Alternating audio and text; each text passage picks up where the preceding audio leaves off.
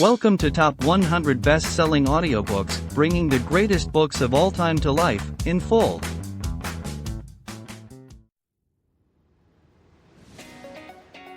Hello dear listener. If you're here, it's probably because you're as passionate about books and the knowledge and wisdom they bring as we are. So you might also want to own this book or any other from this podcast in physical form, either to add to your personal library or to gift it to a friend. That's why we've included a link in the description, where you can get it at a discount and with shipping to almost anywhere in the world. Also, if you make your purchase through these links, the editors of this podcast will receive a small commission, which helps support us in continuing to upload more and more audiobooks for free. Let's make the world a better place through books, together. Pigeon Publishing House presents The Picture of Dorian Gray. Author, Oscar Wilde. Preface.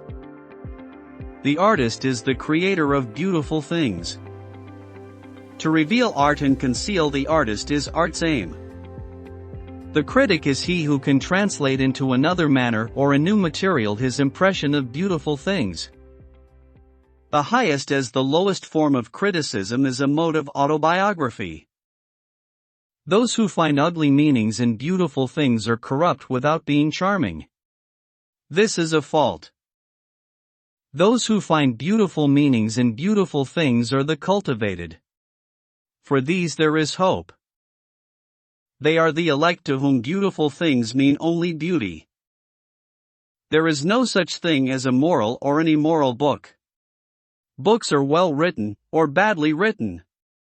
That is all.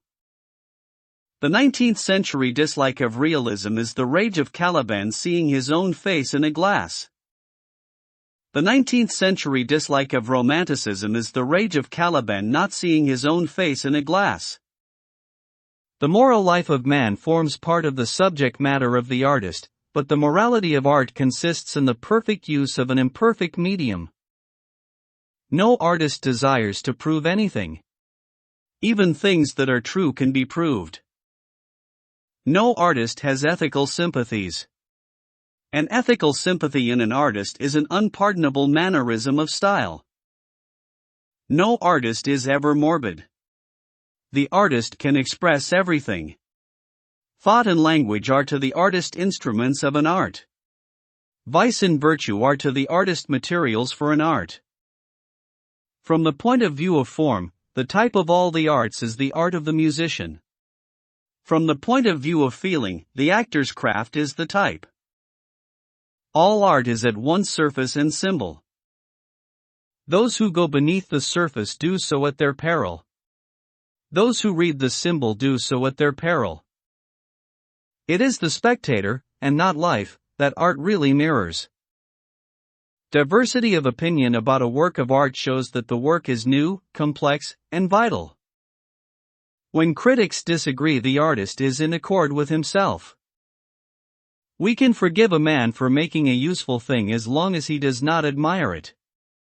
The only excuse for making a useless thing is that one admires it intensely.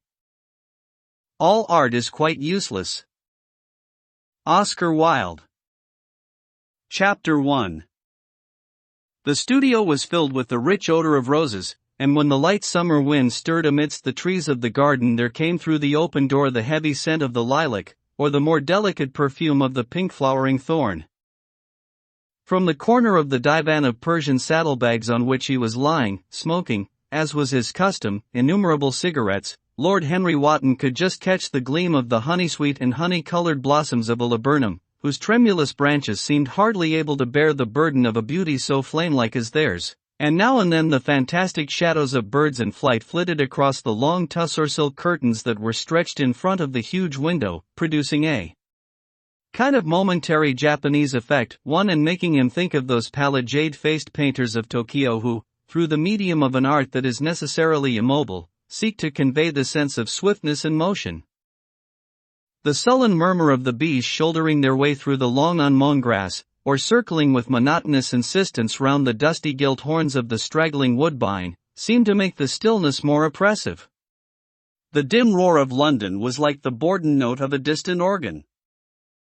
In the center of the room, clamped to an upright easel, stood the full-length portrait of a young man of extraordinary personal beauty, and in front of it, some little distance away, was sitting the artist himself, Basil Hallward, whose sudden disappearance some years ago caused, at the time, such public excitement, and gave rise to so many strange conjectures.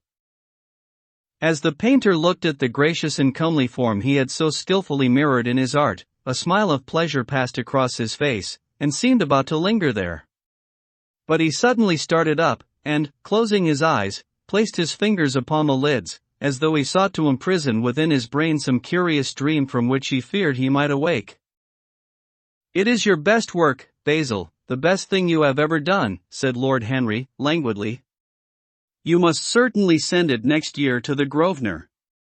The Academy is too large and too vulgar. Point 2. Whenever I have gone there, there have been either so many people that I have not been able to see the pictures, which was dreadful, or so many pictures that I have not been able to see the people, which was worse. The Grosvenor is really the only place." "I don't think I shall send it anywhere," he answered, tossing his head back in that odd way that used to make his friends laugh at him at Oxford. "No, I won't send it anywhere." Lord Henry elevated his eyebrows, and looked at him in amazement through the thin blue wreaths of smoke that curled up in such fanciful whirls from his heavy opium-tainted cigarette. "Not send it anywhere? My dear fellow, why? Have you any reason? What odd chaps you painters are! You do anything in the world to gain a reputation. As soon as you have one, you seem to want to throw it away. It is silly of you, for there is only one thing in the world worse than being talked about, and that is not being talked about. A portrait like this would set you far above all the young men in England, and make the old men quite jealous, if old men are ever capable of any emotion." "I know you will laugh at me," he replied, "but I really can't exhibit it. I have put too much of myself into it." Lord Henry stretched himself out on the divan and laughed. "Yes, I knew you would, but it is quite true, all the same. Too much of yourself in it. Upon my word, Basil, I didn't know you were so vain, and I really can't see any resemblance between you, with your rugged strong face and your coal-black hair, and this young Adonis, who looks as if he was made out of ivory and rose-leaves. Why, my dear Basil, he is a Narcissus 3 and you, well, of course you have an intellectual expression, and all that. But beauty, real beauty, ends where an intellectual expression begins. Intellect is in itself a mode of exaggeration, and destroys the harmony of any face. The moment one sits down to think, one becomes all nose, or all forehead, or something horrid. Look at the successful men in any of the learned professions. How perfectly hideous they are. Except, of course, in the church. But then in the church they don't think.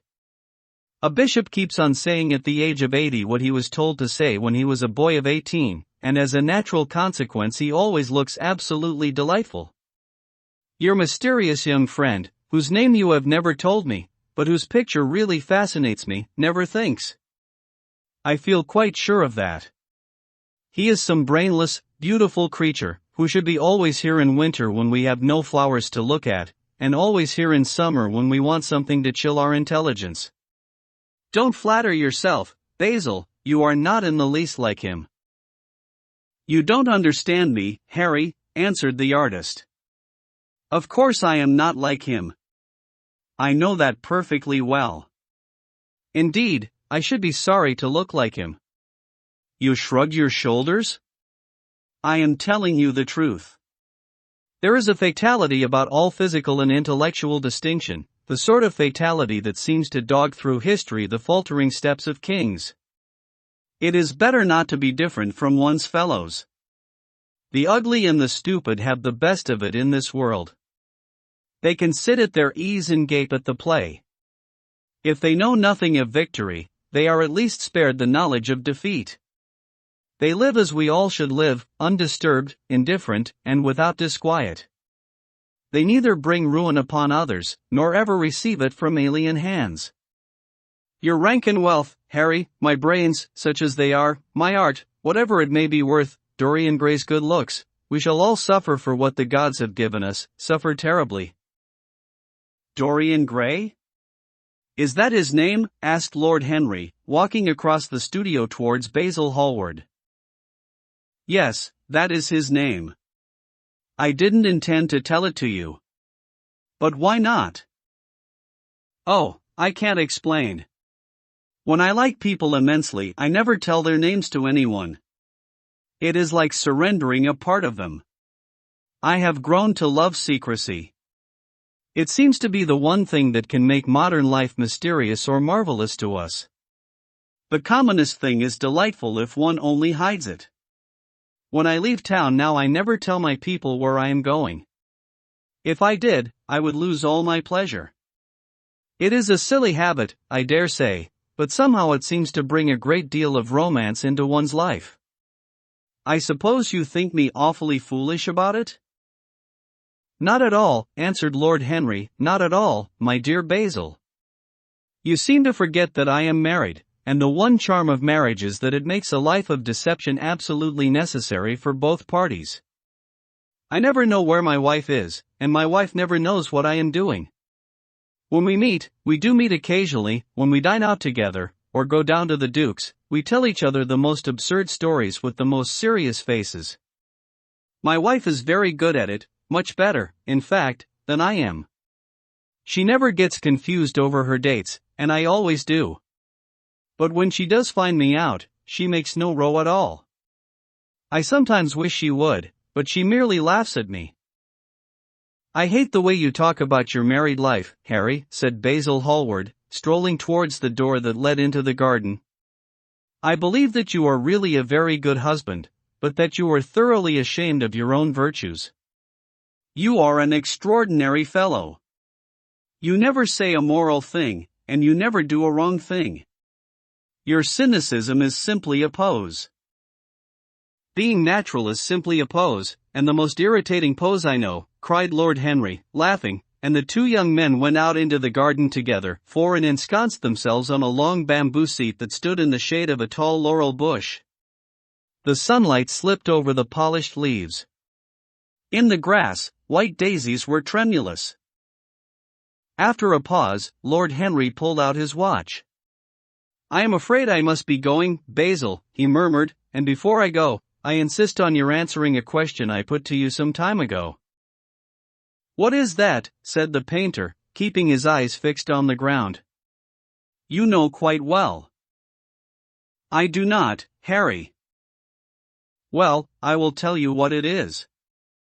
I want you to explain to me why you won't exhibit Dorian Gray's picture. I want the real reason. I told you the real reason. No, you did not. You said it was because there was too much of yourself in it. Now, that is childish.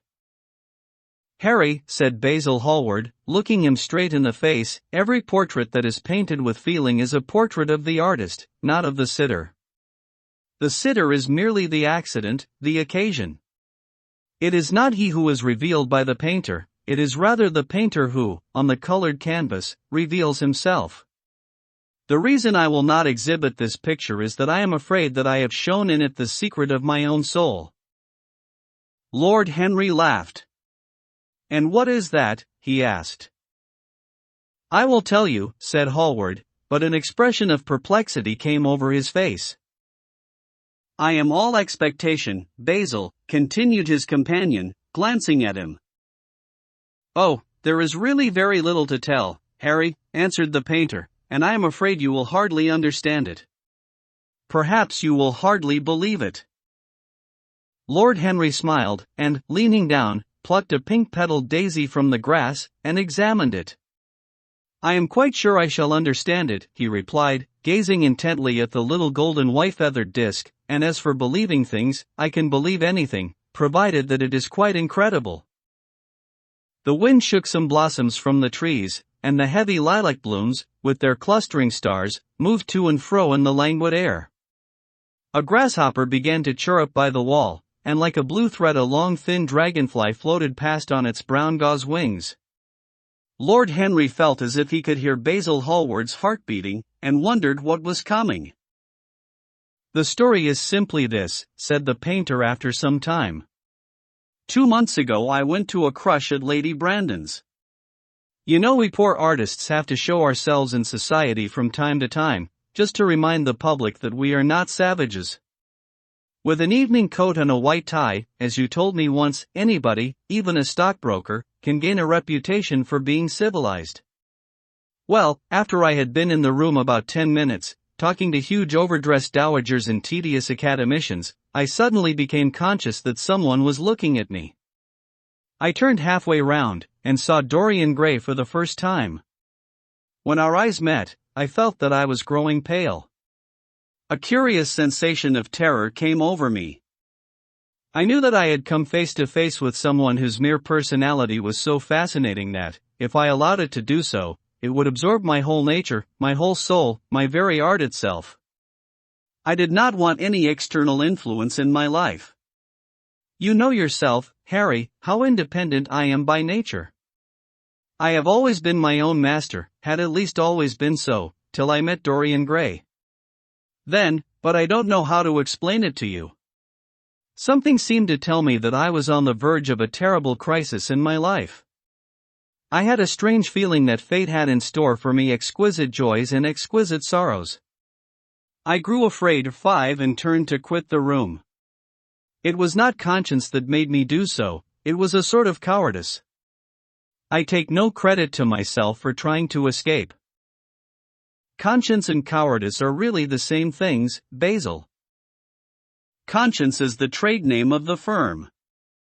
That is all. I don't believe that, Harry, and I don't believe you do either.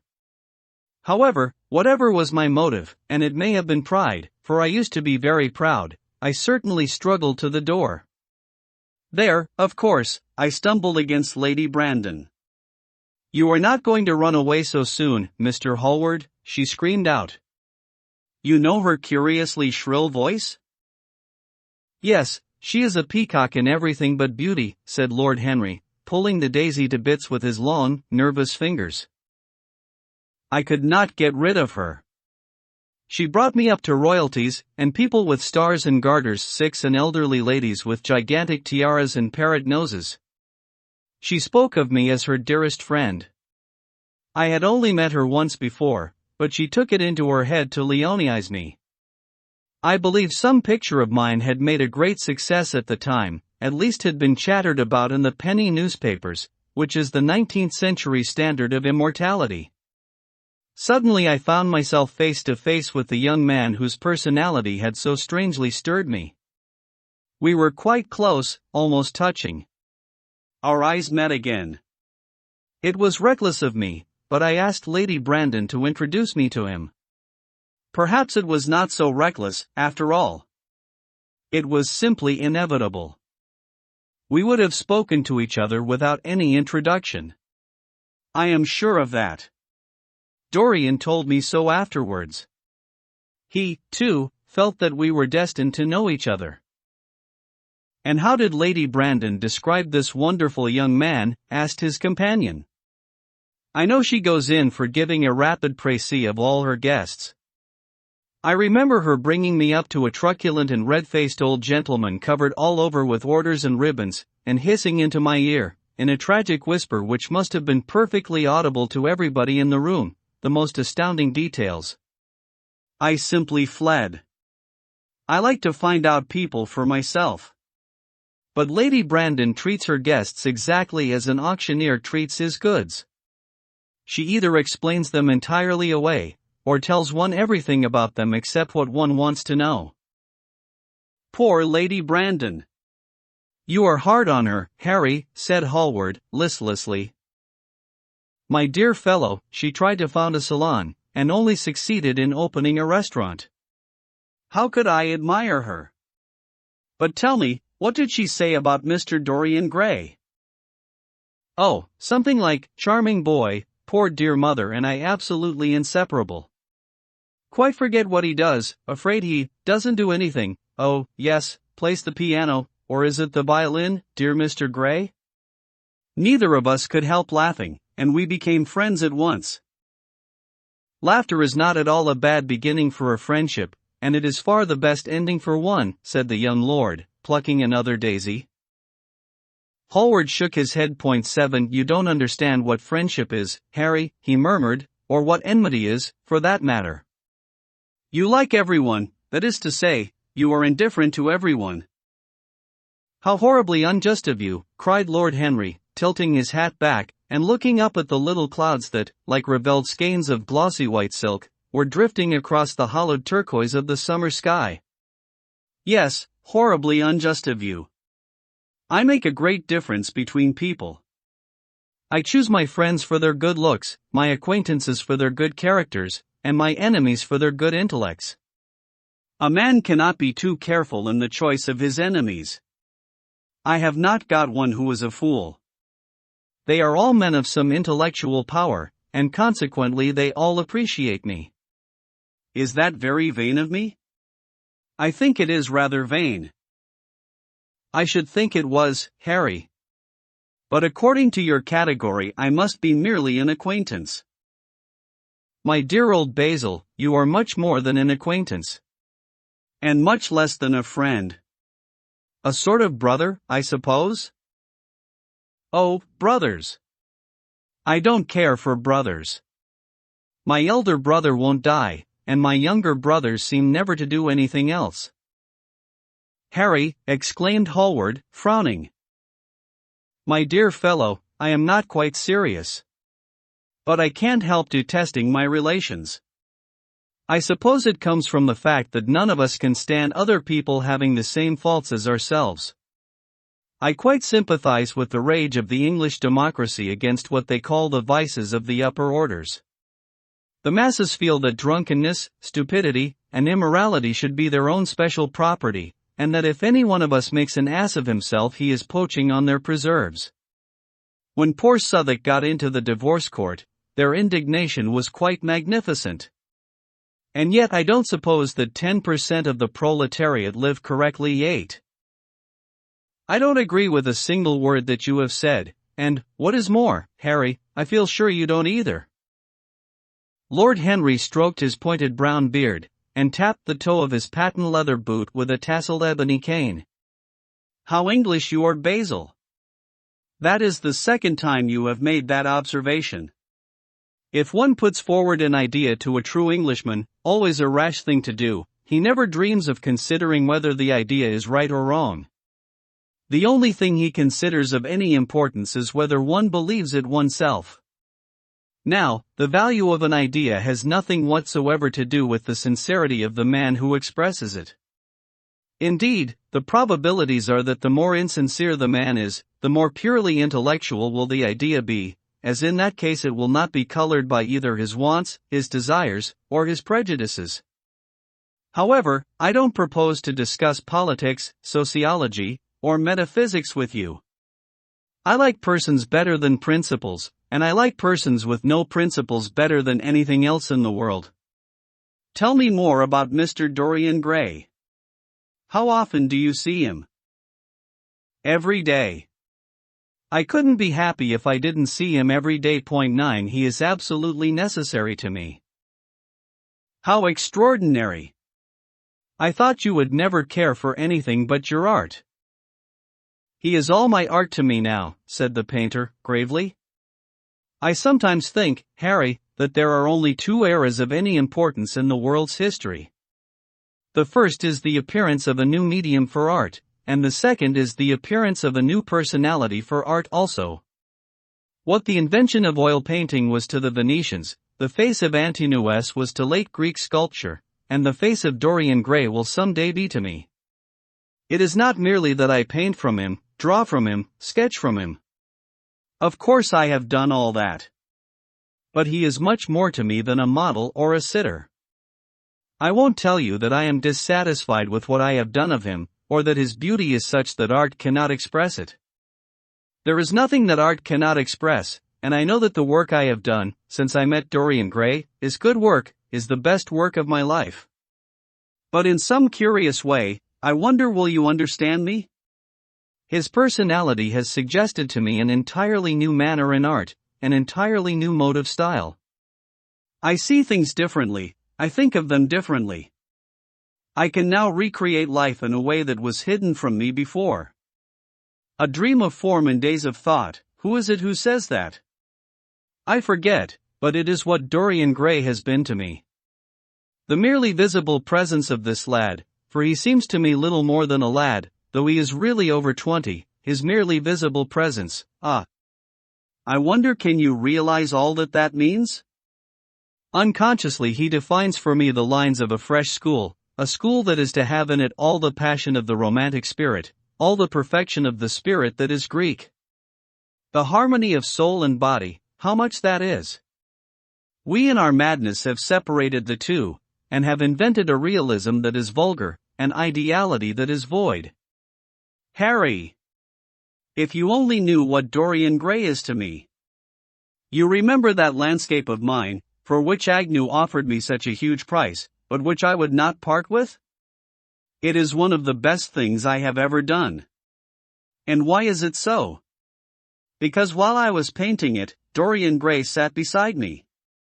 Some subtle influence passed from him to me, and for the first time in my life I saw in the plain woodland the wonder I had always looked for, and always missed.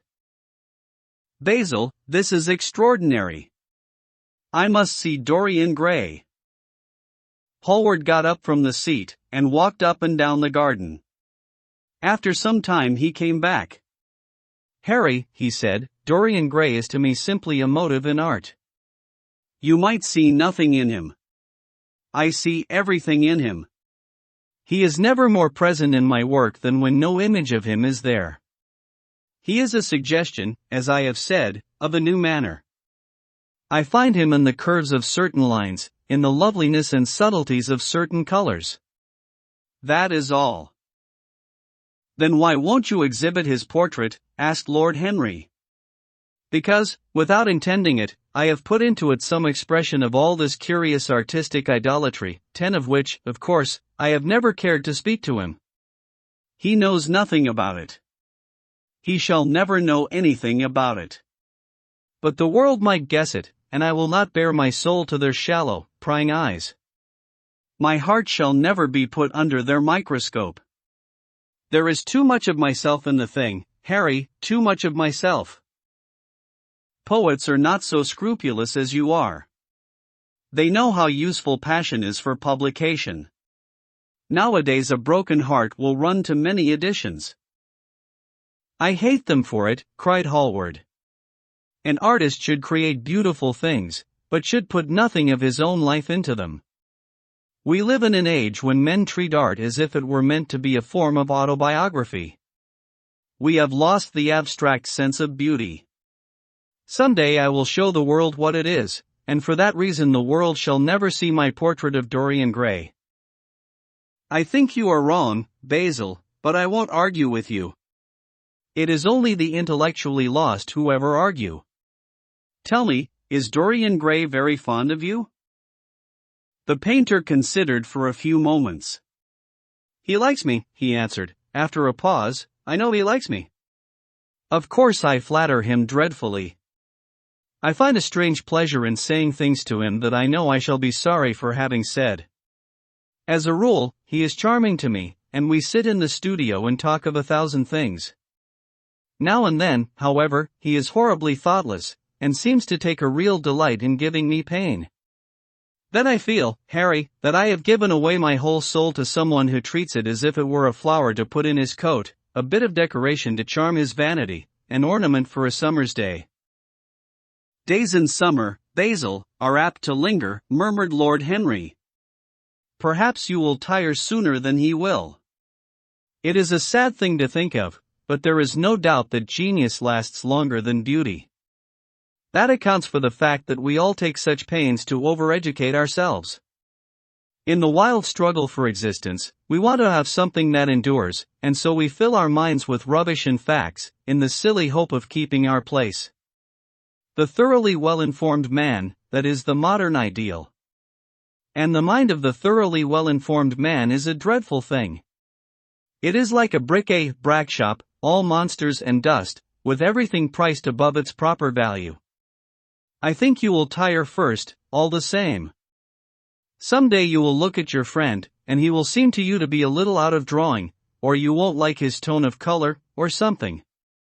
You will bitterly reproach him in your own heart, and seriously think that he has behaved very badly to you. The next time he calls, you will be perfectly cold and indifferent. It will be a great pity, for it will alter you. What you have told me is quite a romance of art one might call it, and the worst of having a romance of any kind is that it leaves one so unromantic. Harry, don't talk like that.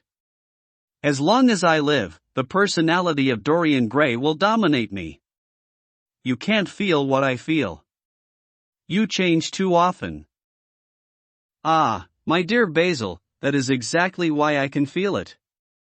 Those who are faithful know only the trivial side of love, it is the faithless who know love's tragedies.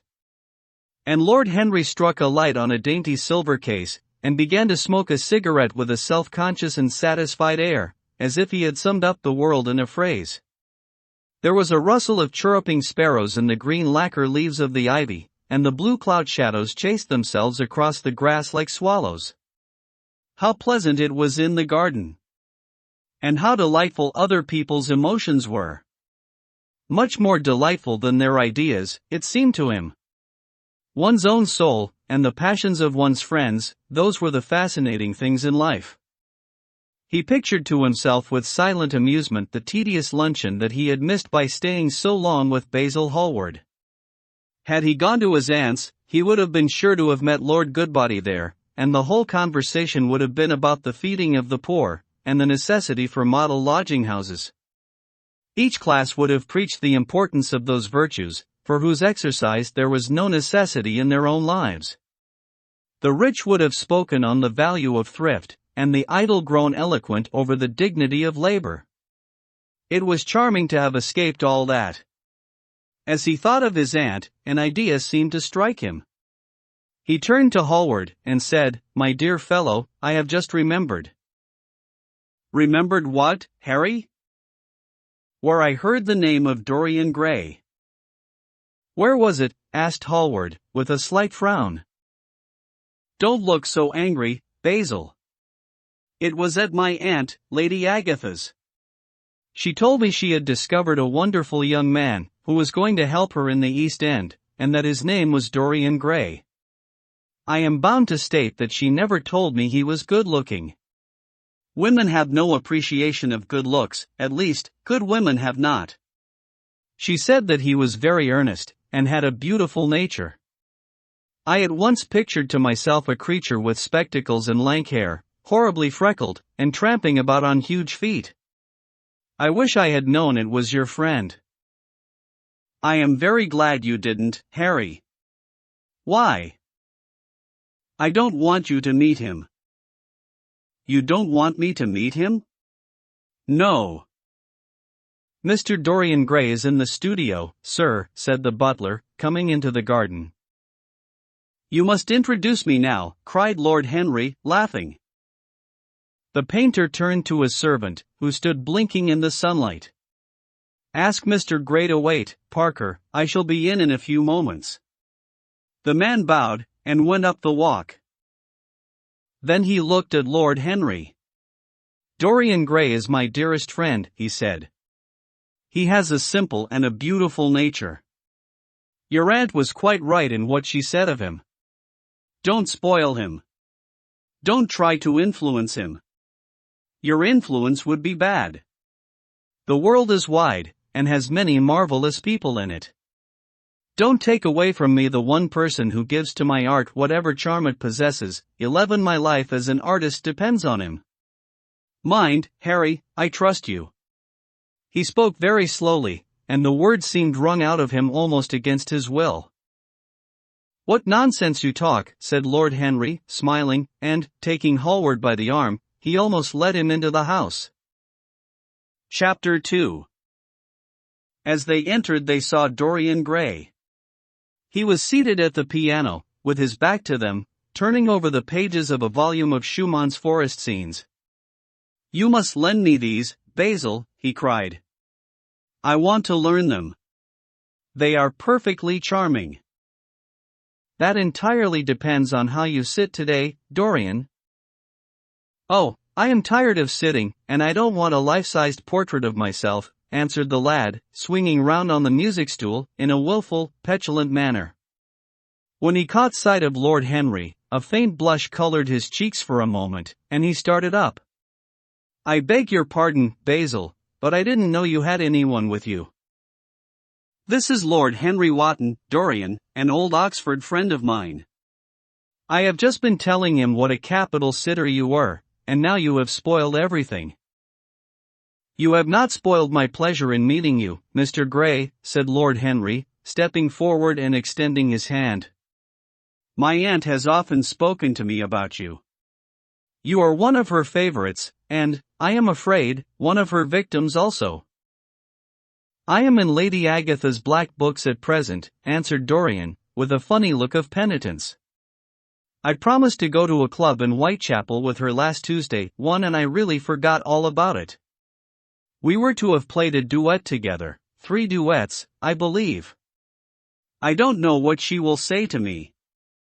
I am far too frightened to call." "Oh, I will make your peace with my aunt. She is quite devoted to you. And I don't think it really matters about your not being there." The audience probably thought it was a duet. When Aunt Agatha sits down to the piano, she makes quite enough noise for 2 people. "That is very horrid to her, and not very nice to me," answered Dorian, laughing. Lord Henry looked at him. Yes, he was certainly wonderfully handsome, with his finely curved scarlet lips, his frank blue eyes, his crisp gold hair. There was something in his face that made one trust him at once. All the candor of youth was there, as well as all youth's passionate purity. One felt that he had kept himself unspotted from the world. No wonder Basil Hallward worshipped him. Point 2. "You are too charming to go in for philanthropy, Mr. Gray, far too charming." And Lord Henry flung himself down on the divan, and opened his cigarette case. The painter had been busy mixing his colors and getting his brushes ready. He was looking worried, and when he heard Lord Henry's last remark he glanced at him, hesitated for a moment, and then said, "Harry, I want to finish this picture today. Would you think it awfully rude of me if I asked you to go away?" Lord Henry smiled, and looked at Dorian Gray. "Am I to go, Mr. Gray?" he asked. "Oh, please don't, Lord Henry. I see that Basil is in one of his sulky moods, and I can't bear him when he sulks. Besides, I want you to tell me why I should not go in for philanthropy." "I don't know that I shall tell you that, Mr. Gray.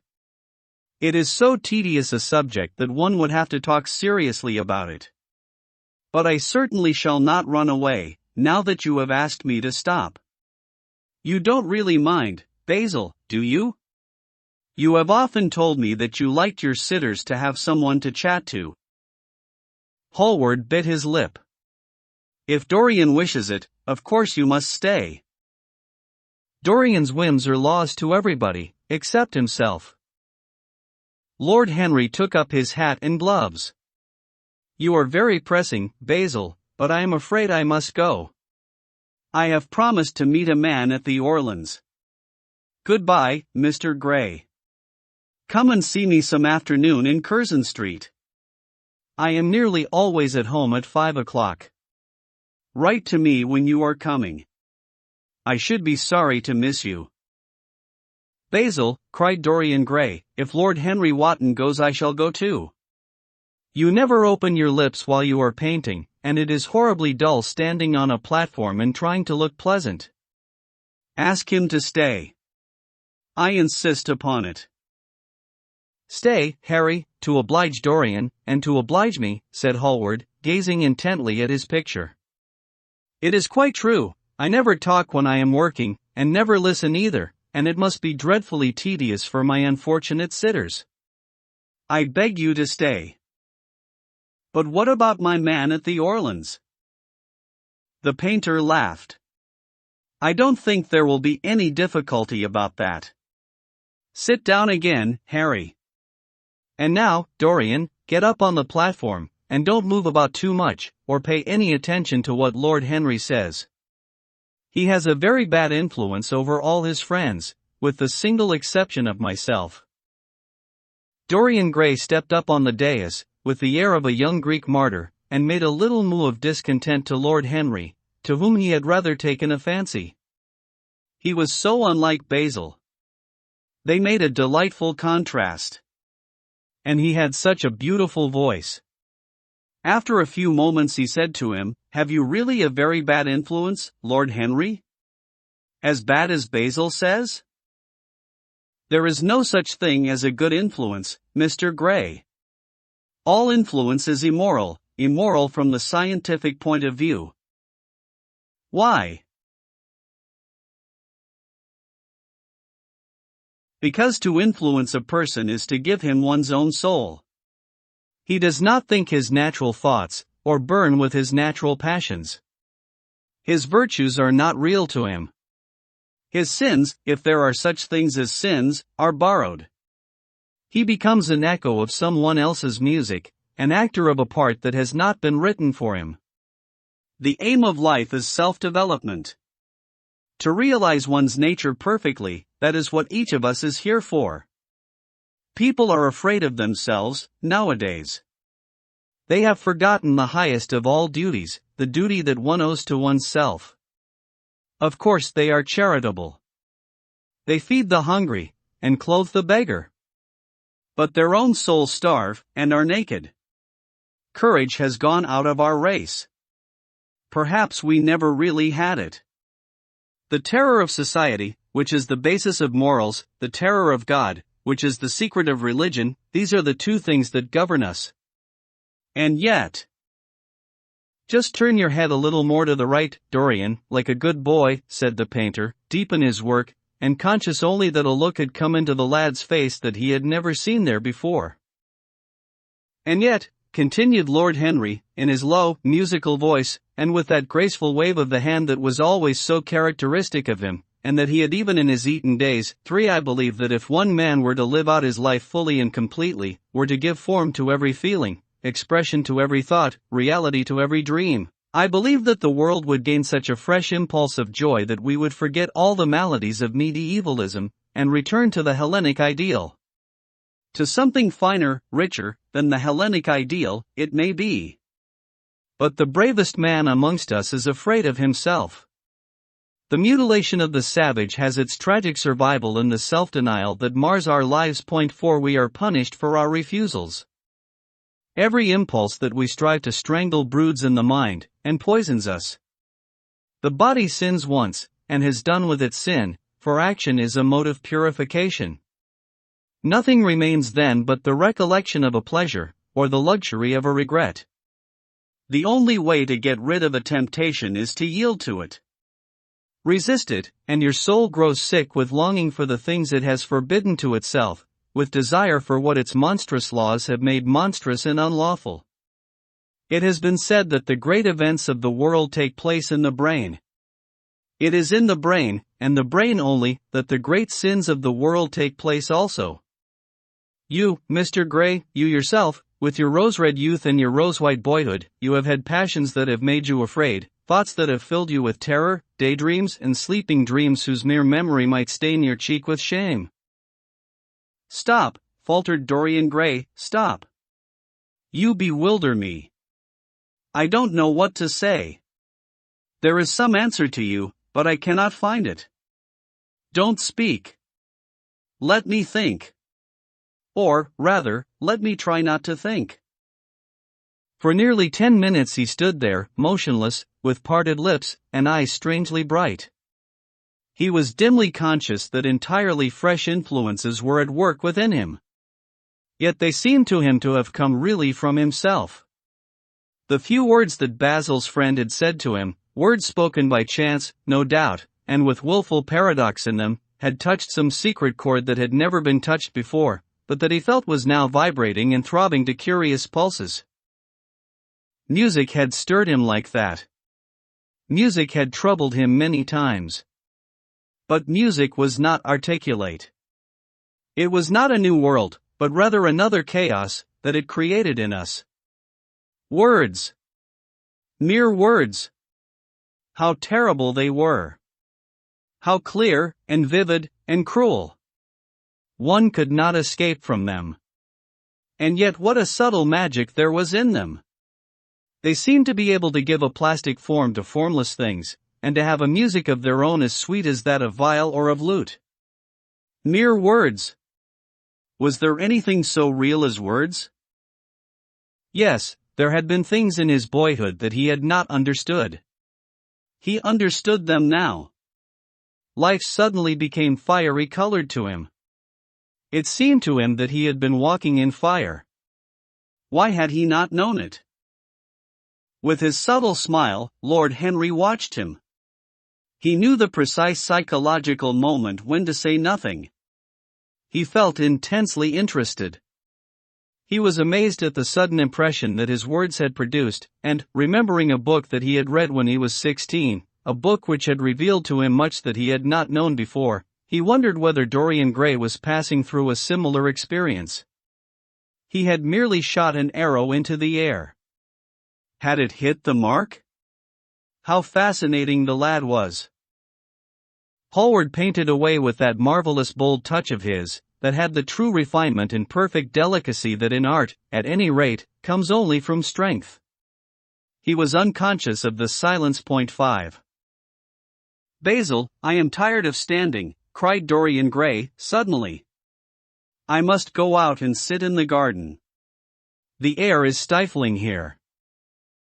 My dear fellow, I am so sorry. When I am painting, I can't think of anything else. But you never sat better. You were perfectly still. And I have caught the effect I wanted, the half-parted lips, and the bright look in the eyes.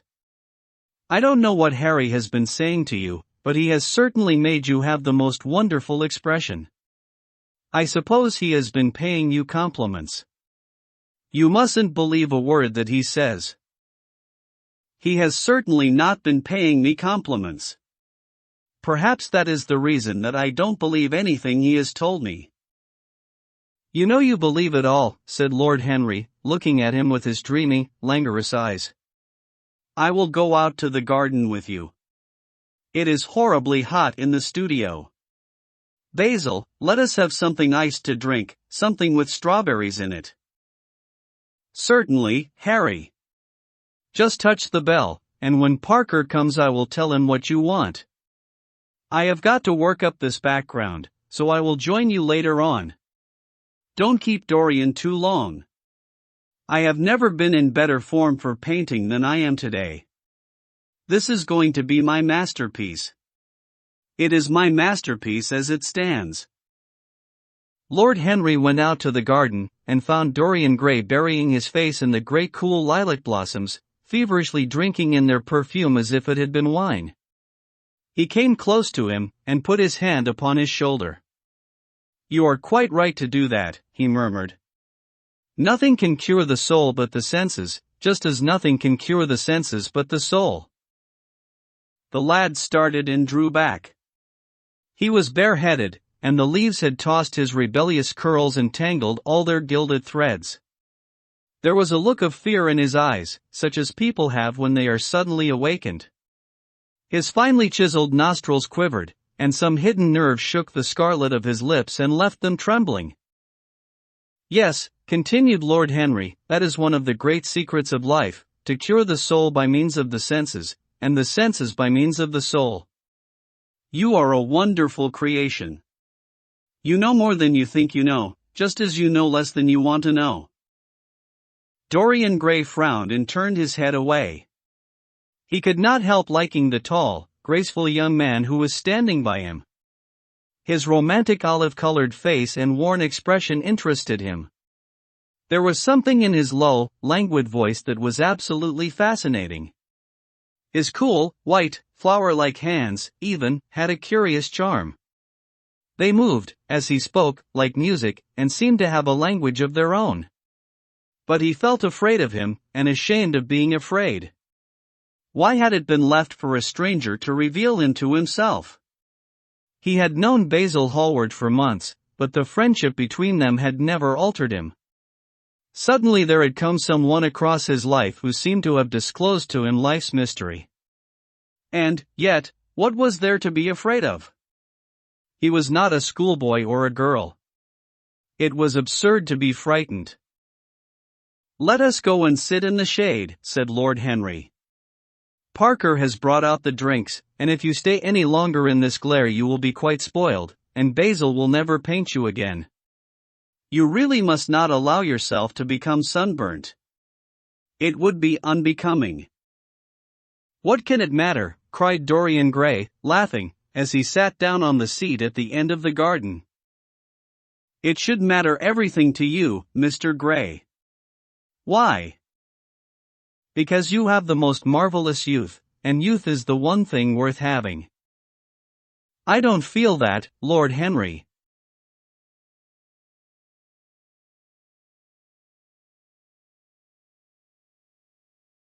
"No, you don't feel it now. Someday, when you are old and wrinkled and ugly, when thought has seared your forehead with its lines, and passion branded your lips with its hideous fires, you will feel it terribly. Now, wherever you go, you charm the world. Will it always be so? You have a wonderfully beautiful face, Mr. Gray. Don't frown. You have. And beauty is a form of genius, is higher, indeed, than genius, as it needs no explanation. It is of the great facts of the world, like sunlight, or springtime, or the reflection in dark waters of that silver shell we call the moon. It cannot be questioned. It has its divine right of sovereignty. It makes princes of those who have it. You smile? Ah! When you have lost it you won't smile. People say sometimes that beauty is only superficial. That may be so. But at least it is not so superficial as thought is. To me, beauty is the wonder of wonders. It is only shallow people who do not judge by appearances. The true mystery of the world is the visible, not the invisible. Yes, Mr. Gray, the gods have been good to you. But what the gods give they quickly take away. You have only a few years in which to live really, perfectly, and fully.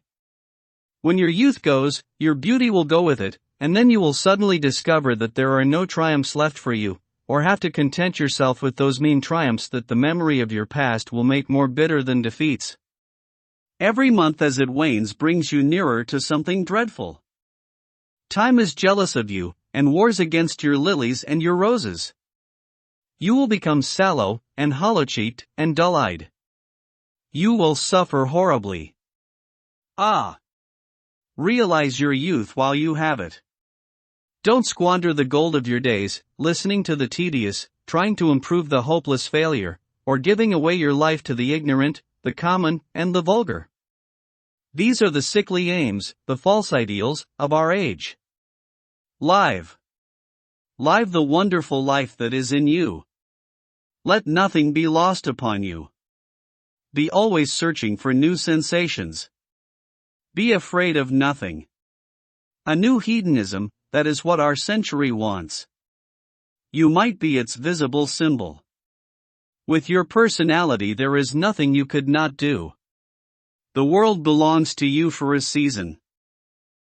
The moment I met you I saw that you were quite unconscious of what you really are, of what you really might be. There was so much in you that charmed me that I felt I must tell you something about yourself.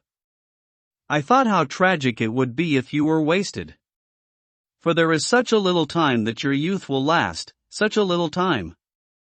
The common hillflowers wither, but they blossom again. The laburnum will be as yellow next June as it is now. In a month there will be purple stars on the clematis, and year after year the green night of its leaves will hold its purple stars. But we never get back our youth. The pulse of joy that beats in us at 20 becomes sluggish. Our limbs fail, our senses rot. We degenerate into hideous puppets, haunted by the memory of the passions of which we were too much afraid, and the exquisite temptations that we had not the courage to yield to. Youth. Youth. There is absolutely nothing in the world but youth. Dorian Gray listened, open-eyed and wondering. The spray of lilac fell from his hand upon the gravel. A furry became and buzzed round it for a moment. Then it began to scramble all over the oval stellate globe of the tiny blossoms. He watched it with that strange interest in trivial things that we try to develop when things of high import make us afraid, or when we are stirred by some new emotion for which we cannot find expression, or when some thought that terrifies us lays sudden siege to the brain and calls on us to yield. After a time the bee flew away. He saw it creeping into the stained trumpet of a Tyrian convolvulus. The flowers seemed to quiver, and then sway gently to and fro. Suddenly the painter appeared at the door of the studio, and made staccato signs for them to come in. They turned to each other, and smiled. "I am waiting," he cried. "Do come in. The light is quite perfect, and you can bring your drinks." They rose up, and sauntered down the walk together. 2 green and white butterflies fluttered past them, and in the pear tree at the corner of the garden a thrush began to sing. "You are glad you have met me, Mr. Gray," said Lord Henry, looking at him. "Yes, I am glad now. I wonder, shall I always be glad?" "Always. That is a dreadful word. It makes me shudder when I hear it. Women are so fond of using it. They spoil every romance by trying to make it last forever. It is a meaningless word, too.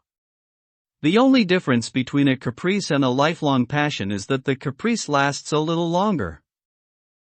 As they entered the studio, Dorian Gray put his hand upon Lord Henry's arm.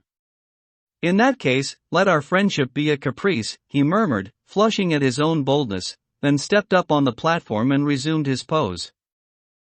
Lord Henry flung himself into a large wicker armchair, and watched him. The sweep and dash of the brush on the canvas made the only sound that broke the stillness, except when, now and then, Hallward stepped back to look at his work from a distance. In the slanting beams that streamed through the open doorway the dust danced and was golden. The heavy scent of the roses seemed to brood over everything. After about a quarter of an hour Hallward stopped painting, looked for a long time at Dorian Gray, and then for a long time at the picture, biting the end of one of his huge brushes, and frowning. "It is quite finished," he cried at last, and stooping down he wrote his name in long vermilion letters on the left-hand corner of the canvas.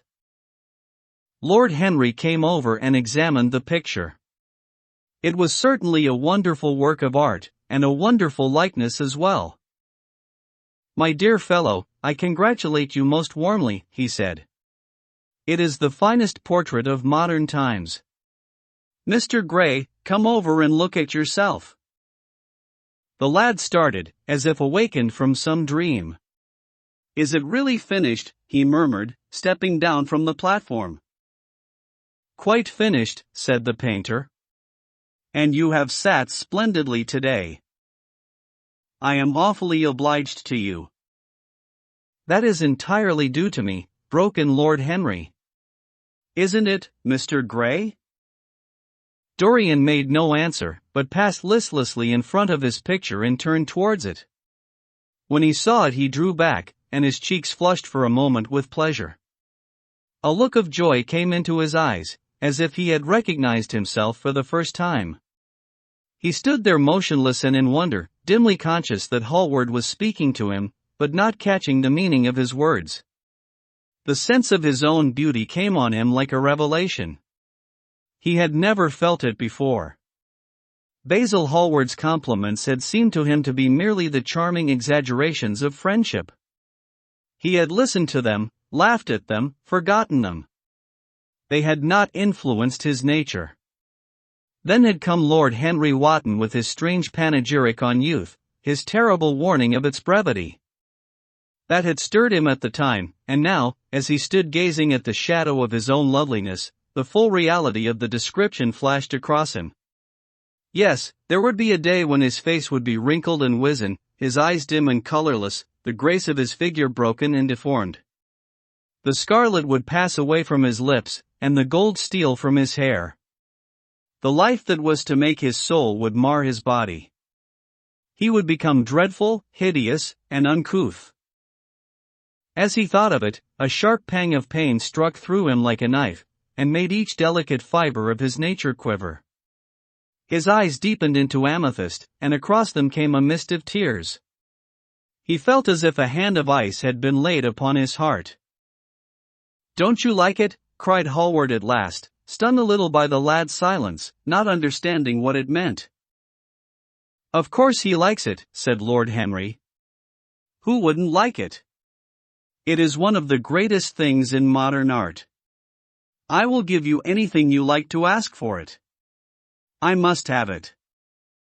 "It is not my property, Harry." "Whose property is it?" "Dorian's, of course," answered the painter. "He is a very lucky fellow." "How sad it is," murmured Dorian Gray, with his eyes still fixed upon his own portrait. "How sad it is. I shall grow old, and horrible, and dreadful. It will never be older than this particular day of June. If it were only the other way. If it were I who was to be always young, and the picture that was to grow old. For that, I would give everything. Yes, there is nothing in the whole world I would not give. I would give my soul for that." "You would hardly care for such an arrangement, Basil," cried Lord Henry, laughing. "It would be rather hard lines on your work." "I should object very strongly, Harry," said Hallward. Dorian Gray turned and looked at him. "I believe you would, Basil. You like your art better than your friends. I am no more to you than a green bronze figure." "Hardly as much, I dare say." The painter stared in amazement. It was so unlike Dorian to speak like that. What had happened? He seemed quite angry. His face was flushed and his cheeks burning. "Yes," he continued, "I am less to you than your ivory Hermes or your silver fawn.6. You will like them always." "How long will you like me?" "Till I have my first wrinkle, I suppose. I know, now, that when one loses one's good looks, whatever they may be, one loses everything. Your picture has taught me that. Lord Henry Wotton is perfectly right. Youth is the only thing worth having. When I find that I am growing old, I shall kill myself." Hallward turned pale, and caught his hand. "Dorian! Dorian," he cried, "don't talk like that. I have never had such a friend as you, and I shall never have such another. You are not jealous of material things, are you? You who are finer than any of them." "I am jealous of everything whose beauty does not die. I am jealous of the portrait you have painted of me. Why should it keep what I must lose? Every moment that passes takes something from me, and gives something to it. Oh, if it were only the other way!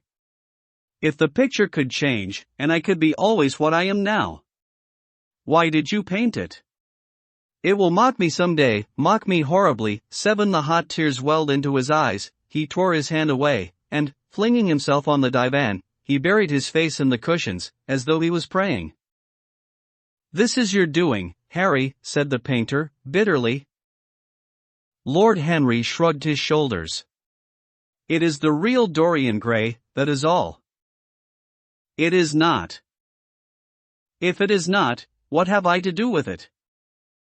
"You should have gone away when I asked you," he muttered. "I stayed when you asked me," was Lord Henry's answer. "Harry, I can't quarrel with my two best friends at once, but between you both you have made me hate the finest piece of work I have ever done, and I will destroy it. What is it but canvas and color? I will not let it come across our three lives and mar them." Dorian Gray lifted his golden head from the pillow, and with pallid face and tear-stained eyes looked at him, as he walked over to the deal painting table that was set beneath the high curtained window. What was he doing there? His fingers were straying about among the litter of tin tubes and dry brushes, seeking for something. Yes, it was for the long palette knife, with its thin blade of lithe steel. He had found it at last. He was going to rip up the canvas. With a stifled sob the lad leaped from the couch, and, rushing over to Hallward, tore the knife out of his hand, and flung it to the end of the studio. "Don't, Basil, don't," he cried. "It would be murder."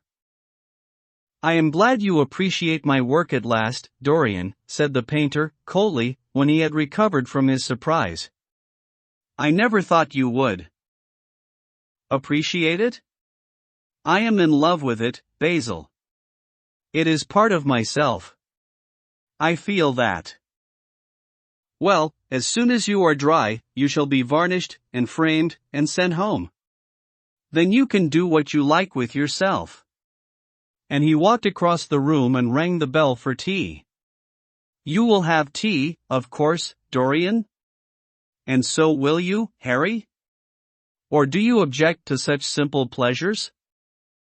"I adore simple pleasures," said Lord Henry. "They are the last refuge of the complex. But I don't like scenes, except on the stage. What absurd fellows you are, both of you. I wonder who it was defined man as a rational animal. It was the most premature definition ever given. Man is many things, but he is not rational. I am glad he is not, after all, though I wish you chaps would not squabble over the picture. You had much better let me have it, Basil. This silly boy doesn't really want it, and I really do." "If you let anyone have it but me, Basil, I shall never forgive you," cried Dorian Gray, "and I don't allow people to call me a silly boy." "You know the picture is yours, Dorian. I gave it to you before it existed. And you know you have been a little silly, Mr. Gray, and that you don't really object to being reminded that you are extremely young." "I should have objected very strongly this morning, Lord Henry." "Ah! This morning. You have lived since then." There came a knock at the door, and the butler entered with a laden tea tray and set it down upon a small Japanese table. There was a rattle of cups and saucers and the hissing of a fluted Georgian urn. 2 globe-shaped china dishes were brought in by a page. Dorian Gray went over and poured out the tea. The 2 men sauntered languidly to the table, and examined what was under the covers. "Let us go to the theatre tonight," said Lord Henry. "There is sure to be something on, somewhere. I have promised to dine at White's 8, but it is only with an old friend, so I can send him a wire to say that I am ill, or that I am prevented from coming in consequence of a subsequent engagement. I think that would be a rather nice excuse. It would have all the surprise of candor." "It is such a bore putting on one's dress clothes," muttered Hallward. "And, when one has them on, they are so horrid." "Yes," answered Lord Henry, dreamily, "the costume of the 19th century is detestable. It is so somber, so depressing. Sin is the only real color element left in modern life." "You really must not say things like that before Dorian, Harry." "Before which Dorian? The one who is pouring out tea for us, or the one in the picture?" "Before either." "I should like to come to the theatre with you, Lord Henry," said the lad. "Then you shall come, and you will come too, Basil, won't you?" "I can't, really.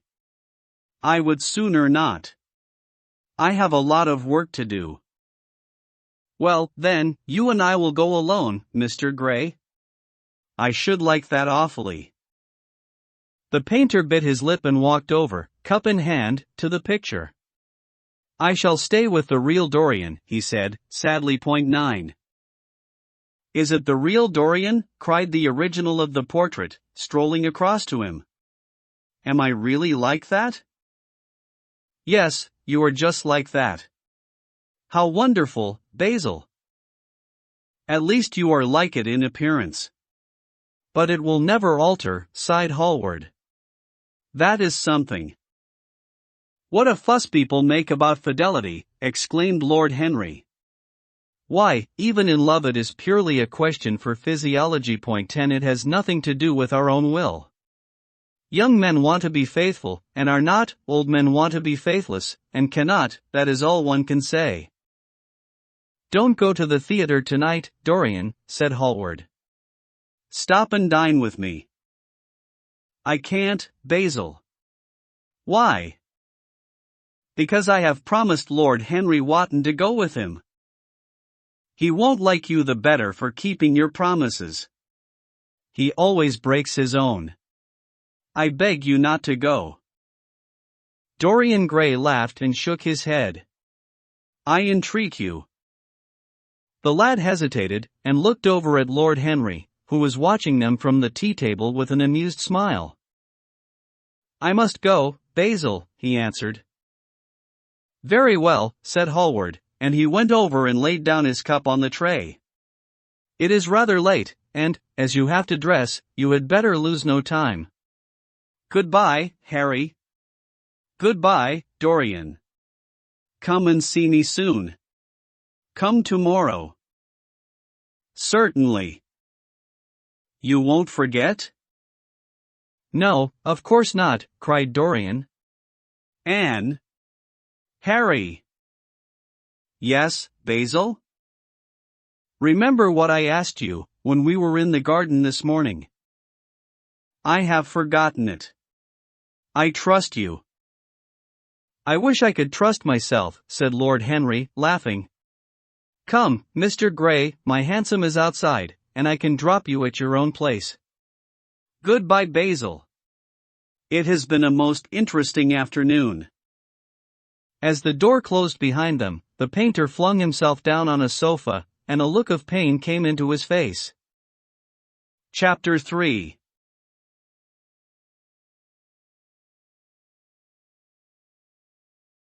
At 12:30 next day Lord Henry Wotton strolled from Curzon Street over to the Albany one to call on his uncle, Lord Fermor, a genial if somewhat rough-mannered old bachelor, whom the outside world called selfish because it derived no particular benefit from him, but who was considered generous by society as he fed the people who amused him. His father had been our ambassador at Madrid when Isabella was young, and prim unthought of, too, but had retired from the diplomatic service in a capricious moment of annoyance on not being offered the embassy at Paris, a post to which he considered that he was fully entitled by reason of his birth, his indolence, the good English of his dispatches, and his inordinate passion for pleasure. The son, who had been his father's secretary, had resigned along with his chief, somewhat foolishly as was thought at the time, and on succeeding some months later to the title, had set himself to the serious study of the great aristocratic art of doing absolutely nothing. He had 2 large town houses, but preferred to live in chambers as it was less trouble, and took most of his meals at his club. He paid some attention to the management of his collieries in the Midland counties, excusing himself for this taint of industry on the ground that the one advantage of having coal was that it enabled a gentleman to afford the decency of burning wood on his own hearth. In politics he was a Tory, except when the Tories were in office, during which period he roundly abused them for being a pack of radicals. He was a hero to his valet, 3 who bullied him, and a terror to most of his relations, whom he bullied in turn. Only England could have produced him, and he always said that the country was going to the dogs.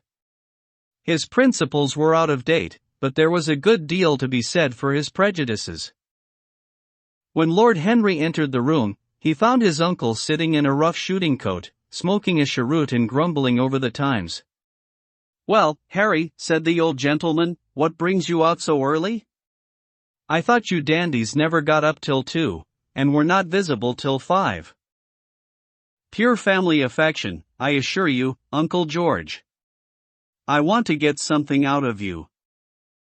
Money, I suppose, said Lord Fermor, making a wry face. Well, sit down, and tell me all about it.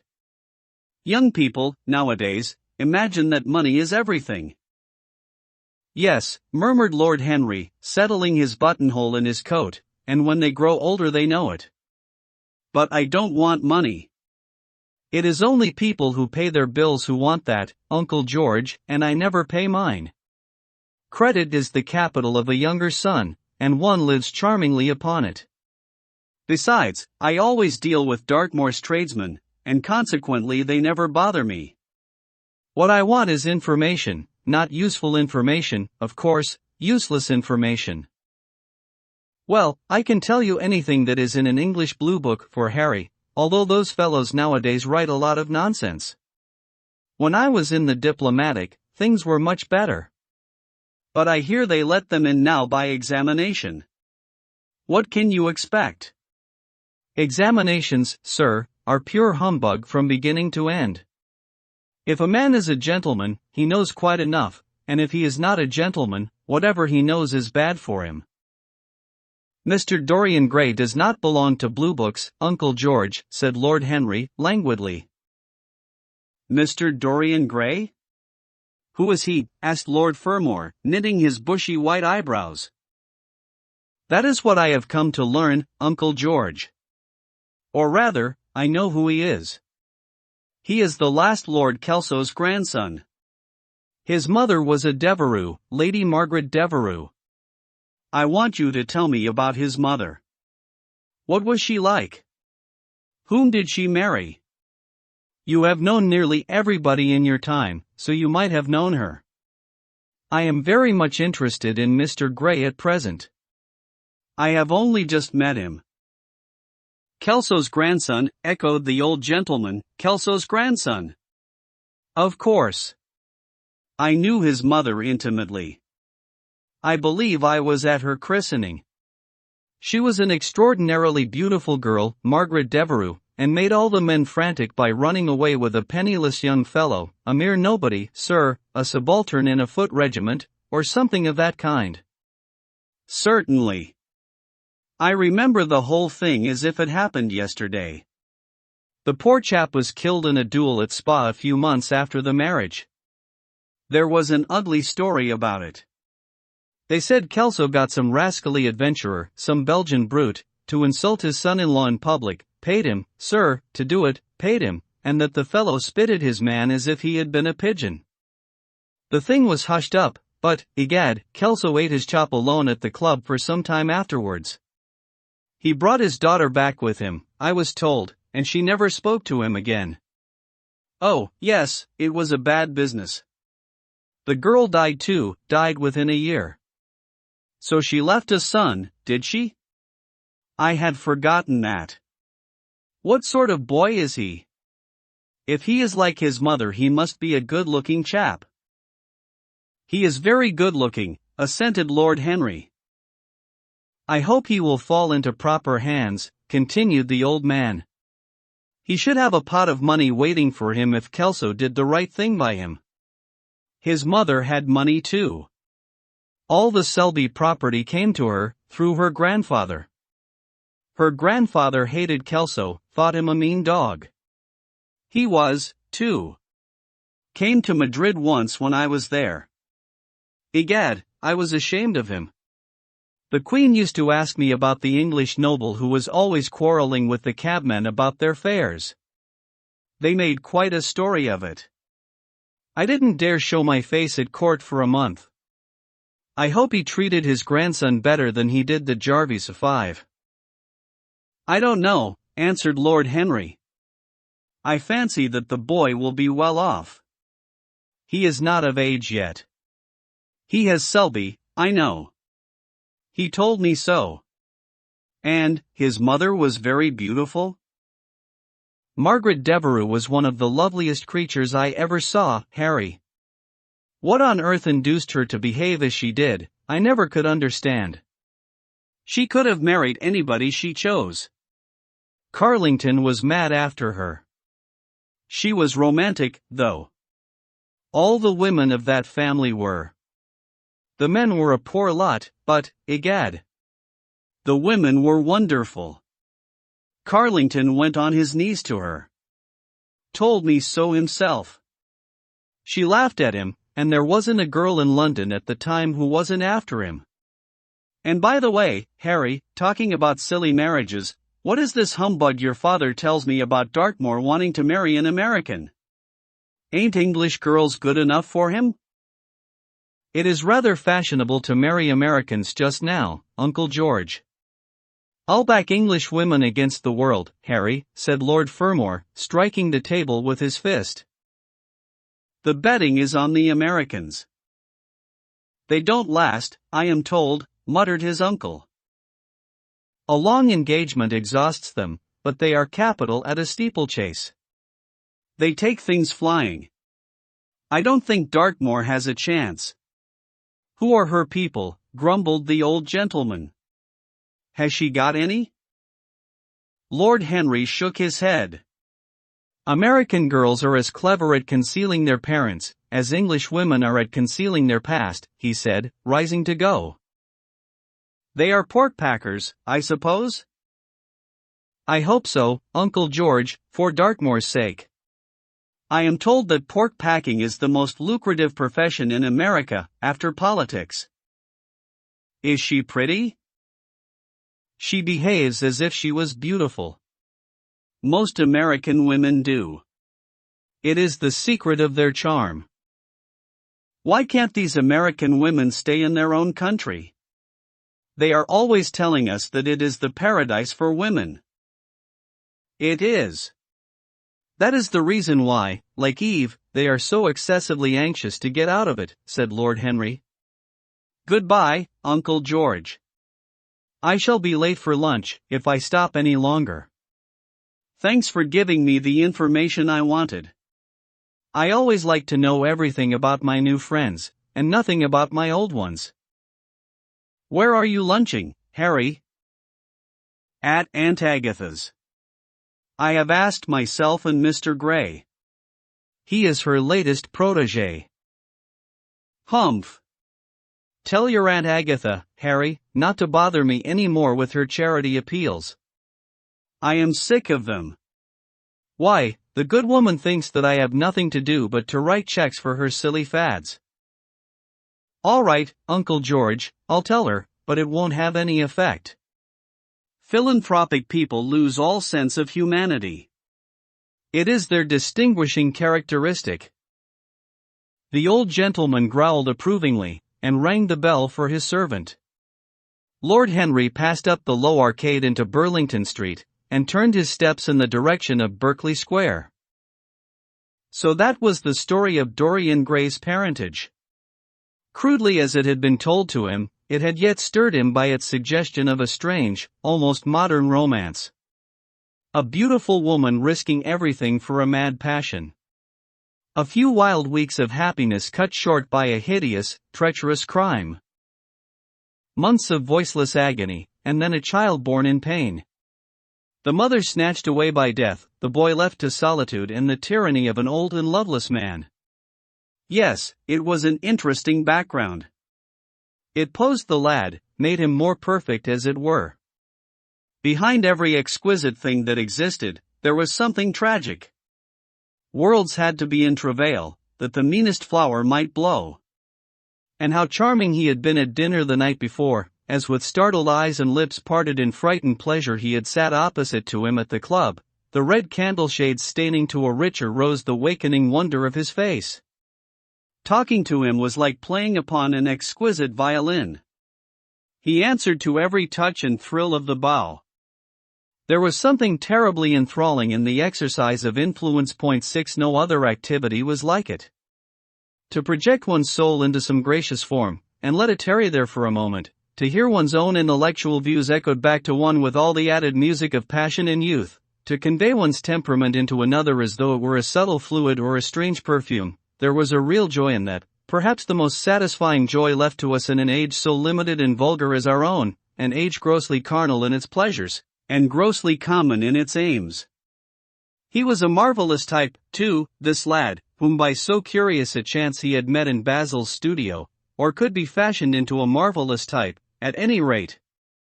Grace was his, and the white purity of boyhood, and beauty such as old Greek marbles kept for us. There was nothing that one could not do with him. He could be made a titan or a toy. What a pity it was that such beauty was destined to fade. And Basil? From a psychological point of view, how interesting he was. The new manner in art, the fresh mode of looking at life, suggested so strangely by the merely visible presence of one who was unconscious of it all, the silent spirit that dwelt in dim woodland, and walked unseen in open field, suddenly showing herself, dryad-like and not afraid, because in his soul who sought for her there had been wakened that wonderful vision to which alone are wonderful things revealed, The mere shapes and patterns of things becoming, as it were, refined, and gaining a kind of symbolical value, as though they were themselves patterns of some other and more perfect form whose shadow they made real. How strange it all was. He remembered something like it in history. Was it not Plato, that artist in thought, who had first analyzed it? Was it not Buonarroti who had carved it in the colored marbles of a sonnet sequence 7? But in our own century it was strange. Yes, he would try to be to Dorian Gray what, without knowing it, the lad was to the painter who had fashioned the wonderful portrait. He would seek to dominate him, had already, indeed, half done so. He would make that wonderful spirit his own. There was something fascinating in this son of love and death. Suddenly he stopped, and glanced up at the houses. He found that he had passed his aunt some distance, and, smiling to himself, turned back. When he entered the somewhat somber hall, the butler told him that they had gone in to lunch. He gave one of the footmen his hat and stick, and passed into the dining room. "Late as usual, Harry," cried his aunt, shaking her head at him. He invented a facile excuse, and having taken the vacant seat next to her, looked round to see who was there. Dorian bowed to him shyly from the end of the table, a flush of pleasure stealing into his cheek. Opposite was the Duchess of Harley, a lady of admirable good nature and good temper, much liked by everyone who knew her, and of those ample architectural proportions that in women who are not duchesses are described by contemporary historians as stoutness. Next to her sat, on her right, Sir Thomas Burton, a radical member of Parliament, who followed his leader in public life, and in private life followed the best cooks, dining with the Tories, and thinking with the Liberals, in accordance with a wise and well-known rule. The post on her left was occupied by Mr. Erskine of Treadley, an old gentleman of considerable charm and culture, who had fallen, however, into bad habits of silence, having, as he explained once to Lady Agatha, said everything that he had to say before he was 30. His own neighbor was Mrs. Vandeleur, one of his aunt's oldest friends, a perfect saint amongst women, but so dreadfully dowdy that she reminded one of a badly bound hymn book. Fortunately for him she had on the other side Lord Fodle, a most intelligent middle-aged mediocrity, as bald as a ministerial statement in the House of Commons, with whom she was conversing in that intensely earnest manner which is the one unpardonable error, as he remarked once himself, that all really good people fall into, and from which none of them ever quite escape. "We are talking about poor Dartmoor, Lord Henry," cried the Duchess, nodding pleasantly to him across the table. "Do you think he will really marry this fascinating young person?" "I believe she has made up her mind to propose to him, Duchess." "How dreadful!" exclaimed Lady Agatha. "Really, someone should interfere." "I am told, on excellent authority, that her father keeps an American dry goods store," said Sir Thomas Burton, looking supercilious. "My uncle has already suggested pork packing, Sir Thomas." "Dry goods? What are American dry goods?" asked the Duchess, raising her large hands in wonder, and accentuating the verb. "American novels," answered Lord Henry, helping himself to some quail. The Duchess looked puzzled. "Don't mind him, my dear," whispered Lady Agatha. "He never means anything that he says." "When America was discovered," said the radical member, and he began to give some wearisome facts. Like all people who try to exhaust a subject, he exhausted his listeners. The Duchess sighed, and exercised her privilege of interruption. "I wish to goodness it never had been discovered at all," she exclaimed. "Really, our girls have no chance nowadays. It is most unfair." "Perhaps, after all, America never has been discovered," said Mr. Erskine. "I myself would say that it had merely been detected." "Oh! But I have seen specimens of the inhabitants," answered the Duchess, vaguely. "I must confess that most of them are extremely pretty. And they dress well, too. They get all their dresses in Paris. I wish I could afford to do the same." "They say that when good Americans die they go to Paris," chuckled Sir Thomas, who had a large wardrobe of Humour's cast-off clothes. Really? And where do bad Americans go to when they die? Inquired the Duchess. They go to America, murmured Lord Henry. Sir Thomas frowned. I am afraid that your nephew is prejudiced against that great country, he said to Lady Agatha. I have traveled all over it, in cars provided by the directors, who, in such matters, are extremely civil. I assure you that it is an education to visit it. But must we really see Chicago in order to be educated? Asked Mr. Erskine, plaintively. I don't feel up to the journey. Sir Thomas waved his hand. Mr. Erskine of Treadley has the world on his shelves. We practical men like to see things, not to read about them. The Americans are an extremely interesting people. They are absolutely reasonable. I think that is their distinguishing characteristic. Yes, Mr. Erskine, an absolutely reasonable people. I assure you there is no nonsense about the Americans. How dreadful, cried Lord Henry. I can stand brute force, but brute reason is quite unbearable. There is something unfair about its use. It is hitting below the intellect. I do not understand you, said Sir Thomas, growing rather red. I do, Lord Henry, murmured Mr. Erskine, with a smile. Paradoxes are all very well in their way, rejoined the baronet. Was that a paradox? Asked Mr. Erskine. I did not think so. Perhaps it was. Well, the way of paradoxes is the way of truth. To test reality we must see it on the tightrope. When the verities become acrobats we can judge them. Dear me, said Lady Agatha, how you men argue. I am sure I never can make out what you are talking about. Oh, Harry, I am quite vexed with you. Why do you try to persuade our nice Mr. Dorian Gray to give up the East End? I assure you he would be quite invaluable. They would love his playing. I want him to play to me, cried Lord Henry, smiling, and he looked down the table and caught a bright answering glance. But they are so unhappy in Whitechapel, continued Lady Agatha.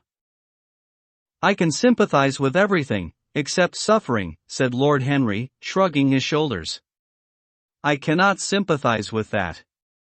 It is too ugly, too horrible, too distressing. There is something terribly morbid in the modern sympathy with pain.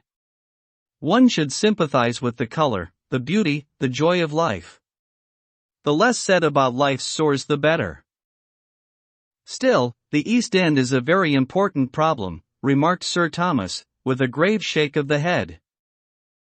Quite so, answered the young lord. It is the problem of slavery, and we try to solve it by amusing the slaves. The politician looked at him keenly. What change do you propose, then? He asked. Lord Henry laughed. I don't desire to change anything in England except the weather, he answered. I am quite content with philosophic contemplation. But, as the 19th century has gone bankrupt through an over-expenditure of sympathy, I would suggest that we should appeal to science to put us straight. The advantage of the emotions is that they lead us astray, and the advantage of science is that it is not emotional. But we have such grave responsibilities, ventured Mrs. Vandeleur, timidly. Terribly grave, echoed Lady Agatha. Lord Henry looked over at Mr. Erskine. Humanity takes itself too seriously.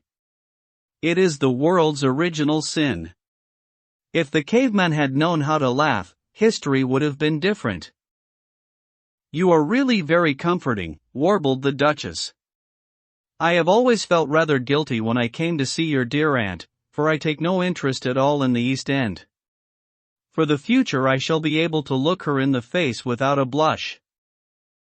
A blush is very becoming, Duchess, remarked Lord Henry. Only when one is young, she answered. When an old woman like myself blushes, it is a very bad sign. Ah! Lord Henry, I wished you would tell me how to become young again. He thought for a moment. Can you remember any great error that you committed in your early days, Duchess? He asked, looking at her across the table. A great many, I fear, she cried. Then commit them over again, he said, gravely. To get back one's youth, one has merely to repeat one's follies. A delightful theory, she exclaimed. I must put it into practice. A dangerous theory, came from Sir Thomas's tight lips. Lady Agatha shook her head, but could not help being amused. Mr. Erskine listened. Yes, he continued, that is one of the great secrets of life. Nowadays most people die of a sort of creeping common sense, and discover when it is too late that the only things one never regrets are one's mistakes. A laugh ran round the table.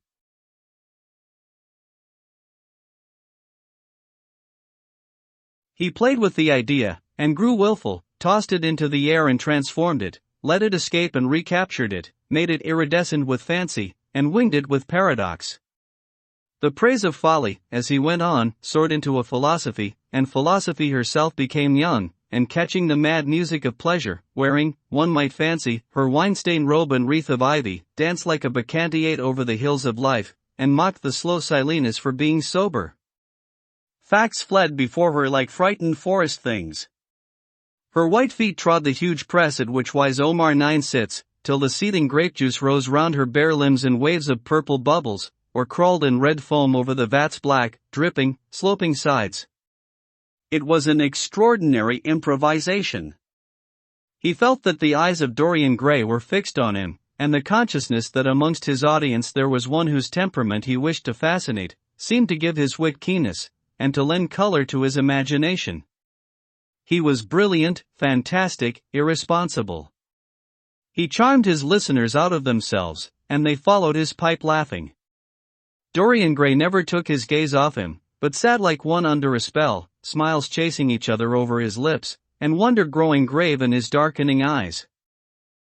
At last, liveried in the costume of the age, reality entered the room in the shape of a servant to tell the Duchess that her carriage was waiting. She wrung her hands in mock despair. How annoying, she cried. I must go. I have to call for my husband at the club, to take him to some absurd meeting at Willis's rooms, where he is going to be in the chair. If I am late he is sure to be furious, and I couldn't have a scene in this bonnet. It is far too fragile. A harsh word would ruin it. No, I must go, dear Agatha. Goodbye, Lord Henry, you are quite delightful, and dreadfully demoralizing. I am sure I don't know what to say about your views. You must come and dine with us some night. Tuesday? Are you disengaged Tuesday? For you I would throw over anybody, Duchess, said Lord Henry, with a bow. Ah! That is very nice, and very wrong of you, she cried, so mind you come, and she swept out of the room, followed by Lady Agatha and the other ladies. When Lord Henry had sat down again, Mr. Erskine moved round, and taking a chair close to him, placed his hand upon his arm. You talk books away, he said, why don't you write one? I am too fond of reading books to care to write them, Mr. Erskine. I should like to write a novel certainly, a novel that would be as lovely as a Persian carpet and as unreal. But there is no literary public in England for anything except newspapers, primers, and encyclopedias. Of all people in the world the English have the least sense of the beauty of literature. I fear you are right, answered Mr. Erskine. I myself used to have literary ambitions, but I gave them up long ago. And now, my dear young friend, if you will allow me to call you so, may I ask if you really meant all that you said to us at lunch? I quite forget what I said, smiled Lord Henry. Was it all very bad? Very bad indeed. In fact, I consider you extremely dangerous, and if anything happens to our good Duchess we shall all look on you as being primarily responsible. But I should like to talk to you about life. The generation into which I was born was tedious. Some day, when you are tired of London, come down to Treadley, and expound to me your philosophy of pleasure over some admirable Burgundy I am fortunate enough to possess. I shall be charmed. A visit to Treadley would be a great privilege. It has a perfect host, and a perfect library. You will complete it, answered the old gentleman, with a courteous bow. And now I must bid goodbye to your excellent aunt.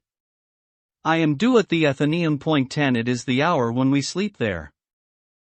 All of you, Mr. Erskine? 40 of us, in 40 armchairs. We are practicing for an English Academy of Letters. Lord Henry laughed, and rose. I am going to the park, he cried. As he was passing out of the door, Dorian Gray touched him on the arm. Let me come with you, he murmured. But I thought you had promised Basil Hallward to go and see him, answered Lord Henry. I would sooner come with you. Yes, I feel I must come with you.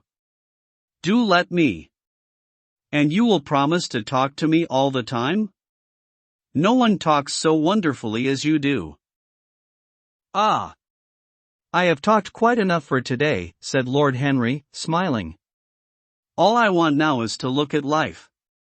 You may come and look at it with me, if you care to. Chapter 4. One afternoon, a month later, Dorian Gray was reclining in a luxurious armchair, in the little library of Lord Henry's house in Mayfair. It was, in its way, a very charming room, with its high-paneled wainscoting of olive-stained oak, its cream-colored frieze and ceiling of raised plasterwork, and its brick-dust felt carpet strewn with silk long-fringed Persian rugs. On a tiny satinwood table stood a statuette by Clodion, and beside it lay a copy of Les Cent Nouvelles, bound for Margaret of Valois by Clovis Eve, won and powdered with the gilt daisies that Queen had selected for her device. Some large blue china jars and parrot tulips were ranged on the mantelshelf, and through the small leaded panes of the window streamed the apricot-colored light of a summer day in London. Lord Henry had not yet come in. He was always late on principle, his principle being that punctuality is the thief of time. So the lad was looking rather sulky, as with listless fingers he turned over the pages of an elaborately illustrated edition of Manon Lescaut that he had found in one of the bookcases. 2. The formal monotonous ticking of the Louis Quatorze clock annoyed him. Once or twice he thought of going away. At last he heard a step outside, and the door opened. How late you are, Harry, he murmured. I am afraid it is not Harry, Mr. Gray, answered a shrill voice. He glanced quickly round, and rose to his feet. I beg your pardon. I thought. You thought it was my husband. It is only his wife. You must let me introduce myself. I know you quite well by your photographs. I think my husband has got 17 of them. Not 17, Lady Henry? Well, 18, then. And I saw you with him the other night at the opera. She laughed nervously as she spoke, and watched him with her vague forget-me-not eyes. She was a curious woman, whose dresses always looked as if they had been designed in a rage and put on in a tempest. She was usually in love with somebody, and, as her passion was never returned, she had kept all her illusions. She tried to look picturesque, but only succeeded in being untidy. Her name was Victoria, and she had a perfect mania for going to church. That was at Lohengrin, Lady Henry, I think? Yes, it was at dear Lohengrin. I like Wagner's music better than anybody's. 3. It is so loud that one can talk the whole time without other people hearing what one says. That is a great advantage, don't you think so, Mr. Gray? The same nervous staccato laugh broke from her thin lips, and her fingers began to play with a long tortoise-shell paper knife. Dorian smiled, and shook his head. I am afraid I don't think so, Lady Henry. I never talk during music, at least, during good music. If one hears bad music, it is one's duty to drown it in conversation. Ah! That is one of Harry's views, isn't it, Mr. Gray? I always hear Harry's views from his friends. It is the only way I get to know of them. But you must not think I don't like good music. I adore it, but I am afraid of it. It makes me too romantic. I have simply worshipped pianists, 2 at a time, sometimes, Harry tells me. I don't know what it is about them. Perhaps it is that they are foreigners. They all are, ain't they? Even those that are born in England become foreigners after a time, don't they? It is so clever of them, and such a compliment to art. Makes it quite cosmopolitan, doesn't it? You have never been to any of my parties, have you, Mr. Gray? You must come. I can't afford orchids, but I spare no expense in foreigners. They make one's rooms look so picturesque. But here is Harry. Harry, I came in to look for you, to ask you something, I forget what it was, and I found Mr. Gray here. We have had such a pleasant chat about music. We have quite the same ideas. No, I think our ideas are quite different. But he has been most pleasant. I am so glad I've seen him. I am charmed, my love, quite charmed, said Lord Henry, elevating his dark crescent-shaped eyebrows and looking at them both with an amused smile. So sorry I am late, Dorian. I went to look after a piece of old brocade in Wardour Street, and had to bargain for hours for it. Nowadays people know the price of everything, and the value of nothing for. I am afraid I must be going, exclaimed Lady Henry, breaking an awkward silence with her silly sudden laugh. I have promised to drive with the Duchess. Goodbye, Mr. Gray. Goodbye, Harry. You are dining out, I suppose? So am I. Perhaps I shall see you at Lady Thornberry's. I dare say, my dear, said Lord Henry, shutting the door behind her, as, looking like a bird of paradise that had been out all night in the rain, she flitted out of the room, leaving a faint odor of frangipani. Then he lit a cigarette, and flung himself down on the sofa. Never marry a woman with straw-colored hair, Dorian, he said, after a few puffs. Why, Harry? Because they are so sentimental. But I like sentimental people. Never marry at all, Dorian. Men marry because they are tired, women, because they are curious, both are disappointed. I don't think I am likely to marry, Harry. I am too much in love. That is one of your aphorisms. I am putting it into practice, as I do everything that you say. Who are you in love with? Asked Lord Henry, after a pause. With an actress, said Dorian Gray, blushing. Lord Henry shrugged his shoulders. That is a rather commonplace debut. You would not say so if you saw her, Harry. Who is she? Her name is Sybil Vane. Never heard of her. No one has. People will someday, however. She is a genius. My dear boy, no woman is a genius. Women are a decorative sex. They never have anything to say, but they say it charmingly. Women represent the triumph of matter over mind, just as men represent the triumph of mind over morals. Harry, how can you?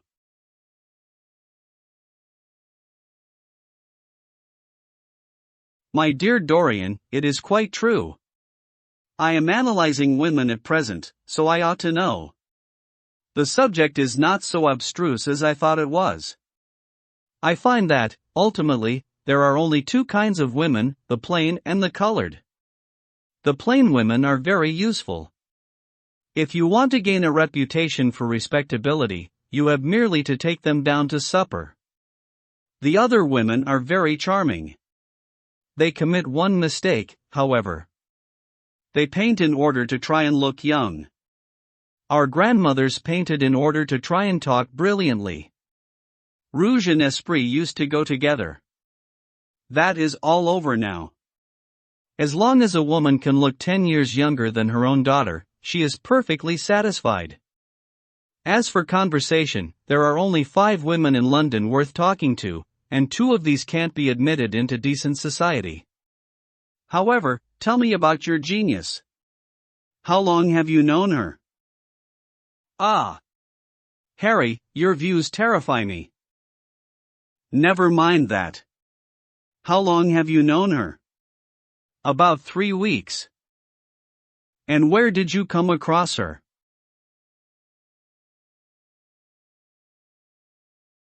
I will tell you, Harry, but you mustn't be unsympathetic about it. After all, it never would have happened if I had not met you. You filled me with a wild desire to know everything about life. For days after I met you, something seemed to throb in my veins. As I lounged in the park or strolled down Piccadilly, I used to look at everyone who passed me, and wonder, with a mad curiosity, what sort of lives they led. Some of them fascinated me. Others filled me with terror. There was an exquisite poison in the air. I had a passion for sensations. Well, one evening about 7 o'clock, I determined to go out in search of some adventure. I felt that this grey, monstrous London of ours, with its myriads of people, its sordid sinners, and its splendid sins, as you once phrased it, must have something in store for me. I fancied 1,000 things.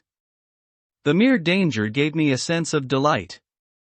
I remembered what you had said to me on that wonderful evening when we first dined together, about the search for beauty being the real secret of life. 5 I don't know what I expected, but I went out and wandered eastward, soon losing my way in a labyrinth of grimy streets, 6 and black, grassless squares. About 8:30 I passed by an absurd little theatre, with great flaring gas jets and gaudy playbills.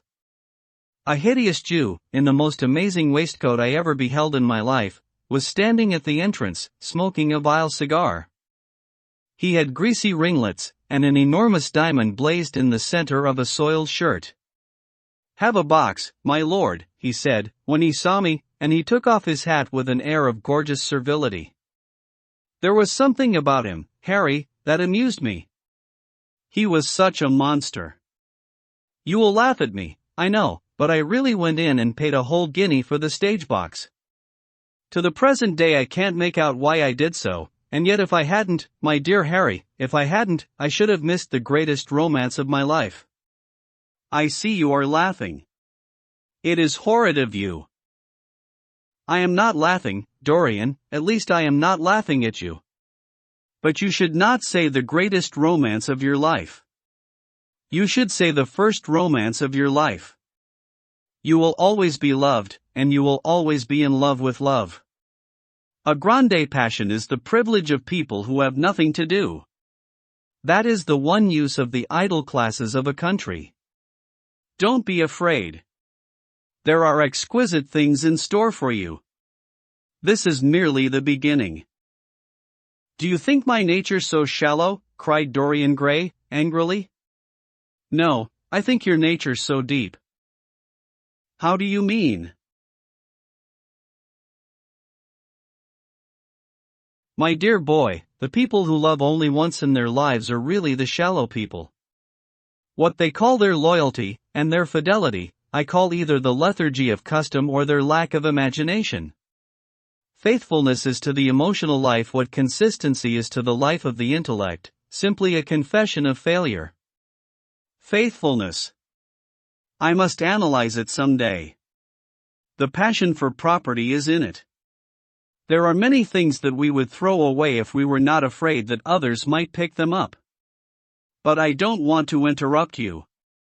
Go on with your story. Well, I found myself seated in a horrid little private box, with a vulgar drop scene staring me in the face. I looked out from behind the curtain, and surveyed the house. It was a tawdry affair, all cupids and cornucopias, like a third-rate wedding cake. The gallery and pit were fairly full, but the 2 rows of dingy stalls were quite empty, and there was hardly a person in what I suppose they called the dress circle. Women went about with oranges and ginger beer, and there was a terrible consumption of nuts going on. It must have been just like the palmy days of the British drama. Just like, I should fancy, and very depressing. I began to wonder what on earth I should do, when I caught sight of the playbill.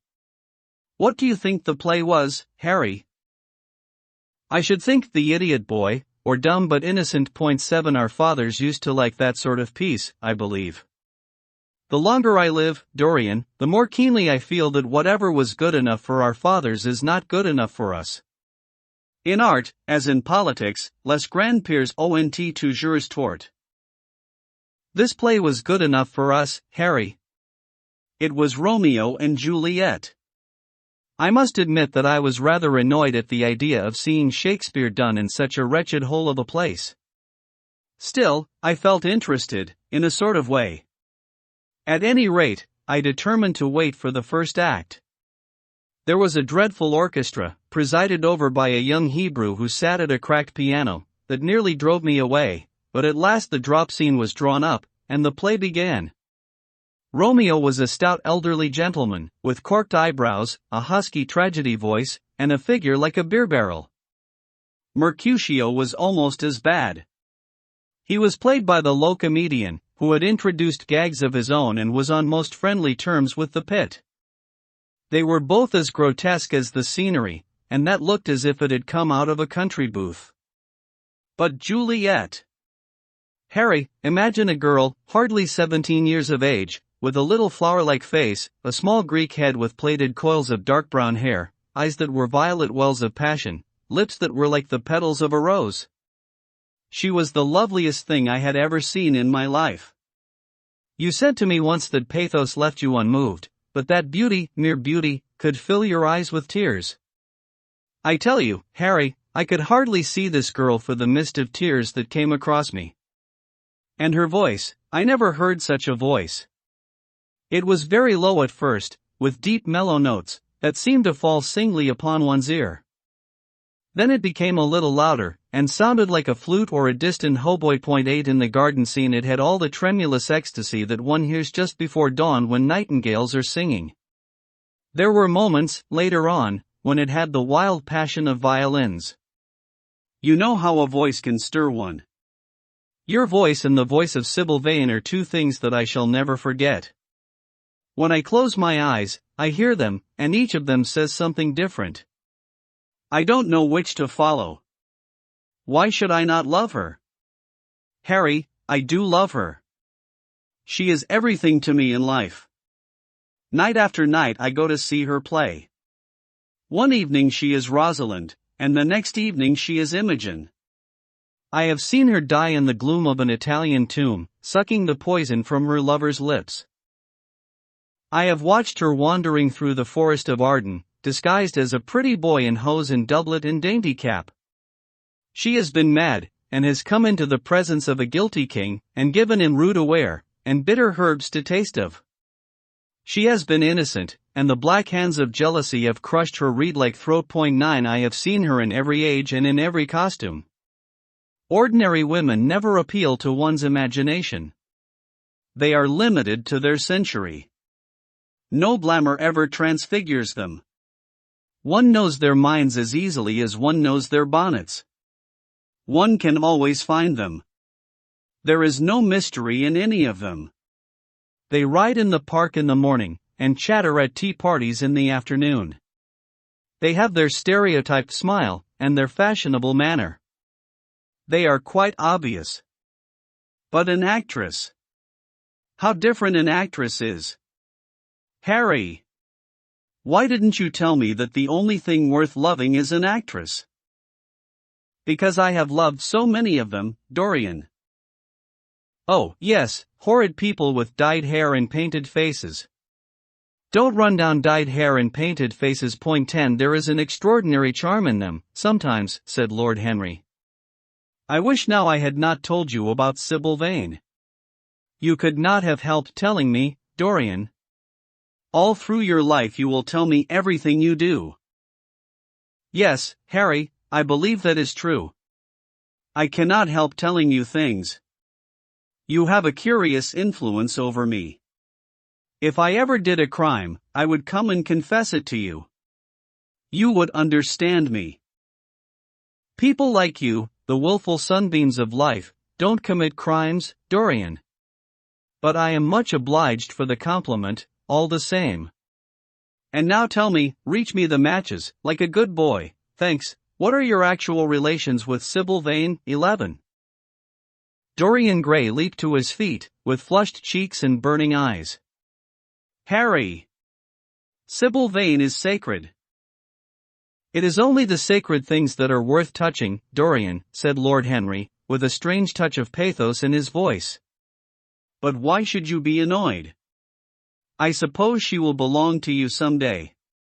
When one is in love, one always begins by deceiving oneself, and one always ends by deceiving others.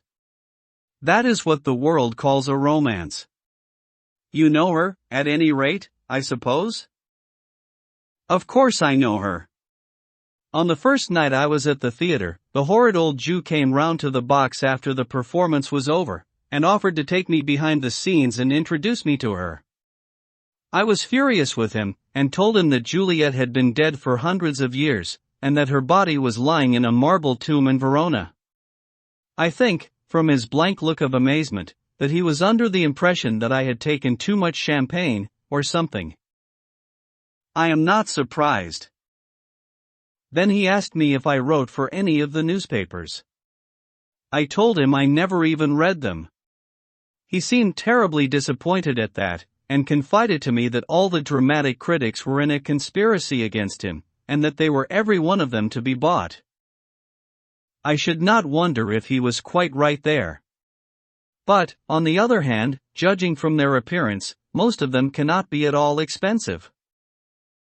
Well, he seemed to think they were beyond his means, laughed Dorian. By this time, however, the lights were being put out in the theater, and I had to go. He wanted me to try some cigars that he strongly recommended. I declined. The next night, of course, I arrived at the place again. When he saw me he made me a low bow, and assured me that I was a munificent patron of art. He was a most offensive brute, though he had an extraordinary passion for Shakespeare. He told me once, with an air of pride, that his 5 bankruptcies were entirely due to the bard, as he insisted on calling him. He seemed to think it a distinction. It was a distinction, my dear Dorian, a great distinction. Most people become bankrupt through having invested too heavily in the prose of life. To have ruined oneself over poetry is an honor. But when did you first speak to Miss Sybil Vane? The third night. She had been playing Rosalind. I could not help going round. I had thrown her some flowers, and she had looked at me, at least I fancied that she had. The old Jew was persistent. He seemed determined to take me behind, so I consented. It was curious my not wanting to know her, wasn't it? No, I don't think so. My dear Harry, why? I will tell you some other time. Now I want to know about the girl. Sybil? Oh, she was so shy, and so gentle. There is something of a child about her. Her eyes opened wide in exquisite wonder when I told her what I thought of her performance, and she seemed quite unconscious of her power. I think we were both rather nervous. The old Jew stood grinning at the doorway of the dusty green room, making elaborate speeches about us both, while we stood looking at each other like children. He would insist on calling me my lord, so I had to assure Sybil that I was not anything of the kind. She said quite simply to me, "You look more like a prince." I must call you Prince Charming. Upon my word, Dorian, Miss Sybil knows how to pay compliments. You don't understand her, Harry. She regarded me merely as a person in a play. She knows nothing of life. She lives with her mother, a faded tired woman who played Lady Capulet in a sort of magenta dressing wrapper on the first night, and looks as if she had seen better days. I know that look. It depresses me, murmured Lord Henry, examining his rings. The Jew wanted to tell me her history, but I said it did not interest me. You were quite right. There is always something infinitely mean about other people's tragedies. Sybil is the only thing I care about. What is it to me where she came from? From her little head to her little feet, she is absolutely and entirely divine. Every night of my life I go to see her act, and every night she is more marvelous. That is the reason, I suppose, that you never dine with me now. I thought you must have some curious romance on hand. You have, but it is not quite what I expected. My dear Harry, we either lunch or sup together every day, and I have been to the opera with you several times, said Dorian, opening his blue eyes in wonder. You always come dreadfully late.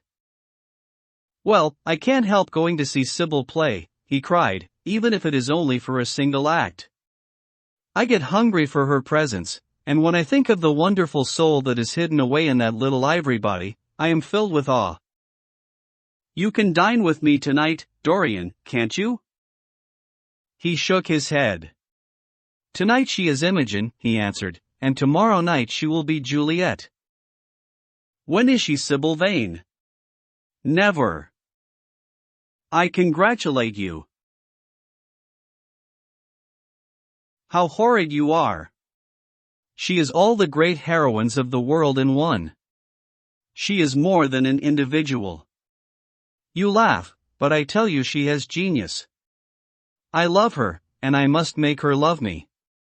You, who know all the secrets of life, tell me how to charm Sybil Vane to love me. I want to make Romeo jealous. I want the dead lovers of the world to hear our laughter, and grow sad. I want a breath of our passion to stir their dust into consciousness, to wake their ashes into pain. My God, Harry, how I worship her. He was walking up and down the room as he spoke. Hectic spots of red burned on his cheeks. He was terribly excited. Lord Henry watched him with a subtle sense of pleasure. How different he was now from the shy, frightened boy he had met in Basil Hallward's studio. His nature had developed like a flower, had borne blossoms of scarlet flame. Out of its secret hiding place had crept his soul, and desire had come to meet it on the way. And what do you propose to do? Said Lord Henry, at last. I want you and Basil to come with me some night and see her act. I have not the slightest fear of the result. You are certain to acknowledge her genius. Then we must get her out of the Jew's hands. She is bound to him for 3 years, at least for 2 years and 8 months, from the present time. I shall have to pay him something, of course. When all that is settled, I shall take a West End theatre and bring her out properly. She will make the world as mad as she has made me. That would be impossible, my dear boy? Yes, she will. She has not merely consummate art instinct, in her, but she has personality also, and you have often told me that it is personalities, not principles, that move the age. Well, what night shall we go? Let me see. Today is Tuesday. Let us fix tomorrow. She plays Juliet tomorrow. All right. The Bristol 12 at 8 o'clock, and I will get Basil. Not 8, Harry, please. 6:30. We must be there before the curtain rises. You must see her in the first act, where she meets Romeo. 6:30. What an hour! It will be like having a tea, or reading an English novel. It must be 7. No gentleman dines before 7. Shall you see Basil between this and then? Or shall I write to him? Dear Basil, I have not laid eyes on him for a week. It is rather horrid of me, as he has sent me my portrait in the most wonderful frame, specially designed by himself, and, though I am a little jealous of the picture for being a whole month younger than I am, I must admit that I delight in it. Perhaps you had better write to him. I don't want to see him alone. He says things that annoy me. He gives me good advice. Lord Henry smiled. People are very fond of giving away what they need most themselves. 13 It is what I call the depth of generosity. Oh, Basil is the best of fellows, but he seems to me to be just a bit of a Philistine. Since I have known you, Harry, I have discovered that Basil, my dear boy, puts everything that is charming in him into his work. The consequence is that he has nothing left for life but his prejudices, his principles, and his common sense. The only artists I have ever known, who are personally delightful, are bad artists. Good artists exist simply in what they make, and consequently are perfectly uninteresting in what they are. A great poet, a really great poet, is the most unpoetical of all creatures. But inferior poets are absolutely fascinating. The worse their rhymes are, the more picturesque they look. The mere fact of having published a book of second-rate sonnets makes a man quite irresistible. He lives the poetry that he cannot write. The others write the poetry that they dare not realize. I wonder, is that really so, Harry, said Dorian Gray, putting some perfume on his handkerchief out of a large gold-topped bottle that stood on the table. It must be, if you say it. And now I am off. Imogen is waiting for me. Don't forget about tomorrow. Goodbye. As he left the room, Lord Henry's heavy eyelids drooped, and he began to think. Certainly few people had ever interested him so much as Dorian Gray, and yet the lad's mad adoration of someone else caused him not the slightest pang of annoyance or jealousy. He was pleased by it. It made him a more interesting study. He had been always enthralled by the methods of natural science, 14, but the ordinary subject matter of that science had seemed to him trivial and of no import. And so he had begun by vivisecting himself, as he had ended by vivisecting others. Human life, that appeared to him the one thing worth investigating. Compared to it, there was nothing else of any value.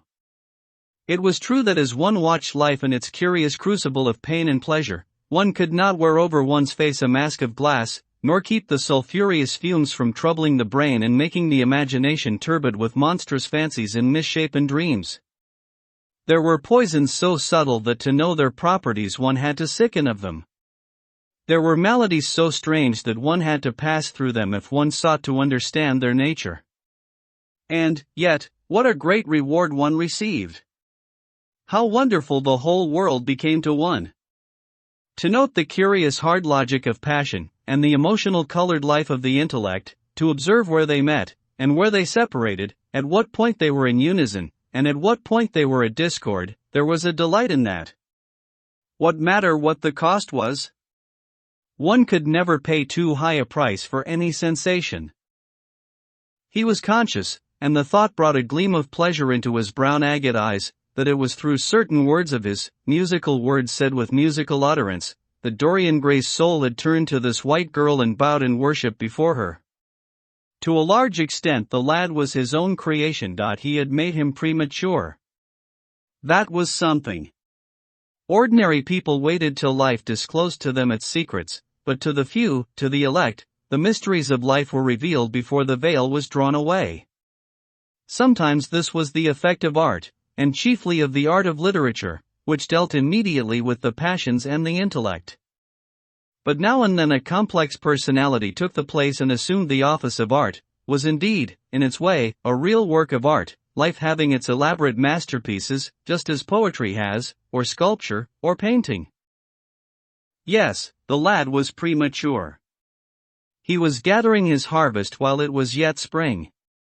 The pulse and passion of youth were in him, but he was becoming self-conscious. It was delightful to watch him. With his beautiful face, and his beautiful soul, he was a thing to wonder at.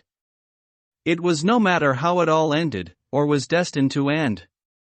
He was like one of those gracious figures in a pageant or a play, whose joys seem to be remote from one, but whose sorrows stir one's sense of beauty, and whose wounds are like red roses. Soul and body, body and soul, how mysterious they were. There was animalism in the soul, and the body had its moments of spirituality. The senses could refine, and the intellect could degrade. Who could say where the fleshly impulse ceased, or the psychical impulse began? How shallow were the arbitrary definitions of ordinary psychologists! and yet how difficult to decide between the claims of the various schools. Was the soul a shadow seated in the house of sin? Or was the body really in the soul, as Giordano Bruno thought? The separation of spirit from matter was a mystery, and the union of spirit with matter was a mystery also. He began to wonder whether we could ever make psychology so absolute a science that each little spring of life would be revealed to us. As it was, we always misunderstood ourselves, and rarely understood others. Experience was of no ethical value. It was merely the name men gave to their mistakes. Moralists had, as a rule, regarded it as a mode of warning, had claimed for it a certain ethical efficacy in the formation of character, had praised it as something that taught us what to follow and showed us what to avoid. But there was no motive power in experience. It was as little of an active cause as conscience itself. All that it really demonstrated was that our future would be the same as our past, and that the sin we had done once, and with loathing, we would do many times, and with joy.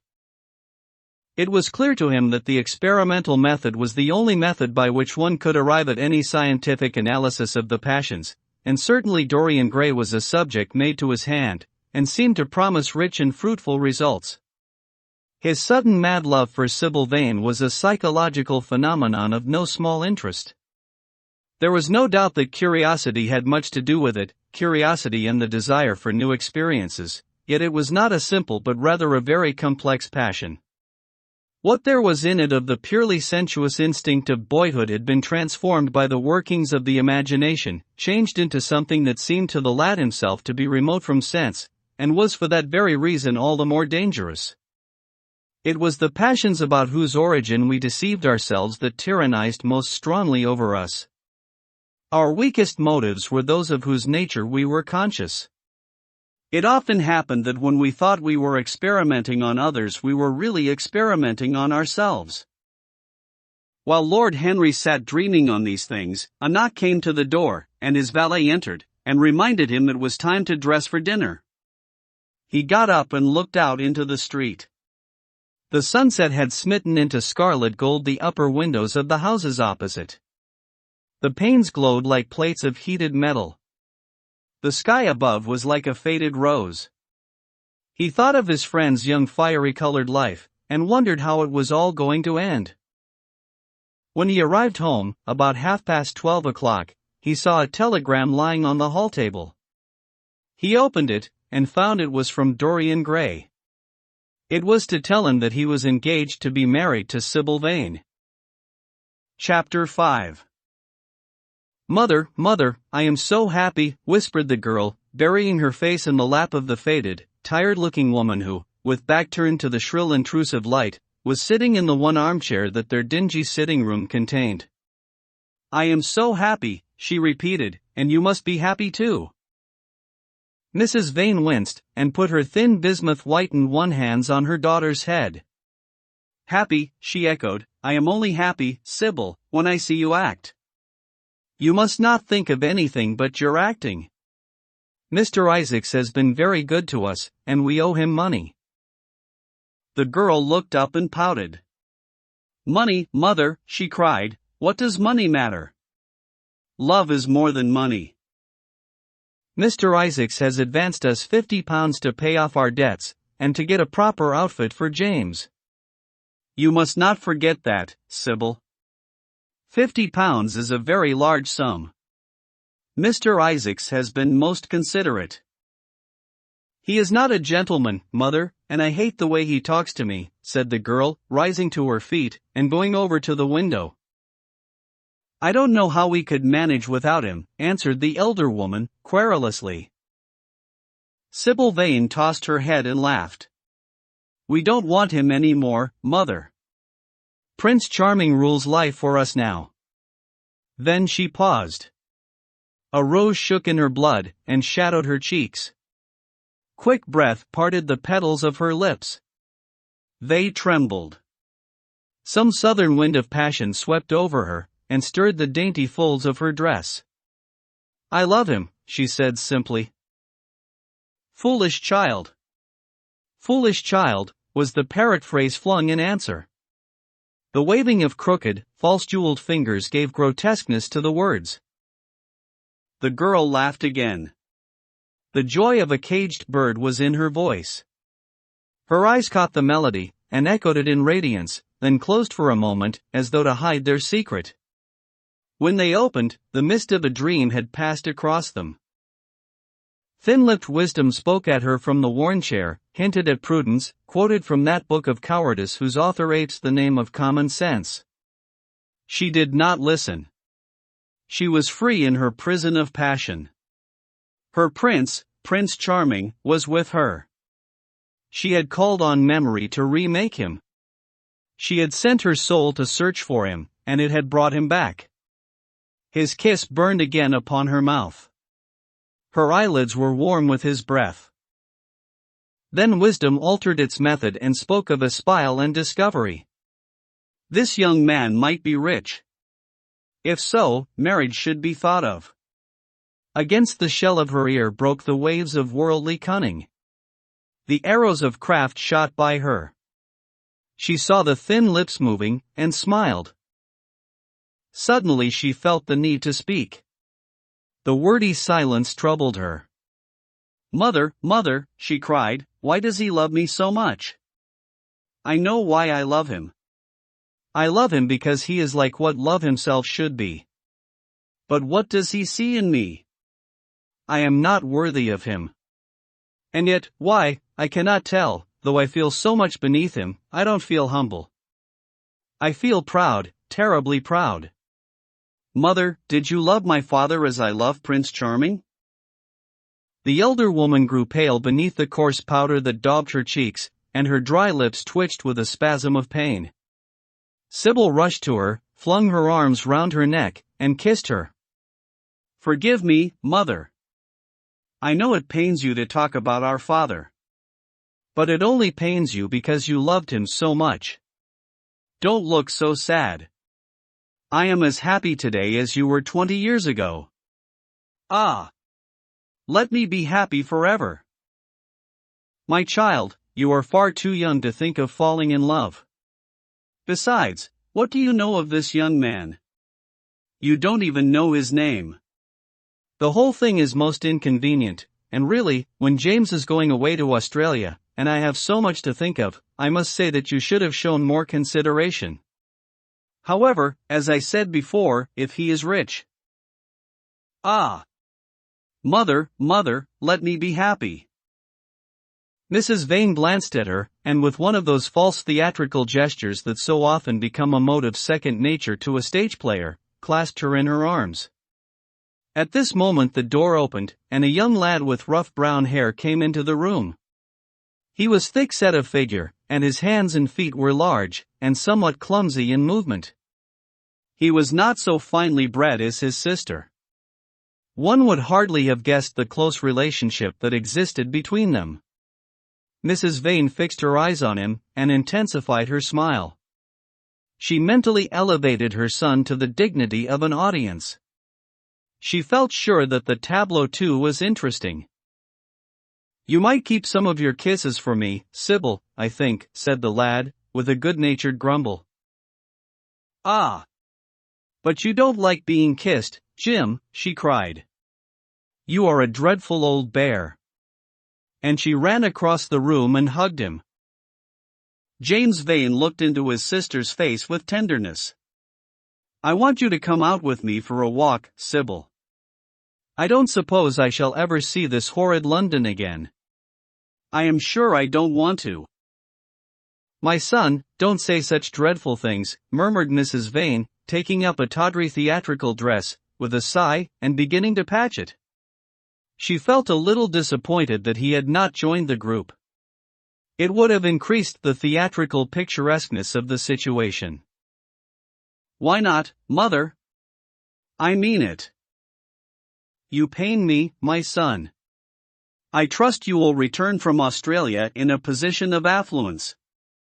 I believe there is no society of any kind in the colonies, nothing that I would call society, so when you have made your fortune you must come back and assert yourself in London." "Society," muttered the lad. "I don't want to know anything about that. I should like to make some money to take you and Sybil off the stage. I hate it. Oh, Jim, said Sybil, laughing, how unkind of you. But are you really going for a walk with me? That will be nice. I was afraid you were going to say goodbye to some of your friends, to Tom Hardy, who gave you that hideous pipe, or Ned Langton, who makes fun of you for smoking it. It is very sweet of you to let me have your last afternoon. Where shall we go? Let us go to the park. I am too shabby, he answered, frowning. Only swell people go to the park. Nonsense, Jim, she whispered, stroking the sleeve of his coat. He hesitated for a moment. Very well, he said at last, but don't be too long dressing. She danced out of the door. One could hear her singing as she ran upstairs. Her little feet pattered overhead. He walked up and down the room 2 or 3 times. Then he turned to the still figure in the chair. Mother, are my things ready? He asked. Quite ready, James, she answered, keeping her eyes on her work. For some months past she had felt ill at ease when she was alone with this rough, stern son of hers. Her shallow secret nature was troubled when their eyes met. She used to wonder if he suspected anything. The silence, for he made no other observation, became intolerable to her. She began to complain. Women defend themselves by attacking, just as they attack by sudden and strange surrenders. I hope you will be contented, James, with your seafaring life, she said. You must remember that it is your own choice. You might have entered a solicitor's office. Solicitors are a very respectable class, and in the country often dine with the best families. I hate offices, and I hate clerks, he replied. But you are quite right. I have chosen my own life. All I say is, watch over Sybil. Don't let her come to any harm. Mother, you must watch over her. James, you really talk very strangely. Of course I watch over Sybil. I hear a gentleman comes every night to the theater, and goes behind to talk to her. Is that right? What about that? You are speaking about things you don't understand, James. In the profession we are accustomed to receive a great deal of most gratifying attention. I myself used to receive many bouquets at one time. That was when acting was really understood. As for Sybil, I do not know at present whether her attachment is serious or not. But there is no doubt that the young man in question is a perfect gentleman. He is always most polite to me. Besides, he has the appearance of being rich, and the flowers he sends are lovely. You don't know his name, though, said the lad, harshly. No, answered his mother, with a placid expression in her face. He has not yet revealed his real name. I think it is quite romantic of him. He is probably a member of the aristocracy. James Vane bit his lip. Watch over Sybil, mother, he cried, watch over her. My son, you distress me very much. Sybil is always under my special care. Of course, if this gentleman is wealthy, there is no reason why she should not contract an alliance with him. I trust he is one of the aristocracy. He has all the appearance of it, I must say. It might be a most brilliant marriage for Sybil. They would make a charming couple. His good looks are really quite remarkable, everybody notices them. The lad muttered something to himself, and drummed on the window pane with his coarse fingers. He had just turned round to say something, when the door opened, and Sybil ran in. How serious you both are, she cried. What is the matter? Nothing, he answered. I suppose one must be serious sometimes. Goodbye, mother, I will have my dinner at 5 o'clock. Everything is packed, except my shirts, so you need not trouble.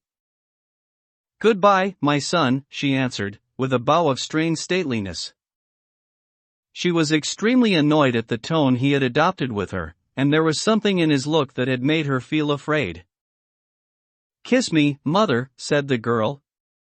Her flower-like lips touched the withered cheek, and warmed its frost. "My child! My child," cried Mrs. Vane, looking up to the ceiling in search of an imaginary gallery. "Come, Sybil," said her brother, impatiently. He hated his mother's affectations. They went out into the flickering wind-blown sunlight, and strolled down the dreary Euston Road. 3 The passers-by glanced in wonder at the sullen, heavy youth, who, in coarse, ill-fitting clothes, was in the company of such a graceful, refined-looking girl. He was like a common gardener walking with a rose. Jim frowned from time to time when he caught the inquisitive glance of some stranger. He had that dislike of being stared at which comes on geniuses late in life, and never leaves the commonplace. Sybil, however, was quite unconscious of the effect she was producing. Her love was trembling in laughter on her lips. She was thinking of Prince Charming, and, that she might think of him all the more, she did not talk of him, but prattled on about the ship in which Jim was going to sail, about the gold he was certain to find, about the wonderful heiress whose life he was to save from the wicked, red-shirted bushrangers. For he was not to remain a sailor, or a supercargo, or whatever he was going to be.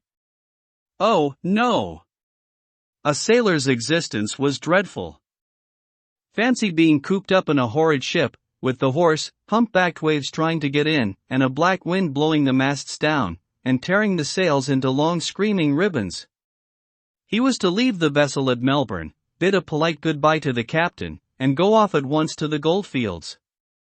Before a week was over he was to come across a large nugget of pure gold, the largest nugget that had ever been discovered, and bring it down to the coast in a wagon guarded by 6 mounted policemen.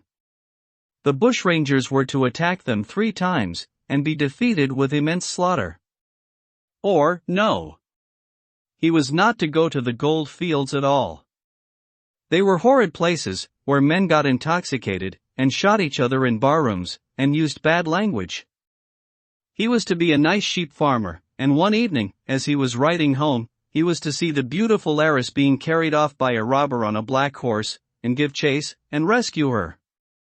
Of course she would fall in love with him, and he with her, and they would get married, and come home, and live in an immense house in London. Yes, there were delightful things in store for him. But he must be very good, and not lose his temper, or spend his money foolishly. She was only a year older than he was, but she knew so much more of life. He must be sure, also, to write to her by every mail, and to say his prayers each night before he went to sleep.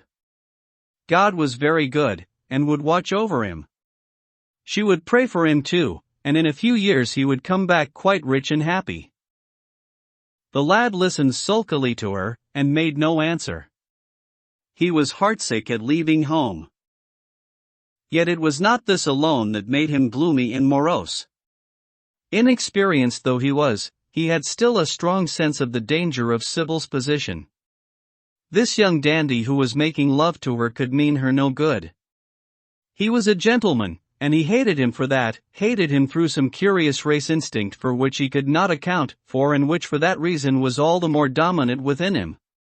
He was conscious also of the shallowness and vanity of his mother's nature, and in that saw infinite peril for Sybil and Sybil's happiness. Children begin by loving their parents, as they grow older they judge them, sometimes they forgive them. His mother! He had something on his mind to ask of her, something that he had brooded on for many months of silence. A chance phrase that he had heard at the theater, a whispered sneer that had reached his ears one night as he waited at the stage door, had set loose a train of horrible thoughts.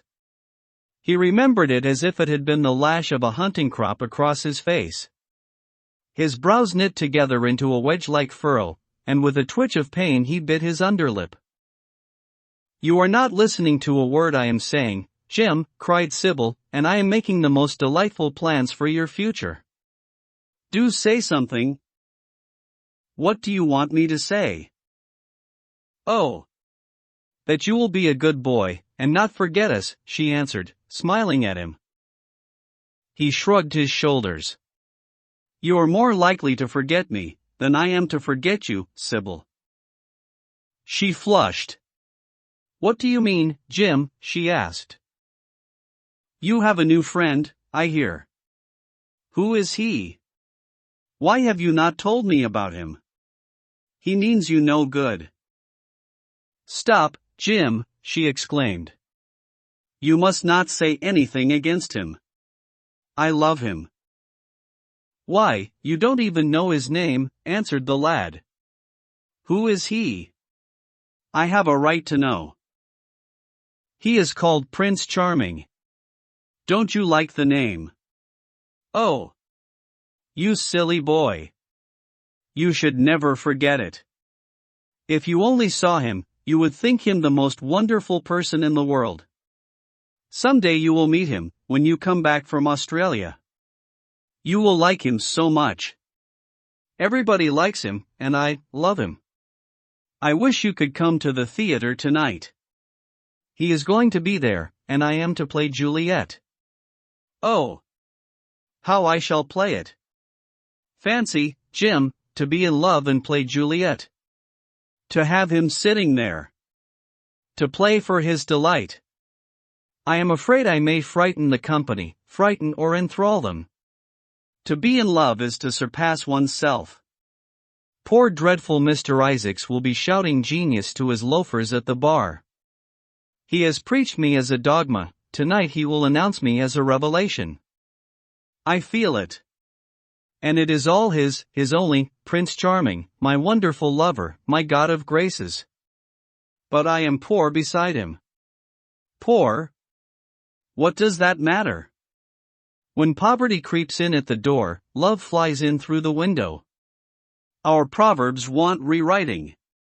They were made in winter, and it is summer now, springtime for me, I think, a very dance of blossoms and blue skies. He is a gentleman, said the lad, sullenly. A prince, she cried, musically. What more do you want? He wants to enslave you. I shudder at the thought of being free. I want you to beware of him. To see him is to worship him, to know him is to trust him. Sybil, you are mad about him.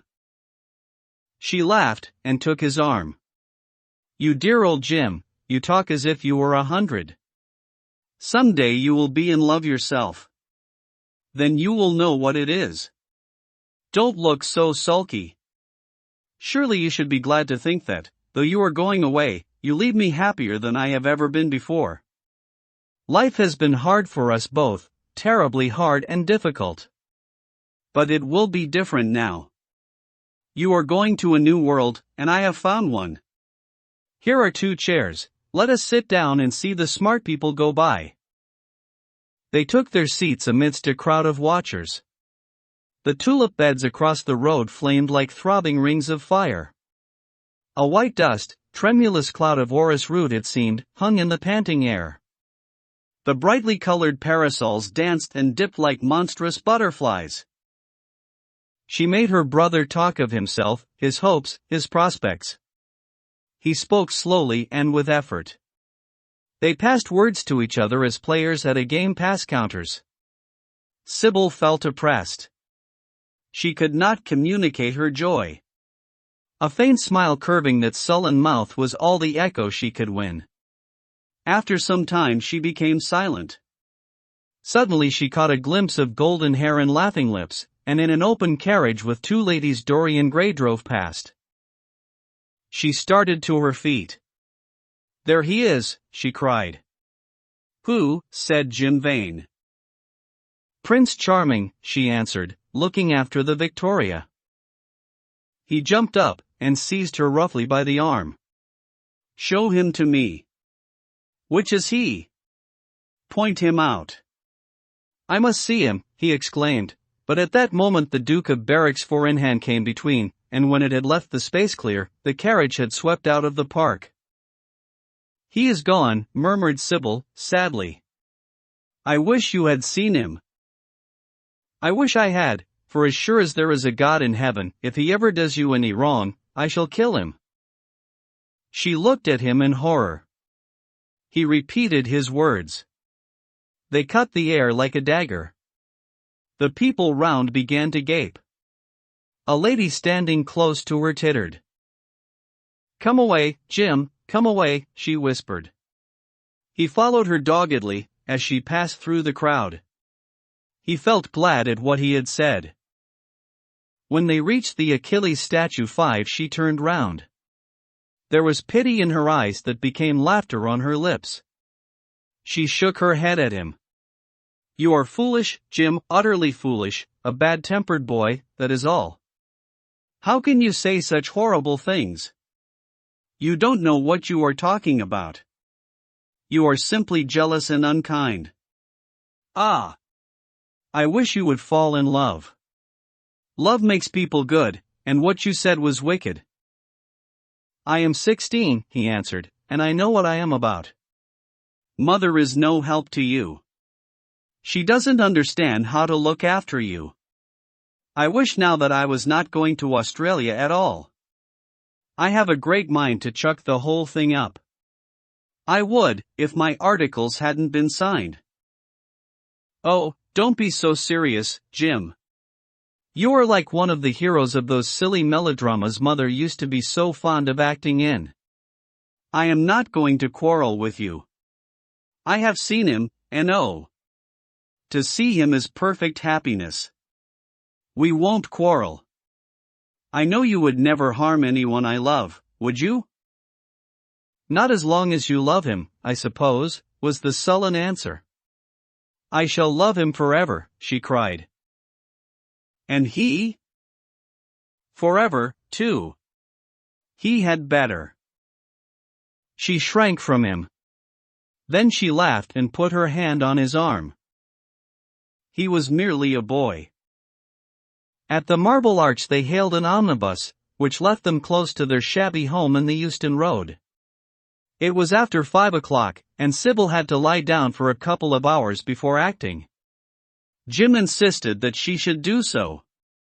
He said that he would sooner part with her when their mother was not present. She would be sure to make a scene, and he detested scenes of every kind. In Sybil's own room they parted. There was jealousy in the lad's heart, and a fierce, murderous hatred of the stranger who, as it seemed to him, had come between them. Yet, when her arms were flung round his neck, and her fingers strayed through his hair, he softened, and kissed her with real affection. There were tears in his eyes as he went downstairs. His mother was waiting for him below. She grumbled at his unpunctuality, as he entered. He made no answer, but sat down to his meager meal. The flies buzzed round the table, and crawled over the stained cloth. Through the rumble of omnibuses, and the clatter of street cabs, he could hear the droning voice devouring each minute that was left to him. After some time, he thrust away his plate, and put his head in his hands. He felt that he had a right to know. It should have been told to him before, if it was as he suspected. Leaden with fear, his mother watched him. Words dropped mechanically from her lips. A tattered lace handkerchief twitched in her fingers. When the clock struck 6, he got up, and went to the door. Then he turned back, and looked at her. Their eyes met. In hers he saw a wild appeal for mercy. It enraged him. "Mother, I have something to ask you," he said. Her eyes wandered vaguely about the room. She made no answer. "Tell me the truth. I have a right to know. Were you married to my father?" She heaved a deep sigh. It was a sigh of relief. The terrible moment, the moment that night and day, for weeks and months, she had dreaded, had come at last, and yet she felt no terror. Indeed, in some measure it was a disappointment to her. The vulgar directness of the question called for a direct answer. The situation had not been gradually led up to. It was crude. It reminded her of a bad rehearsal. "No," she answered, wondering at the harsh simplicity of life. "My father was a scoundrel then," cried the lad, clenching his fists. She shook her head. I knew he was not free. We loved each other very much. If he had lived, he would have made provision for us. Don't speak against him, my son. He was your father, and a gentleman. Indeed, he was highly connected. An oath broke from his lips. I don't care for myself, he exclaimed, but don't let Sybil. It is a gentleman, isn't it, who is in love with her, or says he is? Highly connected, too, I suppose.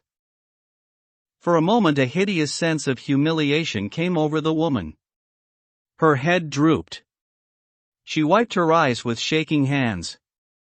Sybil has a mother, she murmured, I had none. The lad was touched. He went towards her, and stooping down he kissed her. I am sorry if I have pained you by asking about my father, he said, but I could not help it. I must go now. Goodbye.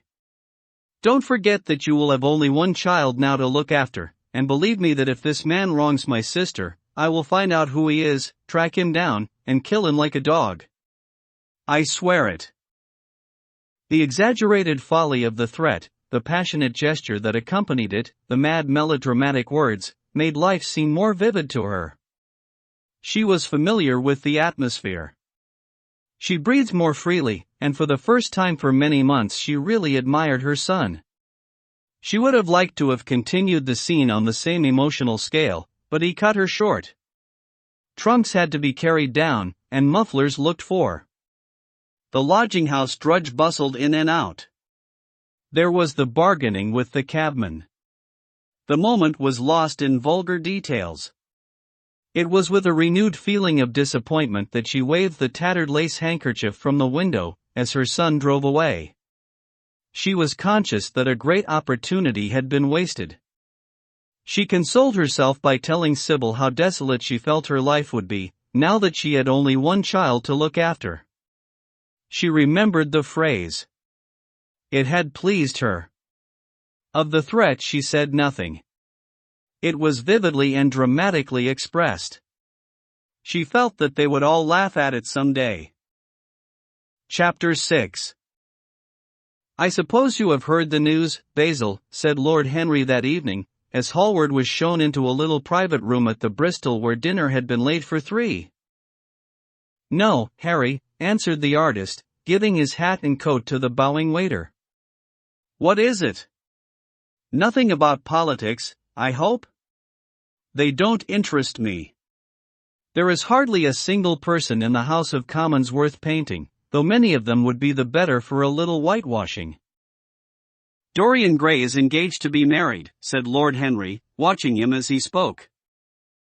Hallward started, and then frowned. "1 Dorian engaged to be married," he cried. Impossible. It is perfectly true. To whom? To some little actress or other. I can't believe it. Dorian is far too sensible. Dorian is far too wise not to do foolish things now and then, my dear Basil. Marriage is hardly a thing that one can do now and then, Harry. Except in America, rejoined Lord Henry, languidly. But I didn't say he was married. I said he was engaged to be married. There is a great difference. I have a distinct remembrance of being married, but I have no recollection at all of being engaged. I am inclined to think that I never was engaged. But think of Dorian's birth, and position, and wealth. It would be absurd for him to marry so much beneath him.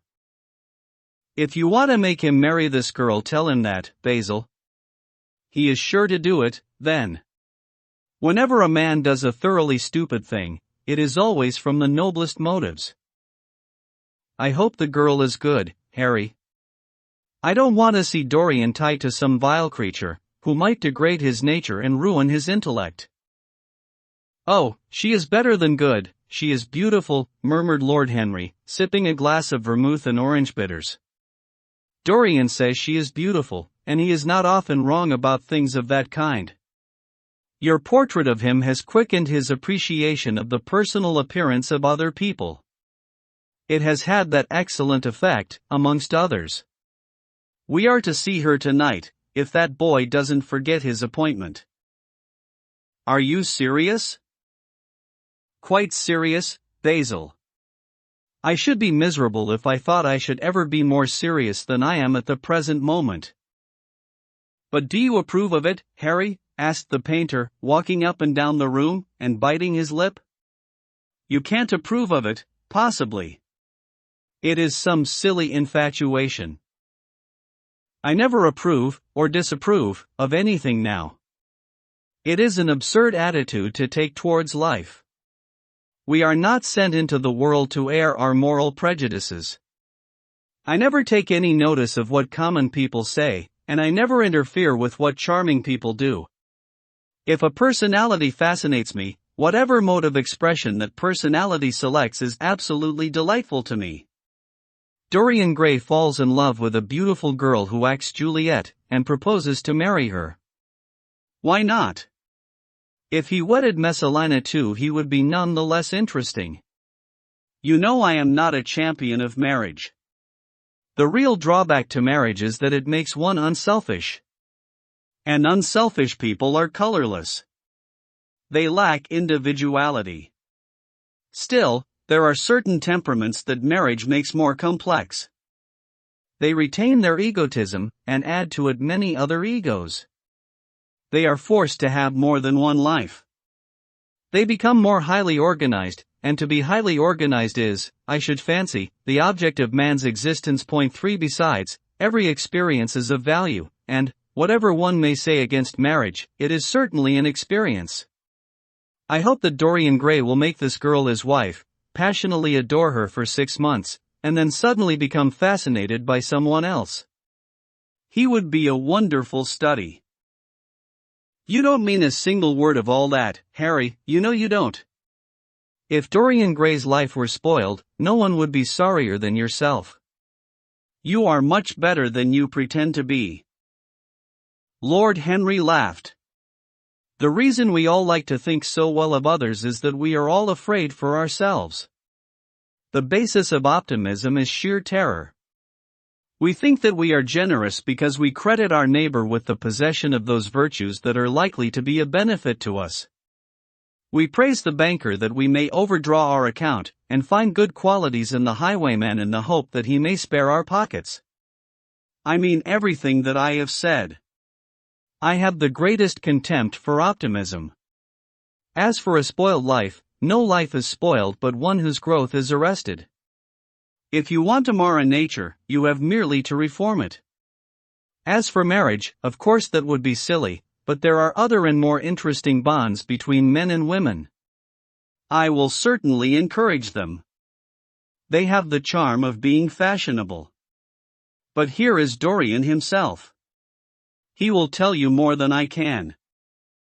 My dear Harry, my dear Basil, you must both congratulate me, said the lad, throwing off his evening cape with its satin-lined wings, and shaking each of his friends by the hand in turn.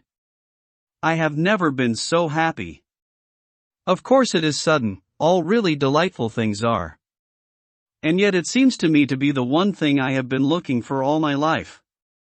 He was flushed with excitement and pleasure, and looked extraordinarily handsome. I hope you will always be very happy, Dorian, said Hallward, but I don't quite forgive you for not having let me know of your engagement. You let Harry know. And I don't forgive you for being late for dinner, broke in Lord Henry, putting his hand on the lad's shoulder, and smiling as he spoke. Come, let us sit down and try what the new chef here is like, and then you will tell us how it all came about. There is really not much to tell, cried Dorian, as they took their seats at the small round table. What happened was simply this. After I left you yesterday evening, Harry, I dressed, had some dinner at that little Italian restaurant in Rupert Street, you introduced me to, and went down at 8 o'clock to the theatre. Sybil was playing Rosalind. Of course the scenery was dreadful, and the Orlando absurd. But Sybil! You should have seen her. When she came on in her boy's clothes she was perfectly wonderful.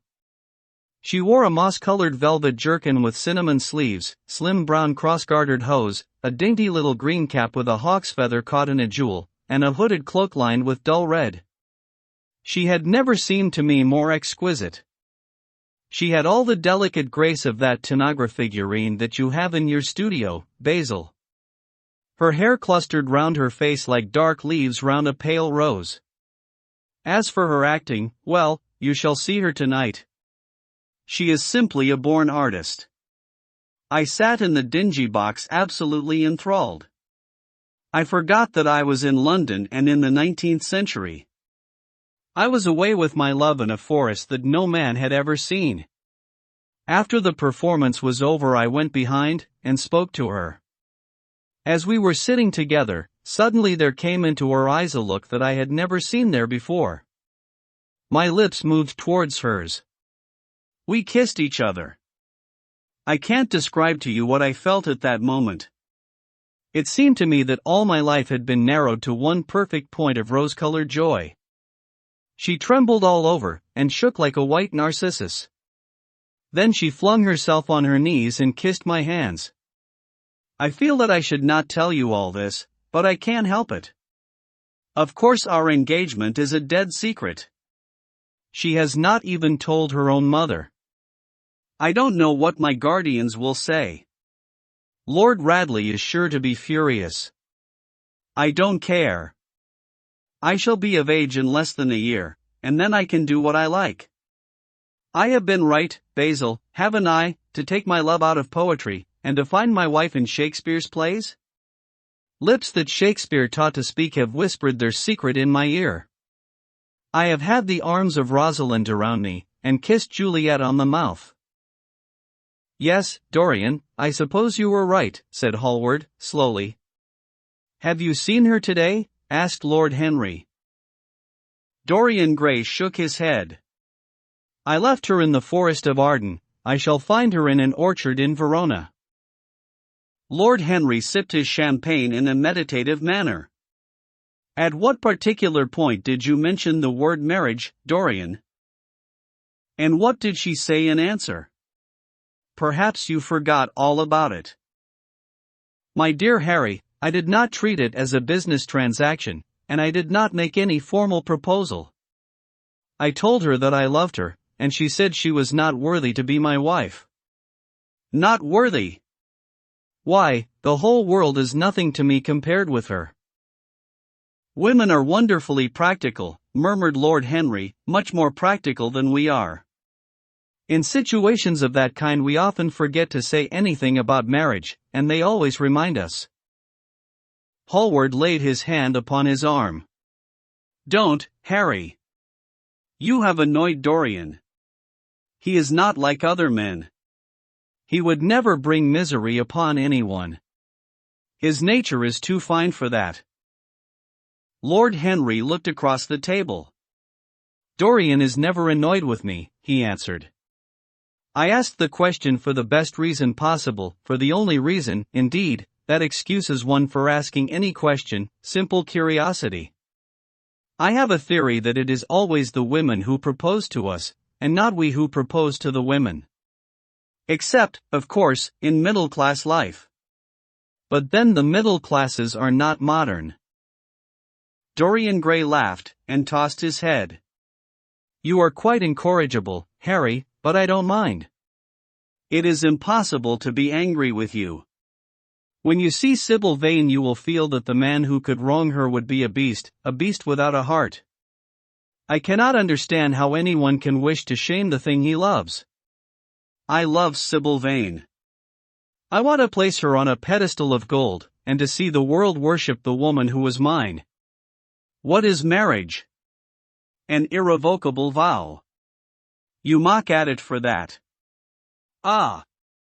Don't mock. It is an irrevocable vow that I want to take. Her trust makes me faithful, her belief makes me good. When I am with her, I regret all that you have taught me. I become different from what you have known me to be. I am changed, and the mere touch of Sybil Vane's hand makes me forget you and all your wrong, fascinating, poisonous, delightful theories. And those are?" asked Lord Henry, helping himself to some salad. "Oh, your theories about life, your theories about love, your theories about pleasure. All your theories, in fact, Harry." "Pleasure is the only thing worth having a theory about," he answered, in his slow, melodious voice. "But I am afraid I cannot claim my theory as my own. It belongs to nature, not to me. Pleasure is nature's test, her sign of approval. When we are happy we are always good, but when we are good we are not always happy." "Ah! But what do you mean by good?" cried Basil Hallward. "Yes," echoed Dorian, leaning back in his chair, and looking at Lord Henry over the heavy clusters of purple-lipped irises that stood in the center of the table. "What do you mean by good, Harry?" "To be good is to be in harmony with oneself," he replied, touching the thin stem of his glass with his pale, fine-pointed fingers. "Discord is to be forced to be in harmony with others. One's own life, that is the important thing. As for the lives of one's neighbors, if one wishes to be a prig or a Puritan, one can flaunt one's moral views about them, but they are not one's concern. Besides, individualism has really the higher aim. Modern morality consists in accepting the standard of one's age. I consider that for any man of culture to accept the standard of his age is a form of the grossest immorality." "But, surely, if one lives merely for oneself, Harry, one pays a terrible price for doing so," suggested the painter. "Yes, we are overcharged for everything nowadays. I should fancy that the real tragedy of the poor is that they can afford nothing but self-denial.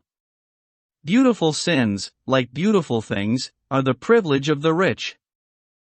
One has to pay in other ways but money." "What sort of ways, Basil?" "Oh, I should fancy in remorse, in suffering, in the consciousness of degradation." Lord Henry shrugged his shoulders. "My dear fellow, medieval art is charming, but medieval emotions are out of date. One can use them in fiction, of course. But then the only things that one can use in fiction are the things that one has ceased to use in fact. Believe me, no civilized man ever regrets a pleasure, and no uncivilized man ever knows what a pleasure is." "I know what pleasure is," cried Dorian Gray. "It is to adore someone." "That is certainly better than being adored," he answered, toying with some fruits. "Being adored is a nuisance. Women treat us just as humanity treats its gods. They worship us, and are always bothering us to do something for them." "I should have said that whatever they ask for they had first given to us," murmured the lad, gravely. "They create love in our natures. They have a right to demand it back." "That is quite true, Dorian," cried Hallward. "Nothing is ever quite true," said Lord Henry. "This is," interrupted Dorian.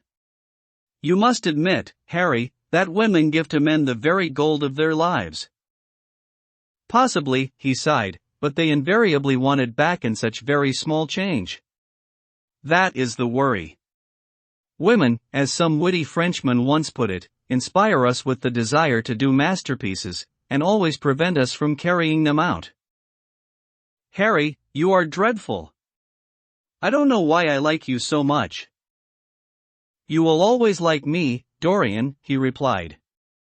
"Will you have some coffee, you fellows? Waiter, bring coffee, and fine champagne, and some cigarettes." "No, don't mind the cigarettes, I have some." "Basil, I can't allow you to smoke cigars. You must have a cigarette. A cigarette is the perfect type of a perfect pleasure. It is exquisite, and it leaves one unsatisfied. What more can one want?" "Yes, Dorian, you will always be fond of me. I represent to you all the sins you have never had the courage to commit." "What nonsense you talk, Harry," cried the lad, taking a light from a fire-breathing silver dragon that the waiter had placed on the table. "Let us go down to the theater. When Sybil comes on the stage you will have a new ideal of life. She will represent something to you that you have never known. "I have known everything," said Lord Henry, with a tired look in his eyes, "but I am always ready for a new emotion. I am afraid, however, that, for me at any rate, there is no such thing. Still, your wonderful girl may thrill me. I love acting. It is so much more real than life. Let us go. Dorian, you will come with me." "I am so sorry, Basil, but there is only room for two in the brougham. You must follow us in a hansom." They got up and put on their coats, sipping their coffee standing. The painter was silent and preoccupied. There was a gloom over him. He could not bear this marriage, and yet it seemed to him to be better than many other things that might have happened. After a few minutes, they all passed downstairs. He drove off by himself, as had been arranged, and watched the flashing lights of the little brougham in front of him. A strange sense of loss came over him. He felt that Dorian Gray would never again be to him all that he had been in the past. Life had come between them. His eyes darkened, and the crowded, flaring streets became blurred to his eyes. When the cab drew up at the theater, it seemed to him that he had grown years older. Chapter 7. For some reason or other, the house was crowded that night, and the fat Jew manager who met them at the door was beaming from ear to ear with an oily, tremulous smile. He escorted them to their box with a sort of pompous humility, waving his fat jeweled hands, and talking at the top of his voice. Dorian Gray loathed him more than ever. He felt as if he had come to look for Miranda and had been met by Caliban. One Lord Henry, upon the other hand, rather liked him. At least he declared he did, and insisted on shaking him by the hand, and assuring him that he was proud to meet a man who had discovered a real genius and gone bankrupt over a poet. Hallward amused himself with watching the faces in the pit. The heat was terribly oppressive, and the huge sunlight flamed like a monstrous dahlia with petals of yellow fire. The youths in the gallery had taken off their coats and waistcoats and hung them over the side. They talked to each other across the theater, and shared their oranges with the tawdry girls who sat beside them. Some women were laughing in the pit. Their voices were horribly shrill and discordant. The sound of the popping of corks came from the bar. "What a place to find one's divinity in," said Lord Henry. "Yes," answered Dorian Gray. "It was here I found her, and she is divine beyond all living things. When she acts you will forget everything. These common, rough people, with their coarse faces and brutal gestures, become quite different when she is on the stage. They sit silently and watch her. They weep and laugh as she wills them to do. She makes them as responsive as a violin. She spiritualizes them, and one feels that they are of the same flesh and blood as oneself." The same flesh and blood as oneself. "Oh, I hope not," exclaimed Lord Henry, who was scanning the occupants of the gallery through his opera glass. "Don't pay any attention to him, Dorian," said the painter. "I understand what you mean, and I believe in this girl. Anyone you love must be marvelous, and any girl that has the effect you describe must be fine and noble. To spiritualize one's age, that is something worth doing. If this girl can give a soul to those who have lived without one, if she can create the sense of beauty in people whose lives have been sordid and ugly, if she can strip them of their selfishness and lend them tears for sorrows that are not their own, she is worthy of all your adoration, worthy of the adoration of the world. This marriage is quite right. I did not think so at first, but I admit it now. The gods made Sybil Vane for you. Without her you would have been incomplete." "Thanks, Basil," answered Dorian Gray, pressing his hand. "I knew that you would understand me. Harry is so cynical, he terrifies me. But here is the orchestra. It is quite dreadful, but it only lasts for about 5 minutes.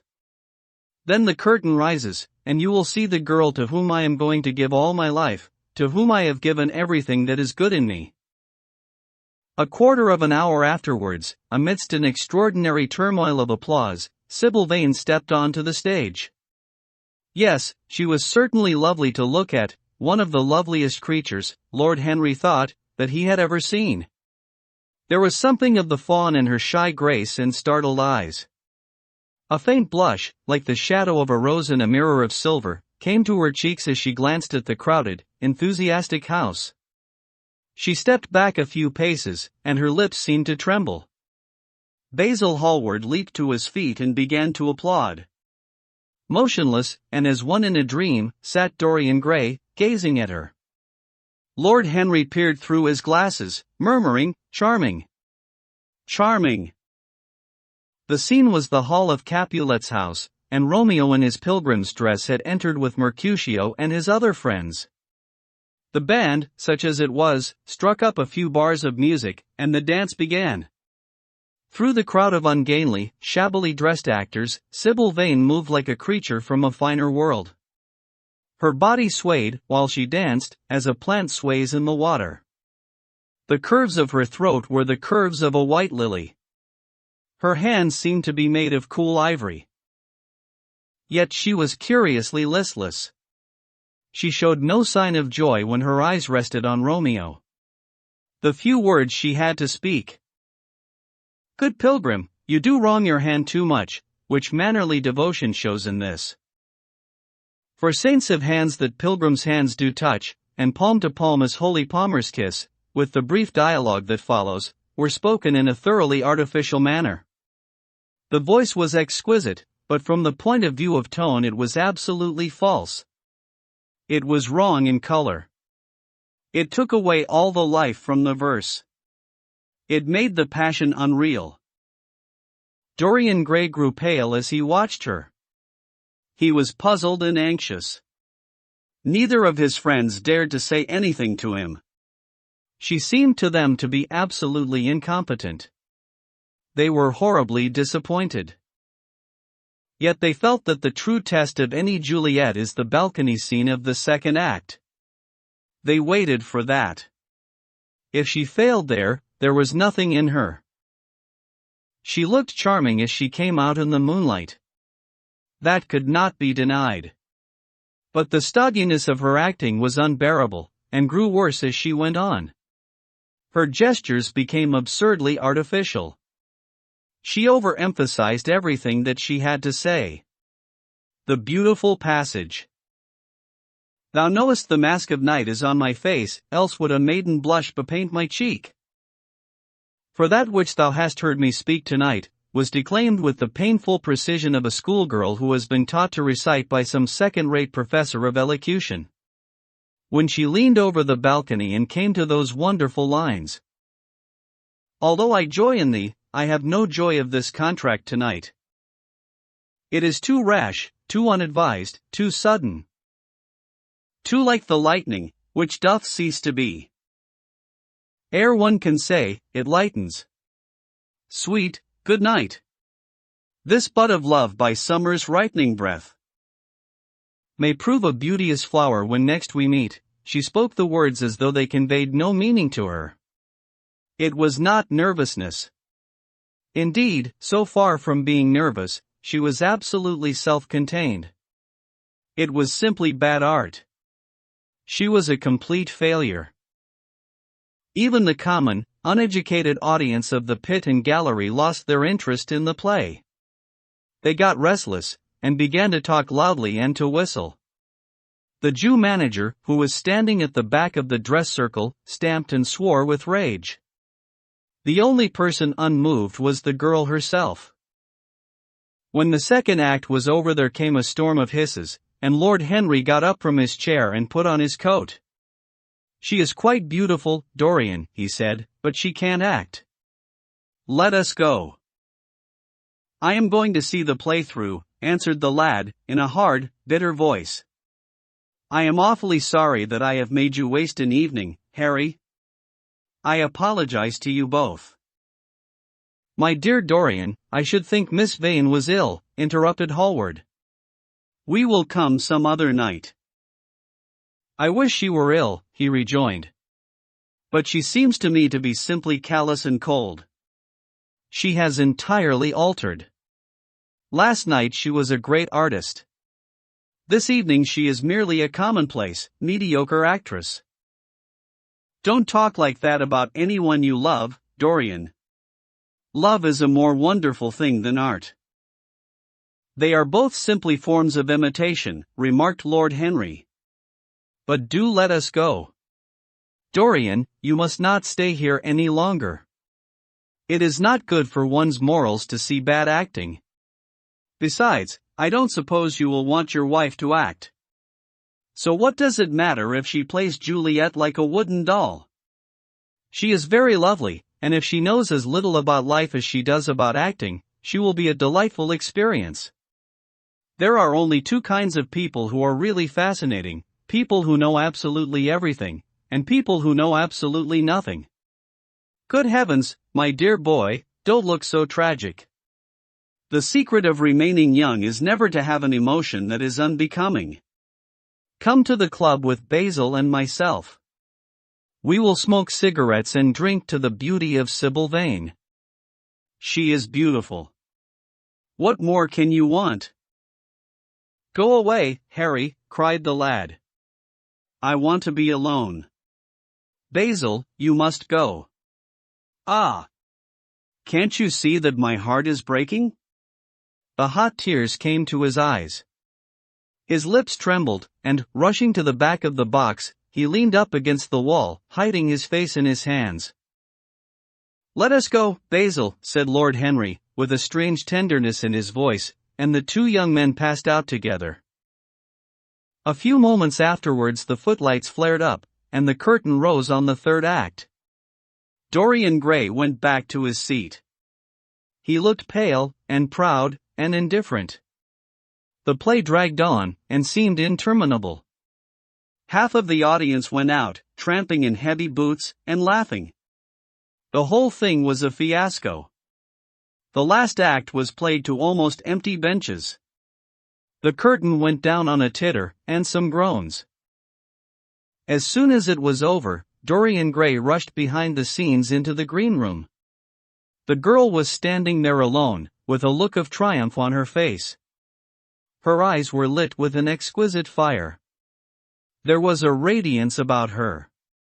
Her parted lips were smiling over some secret of their own. When he entered, she looked at him, and an expression of infinite joy came over her. How badly I acted tonight, Dorian, she cried. Horribly, he answered, gazing at her in amazement, horribly. It was dreadful. Are you ill? You have no idea what it was. You have no idea what I suffered. The girl smiled. Dorian, she answered, lingering over his name with long-drawn music in her voice, as though it were sweeter than honey to the red petals of her mouth. Dorian, you should have understood. But you understand now, don't you? Understand what? He asked, angrily. Why I was so bad tonight. Why I shall always be bad. Why I shall never act well again. He shrugged his shoulders. You are ill, I suppose. When you are ill you shouldn't act. You make yourself ridiculous. My friends are bored. I was bored. She seemed not to listen to him. She was transfigured with joy. An ecstasy of happiness dominated her. Dorian, Dorian, she cried, before I knew you, acting was the one reality of my life. It was only in the theater that I lived. I thought that it was all true. I was Rosalind one night, and Portia the other. The joy of Beatrice was my joy, and the sorrows of Cordelia were mine also. Point 2 I believed in everything. The common people who acted with me seemed to me to be godlike. The painted scenes were my world. I knew nothing but shadows, and I thought them real. You came, oh, my beautiful love. And you freed my soul from prison. You taught me what reality really is. Tonight, for the first time in my life, I saw through the hollowness, the sham, the silliness of the empty pageant in which I had always played. Tonight, for the first time, I became conscious that the Romeo was hideous, and old, and painted, that the moonlight in the orchard was false, that the scenery was vulgar, and that the words I had to speak were unreal, were not my words, were not what I wanted to say. You had brought me something higher, something of which all art is but a reflection. You had made me understand what love really is. My love. My love. Prince Charming. Prince of life. I have grown sick of shadows. 3 You are more to me than all art can ever be. What have I to do with the puppets of a play? When I came on tonight, I could not understand how it was that everything had gone from me. I thought that I was going to be wonderful. I found that I could do nothing. Suddenly it dawned on my soul what it all meant. The knowledge was exquisite to me. I heard them hissing, and I smiled. What could they know of love such as ours? Take me away, Dorian, take me away with you, where we can be quite alone. I hate the stage. I might mimic a passion that I do not feel, but I cannot mimic one that burns me like fire. Oh, Dorian, Dorian, you understand now what it signifies? Even if I could do it, it would be profanation for me to play at being in love. You have made me see that. He flung himself down on the sofa, and turned away his face. You have killed my love, he muttered. She looked at him in wonder, and laughed. He made no answer. She came across to him, and with her little fingers stroked his hair. She knelt down and pressed his hands to her lips. He drew them away, and a shudder ran through him. Then he leaped up, and went to the door. Yes, he cried, you have killed my love. You used to stir my imagination. Now you don't even stir my curiosity. You simply produce no effect. I loved you because you were marvelous, because you had genius and intellect, because you realized the dreams of great poets and gave shape and substance to the shadows of art. You have thrown it all away. You are shallow and stupid. My God! How mad I was to love you! What a fool I have been! You are nothing to me now. I will never see you again. I will never think of you. I will never mention your name. You don't know what you were to me, once. Why, once? Oh, I can't bear to think of it. I wish I had never laid eyes upon you. You have spoiled the romance of my life. How little you can know of love, if you say it mars your art. Without your art you are nothing. I would have made you famous, splendid, magnificent. The world would have worshipped you, and you would have borne my name. What are you now? A third-rate actress with a pretty face. The girl grew white, and trembled. She clenched her hands together, and her voice seemed to catch in her throat. You are not serious, Dorian, she murmured. You are acting. Acting. I leave that to you. You do it so well, he answered, bitterly. She rose from her knees, and, with a piteous expression of pain in her face, came across the room to him. She put her hand upon his arm, and looked into his eyes. He thrust her back. Don't touch me, he cried. A low moan broke from her, and she flung herself at his feet, and lay there like a trampled flower. Dorian, Dorian, don't leave me, she whispered. I am so sorry I didn't act well. I was thinking of you all the time. But I will try, indeed, I will try. It came so suddenly across me, my love for you. I think I should never have known it if you had not kissed me, if we had not kissed each other. Kiss me again, my love. Don't go away from me. I couldn't bear it. Oh. Don't go away from me. My brother. No, never mind. He didn't mean it. He was in jest. But you, oh. Can't you forgive me for tonight? I will work so hard, and try to improve. Don't be cruel to me because I love you better than anything in the world. After all, it is only once that I have not pleased you. But you are quite right, Dorian. I should have shown myself more of an artist. It was foolish of me, and yet I couldn't help it. Oh, don't leave me, don't leave me. A fit of passionate sobbing choked her. She crouched on the floor like a wounded thing, and Dorian Gray, with his beautiful eyes, looked down at her, and his chiseled lips curled in exquisite disdain. There is always something ridiculous about the emotions of people whom one has ceased to love. Sybil Vane seemed to him to be absurdly melodramatic. Her tears and sobs annoyed him. I am going, he said at last, in his calm, clear voice. I don't wish to be unkind, but I can't see you again. You have disappointed me.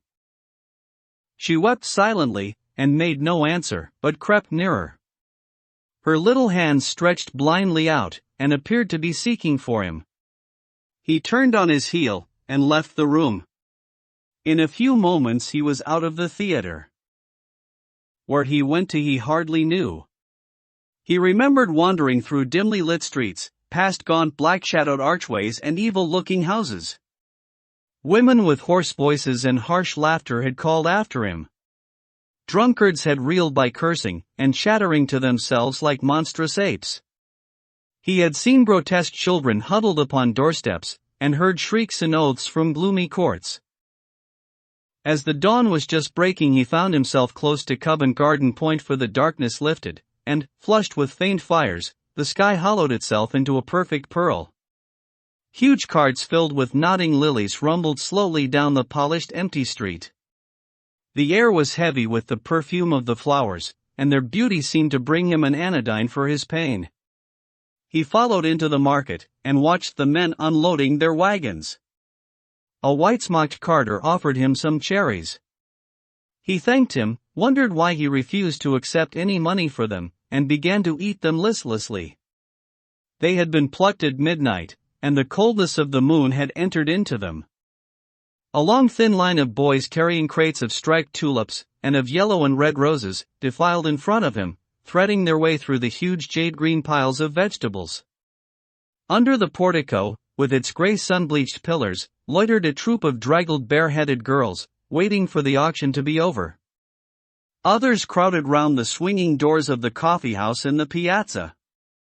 The heavy cart horses slipped and stamped upon the rough stones, shaking their bells and trappings. Some of the drivers were lying asleep on a pile of sacks. Iris-necked and pink-footed, the pigeons ran about picking up seeds. After a little while, he hailed a hansom and drove home. For a few moments he loitered upon the doorstep, looking round at the silent square with its blank close-shuttered windows, and its staring blinds. The sky was pure opal now, and the roofs of the houses glistened like silver against it. From some chimney opposite a thin wreath of smoke was rising. It curled, a violet riband, through the nacre-colored air. In the huge gilt Venetian lantern, spoil of some doge's barge, that hung from the ceiling of the great oak-paneled hall of entrance, lights were still burning from 3 flickering jets, thin blue petals of flame they seemed, rimmed with white fire. He turned them out, and, having thrown his hat and cape on the table, passed through the library towards the door of his bedroom, a large octagonal chamber on the ground floor that, in his newborn feeling for luxury, he had just had decorated for himself, and hung with some curious Renaissance tapestries that had been discovered stored in a disused attic at Selby Royal. As he was turning the handle of the door, his eye fell upon the portrait Basil Hallward had painted of him. He started back as if in surprise. Then he went on into his own room, looking somewhat puzzled.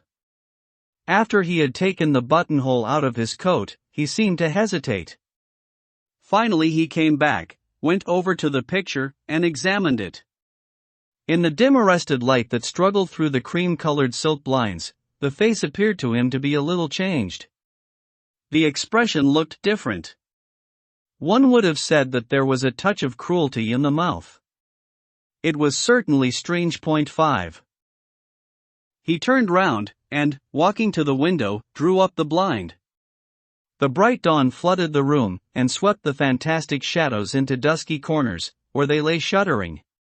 But the strange expression that he had noticed in the face of the portrait seemed to linger there, to be more intensified even. The quivering, ardent sunlight showed him the lines of cruelty round the mouth as clearly as if he had been looking into a mirror after he had done some dreadful thing. He winced, and, taking up from the table an oval glass framed in ivory cupids, one of Lord Henry's many presents to him, glanced hurriedly into its polished depths. No line like that warped his red lips. What did it mean? He rubbed his eyes, and came close to the picture, and examined it again. There were no signs of any change when he looked into the actual painting, and yet there was no doubt that the whole expression had altered.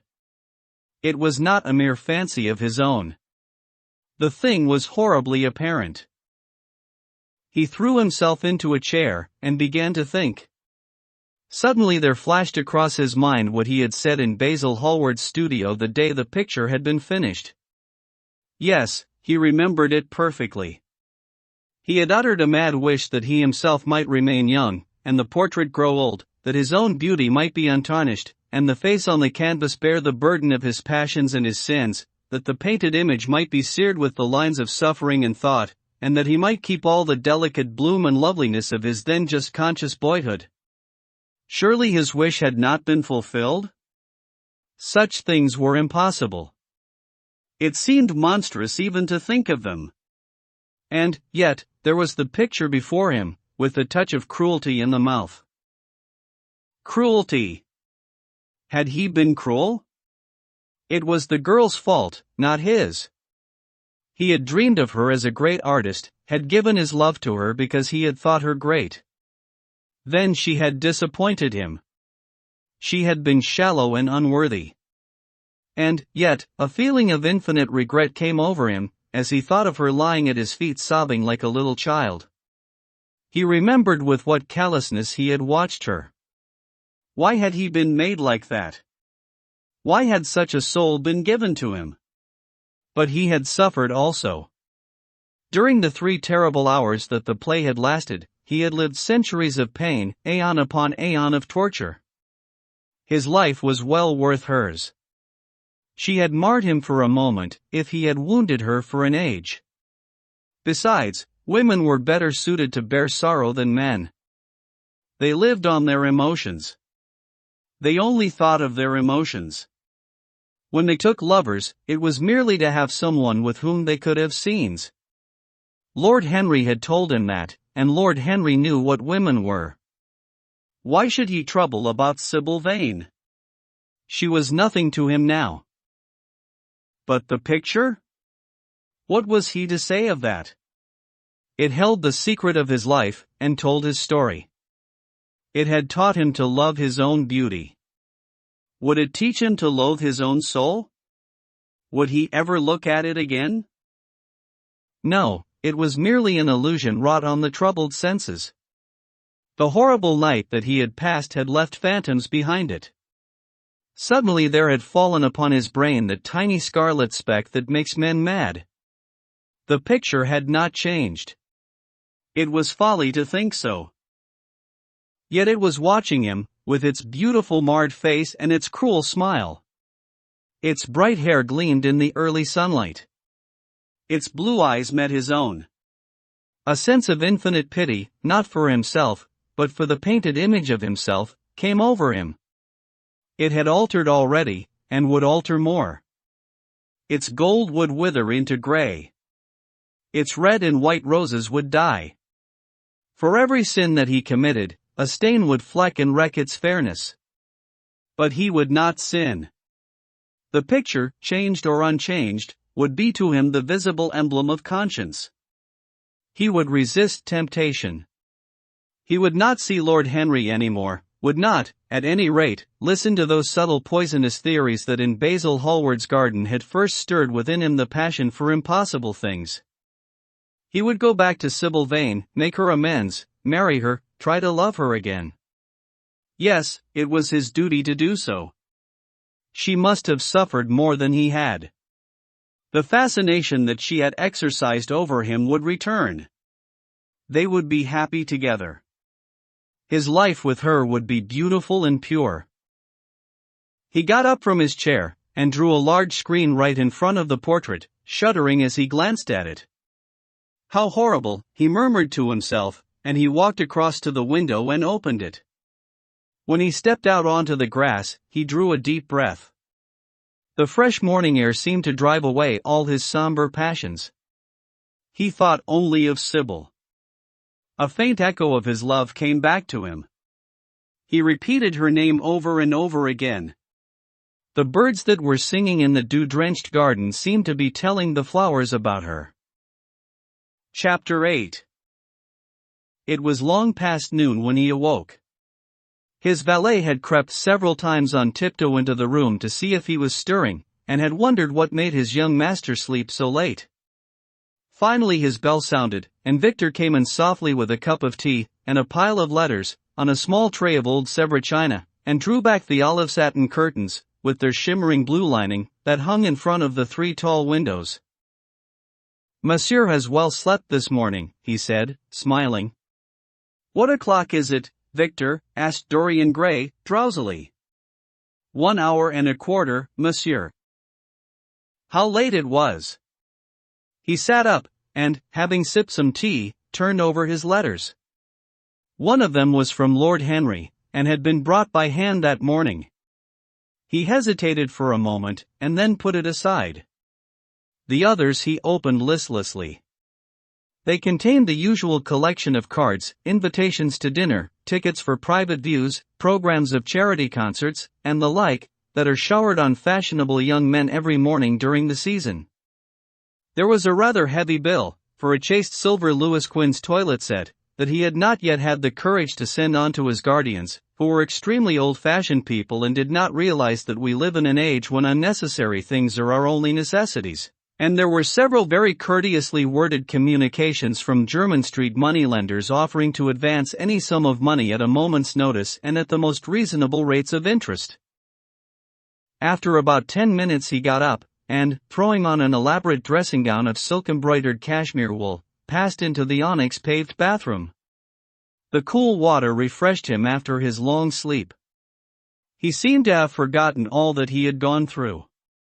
A dim sense of having taken part in some strange tragedy came to him once or twice, but there was the unreality of a dream about it. As soon as he was dressed, he went into the library and sat down to a light French breakfast, that had been laid out for him on a small round table close to the open window. It was an exquisite day. The warm air seemed laden with spices. A bee flew in, and buzzed round the blue dragon bowl that, filled with sulphur-yellow roses, stood before him. He felt perfectly happy. Suddenly his eye fell on the screen that he had placed in front of the portrait, and he started. "Too cold for monsieur?" asked his valet, putting an omelette on the table. "I shut the window?" Dorian shook his head. "I am not cold," he murmured. Was it all true? Had the portrait really changed? Or had it been simply his own imagination that had made him see a look of evil where there had been a look of joy? Surely a painted canvas could not alter? The thing was absurd. It would serve as a tale to tell Basil some day.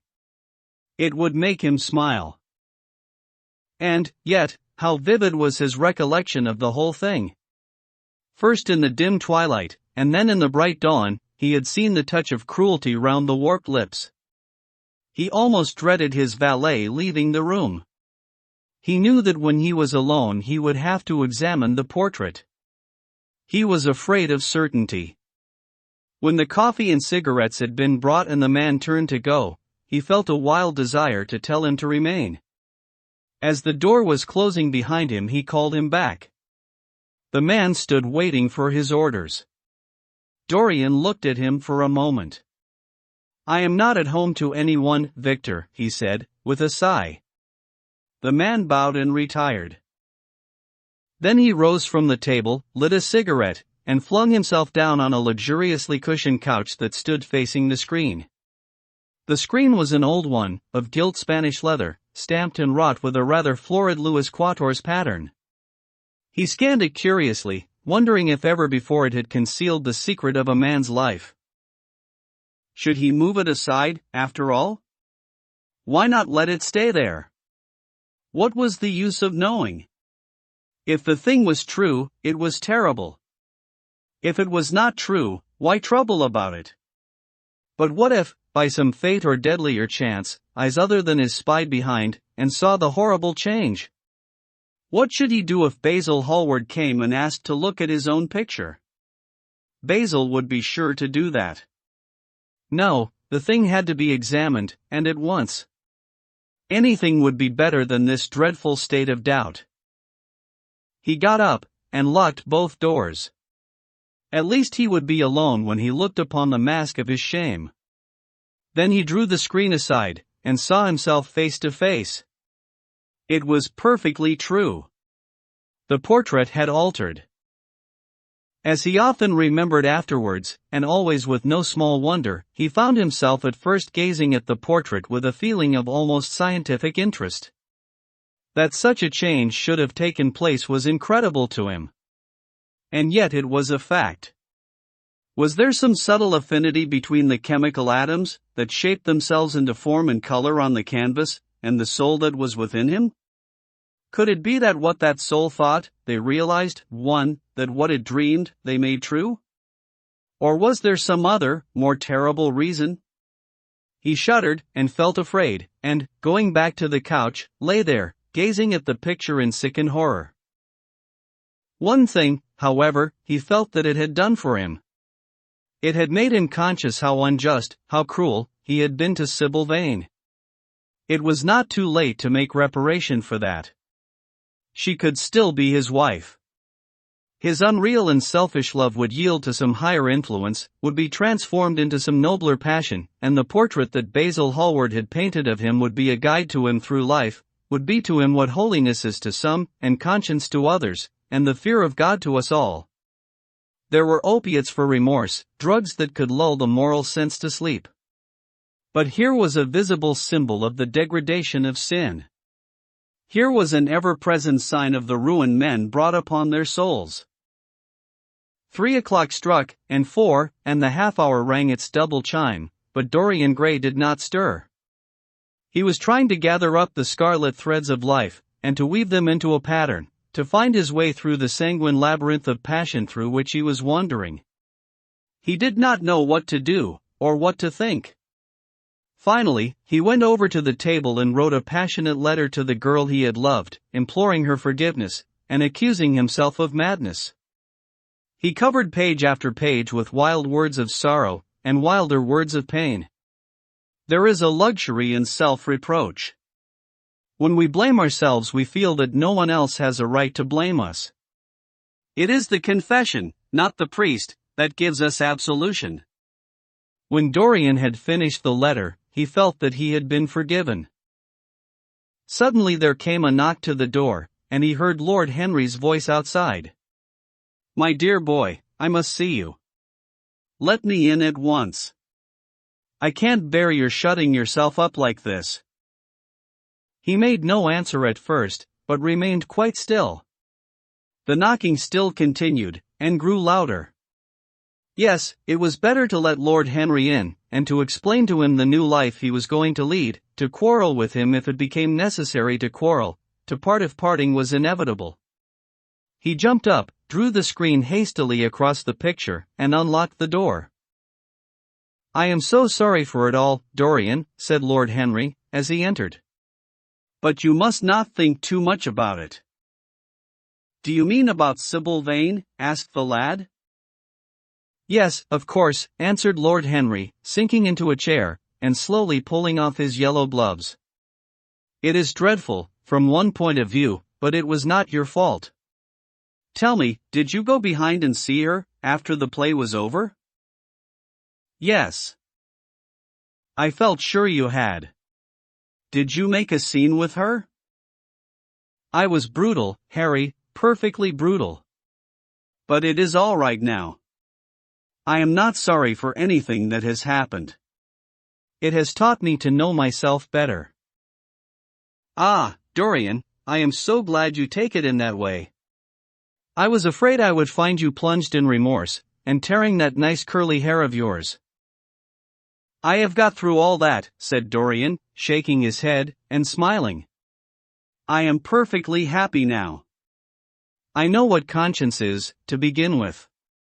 It is not what you told me it was. It is the divinest thing in us. Don't sneer at it, Harry, any more, at least not before me. I want to be good. I can't bear the idea of my soul being hideous. A very charming artistic basis for ethics, Dorian. I congratulate you on it. But how are you going to begin? By marrying Sybil Vane. Marrying Sybil Vane, cried Lord Henry, standing up and looking at him in perplexed amazement. But, my dear Dorian. Yes, Harry, I know what you are going to say. Something dreadful about marriage. Don't say it. Don't ever say things of that kind to me again. 2 days ago I asked Sybil to marry me. I am not going to break my word to her. She is to be my wife. Your wife? Dorian. Didn't you get my letter? I wrote to you this morning, and sent the note down, by my own man. Your letter? Oh, yes, I remember. I have not read it yet, Harry. I was afraid there might be something in it that I wouldn't like. You cut life to pieces with your epigrams. You know nothing then? What do you mean? Lord Henry walked across the room, and, sitting down by Dorian Gray, took both his hands in his own, and held them tightly. Dorian, he said, my letter, don't be frightened, was to tell you that Sybil Vane is dead. A cry of pain broke from the lad's lips, and he leaped to his feet, tearing his hands away from Lord Henry's grasp. Dead! Sybil dead! It is not true! It is a horrible lie! How dare you say it? It is quite true, Dorian, said Lord Henry, gravely. It is in all the morning papers. I wrote down to you to ask you not to see anyone till I came. There will have to be an inquest, of course, and you must not be mixed up in it. Things like that make a man fashionable in Paris. But in London people are so prejudiced. Here, one should never make one's debut with a scandal. One should reserve that to give an interest to one's old age. I suppose they don't know your name at the theater? If they don't, it is all right. Did anyone see you going round to her room? That is an important point. Dorian did not answer for a few moments. He was dazed with horror. Finally he stammered, in a stifled voice, Harry, did you say an inquest? What did you mean by that? Did Sybil? Oh, Harry, I can't bear it. But be quick. Tell me everything at once. I have no doubt it was not an accident, Dorian, though it must be put in that way to the public. It seems that as she was leaving the theater with her mother, about 12:30 or so, she said she had forgotten something upstairs. They waited some time for her, but she did not come down again. They ultimately found her lying dead on the floor of her dressing room. She had swallowed something by mistake, some dreadful thing they use at theaters. I don't know what it was, but it had either prussic acid or white lead in it. I should fancy it was prussic acid, as she seems to have died instantaneously. Harry, it is terrible, cried the lad. Yes, it is very tragic, of course, but you must not get yourself mixed up in it. I see by the Standard that she was 17. I should have thought she was almost younger than that. She looked such a child, and seemed to know so little about acting. Dorian, you mustn't let this thing get on your nerves. You must come and dine with me, and afterwards we will look in at the opera.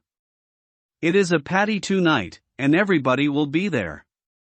You can come to my sister's box. She has got some smart women with her. So I have murdered Sybil Vane, said Dorian Gray, half to himself, murdered her as surely as if I had cut her little throat with a knife. Yet the roses are not less lovely for all that. The birds sing just as happily in my garden.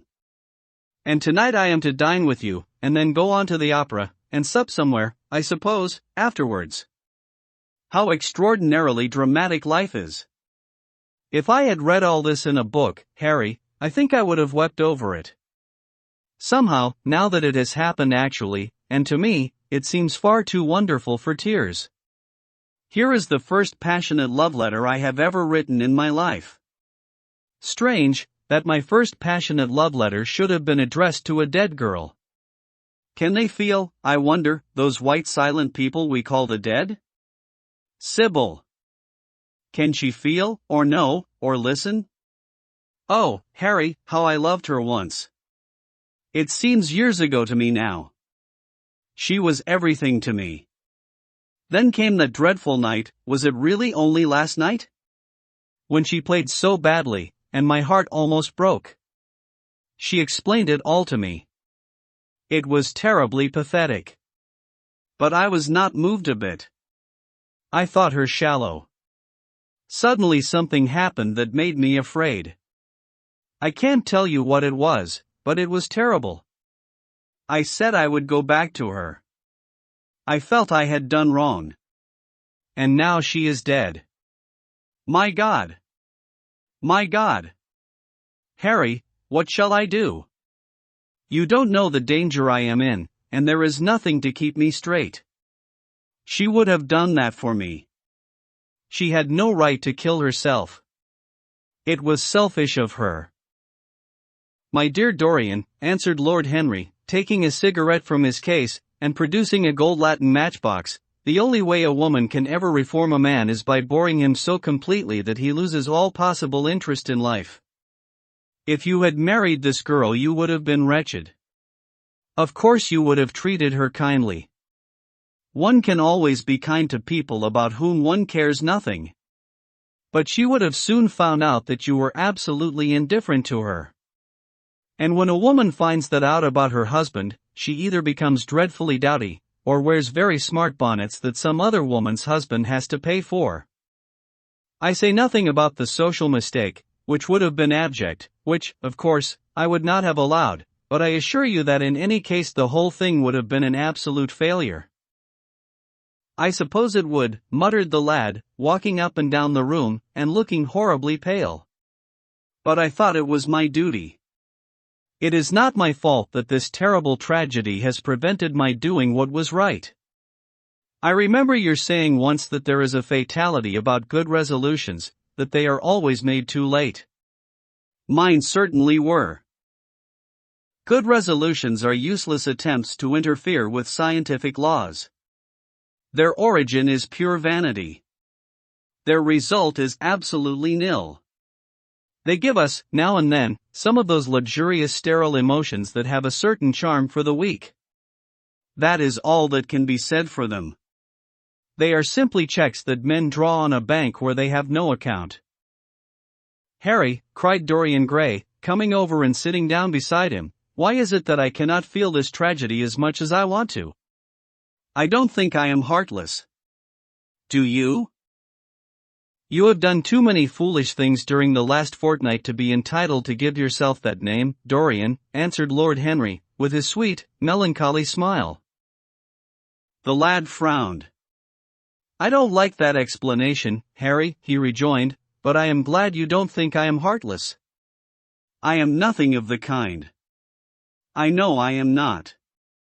And yet I must admit that this thing that has happened does not affect me as it should. It seems to me to be simply like a wonderful ending to a wonderful play. It has all the terrible beauty of a Greek tragedy, a tragedy in which I took a great part, but by which I have not been wounded. It is an interesting question, said Lord Henry, who found an exquisite pleasure in playing on the lad's unconscious egotism, an extremely interesting question. I fancy that the true explanation is this. It often happens that the real tragedies of life occur in such an inartistic manner that they hurt us by their crude violence, their absolute incoherence, their absurd want of meaning, their entire lack of style. They affect us just as vulgarity affects us. They give us an impression of sheer brute force, and we revolt against that. Sometimes, however, a tragedy that possesses artistic elements of beauty crosses our lives. If these elements of beauty are real, the whole thing simply appeals to our sense of dramatic effect. Suddenly we find that we are no longer the actors, but the spectators of the play. Or rather, we are both. We watch ourselves, and the mere wonder of the spectacle enthralls us. In the present case, what is it that has really happened? Someone has killed herself for love of you. I wish that I had ever had such an experience. It would have made me in love with love for the rest of my life. The people who have adored me, there have not been very many, but there have been some, have always insisted on living on, long after I had ceased to care for them, or they to care for me. They have become stout and tedious, and when I meet them they go in at once for reminiscences. That awful memory of woman. What a fearful thing it is! And what an utter intellectual stagnation it reveals! One should absorb the color of life, but one should never remember its details. Details are always vulgar. I must sow poppies in my garden, sighed Dorian.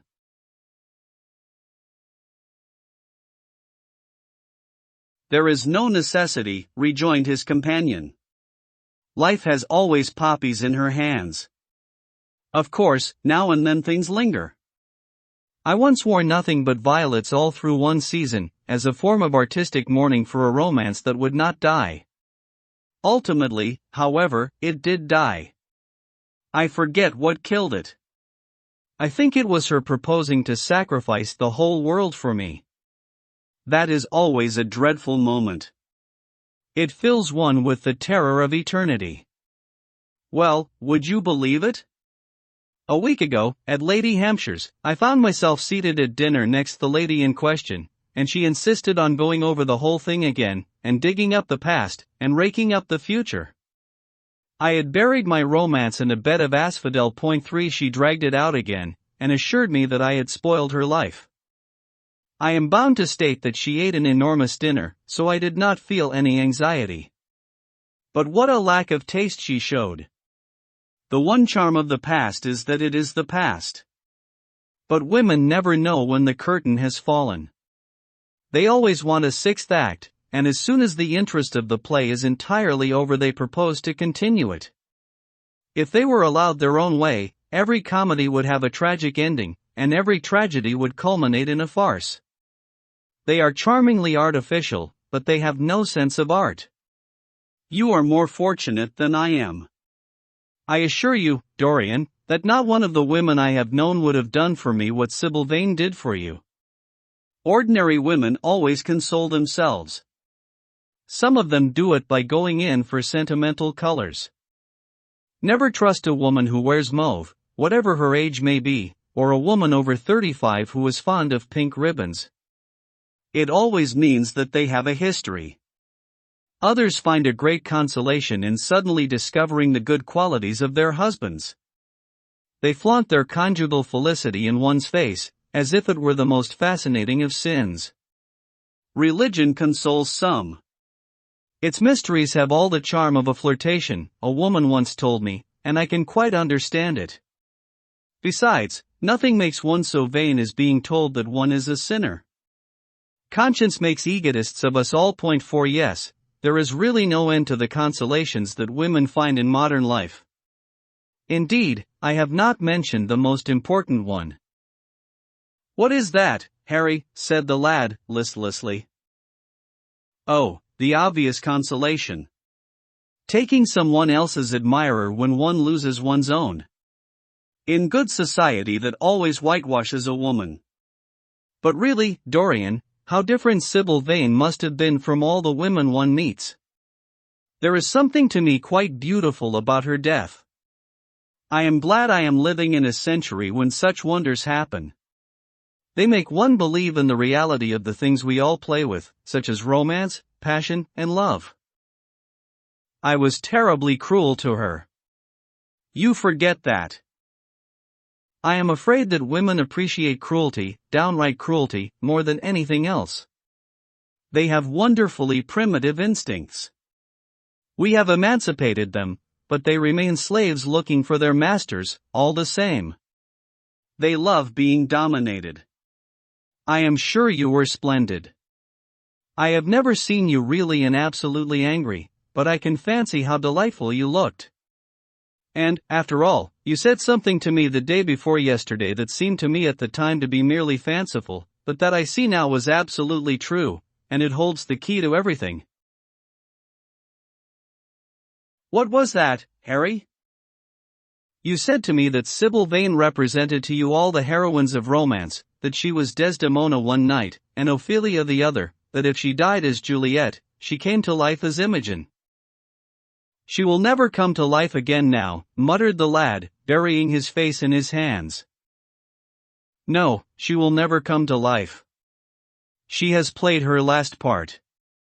But you must think of that lonely death in the tawdry dressing room simply as a strange lurid fragment from some Jacobean tragedy, as a wonderful scene from Webster, or Ford, or Cyril Turner. 5 The girl never really lived, and so she has never really died. To you at least she was always a dream, a phantom that flitted through Shakespeare's plays and left them lovelier for its presence, a reed through which Shakespeare's music sounded richer and more full of joy.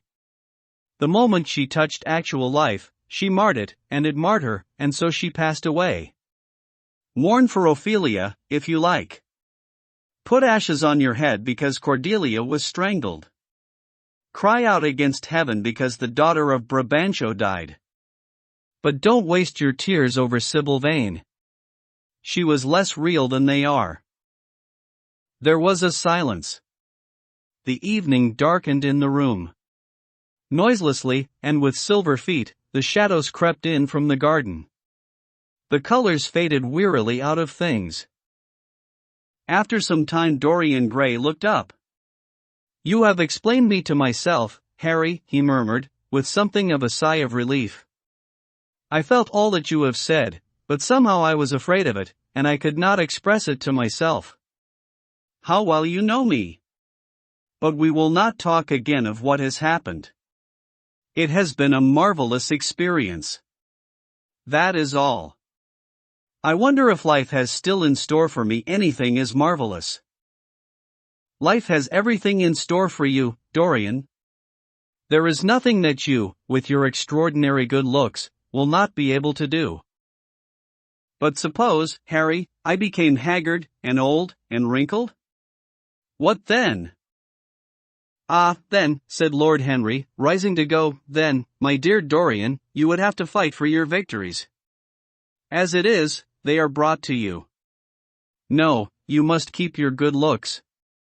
We live in an age that reads too much to be wise, and that thinks too much to be beautiful. We cannot spare you. And now you had better dress, and drive down to the club. We are rather late, as it is. I think I shall join you at the opera, Harry. I feel too tired to eat anything. What is the number of your sister's box? 27, I believe. It is on the grand tier. You will see her name on the door. But I am sorry you won't come and dine. I don't feel up to it, said Dorian, listlessly. But I am awfully obliged to you for all that you have said to me. You are certainly my best friend. No one has ever understood me as you have. We are only at the beginning of our friendship, Dorian, answered Lord Henry, shaking him by the hand. Goodbye. I shall see you before 9:30, I hope. Remember, Patty is singing. As he closed the door behind him, Dorian Gray touched the bell, and in a few minutes Victor appeared with the lamps and drew the blinds down. He waited impatiently for him to go. The man seemed to take an interminable time over everything. As soon as he had left, he rushed to the screen, and drew it back. No, there was no further change in the picture. It had received the news of Sybil Vane's death before he had known of it himself. It was conscious of the events of life as they occurred. The vicious cruelty that marred the fine lines of the mouth had, no doubt, appeared at the very moment that the girl had drunk the poison, whatever it was. Or was it indifferent to results? Did it merely take cognizance of what passed within the soul? He wondered, and hoped that someday he would see the change taking place before his very eyes, shuddering as he hoped it. Poor Sybil. What a romance it had all been! She had often mimicked death on the stage. Then death himself had touched her, and taken her with him. How had she played that dreadful last scene? Had she cursed him, as she died? No, she had died for love of him, and love would always be a sacrament to him now. She had atoned for everything, by the sacrifice she had made of her life. He would not think any more of what she had made him go through, on that horrible night at the theater. When he thought of her, it would be as a wonderful tragic figure sent onto the world's stage to show the supreme reality of love. A wonderful tragic figure? Tears came to his eyes as he remembered her childlike look and winsome fanciful ways and shy tremulous grace. He brushed them away hastily, and looked again at the picture. 6. He felt that the time had really come for making his choice. Or had his choice already been made? Yes, life had decided that for him, life, and his own infinite curiosity about life. Eternal youth, infinite passion, pleasures subtle and secret, wild joys and wilder sins, he was to have all these things. The portrait was to bear the burden of his shame, that was all. A feeling of pain crept over him as he thought of the desecration that was in store for the fair face on the canvas. Once, in boyish mockery of Narcissus, he had kissed, or feigned to kiss, those painted lips that now smiled so cruelly at him. Morning after morning, he had sat before the portrait wondering at its beauty, almost enamored of it, as it seemed to him at times. Was it to alter now with every mood to which he yielded? Was it to become a monstrous and loathsome thing, to be hidden away in a locked room, to be shut out from the sunlight that had so often touched to brighter gold the waving wonder of its hair? The pity of it! The pity of it! For a moment he thought of praying that the horrible sympathy that existed between him and the picture might cease. It had changed in answer to a prayer, perhaps in answer to a prayer it might remain unchanged. And, yet, who, that knew anything about life, would surrender the chance of remaining always young, however fantastic that chance might be, or with what fateful consequences it might be fraught? Besides, was it really under his control? Had it indeed been prayer that had produced the substitution? Might there not be some curious scientific reason for it all? If thought could exercise its influence upon a living organism, might not thought exercise an influence upon dead and inorganic things? Nay, without thought or conscious desire, might not things external to ourselves vibrate in unison with our moods and passions, atom calling to atom in secret love or strange affinity? But the reason was of no importance. He would never again tempt by a prayer any terrible power. If the picture was to alter, it was to alter. That was all. Why inquire too closely into it? 7. For there would be a real pleasure in watching it. He would be able to follow his mind into its secret places. This portrait would be to him the most magical of mirrors. As it had revealed to him his own body, so it would reveal to him his own soul. And when winter came upon it, he would still be standing where spring trembles on the verge of summer. When the blood crept from its face, and left behind a pallid mask of chalk with leaden eyes, he would keep the glamour of boyhood. Not one blossom of his loveliness would ever fade. Not one pulse of his life would ever weaken. Like the gods of the Greeks, he would be strong, and fleet, and joyous. What did it matter what happened to the colored image on the canvas? He would be safe. That was everything. He drew the screen back into its former place in front of the picture, smiling as he did so, and passed into his bedroom, where his valet was already waiting for him. An hour later he was at the opera, and Lord Henry was leaning over his chair. Chapter 9. As he was sitting at breakfast next morning, Basil Hallward was shown into the room. "I am so glad I have found you, Dorian," he said, gravely. "I called last night, and they told me you were at the opera. Of course I knew that was impossible. But I wish you had left word where you had really gone to. I passed a dreadful evening, half afraid that one tragedy might be followed by another. I think you might have telegraphed for me when you heard of it first. I read of it quite by chance in a late edition of the Globe, that I picked up at the club.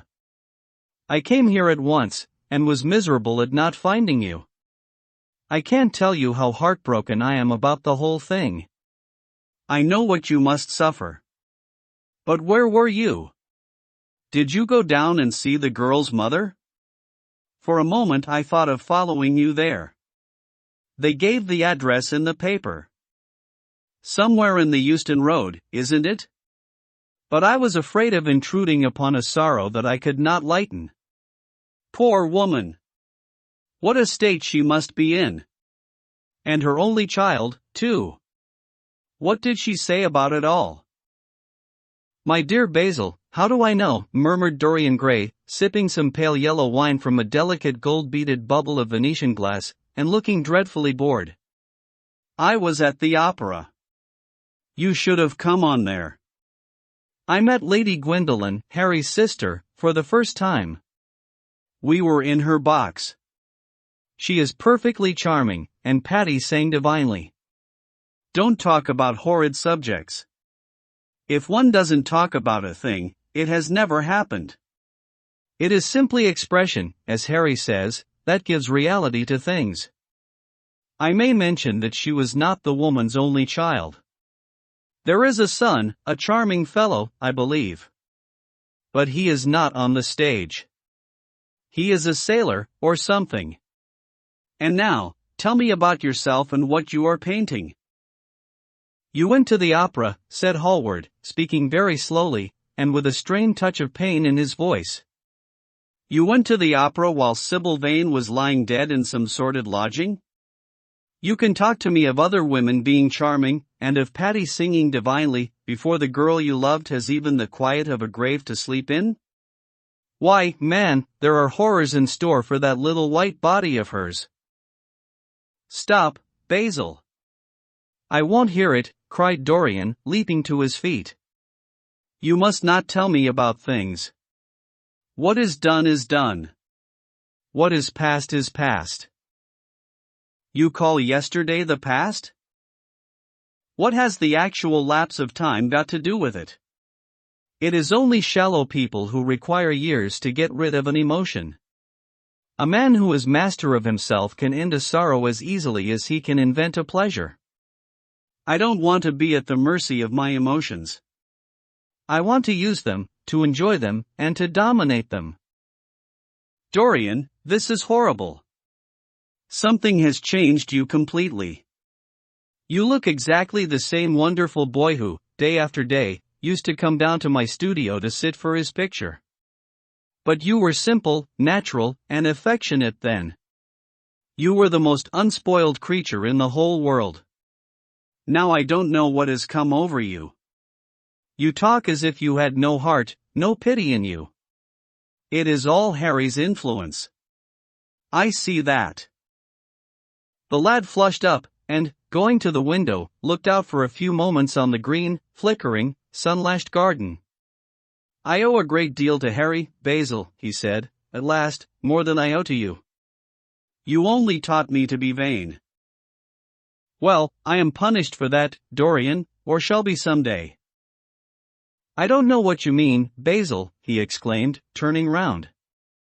I don't know what you want. What do you want?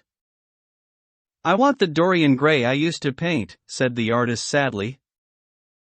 Basil, said the lad, going over to him, and putting his hand on his shoulder, you have come too late. Yesterday when I heard that Sybil Vane had killed herself. Killed herself? Good heavens! Is there no doubt about that? Cried Hallward, looking up at him with an expression of horror. My dear Basil! Surely you don't think it was a vulgar accident? Of course she killed herself. The elder man buried his face in his hands. How fearful, he muttered, and a shudder ran through him. No, said Dorian Gray, there is nothing fearful about it. It is one of the great romantic tragedies of the age. As a rule, people who act lead the most commonplace lives. They are good husbands, or faithful wives, or something tedious. You know what I mean, middle-class virtue, and all that kind of thing. How different Sybil was. She lived her finest tragedy. She was always a heroine. The last night she played, the night you saw her, she acted badly because she had known the reality of love. When she knew its unreality, she died, as Juliet might have died. She passed again into the sphere of art. There is something of the martyr about her. Her death has all the pathetic uselessness of martyrdom, all its wasted beauty. But, as I was saying, you must not think I have not suffered. If you had come in yesterday at a particular moment, about 5:30, perhaps, or 5:45, you would have found me in tears. Even Harry, who was here, who brought me the news, in fact, had no idea what I was going through. I suffered immensely. Then it passed away. I cannot repeat an emotion. No one can, except sentimentalists. And you are awfully unjust, Basil. You come down here to console me. That is charming of you. You find me consoled, and you are furious. How like a sympathetic person. You remind me of a story Harry told me about a certain philanthropist who spent 20 years of his life in trying to get some grievance redressed, or some unjust law altered. I forget exactly what it was. Finally he succeeded, and nothing could exceed his disappointment. He had absolutely nothing to do, almost died of ennui, and became a confirmed misanthrope. And besides, my dear old Basil, if you really want to console me, teach me rather to forget what has happened, or to see it from a proper artistic point of view. Was it not Gautier one who used to write about La Consolation des Arts? I remember picking up a little vellum-covered book in your studio one day and chancing on that delightful phrase. Well, I am not like that young man you told me of when we were down at Marlow 2 together, the young man who used to say that yellow satin could console one for all the miseries of life. I love beautiful things that one can touch and handle. Old brocades, green bronzes, lacquerwork, carved ivories, exquisite surroundings, luxury, pomp, there is much to be got from all these. But the artistic temperament that they create, or at any rate reveal, is still more to me. To become the spectator of one's own life, as Harry says, is to escape the suffering of life. I know you are surprised at my talking to you like this. You have not realized how I have developed. I was a schoolboy when you knew me. I am a man now. I have new passions, new thoughts, new ideas. I am different, but you must not like me less. I am changed, but you must always be my friend. Of course I am very fond of Harry. But I know that you are better than he is. You are not stronger, you are too much afraid of life, but you are better. And how happy we used to be together. Don't leave me, Basil, and don't quarrel with me. I am what I am. There is nothing more to be said. The painter felt strangely moved. 3 The lad was infinitely dear to him, and his personality had been the great turning point in his art. He could not bear the idea of reproaching him anymore. After all, his indifference was probably merely a mood that would pass away. There was so much in him that was good, so much in him that was noble. Well, Dorian, he said, at length, with a sad smile, I won't speak to you again about this horrible thing, after today. I only trust your name won't be mentioned in connection with it. The inquest is to take place this afternoon. Have they summoned you? Dorian shook his head, and a look of annoyance passed over his face at the mention of the word inquest. There was something so crude and vulgar about everything of the kind. They don't know my name, he answered. But surely she did? Only my Christian name, and that I am quite sure she never mentioned to anyone.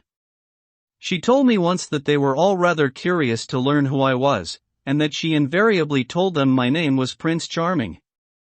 It was pretty of her. You must do me a drawing of Sybil, Basil. I should like to have something more of her than the memory of a few kisses and some broken pathetic words. I will try and do something, Dorian, if it would please you. But you must come and sit to me yourself again. I can't get on without you. I can never sit to you again, Basil. It is impossible, he exclaimed, starting back. The painter stared at him. My dear boy, what nonsense, he cried. Do you mean to say you don't like what I did of you? Where is it? Why have you pulled the screen in front of it? Let me look at it. It is the best thing I have ever done. Do take the screen away, Dorian. It is simply disgraceful of your servant hiding my work like that. I felt the room looked different as I came in. My servant has nothing to do with it, Basil. You don't imagine I let him arrange my room for me. He settles my flowers for me sometimes, that is all. No, I did it myself. The light was too strong on the portrait. Too strong? Surely not, my dear fellow? It is an admirable place for it. Let me see it. And Hallward walked towards the corner of the room. A cry of terror broke from Dorian Gray's lips, and he rushed between the painter and the screen. Basil, he said, looking very pale, you must not look at it. I don't wish you to. Not look at my own work. You are not serious. Why shouldn't I look at it? Exclaimed Hallward, laughing. If you try to look at it, Basil, on my word of honor I will never speak to you again as long as I live. I am quite serious. I don't offer any explanation, and you are not to ask for any. But, remember, if you touch the screen, everything is over between us. Hallward was thunderstruck. He looked at Dorian Gray in absolute amazement. He had never seen him like this before. The lad was actually pallid with rage. His hands were clenched, and the pupils of his eyes were like discs of blue fire. He was trembling all over. Dorian! Don't speak! But what is the matter? Of course I won't look at it if you don't want me to, he said, rather coldly, turning on his heel, and going over towards the window. But, really, it seems rather absurd that I shouldn't see my own work, especially as I am going to exhibit it in Paris in the autumn. I shall probably have to give it another coat of varnish before that, so I must see it some day, and why not today? To exhibit it.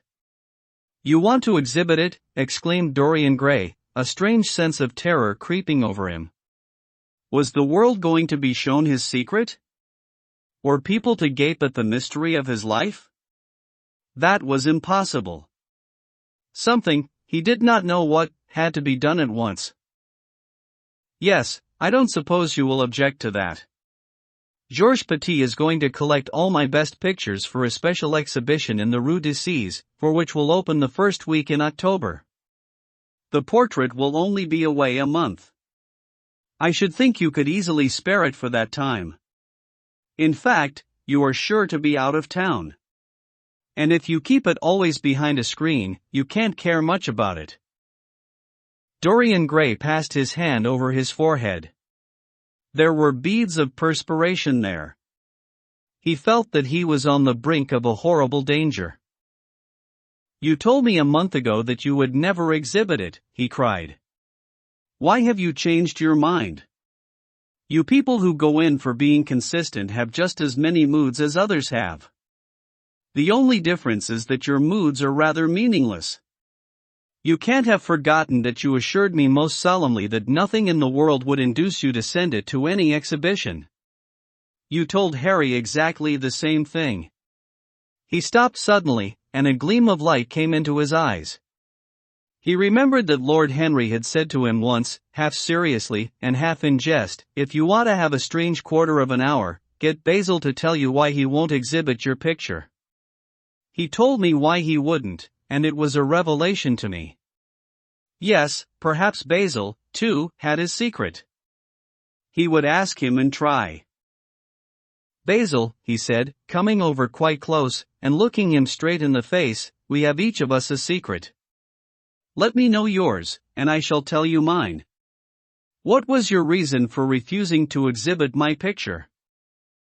The painter shuddered in spite of himself. Dorian, if I told you, you might like me less than you do, and you would certainly laugh at me. I could not bear your doing either of those two things. If you wish me never to look at your picture again, I am content. I have always you to look at. If you wish the best work I have ever done to be hidden from the world, I am satisfied. Your friendship is dearer to me than any fame or reputation. No, Basil, you must tell me, insisted Dorian Gray. I think I have a right to know. His feeling of terror had passed away, and curiosity had taken its place. He was determined to find out Basil Hallward's mystery. Let us sit down, Dorian, said the painter, looking troubled. Let us sit down. And just answer me one question. Have you noticed in the picture something curious? Something that probably at first did not strike you, but that revealed itself to you suddenly? Basil, cried the lad, clutching the arms of his chair with trembling hands, and gazing at him with wild, startled eyes. I see you did. Don't speak. Wait till you hear what I have to say. Dorian, from the moment I met you, your personality had the most extraordinary influence over me. I was dominated, soul, brain, and power by you. You became to me the visible incarnation of that unseen ideal whose memory haunts us artists like an exquisite dream. I worshipped you. I grew jealous of everyone to whom you spoke. I wanted to have you all to myself. I was only happy when I was with you. When you were away from me, you were still present in my art. Of course, I never let you know anything about this. It would have been impossible. You would not have understood it. I hardly understood it myself. I only knew that I had seen perfection face to face, and that the world had become wonderful to my eyes, too wonderful, perhaps, for in such mad worships there is peril, the peril of losing them, no less than the peril of keeping them. Weeks and weeks went on, and I grew more and more absorbed in you. Then came a new development. I had drawn you as Paris in dainty armor, and as Adonis with huntsman's cloak and polished boar spear. Crowned with heavy lotus blossoms, you had sat on the prow of Adrian's barge, gazing across the green turbid Nile. You had leant over the still pool of some Greek woodland, and seen in the water's silent silver the marvel of your own face. 6 And it had all been what art should be, unconscious, ideal, and remote.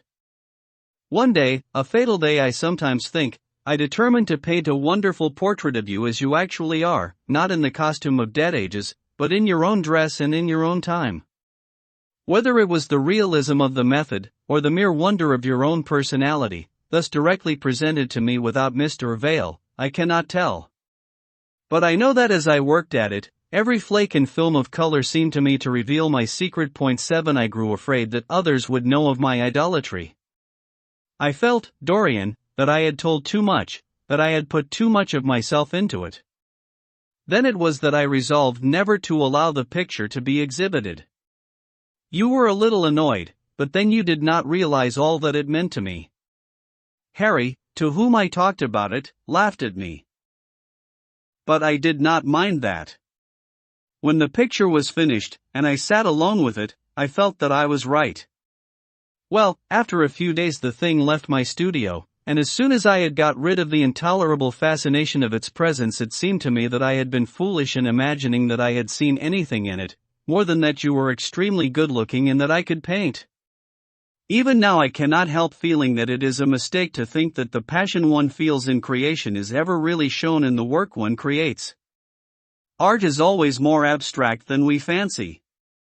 Form and color tell us of form and color, that is all. It often seems to me that art conceals the artist far more completely than it ever reveals him.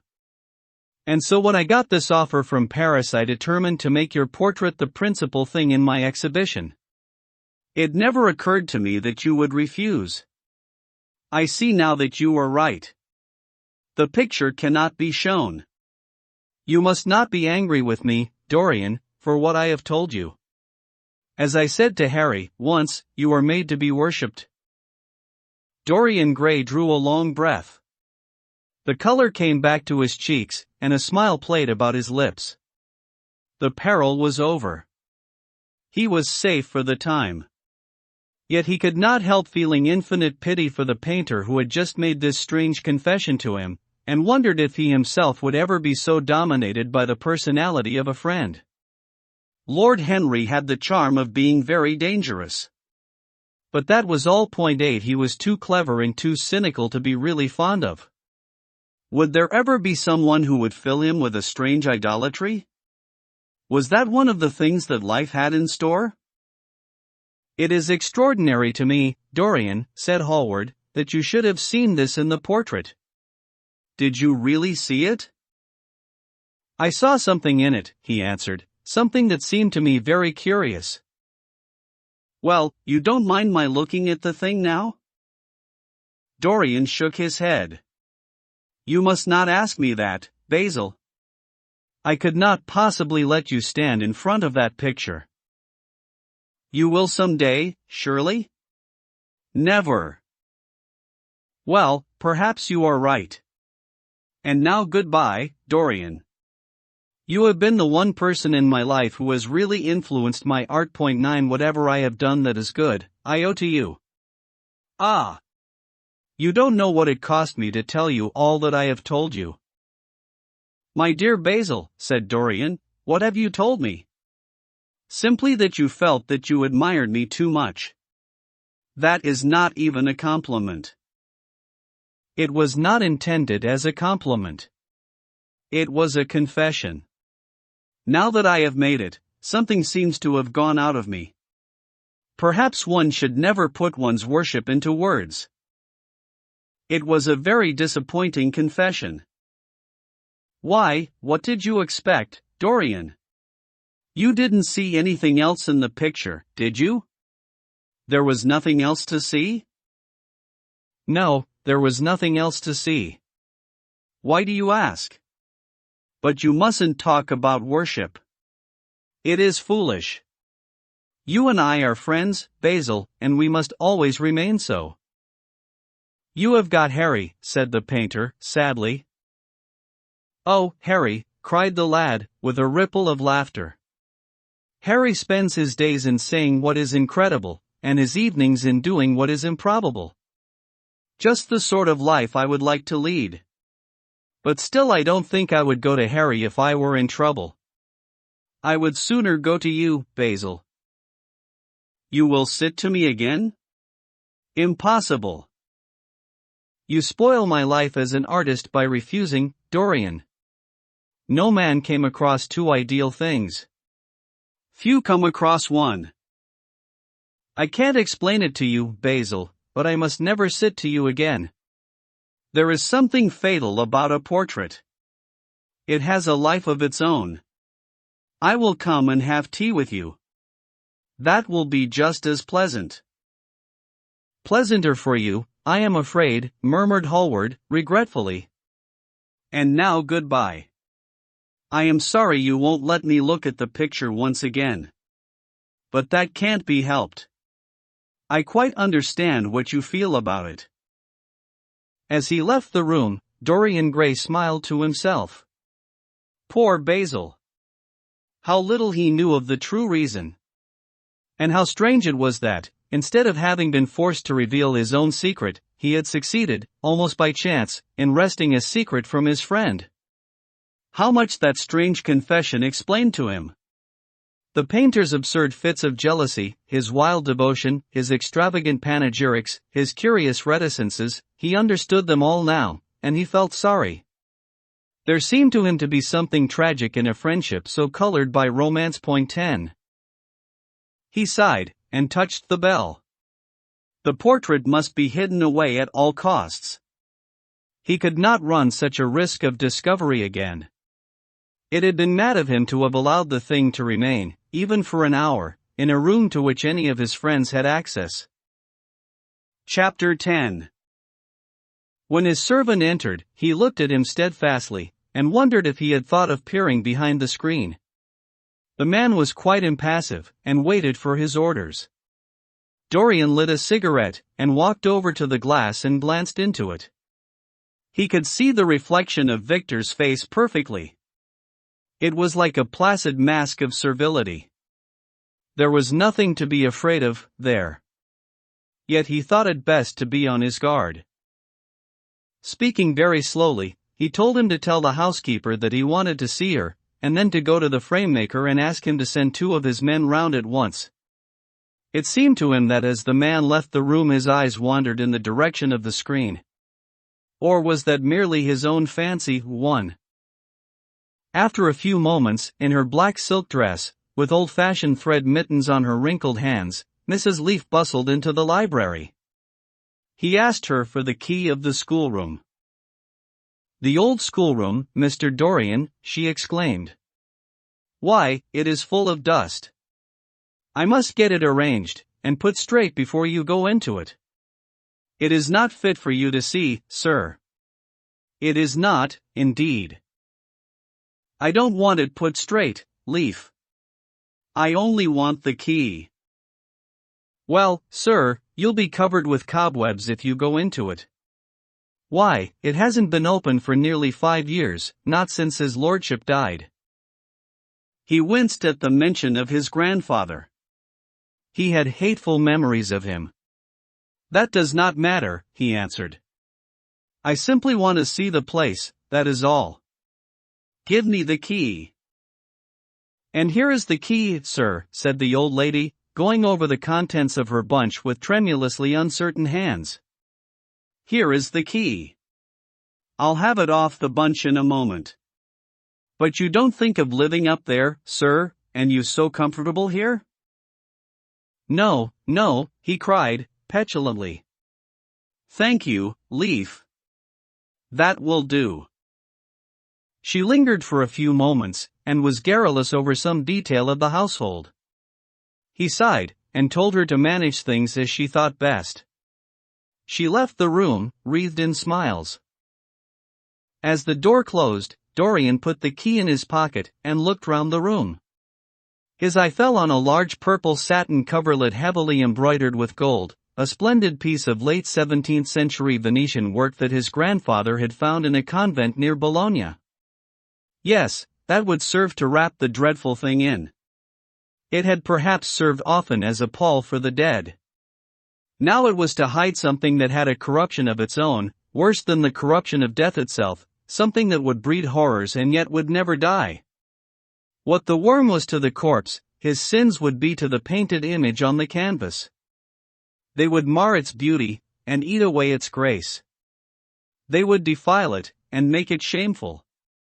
And yet the thing would still live on. It would be always alive. He shuddered, and for a moment he regretted that he had not told Basil the true reason why he had wished to hide the picture away. Basil would have helped him to resist Lord Henry's influence, and the still more poisonous influences that came from his own temperament. The love that he bore him, for it was really love, had nothing in it that was not noble and intellectual. It was not that mere physical admiration of beauty that is born of the senses, and that dies when the senses tire. It was such love as Michelangelo had known, and Montaigne, and Winckelmann, and Shakespeare himself point to. Yes, Basil could have saved him. But it was too late now. The past could always be annihilated. Regret, denial, or forgetfulness could do that. But the future was inevitable. There were passions in him that would find their terrible outlet, dreams that would make the shadow of their real evil. He took up from the couch the great purple and gold texture that covered it, and, holding it in his hands, passed behind the screen. Was the face on the canvas paler than before? It seemed to him that it was unchanged, and yet his loathing of it was intensified. Gold hair, blue eyes, and rose-red lips, they all were there. It was simply the expression that had altered. That was horrible in its cruelty. Compared to what he saw in it of censure or rebuke, how shallow Basil's reproaches about Sybil Vane had been. How shallow, and of what little account. His own soul was looking out at him from the canvas and calling him to judgment. A look of pain came across him, and he flung the rich pall over the picture. As he did so, a knock came to the door. He passed out as his servant entered. "The persons are here, monsieur." He felt that the man must be got rid of at once. He must not be allowed to know where the picture was being taken to. There was something sly about him, and he had thoughtful, treacherous eyes. Sitting down at the writing table, he scribbled a note to Lord Henry, asking him to send him round something to read, and reminding him that they were to meet at 8:15 that evening. "Wait for an answer," he said, handing it to him, "and show the men in here." In 2 or 3 minutes there was another knock, and Mr. Hubbard himself, the celebrated frame-maker of South Audley Street, came in with a somewhat rough-looking young assistant.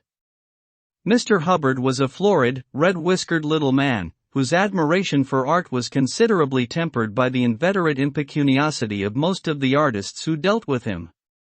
As a rule, he never left his shop. He waited for people to come to him. But he always made an exception in favor of Dorian Gray. There was something about Dorian that charmed everybody. It was a pleasure even to see him. "What can I do for you, Mr. Gray?" he said, rubbing his fat freckled hands. "I thought I would do myself the honor of coming round in person. I have just got a beauty of a frame, sir. Picked it up at a sale. Old Florentine. Came from Fonthill, 3 I believe.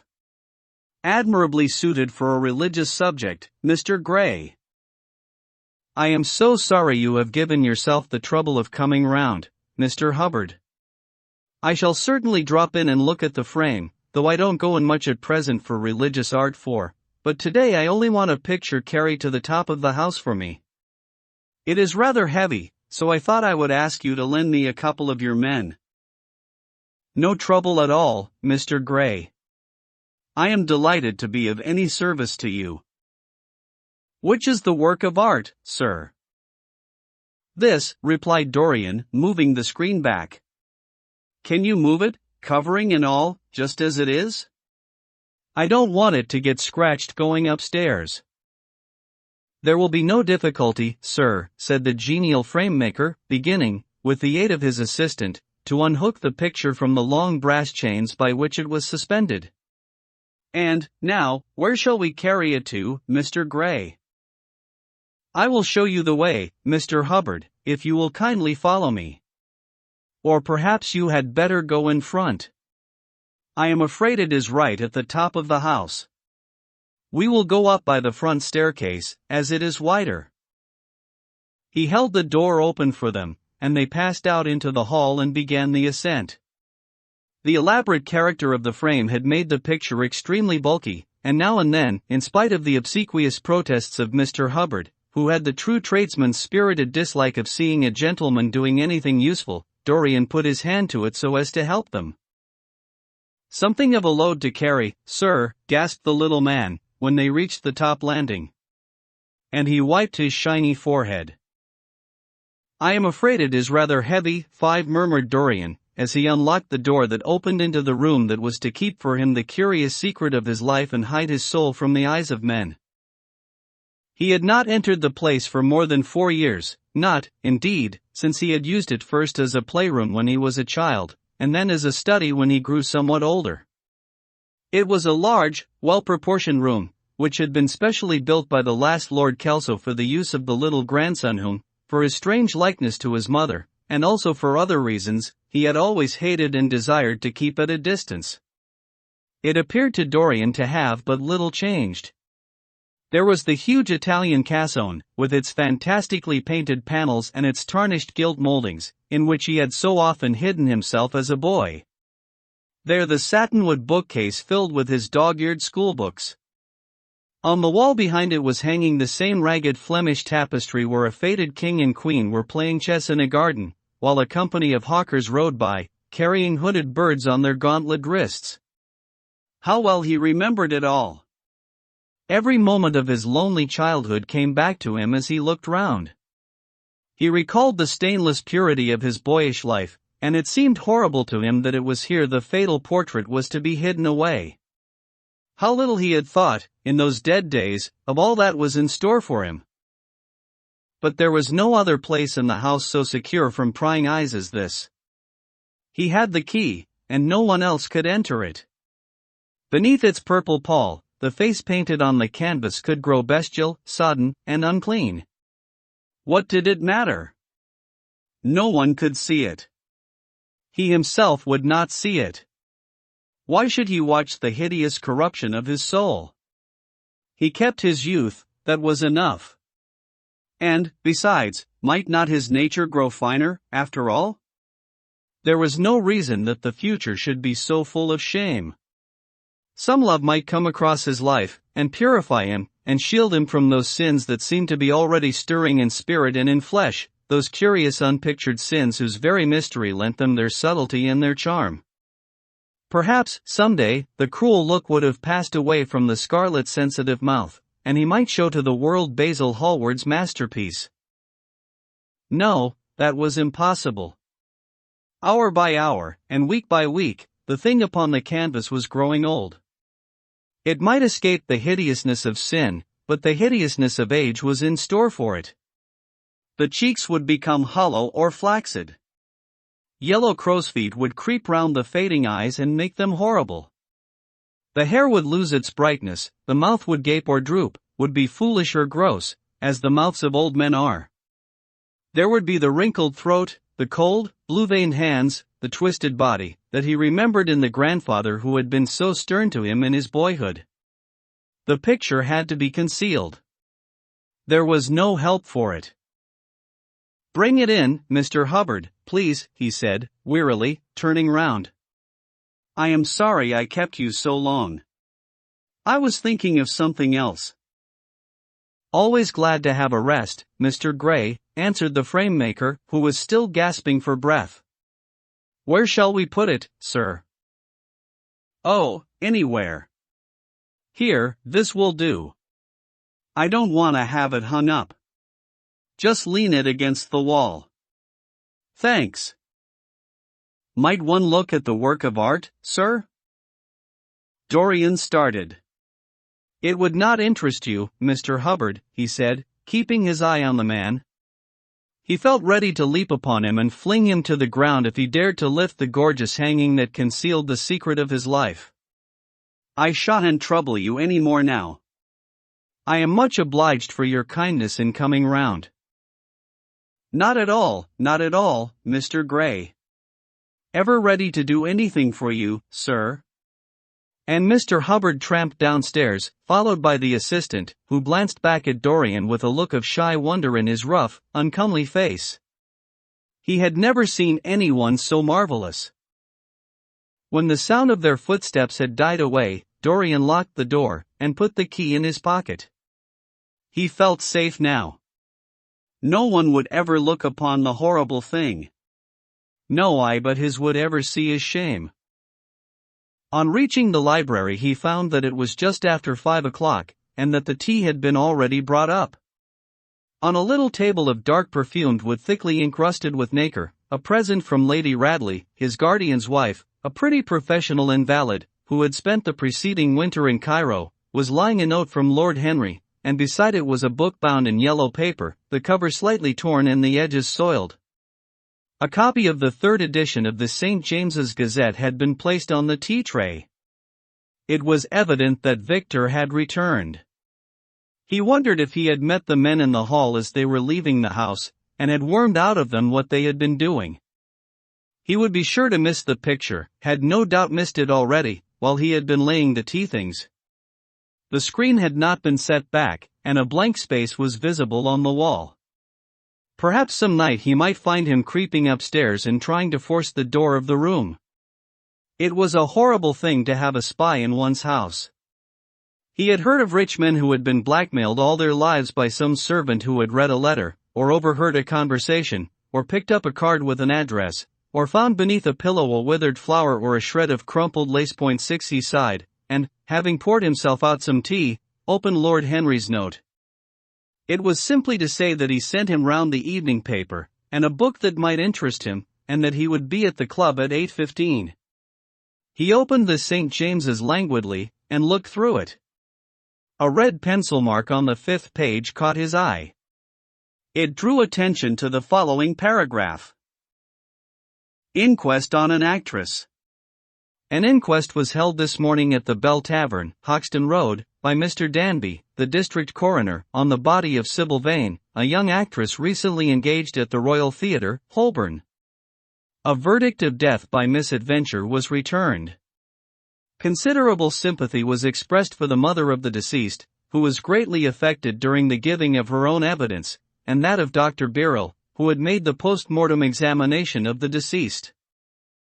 He frowned, and, tearing the paper in two, went across the room and flung the pieces away.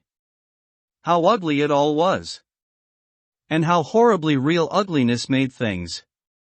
He felt a little annoyed with Lord Henry for having sent him the report. And it was certainly stupid of him to have marked it with red pencil. Victor might have read it. The man knew more than enough English for that. Perhaps he had read it, and had begun to suspect something. And, yet, what did it matter? What had Dorian Gray to do with Sybil Vane's death? There was nothing to fear. Dorian Gray had not killed her. His eye fell on the yellow book that Lord Henry had sent him. What was it, he wondered. He went towards the little pearl-colored octagonal stand, that had always looked to him like the work of some strange Egyptian beast that wrought in silver, and taking up the volume, flung himself into an armchair, and began to turn over the leaves. After a few minutes he became absorbed. It was the strangest book that he had ever read. 7 It seemed to him that in exquisite raiment, and to the delicate sound of flutes, the sins of the world were passing in dumb show before him. Things that he had dimly dreamed of were suddenly made real to him. Things of which he had never dreamed were gradually revealed. It was a novel without a plot, and with only one character, being, indeed, simply a psychological study of a certain young Parisian, who spent his life trying to realize in the 19th century all the passions and modes of thought that belonged to every century except his own, and to sum up, as it were, in himself the various moods through which the world spirit had ever passed, loving for their mere artificiality those renunciations that men have unwisely called virtue, as much as those natural rebellions that wise men still call sin. The style in which it was written was that curious jeweled style, vivid and obscure at once, full of argot and of archaisms, of technical expressions and of elaborate paraphrases, that characterizes the work of some of the finest artists of the French school of symbolists. 8 There were in it metaphors as monstrous as orchids, and as subtle in color. The life of the senses was described in the terms of mystical philosophy. One hardly knew at times whether one was reading the spiritual ecstasies of some medieval saint or the morbid confessions of a modern sinner. It was a poisonous book. The heavy odor of incense seemed to cling about its pages and to trouble the brain. The mere cadence of the sentences, the subtle monotony of their music, so full as it was of complex refrains and movements elaborately repeated, produced in the mind of the lad, as he passed from chapter to chapter, a form of reverie, a malady of dreaming, that made him unconscious of the falling day and creeping shadows. Cloudless, and pierced by one solitary star, a copper-green sky gleamed through the windows. He read on by its wan light till he could read no more. Then, after his valet had reminded him several times of the lateness of the hour, he got up, and, going into the next room, placed the book on the little Florentine table that always stood at his bedside, and began to dress for dinner. It was almost 9 o'clock before he reached the club, where he found Lord Henry sitting alone, in the morning room, looking very much bored. "I am so sorry, Harry," he cried, "but really it is entirely your fault. That book you sent me so fascinated me that I forgot how the time was going." "Yes, I thought you would like it," replied his host, rising from his chair. "I didn't say I liked it, Harry. I said it fascinated me. There is a great difference. Ah, you have discovered that, murmured Lord Henry. And they passed into the dining room. Chapter 11. For years, Dorian Gray could not free himself from the influence of this book. Or perhaps it would be more accurate to say that he never sought to free himself from it. He procured from Paris no less than 9 large paper copies of the first edition, and had them bound in different colors, so that they might suit his various moods and the changing fancies of a nature over which he seemed, at times, to have almost entirely lost control. The hero, the wonderful young Parisian, in whom the romantic and the scientific temperaments were so strangely blended, became to him a kind of prefiguring type of himself. And, indeed, the whole book seemed to him to contain the story of his own life, written before he had lived it. In one point he was more fortunate than the novel's fantastic hero. He never knew, never, indeed, had any cause to know, that somewhat grotesque dread of mirrors, and polished metal surfaces, and still water, which came upon the young Parisian so early in his life, and was occasioned by the sudden decay of a beauty that had once, apparently, been so remarkable. It was with an almost cruel joy, and perhaps in nearly every joy, as certainly in every pleasure, cruelty has its place, that he used to read the latter part of the book, with its really tragic, if somewhat overemphasized, account of the sorrow and despair of one who had himself lost what in others, and in the world, he had most dearly valued. For the wonderful beauty that had so fascinated Basil Hallward, and many others besides him, seemed never to leave him. Even those who had heard the most evil things against him, and from time to time strange rumors about his mode of life crept through London and became the chatter of the clubs, could not believe anything to his dishonor when they saw him. He had always the look of one who had kept himself unspotted from the world. Men who talked grossly became silent when Dorian Gray entered the room. There was something in the purity of his face that rebuked them. His mere presence seemed to recall to them the memory of the innocence that they had tarnished. They wondered how one so charming and graceful as he was could have escaped the stain of an age that was at once sordid and sensual. Often, on returning home from one of those mysterious and prolonged absences that gave rise to such strange conjecture among those who were his friends, or thought that they were so, he himself would creep upstairs to the locked room, open the door with the key that never left him now, and stand, with a mirror, in front of the portrait that Basil Hallward had painted of him, looking now at the evil and aging face on the canvas, and now at the fair young face that laughed back at him from the polished glass. The very sharpness of the contrast used to quicken his sense of pleasure. He grew more and more enamored of his own beauty, more and more interested in the corruption of his own soul. He would examine with minute care, and sometimes with a monstrous and terrible delight, the hideous lines that seared the wrinkling forehead or crawled around the heavy sensual mouth, wondering sometimes which were the more horrible, the signs of sin or the signs of age. He would place his white hands beside the coarse bloated hands of the picture, and smile. He mocked the misshapen body and the failing limbs. There were moments, indeed, at night, when, lying sleepless in his own delicately scented chamber, or in the sordid room of the little ill-famed tavern near the docks, which, under an assumed name, and in disguise, it was his habit to frequent, he would think of the ruin he had brought upon his soul, with a pity that was all the more poignant, because it was purely selfish. But moments such as these were rare. That curiosity about life which Lord Henry had first stirred in him, as they sat together in the garden of their friend, seemed to increase with gratification. The more he knew, the more he desired to know. He had mad hungers that grew more ravenous as he fed them. Yet he was not really reckless, at any rate in his relations to society. Once or twice every month during the winter, and on each Wednesday evening while the season lasted, he would throw open to the world his beautiful house and have the most celebrated musicians of the day to charm his guests with the wonders of their art.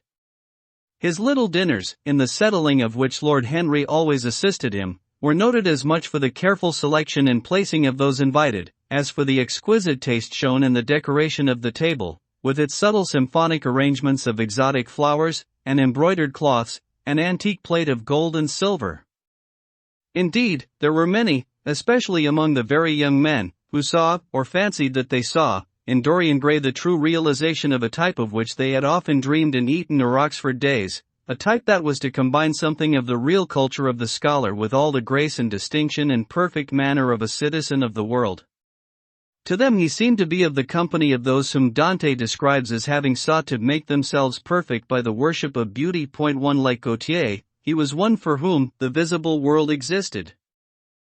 And, certainly, to him life itself was the first, the greatest, of the arts, and for it all the other arts seemed to be but a preparation. Fashion, by which what is really fantastic becomes for a moment universal, and dandyism, to which, in its own way, is an attempt to assert the absolute modernity of beauty, had, of course, their fascination for him. His mode of dressing, and the particular styles that from time to time he affected, had their marked influence on the young exquisites of the Mayfair balls and Pall Mall club windows, who copied him in everything that he did, and tried to reproduce the accidental charm of his graceful, though to him only half-serious, fopperies. For, while he was but too ready to accept the position that was almost immediately offered to him on his coming of age, and found, indeed, a subtle pleasure in the thought that he might really become to the London of his own day what to imperial Neronian Rome the author of the Satyricon 3 once had been, yet in his inmost heart he desired to be something more than a mere arbiter elegantiarum, to be consulted on the wearing of a jewel, or the knotting of a necktie, or the conduct of a cane. He sought to elaborate some new scheme of life that would have its reasoned philosophy and its ordered principles, and find in the spiritualizing of the senses its highest realization. The worship of the senses has often, and with much justice, been decried, men feeling a natural instinct of terror about passions and sensations that seem stronger than themselves, and that they are conscious of sharing with the less highly organized forms of existence. But it appeared to Dorian Gray that the true nature of the senses had never been understood, and that they had remained savage and animal merely because the world had sought to starve them into submission or to kill them by pain, instead of aiming at making them elements of a new spirituality, of which a fine instinct for beauty was to be the dominant characteristic. As he looked back upon man moving through history, he was haunted by a feeling of loss. So much had been surrendered. And to such little purpose. There had been mad willful rejections, monstrous forms of self-torture and self-denial, whose origin was fear, and whose result was a degradation infinitely more terrible than that fancied degradation from which, in their ignorance, they had sought to escape. Nature, in her wonderful irony, driving out the anchorite to feed with the wild animals of the desert and giving to the hermit the beasts of the field as his companions. Yes, there was to be, as Lord Henry had prophesied, a new hedonism that was to recreate life, and to save it from that harsh, uncomely Puritanism that is having, in our own day, its curious revival. It was to have its service of the intellect, certainly, yet, it was never to accept any theory or system that would involve the sacrifice of any mode of passionate experience. Its aim, indeed, was to be experience itself, and not the fruits of experience, sweet or bitter as they might be. Of the ascetism that deadens the senses, as of the vulgar profligacy that dulls them, it was to know nothing. But it was to teach man to concentrate himself upon the moments of a life that is itself but a moment. There are few of us who have not sometimes wakened before dawn, either after one of those dreamless nights that make us almost enamored of death, or one of those nights of horror and misshapen joy, when through the chambers of the brain sweep phantoms more terrible than reality itself, an instinct with that vivid life that lurks in all grotesques, and that lends to Gothic art its enduring vitality, this art being, one might fancy, especially the art of those whose minds have been troubled with the malady of reverie. Gradually white fingers creep through the curtains, and they appear to tremble. In black fantastic shapes, dumb shadows crawl into the corners of the room, and crouch there. Outside, there is the stirring of birds among the leaves, or the sound of men going forth to their work, or the sigh and sob of the wind coming down from the hills, and wandering round the silent house, as though it feared to wake the sleepers, and yet must needs call forth sleep from her purple cave. Veil after veil of thin dusky gauze is lifted, and by degrees the forms and colors of things are restored to them, and we watch the dawn remaking the world in its antique pattern. The wan mirrors get back their mimic life. The flameless tapers stand where we had left them, and beside them lies the half-cut book that we had been studying, or the wired flower that we had worn at the ball, or the letter that we had been afraid to read, or that we had read too often. Nothing seems to us changed. Out of the unreal shadows of the night comes back the real life that we had known.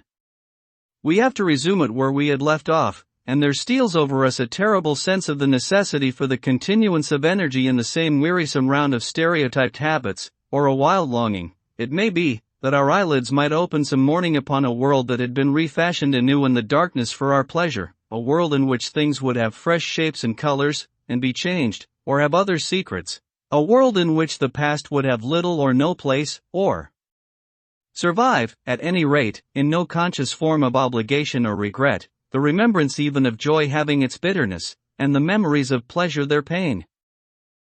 It was the creation of such worlds as these that seemed to Dorian Gray to be the true object, or amongst the true objects, of life, and in his search for sensations that would be at once new and delightful, and possess that element of strangeness that is so essential to romance, for he would often adopt certain modes of thought that he knew to be really alien to his nature, abandon himself to their subtle influences, and then, having, as it were, caught their color and satisfied his intellectual curiosity, leave them with that curious indifference that is not incompatible with a real ardor of temperament, and that indeed, according to certain modern psychologists, is often a condition of it. It was rumored of him once that he was about to join the Roman Catholic communion, and certainly the Roman ritual had always a great attraction for him. The daily sacrifice, more awful really than all the sacrifices of the antique world, stirred him as much by its superb rejection of the evidence of the senses as by the primitive simplicity of its elements and the eternal pathos of the human tragedy that it sought to symbolize. He loved to kneel down on the cold marble pavement, and watch the priest, in his stiff-flowered dalmatic, slowly and with white hands moving aside the veil of the tabernacle, or raising aloft the jeweled lantern-shaped monstrance with that pallid water that at times, one would fain think, is indeed the panis caelestis, the bread of angels, or, robed in the garments of the Passion of Christ, breaking the host into the chalice, and smiting his breast for his sins. The fuming censers, that the grave boys, in their lace and scarlet, tossed into the air like great gilt flowers, had their subtle fascination for him. As he passed out, he used to look with wonder at the black confessionals, and long to sit in the dim shadow of one of them and listen to men and women whispering through the worn grating the true story of their lives. But he never fell into the error of arresting his intellectual development by any formal acceptance of creed or system, or of mistaking, for a house in which to live, and in that is but suitable for the sojourn of a night, or for a few hours of a night in which there are no stars and the moon is in travail.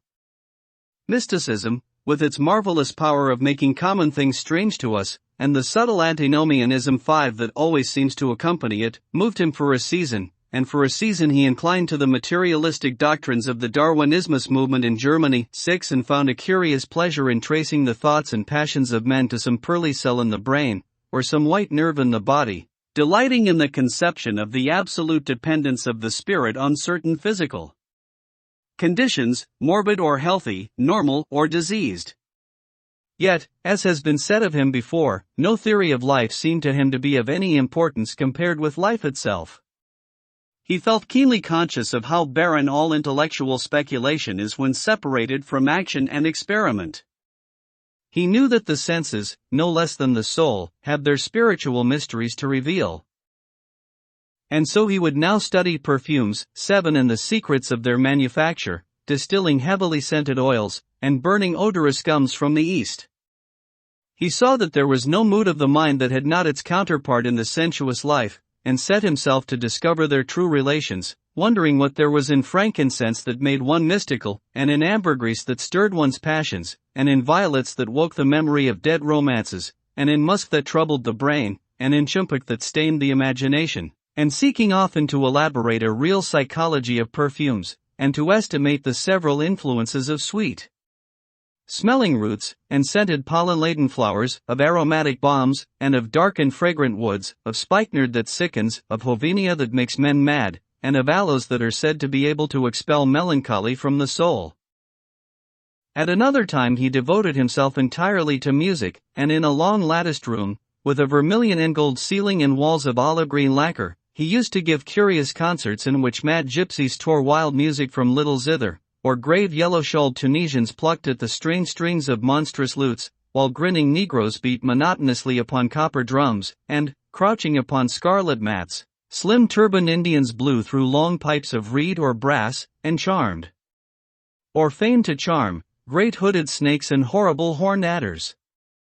The harsh intervals and shrill discords of barbaric music stirred him at times when Schubert's Grace, and Chopin's Beautiful Sorrows, and the mighty harmonies of Beethoven himself, fell unheeded on his ear. He collected together from all parts of the world the strangest instruments that could be found, either in the tombs of dead nations or among the few savage tribes that have survived contact with Western civilizations, and loved to touch and try them. He had the mysterious juriparis of the Rio Negro Indians, that women are not allowed to look at, and that even youths may not see till they have been subjected to fasting and scourging, and the earthen jars of the Peruvians that have the shrill cries of birds, and flutes of human bones such as Alfonso de Ovalle heard in Chile, and the sonorous green jaspers that are found near Cusco and give forth a note of singular sweetness. He had painted gourds filled with pebbles that rattled when they were shaken, the long clarin of the Mexicans, into which the performer does not blow, but through which he inhales the air, the harsh tour of the Amazon tribes, that is sounded by the sentinels who sit all day long in high trees, and can be heard, it is said, at a distance of 3 leagues, the teponazli, that has 2 vibrating tongues of wood, and is beaten with sticks that are smeared with an elastic gum obtained from the milky juice of plants, the yatl bells of the Aztecs, that are hung in clusters like grapes, and a huge cylindrical drum, covered with the skins of great serpents, like the one that Bernal Diaz saw when he went with Cortez into the Mexican temple, and of whose doleful sound he has left us so vivid a description. The fantastic character of these instruments fascinated him, and he felt a curious delight in the thought that art, like nature, has her monsters, things of bestial shape and with hideous voices. Yet, after some time, he wearied of them, and would sit in his box at the opera, either alone or with Lord Henry, listening in rapt pleasure to Tannhauser, and seeing in the prelude to that great work of art a presentation of the tragedy of his own soul. 8. On one occasion he took up the study of jewels, and appeared at a costume ball as in de Joyeuse, Admiral of France, in a dress covered with 560 pearls. This taste enthralled him for years, and, indeed, may be said never to have left him. He would often spend a whole day settling and resettling in their cases the various stones that he had collected, such as the olive-green chrysoberyl that turns red by lamplight, the cymophane with its wire-like line of silver, the pistachio-colored peridot, rose-pink and wine-yellow topazes, carbuncles of fiery scarlet with tremulous four-rayed stars, flame-red cinnamon stones, orange and violet spinels, and amethysts with their alternate layers of ruby and sapphire. He loved the red gold of the sunstone, and the moonstone's pearly whiteness, and the broken rainbow of the milky opal. He procured from Amsterdam 3 emeralds of extraordinary size and richness of color, and had a turquoise de la Vieille Roche that was the envy of all the connoisseurs. He discovered wonderful stories, also, about jewels. In Alfonso's Claricalis Disciplinae a serpent was mentioned with eyes of real jacinth, and in the romantic history of Alexander, the conqueror of Amathia was said to have found in the Vale of Jordan snakes with collars of real emeralds growing on their backs. There was a gem in the brain of the dragon, Philostratus told us, and by the exhibition of golden letters and a scarlet robe the monster could be thrown into a magical sleep, and slain. According to the great alchemist, Pierre de Boniface, the diamond rendered a man invisible, and the agate of India made him eloquent. The cornelian appeased anger, and the hyacinth provoked sleep, and the amethyst drove away the fumes of wine. The garnet cast out demons, and the hydropicus deprived the moon of her color. The selenite waxed and waned with the moon, and the meloceus, that discovers thieves, could be affected only by the blood of kids. Leonardus Camillus had seen a white stone taken from the brain of a newly killed toad, that was a certain antidote against poison. The bezoar, that was found in the heart of the Arabian deer, was a charm that could cure the plague. In the nests of Arabian birds was the aspilates, that, according to Democritus, kept the wearer from any danger by fire. The king of Ceylon rode through his city with a large ruby in his hand, at the ceremony of his coronation. The gates of the palace of John the priest were made of sardius, with the horn of the horned snake inwrought, so that no man might bring poison within. Over the gable were 2 golden apples, in which were 2 carbuncles, so that the gold might shine by day, and the carbuncles by night. In Lodge's strange romance A Marguerite of America, it was stated that in the chamber of the queen one could behold all the chaste ladies of the world, enchased out of silver, looking through fair mirrors of chrysolites, carbuncles, sapphires, and green emeralds. Marco Polo had seen the inhabitants of Zipangu place rose-colored pearls in the mouths of the dead. A sea monster had been enamored of the pearl that the diver brought to King Perozes, and had slain the thief, and mourned for 7 moons over its loss. When the Huns lured the king into the great pit, he flung it away. Procopius tells the story, nor was it ever found again, though the Emperor Anastasius offered 500 weight of gold pieces for it. The king of Malabar had shown to a certain Venetian a rosary of 304 pearls, one for every god that he worshipped. When the Duc de Valentinois, son of Alexander VI, visited Louis XII of France, his horse was loaded with gold leaves, according to Brantome, and his cap had double rows of rubies that threw out a great light. Charles of England had ridden in stirrups hung with 421 diamonds. Richard II had a coat, valued at 30,000 marks, which was covered with balas rubies. Hall described Henry VIII, on his way to the Tower previous to his coronation, as wearing a jacket of raised gold, the placard embroidered with diamonds and other rich stones, and a great bauderike about his neck of large balasses. The favorites of James I wore earrings of emerald set in gold filigrane. Edward II gave to Piers Gaveston a suit of red gold armor studded with jacinths, a collar of gold roses set with turquoise stones, and a skullcaparcine with pearls. Henry II wore jeweled gloves reaching to the elbow, and had a hawk glove sewn with 12 rubies and 52 great orients. The ducal hat of Charles the Rash, the last Duke of Burgundy of his race, was hung with pear-shaped pearls, and studded with sapphires. How exquisite life had once been! How gorgeous in its pomp and decoration! Even to read of the luxury of the dead was wonderful. 9. Then he turned his attention to embroideries, and to the tapestries that performed the office of frescoes in the chill rooms of the northern nations of Europe. As he investigated the subject, and he always had an extraordinary faculty of becoming absolutely absorbed for the moment in whatever he took up, he was almost saddened by the reflection of the ruin that time brought on beautiful and wonderful things. He, at any rate, had escaped that. Summer followed summer, and the yellow jonquils bloomed and died many times, and nights of horror repeated the story of their shame, but he was unchanged. No winter marred his face or stained his flower-like bloom. How different it was with material things! Where had they passed to? Where was the great crocus-colored robe, on which the gods fought against the giants, that had been worked by grown girls for the pleasure of Athena? Where, the huge velarium that Nero had stretched across the Colosseum at Rome, that Titan sail of purple on which was represented the starry sky, and Apollo driving a chariot drawn by white gilt-reined steeds?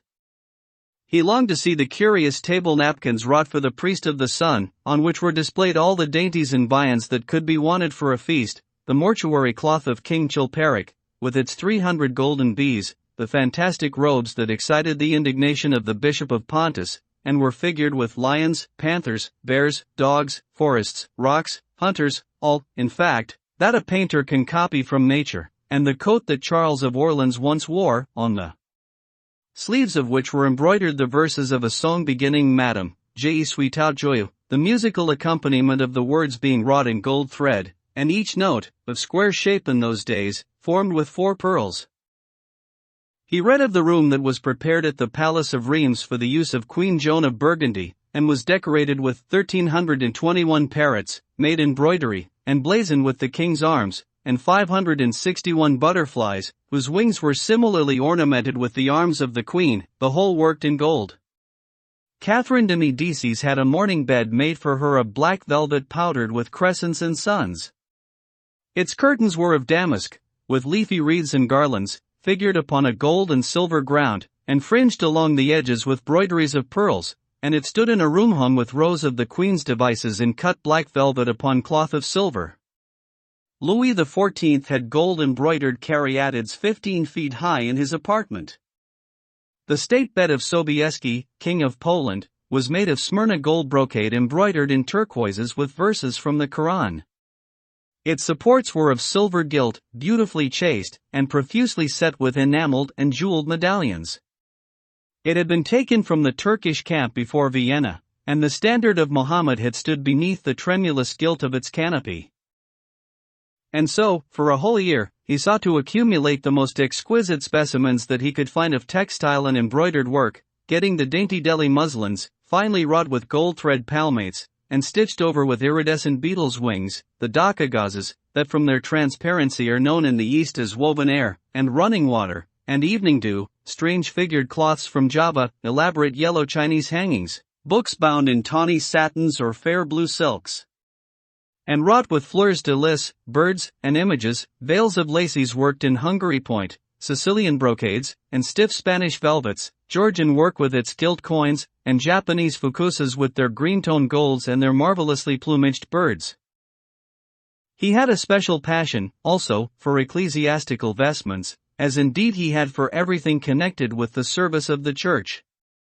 In the long cedar chests that lined the west gallery of his house he had stored away many rare and beautiful specimens of what is really the raiment of the Bride of Christ, who must wear purple and jewels and fine linen that she may hide the pallid macerated body that is worn by the suffering that she seeks for, and wounded by self-inflicted pain. He possessed a gorgeous cope of crimson silk and gold thread damask, figured with a repeating pattern of golden pomegranates set in six-petaled formal blossoms, beyond which on either side was the pineapple device wrought in seed pearls. The orphreys were divided into panels representing scenes from the life of the Virgin, and the coronation of the Virgin was figured in colored silks upon the hood. This was Italian work of the 15th century. Another cope was of green velvet, embroidered with heart-shaped groups of acanthus leaves, from which spread long-stemmed white blossoms, the details of which were picked out with silver thread in colored crystals. The Morse bore a seraph's head in gold thread raised work.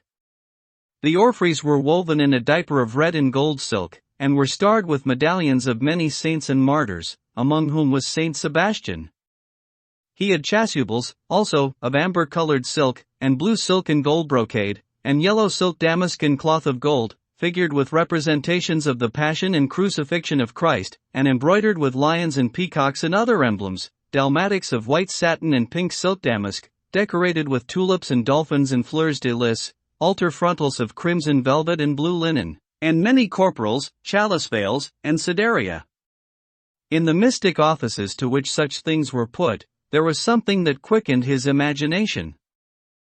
For these treasures, and everything that he collected in his lovely house, were to be to him means of forgetfulness, modes by which he could escape, for a season, from the fear that seemed to him at times to be almost too great to be borne. Upon the walls of the lonely locked room where he had spent so much of his boyhood, he had hung with his own hands the terrible portrait whose changing features showed him the real degradation of his life, and in front of it had draped the purple and gold pall as a curtain. For weeks he would not go there, would forget the hideous painted thing, and get back his light heart, his wonderful joyousness, his passionate absorption in mere existence. Then, suddenly, some night he would creep out of the house, go down to dreadful places near Bluegate Fields, 10 and stay there, day after day, until he was driven away. On his return he would sit in front of the picture, sometimes loathing it and himself, but filled, at other times, with that pride of individualism that is half the fascination of sin, and smiling, with secret pleasure, at the misshapen shadow that had to bear the burden that should have been his own. After a few years he could not endure to be long out of England, and gave up the villa that he had shared at Trouville with Lord Henry, as well as the little white walled house at Algiers where they had more than once spent the winter. He hated to be separated from the picture that was such a part of his life, and was also afraid that during his absence someone might gain access to the room, in spite of the elaborate bars that he had caused to be placed upon the door. He was quite conscious that this would tell them nothing. It was true that the portrait still preserved, under all the foulness and ugliness of the face, its marked likeness to himself, but what could they learn from that? He would laugh at anyone who tried to taunt him. He had not painted it. What was it to him how vile and full of shame it looked? Even if he told them, would they believe it? Yet he was afraid. Sometimes when he was down at his great house in Nottinghamshire, entertaining the fashionable young men of his own rank who were his chief companions, and astounding the county by the wanton luxury and gorgeous splendor of his mode of life, he would suddenly leave his guests and rush back to town to see that the door had not been tampered with, and that the picture was still there. What if it should be stolen? The mere thought made him cold with horror. Surely the world would know his secret then. Perhaps the world already suspected it. For, while he fascinated many, there were not a few who distrusted him. He was very nearly blackballed at a West End club of which his birth and social position fully entitled him to become a member, and it was said that on one occasion, when he was brought by a friend into the smoking room of the Churchill, the Duke of Berwick and another gentleman got up in a marked manner and went out. Curious stories became current about him after he had passed his 25th year. It was rumored that he had been seen brawling with foreign sailors in a low den in the distant parts of Whitechapel, and that he consorted with thieves and coiners and knew the mysteries of their trade. His extraordinary absences became notorious, and, when he used to reappear again in society, men would whisper to each other in corners, or pass him with a sneer, or look at him with cold searching eyes, as though they were determined to discover his secret.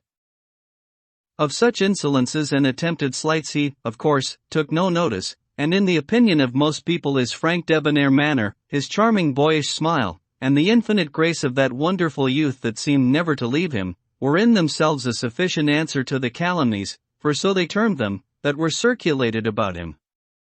It was remarked, however, that some of those who had been most intimate with him appeared, after a time, to shun him. Women who had wildly adored him, and for his sake had braved all social censure and set convention at defiance, were seen to grow pallid with shame or horror if Dorian Gray entered the room. Yet these whispered scandals only increased in the eyes of many his strange and dangerous charm. His great wealth was a certain element of security. Society, civilized society at least, is never very ready to believe anything to the detriment of those who are both rich and fascinating. It feels instinctively that manners are of more importance than morals, and, in its opinion, the highest respectability is of much less value than the possession of a good chef. And, after all, it is a very poor consolation to be told that the man who has given one a bad dinner, or poor wine, is irreproachable in his private life. Even the cardinal virtues cannot atone for half-cold entrees, as Lord Henry remarked once, in a discussion on the subject, and there is possibly a good deal to be said for his view. For the canons of good society are, or should be, the same as the canons of art. Form is absolutely essential to it. It should have the dignity of a ceremony, as well as its unreality, and should combine the insincere character of a romantic play with the wit and beauty that make such plays delightful to us. Is insincerity such a terrible thing? I think not. Point 11. It is merely a method by which we can multiply our personalities. Such, at any rate, was Dorian Gray's opinion. He used to wonder at the shallow psychology of those who conceive the ego in man as a thing simple, permanent, reliable, and of one essence. To him, man was a being with myriad lives and myriad sensations, a complex multiform creature that bore within itself strange legacies of thought and passion, and whose very flesh was tainted with the monstrous maladies of the dead. He loved to stroll through the gaunt cold picture gallery of his country house and look at the various portraits of those whose blood flowed in his veins. Point 12. Here was Philip Herbert, described by Francis Osborne, in his memoirs on the reigns of Queen Elizabeth and King James, as one who was caressed by the court for his handsome face, which kept him not long company. Was it young Herbert's life that he sometimes led? Had some strange poisonous germ crept from body to body till it had reached his own? Was it some dim sense of that ruined grace that had made him so suddenly, and almost without cause, give utterance, in Basil Hallward's studio, to the mad prayer that had so changed his life? Here, in gold-embroidered red doublet, jeweled surcoat, and gilt-edged ruff and wristbands, stood Sir Anthony Sherard, with his silver and black armor piled at his feet. What had this man's legacy been? Had the lover of Giovanna of Naples bequeathed him some inheritance of sin and shame? Were his own actions merely the dreams that the dead man had not dared to realize? Here, from the fading canvas, smiled Lady Elizabeth Devereux, in her gauze hood, pearl stomacher, and pink-slashed sleeves. A flower was in her right hand, and her left clasped an enameled collar of white and damask roses. On a table by her side lay a mandolin and an apple. There were large green rosettes upon her little pointed shoes. He knew her life, and the strange stories that were told about her lovers. Had he something of her temperament in him? These oval heavy-lidded eyes seemed to look curiously at him. What of George Willoughby, with his powdered hair and fantastic patches? How evil he looked! The face was saturnine and swarthy, and the sensual lips seemed to be twisted with disdain. Delicate lace ruffles fell over the lean yellow hands that were so overladen with rings. He had been a macaroni of the 18th century, and the friend, in his youth, of Lord Ferrars. What of the second Lord Beckenham, the companion of the Prince Regent in his wildest days, and one of the witnesses at the secret marriage with Mrs. Fitzherbert? 13. How proud and handsome he was, with his chestnut curls and insolent pose. What passions had he bequeathed? The world had looked upon him as infamous. He had led the orgies at Carlton House. The star of the Garter glittered upon his breast. Beside him hung the portrait of his wife, a pallid, thin-lipped woman in black. Her blood, also, stirred within him. How curious it all seemed! And his mother with her Lady Hamilton face, and her moist wine-dashed lips, he knew what he had got from her. He had got from her his beauty, and his passion for the beauty of others. She laughed at him in her loose bacchanti dress. There were vine leaves in her hair. The purple spilled from the cup she was holding. The carnations of the painting had withered, but the eyes were still wonderful in their depth and brilliancy of color. They seemed to follow him wherever he went. Yet one had ancestors in literature, as well as in one's own race, nearer perhaps in type and temperament, many of them, and certainly with an influence of which one was more absolutely conscious.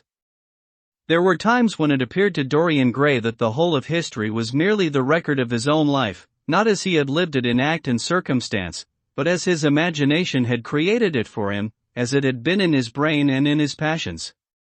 He felt that he had known them all, those strange terrible figures that had passed across the stage of the world and made sin so marvelous and evil so full of subtlety. It seemed to him that in some mysterious way their lives had been his own.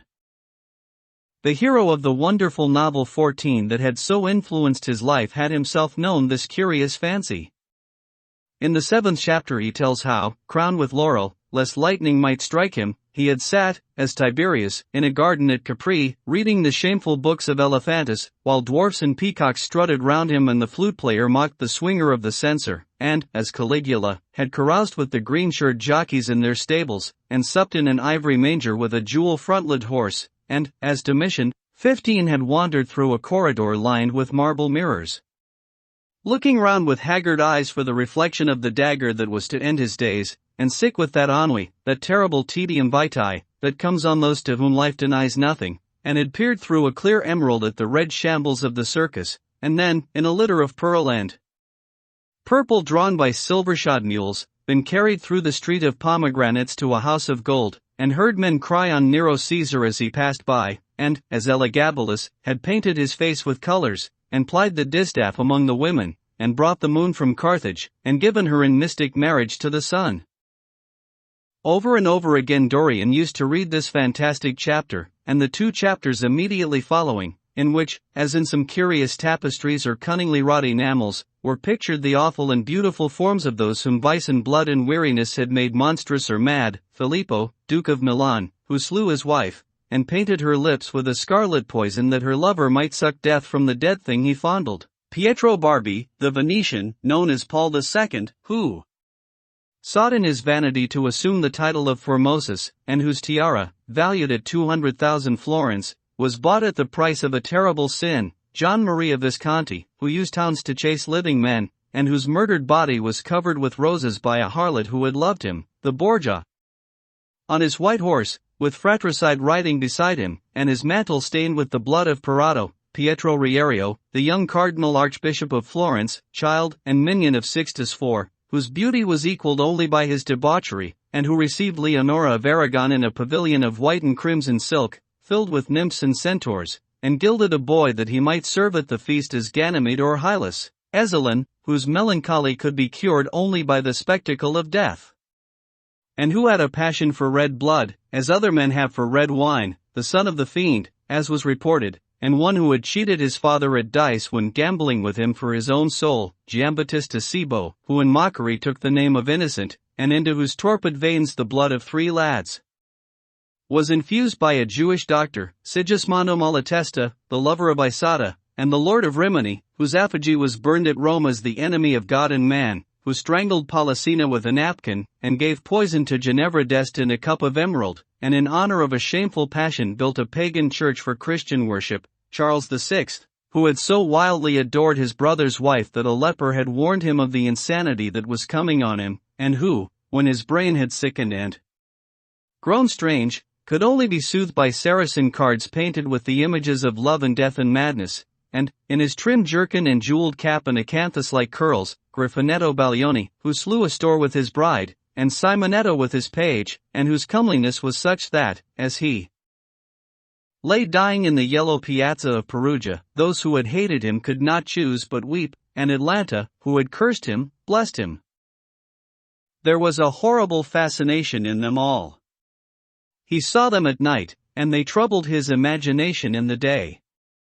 The Renaissance knew of strange manners of poisoning by a helmet and a lighted torch, by an embroidered glove and a jeweled fan, by a gilded pomander and by an amber chain.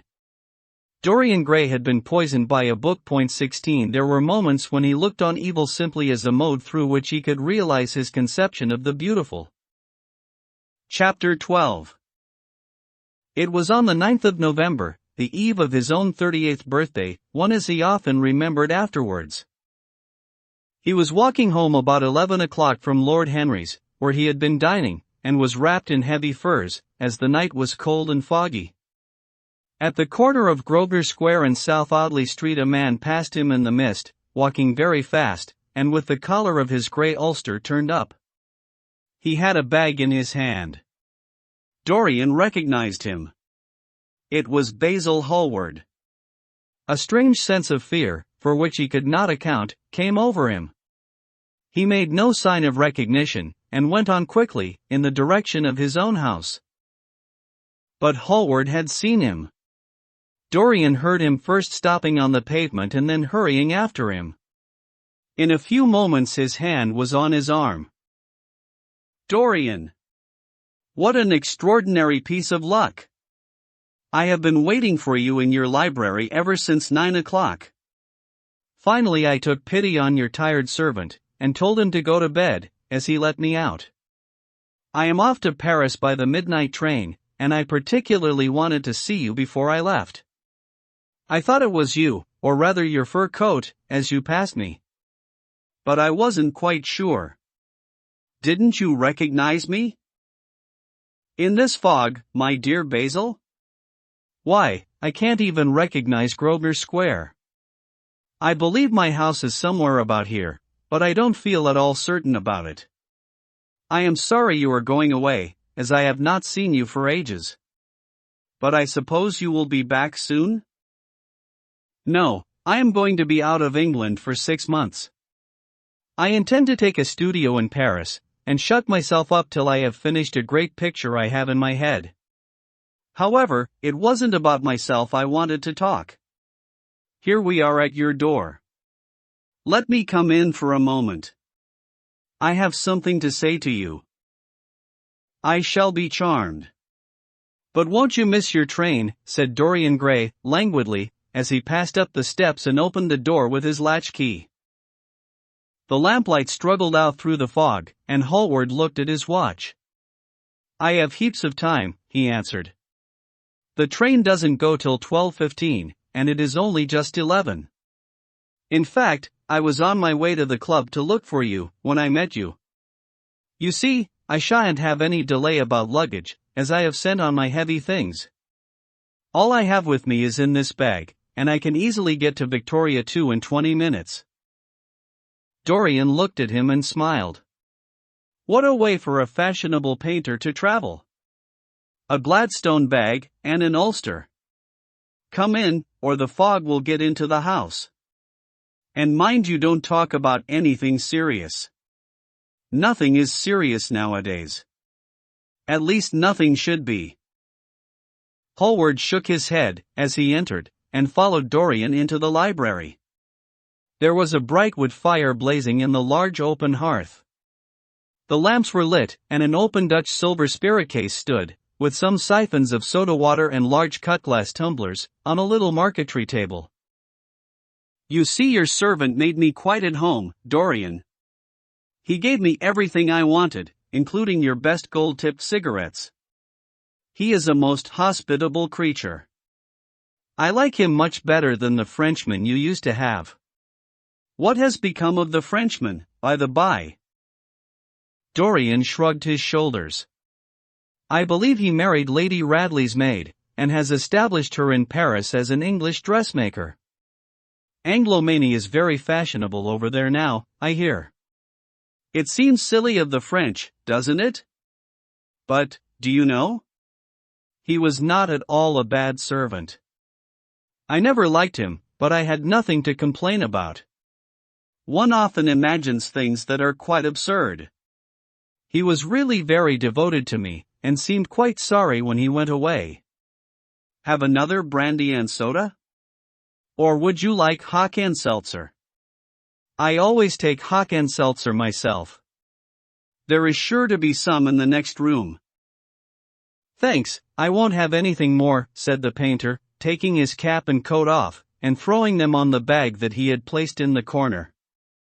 And now, my dear fellow, I want to speak to you seriously. Don't frown like that. You make it so much more difficult for me. What is it all about? Cried Dorian, in his petulant way, flinging himself down on the sofa. I hope it is not about myself. I am tired of myself tonight. I should like to be somebody else. It is about yourself, answered Hallward, in his grave, deep voice, and I must say it to you. I shall only keep you half an hour. Dorian sighed, and lit a cigarette. Half an hour, he murmured. It is not much to ask of you, Dorian, and it is entirely for your own sake that I am speaking. I think it right that you should know that the most dreadful things are being said against you in London. 3. I don't wish to know anything about them.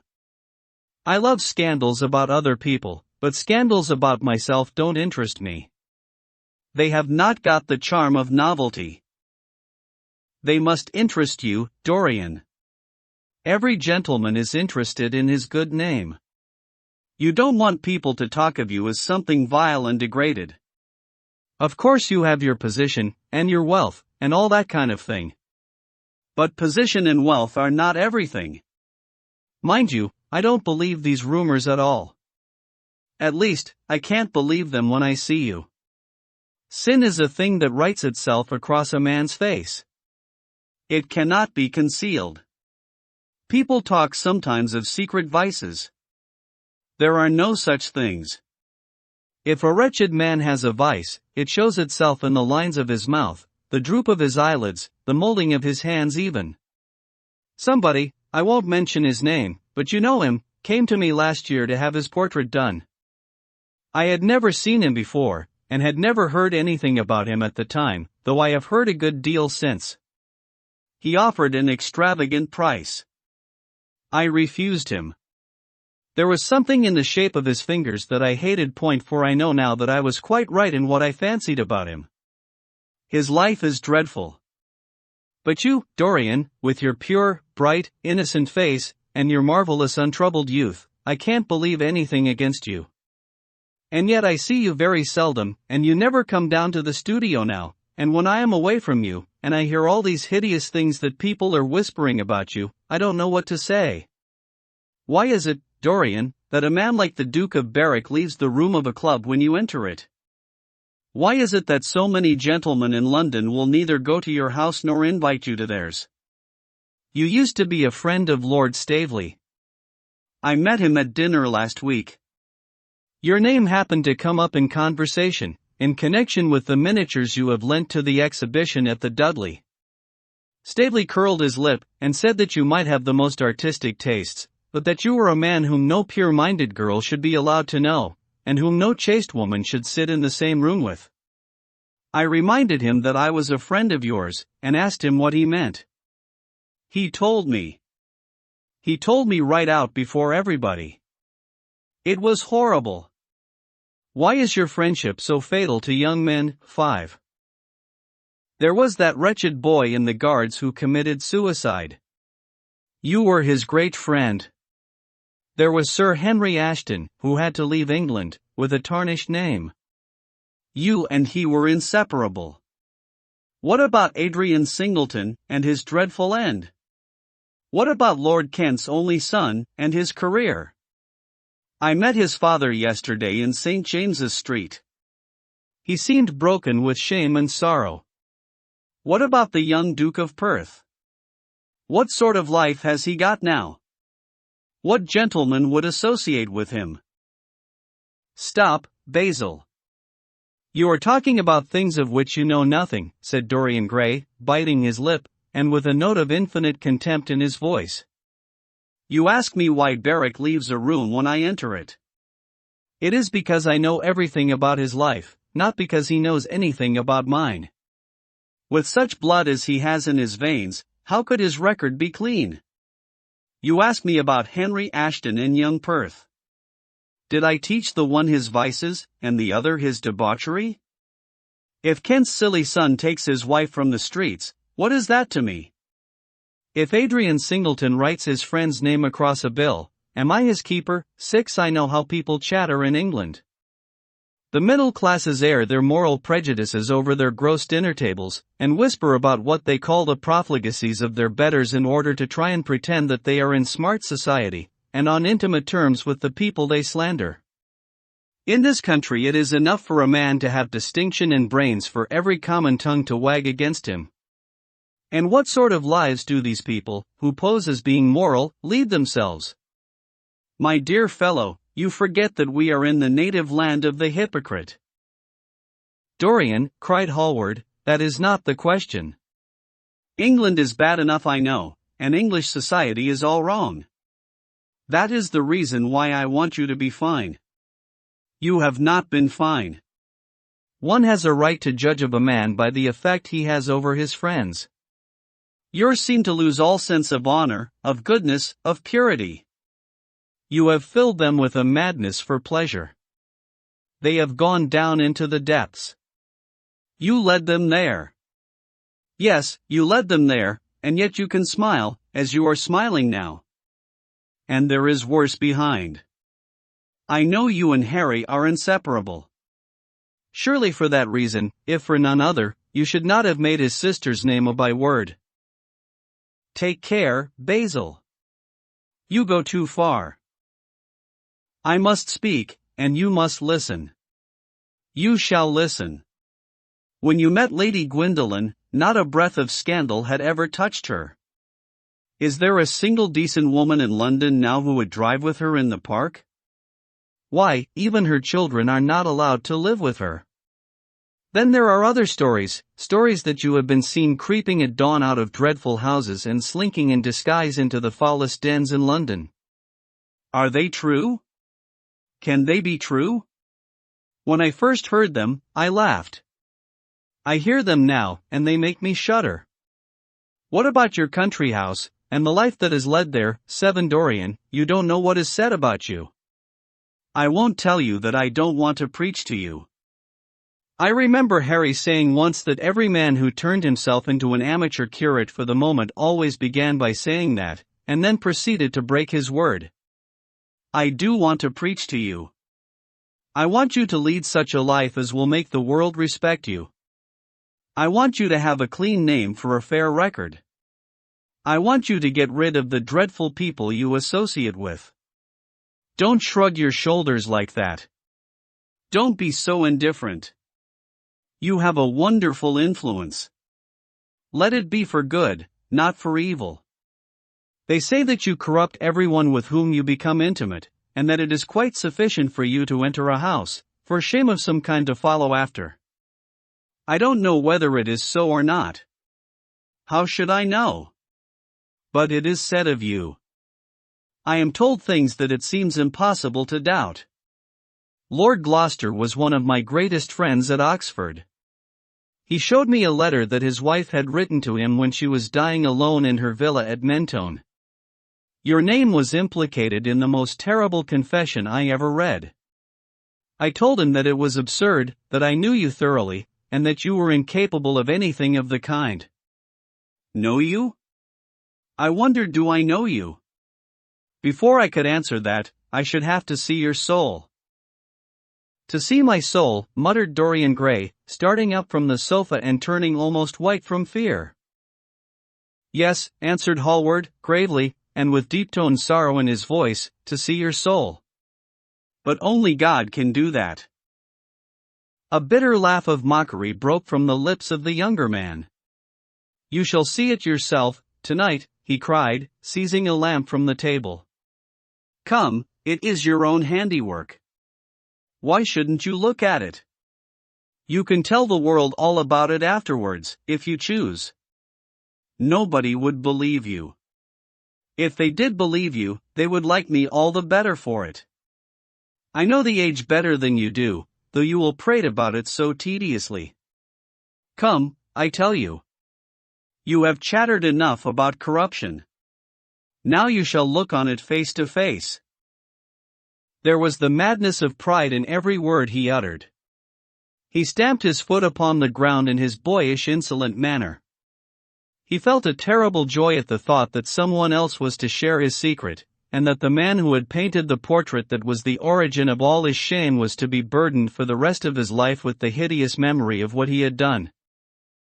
Yes, he continued, coming closer to him, and looking steadfastly into his stern eyes, I shall show you my soul.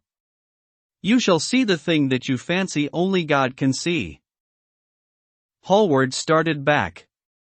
This is blasphemy, Dorian, he cried. You must not say things like that. They are horrible, and they don't mean anything. You think so? He laughed again. I know so. As for what I said to you tonight, I said it for your good. You know I have been always a staunch friend to you. 8.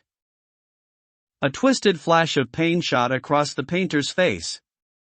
He paused for a moment, and a wild feeling of pity came over him. After all, what right had he to pry into the life of Dorian Gray? If he had done a tithe of what was rumored about him, how much he must have suffered.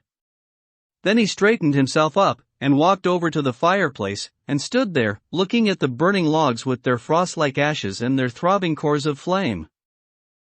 I am waiting, Basil, said the young man, in a hard, clear voice.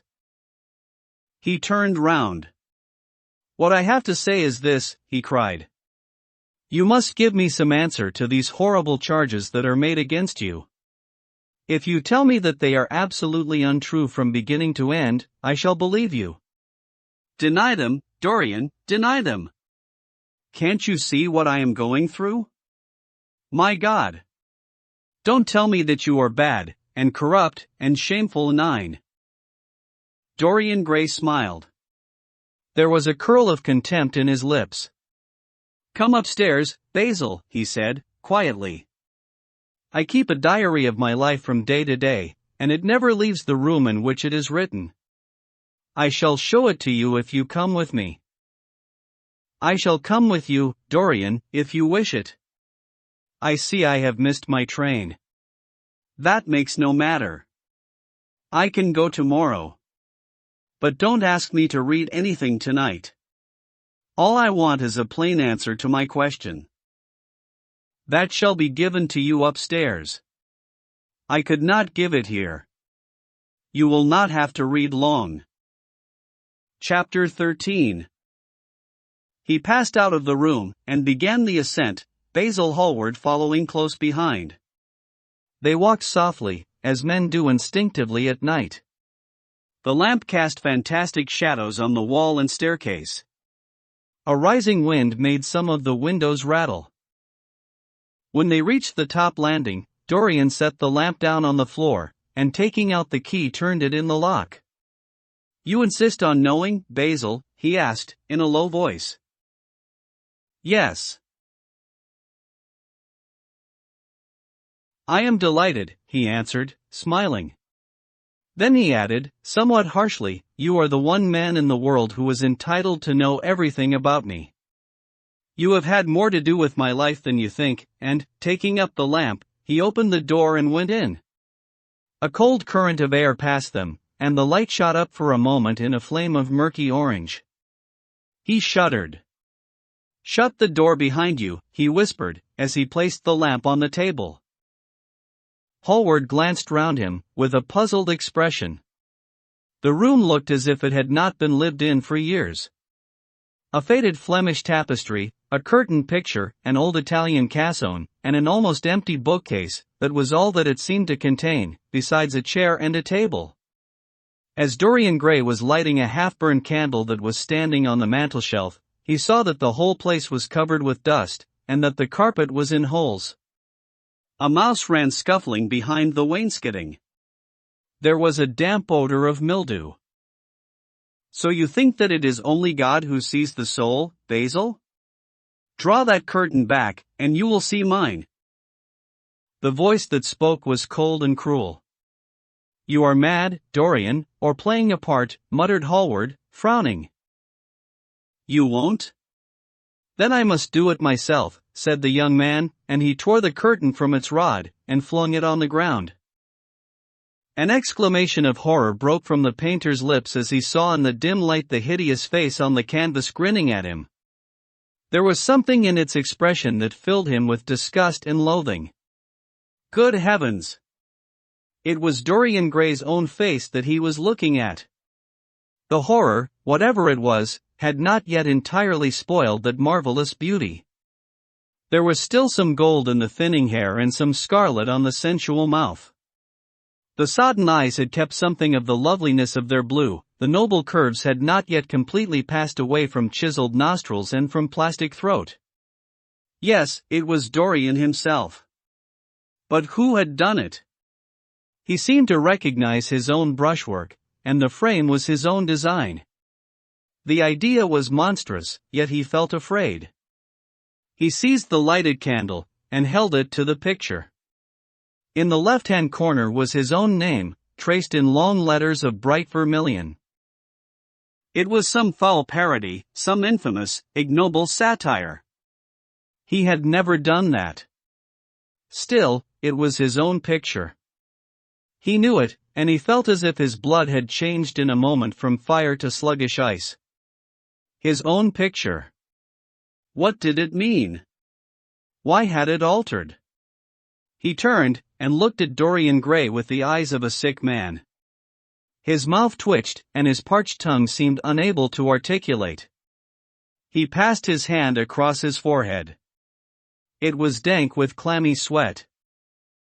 The young man was leaning against the mantelshelf, watching him with that strange expression that one sees on the faces of those who are absorbed in a play when some great artist is acting. There was neither real sorrow in it nor real joy. There was simply the passion of the spectator, with perhaps a flicker of triumph in his eyes. He had taken the flower out of his coat, and was smelling it, or pretending to do so. "What does this mean?" cried Hallward, at last. His own voice sounded shrill and curious in his ears. "Years ago, when I was a boy," said Dorian Gray, crushing the flower in his hand, "you met me, flattered me, won and taught me to be vain of my good looks. One day you introduced me to a friend of yours, who explained to me the wonder of youth, and you finished a portrait of me that revealed to me the wonder of beauty. In a mad moment, that, even now, I don't know whether I regret or not, I made a wish, perhaps you would call it a prayer. I remember it. Oh, how well I remember it. No. The thing is impossible. The room is damp. Mildew has got into the canvas. The paints I used had some wretched mineral poison in them. I tell you the thing is impossible. Ah, what is impossible? Murmured the young man, going over to the window, and leaning his forehead against the cold, mist-stained glass. You told me you had destroyed it. I was wrong. It has destroyed me. I don't believe it is my picture. Can't you see your ideal in it? Said Dorian, bitterly. My ideal, as you call it. As you called it.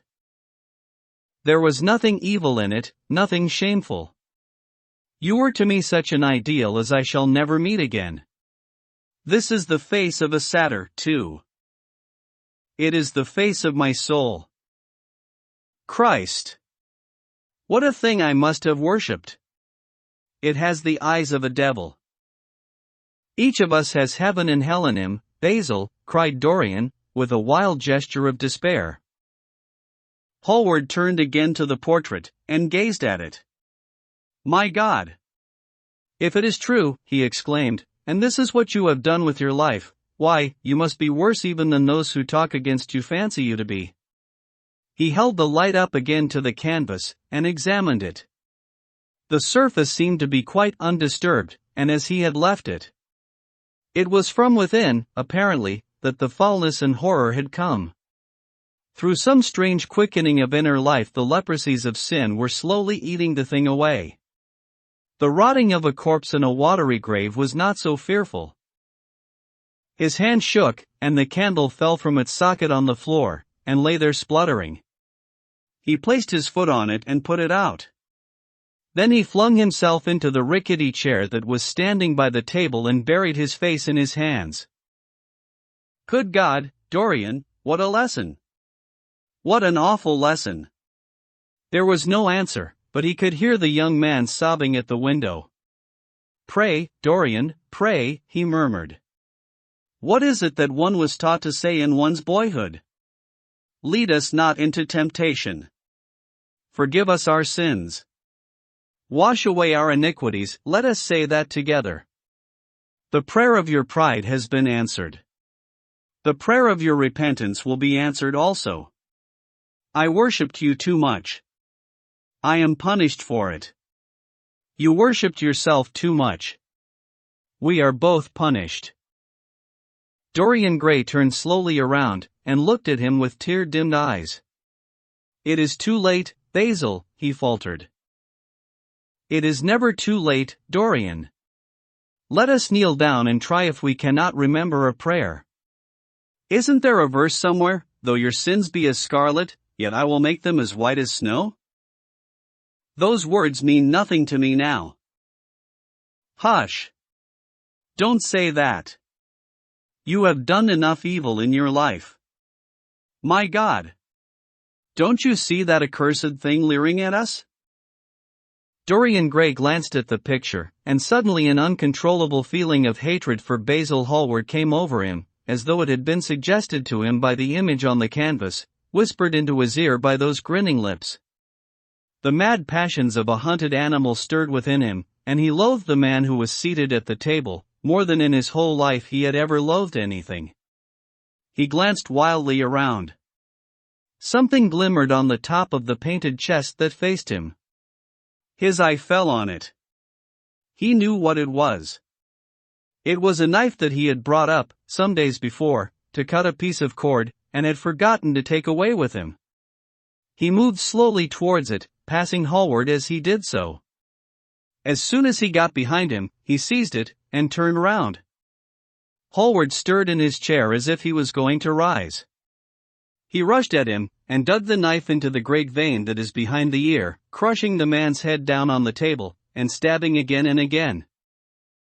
There was a stifled groan, and the horrible sound of someone choking with blood. 3 times the outstretched arms shot up convulsively, waving grotesque stiff-fingered hands in the air. He stabbed him twice more, but the man did not move. Something began to trickle on the floor. He waited for a moment, still pressing the head down. Then he threw the knife on the table, and listened. He could hear nothing but the drip, drip on the threadbare carpet. He opened the door and went out on the landing. The house was absolutely quiet. No one was about. For a few seconds he stood bending over the balustrade and peering down into the black seething well of darkness. Then he took out the key and returned to the room, locking himself in as he did so. The thing was still seated in the chair, straining over the table with bowed head and humped back and long fantastic arms. Had it not been for the red jagged tear in the neck and the clotted black pool that was slowly widening on the table, one would have said that the man was simply asleep. How quickly it had all been done! He felt strangely calm and, walking over to the window, opened it and stepped out on the balcony. The wind had blown the fog away, and the sky was like a monstrous peacock's tail, starred with myriads of golden eyes. He looked down and saw the policeman going his rounds and flashing the long beam of his lantern on the doors of the silent houses. The crimson spot of a prowling hansom gleamed at the corner and then vanished. A woman in a fluttering shawl was creeping slowly by the railings, staggering as she went. Now and then she stopped and peered back. Once she began to sing in a hoarse voice. The policeman strolled over and said something to her. She stumbled away, laughing. A bitter blast swept across the square. The gas lamps flickered and became blue, and the leafless trees shook their black iron branches to and fro. He shivered and went back, closing the window behind him. Having reached the door, he turned the key and opened it. He did not even glance at the murdered man. He felt that the secret of the whole thing was not to realize the situation. The friend who had painted the fatal portrait to which all his misery had been due, had gone out of his life. That was enough. Then he remembered the lamp. It was a rather curious one of Moorish workmanship, made of dull silver inlaid with arabesques of burnished steel, and studded with coarse turquoises. Perhaps it might be missed by his servant, and questions would be asked. He hesitated for a moment, then he turned back and took it from the table. He could not help seeing the dead thing. How still it was! How horribly white the long hands looked! It was like a dreadful wax image. Having locked the door behind him, he crept quietly downstairs. The woodwork creaked and seemed to cry out as if in pain. He stopped several times and waited. No, everything was still. It was merely the sound of his own footsteps. When he reached the library, he saw the bag and coat in the corner. They must be hidden away somewhere. He unlocked a secret press that was in the wainscoting, a press in which he kept his own curious disguises, and put them into it. He could easily burn them afterwards. Then he pulled out his watch. It was 20 minutes to 2. He sat down and began to think. Every year, every month, almost, men were strangled in England for what he had done. There had been a madness of murder in the air. Some red star had come too close to the earth. And yet what evidence was there against him? Basil Hallward had left the house at 11. No one had seen him come in again. Most of the servants were at Selby Royal. His valet had gone to bed. Paris. Yes. It was to Paris that Basil had gone, and by the midnight train, as he had intended. With his curious reserved habits, it would be months before any suspicions would be aroused. Months? Everything could be destroyed long before then. A sudden thought struck him. He put on his fur coat and hat, and went out into the hall. There he paused, hearing the slow heavy tread of the policeman on the pavement outside, and seeing the flash of the Bull Si-3 reflected in the window. He waited, and held his breath. After a few moments he drew back the latch, and slipped out, shutting the door very gently behind him. Then he began ringing the bell. In about 5 minutes his valet appeared, half-dressed, and looking very drowsy. "I am sorry to have had to wake you up," Francis," he said, stepping in, "but I had forgotten my latchkey." "What time is it?" "10 minutes past 2, sir," answered the man, looking at the clock and blinking. 10 minutes past 2? How horribly late. You must wake me at 9 tomorrow. I have some work to do." "All right, sir." "Did anyone call this evening?" "Mr. Hallward, sir. He stayed here till 11, and then he went away to catch his train." "Oh. I am sorry I didn't see him.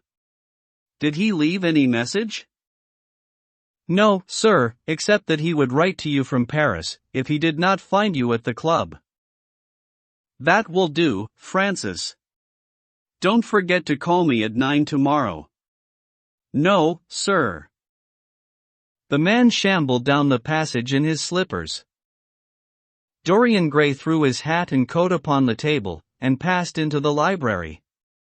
For a quarter of an hour he walked up and down the room biting his lip, and thinking. Then he took down the blue book 4 from one of the shelves and began to turn over the leaves. Alan Campbell, 152, Hertford Street, Mayfair. Yes, that was the man he wanted. Chapter 14. At 9 o'clock the next morning his servant came in with a cup of chocolate on a tray, and opened the shutters. Dorian was sleeping quite peacefully, lying on his right side, with one hand underneath his cheek. He looked like a boy who had been tired out with play, or study. The man had to touch him twice on the shoulder before he woke, and as he opened his eyes a faint smile passed across his lips, as though he had been lost in some delightful dream. Yet he had not dreamed at all. His night had been untroubled by any images of pleasure or of pain. But youth smiles without any reason. It is one of its chiefest charms. He turned round, and, leaning upon his elbow, began to sip his chocolate. The mellow November sun came streaming into the room. The sky was bright, and there was a genial warmth in the air. It was almost like a morning in May. Gradually the events of the preceding night crept with silent blood-stained feet into his brain, and reconstructed themselves there with terrible distinctness. He winced at the memory of all that he had suffered, and for a moment the same curious feeling of loathing for Basil Hallward, that had made him kill him as he sat in the chair, came back to him, and he grew cold with passion. The dead man was still sitting there, too, and in the sunlight now. How horrible that was! Such hideous things were for the darkness, not for the day.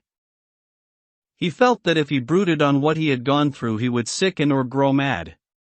There were sins whose fascination was more in the memory than in the doing of them, strange triumphs that gratified the pride more than the passions, and gave to the intellect a quickened sense of joy, greater than any joy they brought, or could ever bring, to the senses.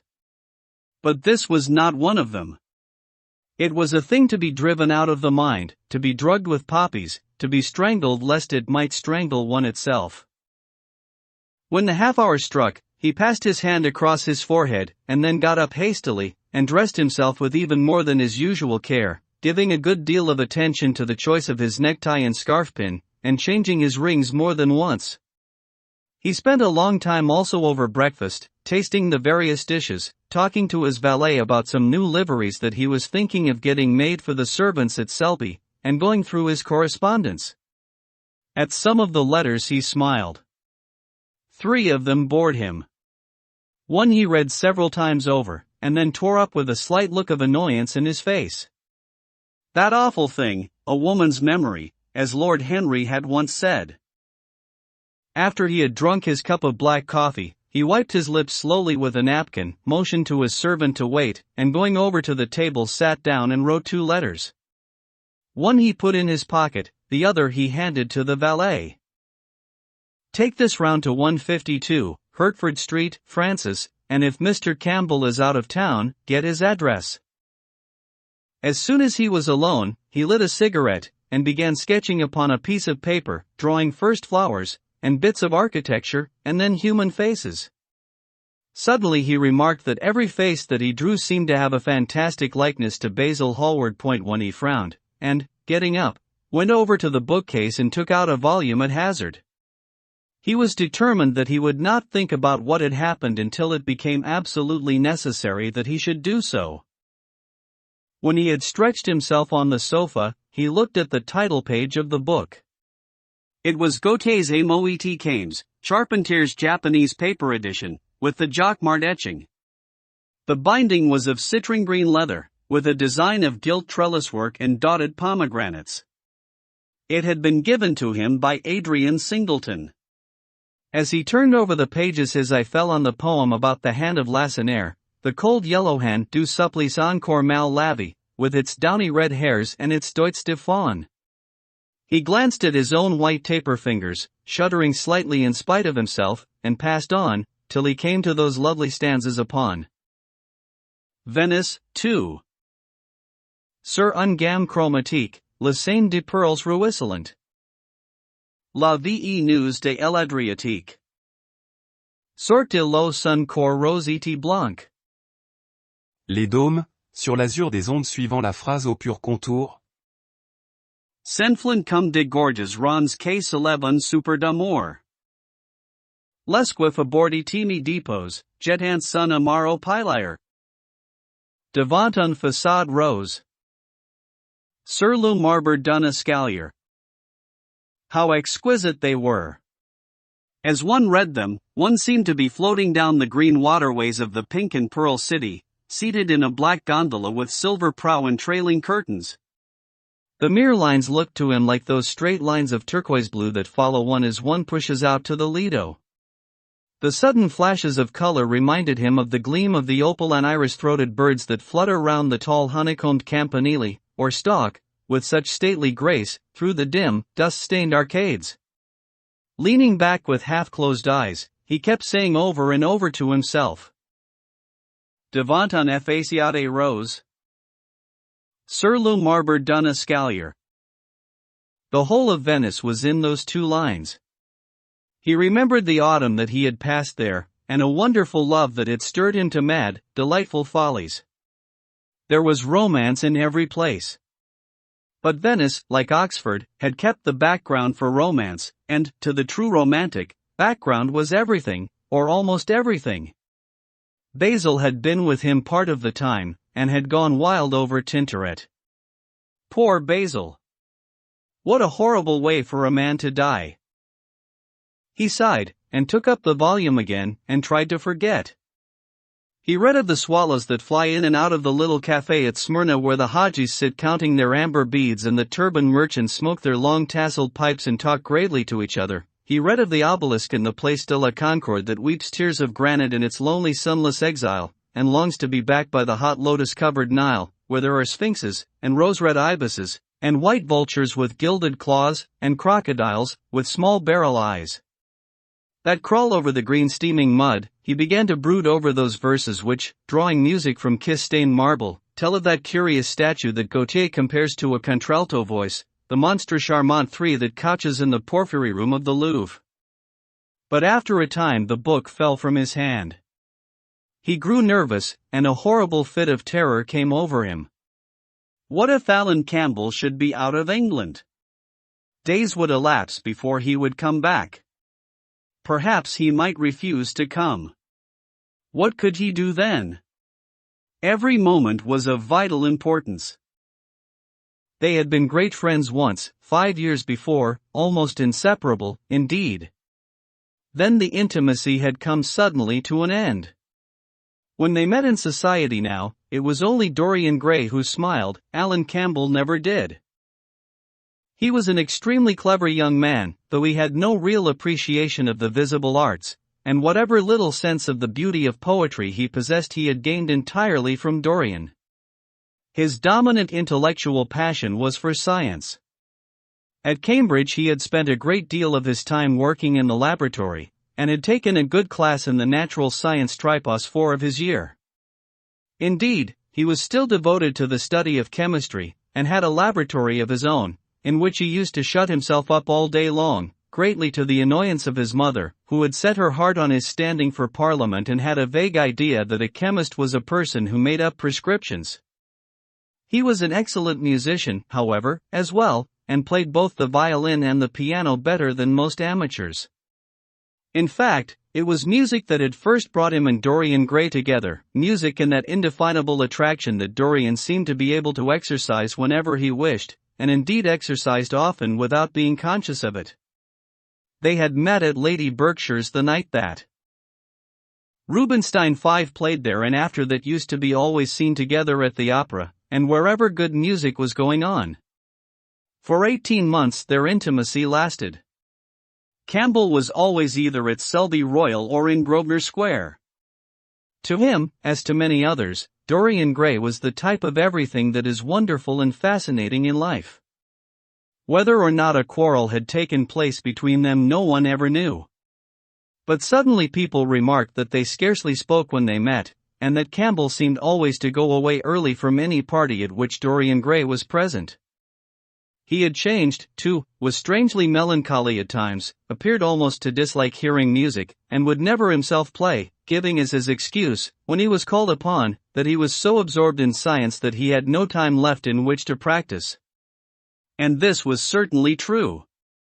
Every day he seemed to become more interested in biology, and his name appeared once or twice in some of the scientific reviews, in connection with certain curious experiments.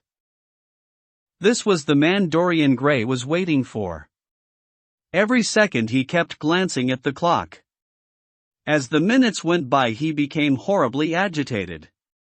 At last he got up, and began to pace up and down the room, looking like a beautiful caged thing. He took long stealthy strides. His hands were curiously cold. The suspense became unbearable. Time seemed to him to be crawling with feet of lead, while he by monstrous winds was being swept towards the jagged edge of some black cleft of precipice. He knew what was waiting for him there, saw it indeed, and, shuddering, crushed with dank hands his burning lids as though he would have robbed the very brain of sight, and driven the eyeballs back into their cave. It was useless. The brain had its own food on which it battened, and the imagination, made grotesque by terror, twisted and distorted as a living thing by pain, danced like some foul puppet on a stand, and grinned through moving masks. Then, suddenly, time stopped for him. Yes, that blind, slow-breathing thing crawled no more, and horrible thoughts, time being dead, raced nimbly on in front, and dragged a hideous future from its grave, and showed it to him. He stared at it. Its very horror made him stone. At last the door opened, and his servant entered. He turned glazed eyes upon him. "Mr. Campbell, sir," said the man. A sigh of relief broke from his parched lips, and the color came back to his cheeks. "Ask him to come in at once, Francis." He felt that he was himself again. His mood of cowardice had passed away. The man bowed, and retired.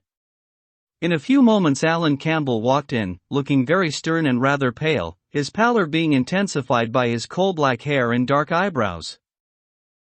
"Alan, this is kind of you. I thank you for coming.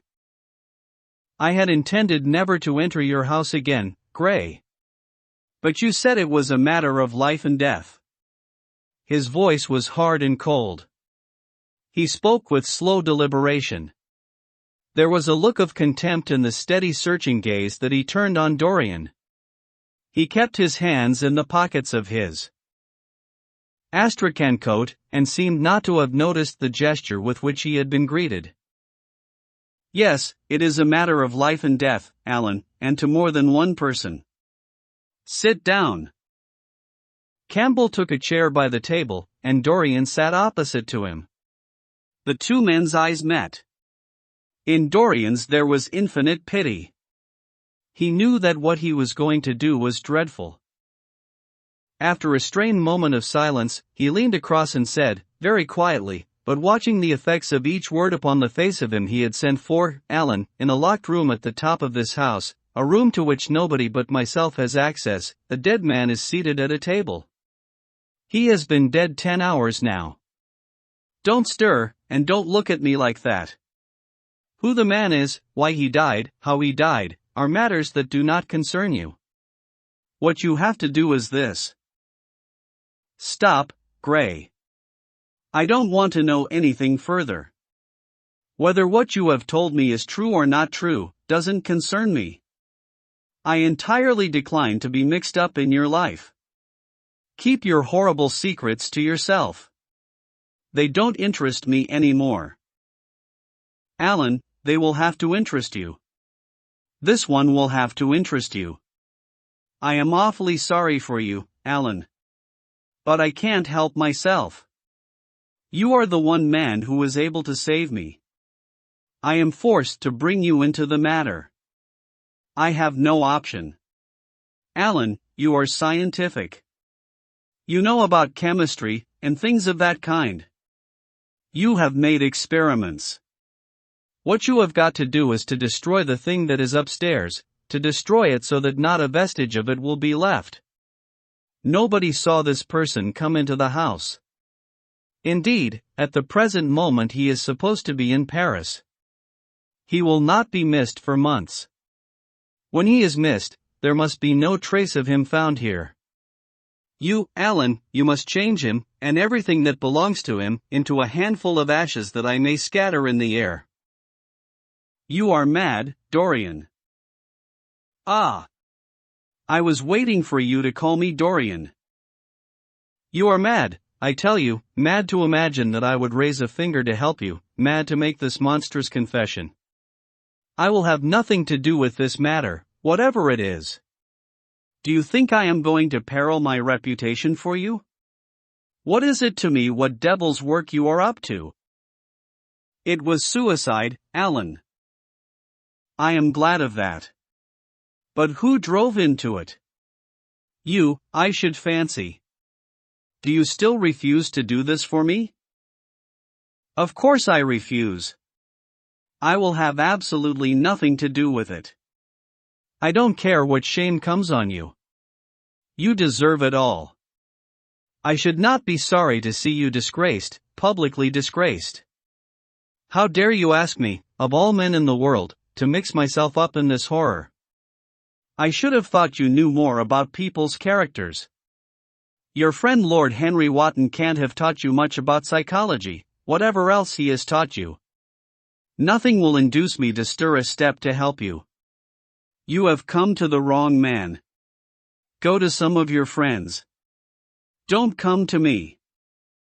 Alan, it was murder. I killed him. You don't know what he had made me suffer.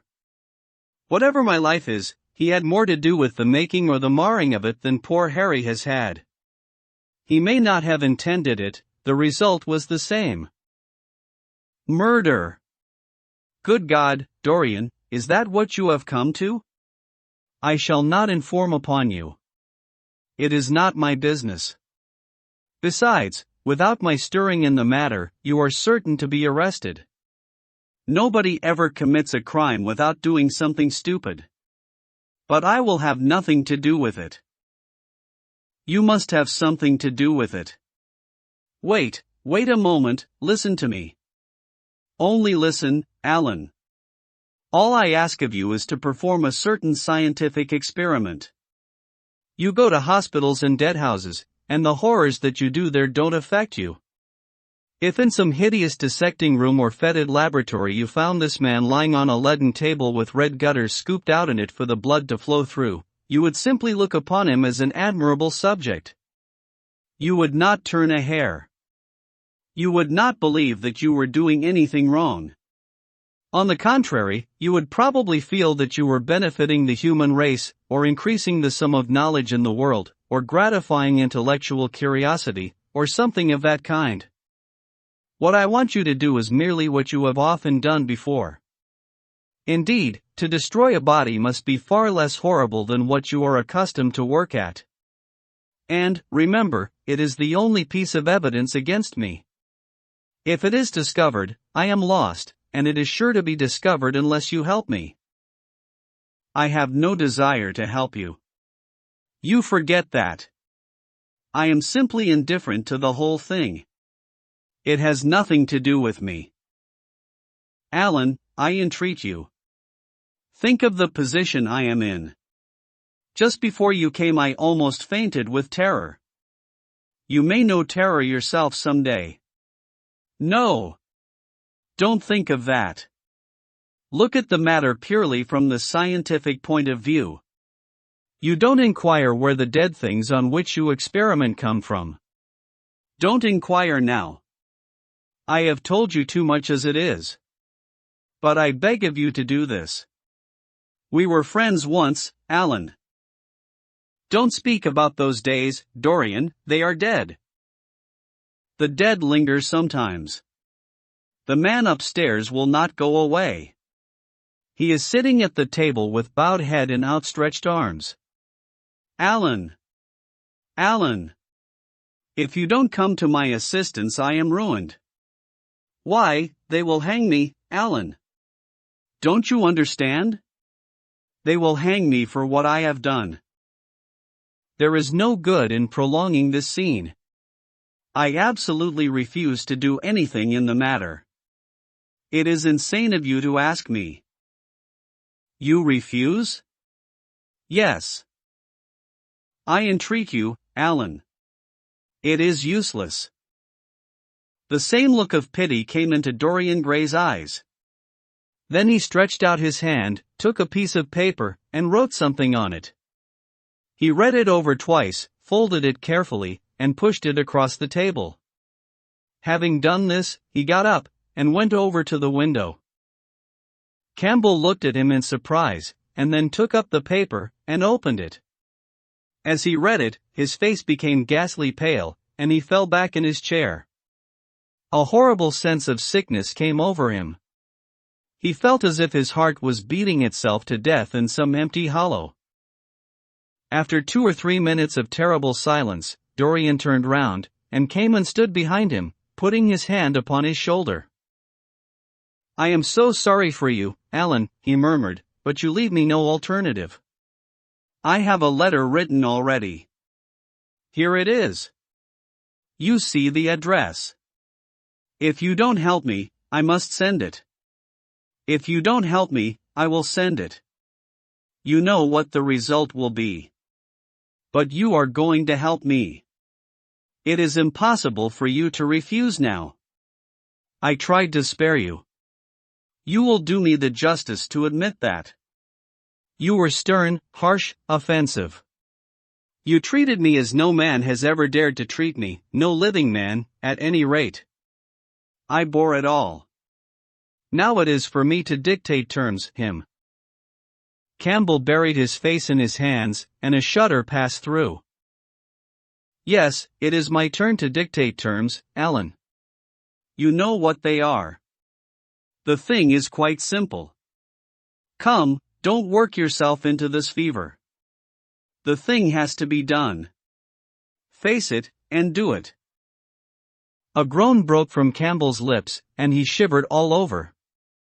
The ticking of the clock on the mantelpiece seemed to him to be dividing time into separate atoms of agony, each of which was too terrible to be borne. He felt as if an iron ring was being slowly tightened round his forehead, as if the disgrace with which he was threatened had already come upon him. The hand upon his shoulder weighed like a hand of lead. It was intolerable. It seemed to crush him. Come, Alan, you must decide at once. I cannot do it, he said, mechanically, as though words could alter things. You must. You have no choice. Don't delay. He hesitated a moment. Is there a fire in the room upstairs? Yes, there is a gas fire with asbestos. I shall have to go home and get some things from the laboratory. No, Alan, you must not leave the house. Write out on a sheet of note paper what you want, and my servant will take a cab and bring the things back to you. Campbell scrawled a few lines, blotted them, and addressed an envelope to his assistant. Dorian took the note up and read it carefully. Then he rang the bell, and gave it to his valet, with orders to return as soon as possible, and to bring the things with him. As the hall door shut, Campbell started nervously, and, having got up from the chair, went over to the chimney-piece. He was shivering with a kind of ague. For nearly 20 minutes, neither of the men spoke. A fly buzzed noisily about the room, and the ticking of the clock was like the beat of a hammer. As the chime struck 1, Campbell turned round, and, looking at Dorian Gray, saw that his eyes were filled with tears. There was something in the purity and refinement of that sad face that seemed to enrage him. "You are infamous, absolutely infamous," he muttered. "Hush, Alan, you have saved my life," said Dorian. "Your life? Good heavens! What a life that is! You have gone from corruption to corruption, and now you have culminated in crime. In doing what I am going to do, what you force me to do, it is not of your life that I am thinking." "Ah, Alan," murmured Dorian, with a sigh, "I wish you had 1,000th part of the pity for me that I have for you." He turned away as he spoke, and stood looking out at the garden. Campbell made no answer. After about 10 minutes a knock came to the door, and the servant entered, carrying a large mahogany chest of chemicals, with a long coil of steel and platinum wire and 2 rather curiously shaped iron clamps. "Shall I leave the things here, sir?" he asked Campbell. "Yes," said Dorian. "And I am afraid, Francis, that I have another errand for you. What is the name of the man at Richmond who supplies Selby with orchids?" "Harden, sir." "Yes, Harden. You must go down to Richmond at once, see Harden personally, and tell him to send twice as many orchids as I ordered, and to have as few white ones as possible. In fact, I don't want any white ones. It is a lovely day, Francis, and Richmond is a very pretty place, otherwise I wouldn't bother you about it." "No trouble, sir. At what time shall I be back?" Dorian looked at Campbell. "How long will your experiment take, Alan?" he said, in a calm, indifferent voice. The presence of a third person in the room seemed to give him extraordinary courage. Campbell frowned, and bit his lip. "It will take about 5 hours, he answered. "It will be time enough, then, if you are back at 7:30, Francis. Or stay, just leave my things out for dressing. You can have the evening to yourself. I am not dining at home, so I shall not want you." "Thank you, sir," said the man, leaving the room. "Now, Alan, there is not a moment to be lost. How heavy this chest is. I'll take it for you. You bring the other things." He spoke rapidly, and in an authoritative manner. Campbell felt dominated by him. They left the room together. When they reached the top landing, Dorian took out the key and turned it in the lock. Then he stopped, and a troubled look came into his eyes. He shuddered. "I don't think I can go in, Alan," he murmured. "It is nothing to me." "I don't require you," said Campbell, coldly. Dorian half opened the door. As he did so, he saw the face of his portrait leering in the sunlight. On the floor in front of it the torn curtain was lying. He remembered that the night before he had forgotten, for the first time in his life, to hide the fatal canvas, and was about to rush forward, when he drew back with a shudder. What was that loathsome red dew that gleamed, wet and glistening, on one of the hands, as though the canvas had sweated blood? How horrible it was! More horrible, it seemed to him for the moment, than the silent thing that he knew was stretched across the table, the thing whose grotesque misshapen shadow on the spotted carpet showed him that it had not stirred, but was still there, as he had left it. He heaved a deep breath, opened the door a little wider, and with half-closed eyes and averted head walked quickly in, determined that he would not look even once upon the dead man. Then, stooping down, and taking up the gold and purple hanging, he flung it right over the picture. There he stopped, feeling afraid to turn round, and his eyes fixed themselves on the intricacies of the pattern before him. He heard Campbell bringing in the heavy chest, and the irons, and the other things that he had required for his dreadful work. He began to wonder if he and Basil Hallward had ever met, and, if so, what they had thought of each other. "Leave me now," said a stern voice behind him. He turned and hurried out, just conscious that the dead man had been thrust back into the chair, and that Campbell was gazing into a glistening yellow face. As he was going downstairs, he heard the key being turned in the lock.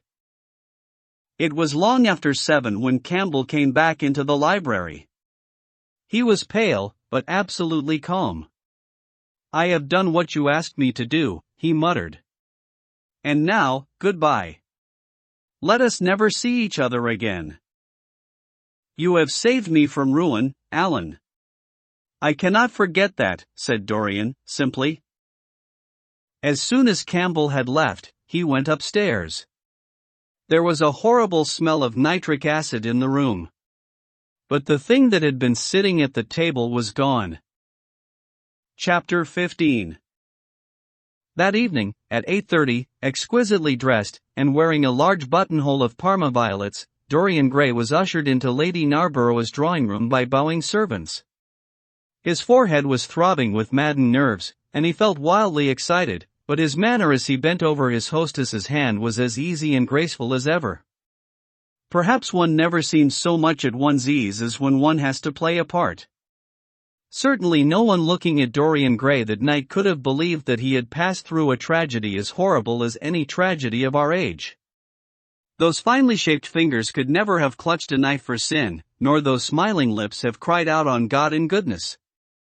He himself could not help wondering at the calm of his demeanor, and for a moment felt keenly the terrible pleasure of a double life.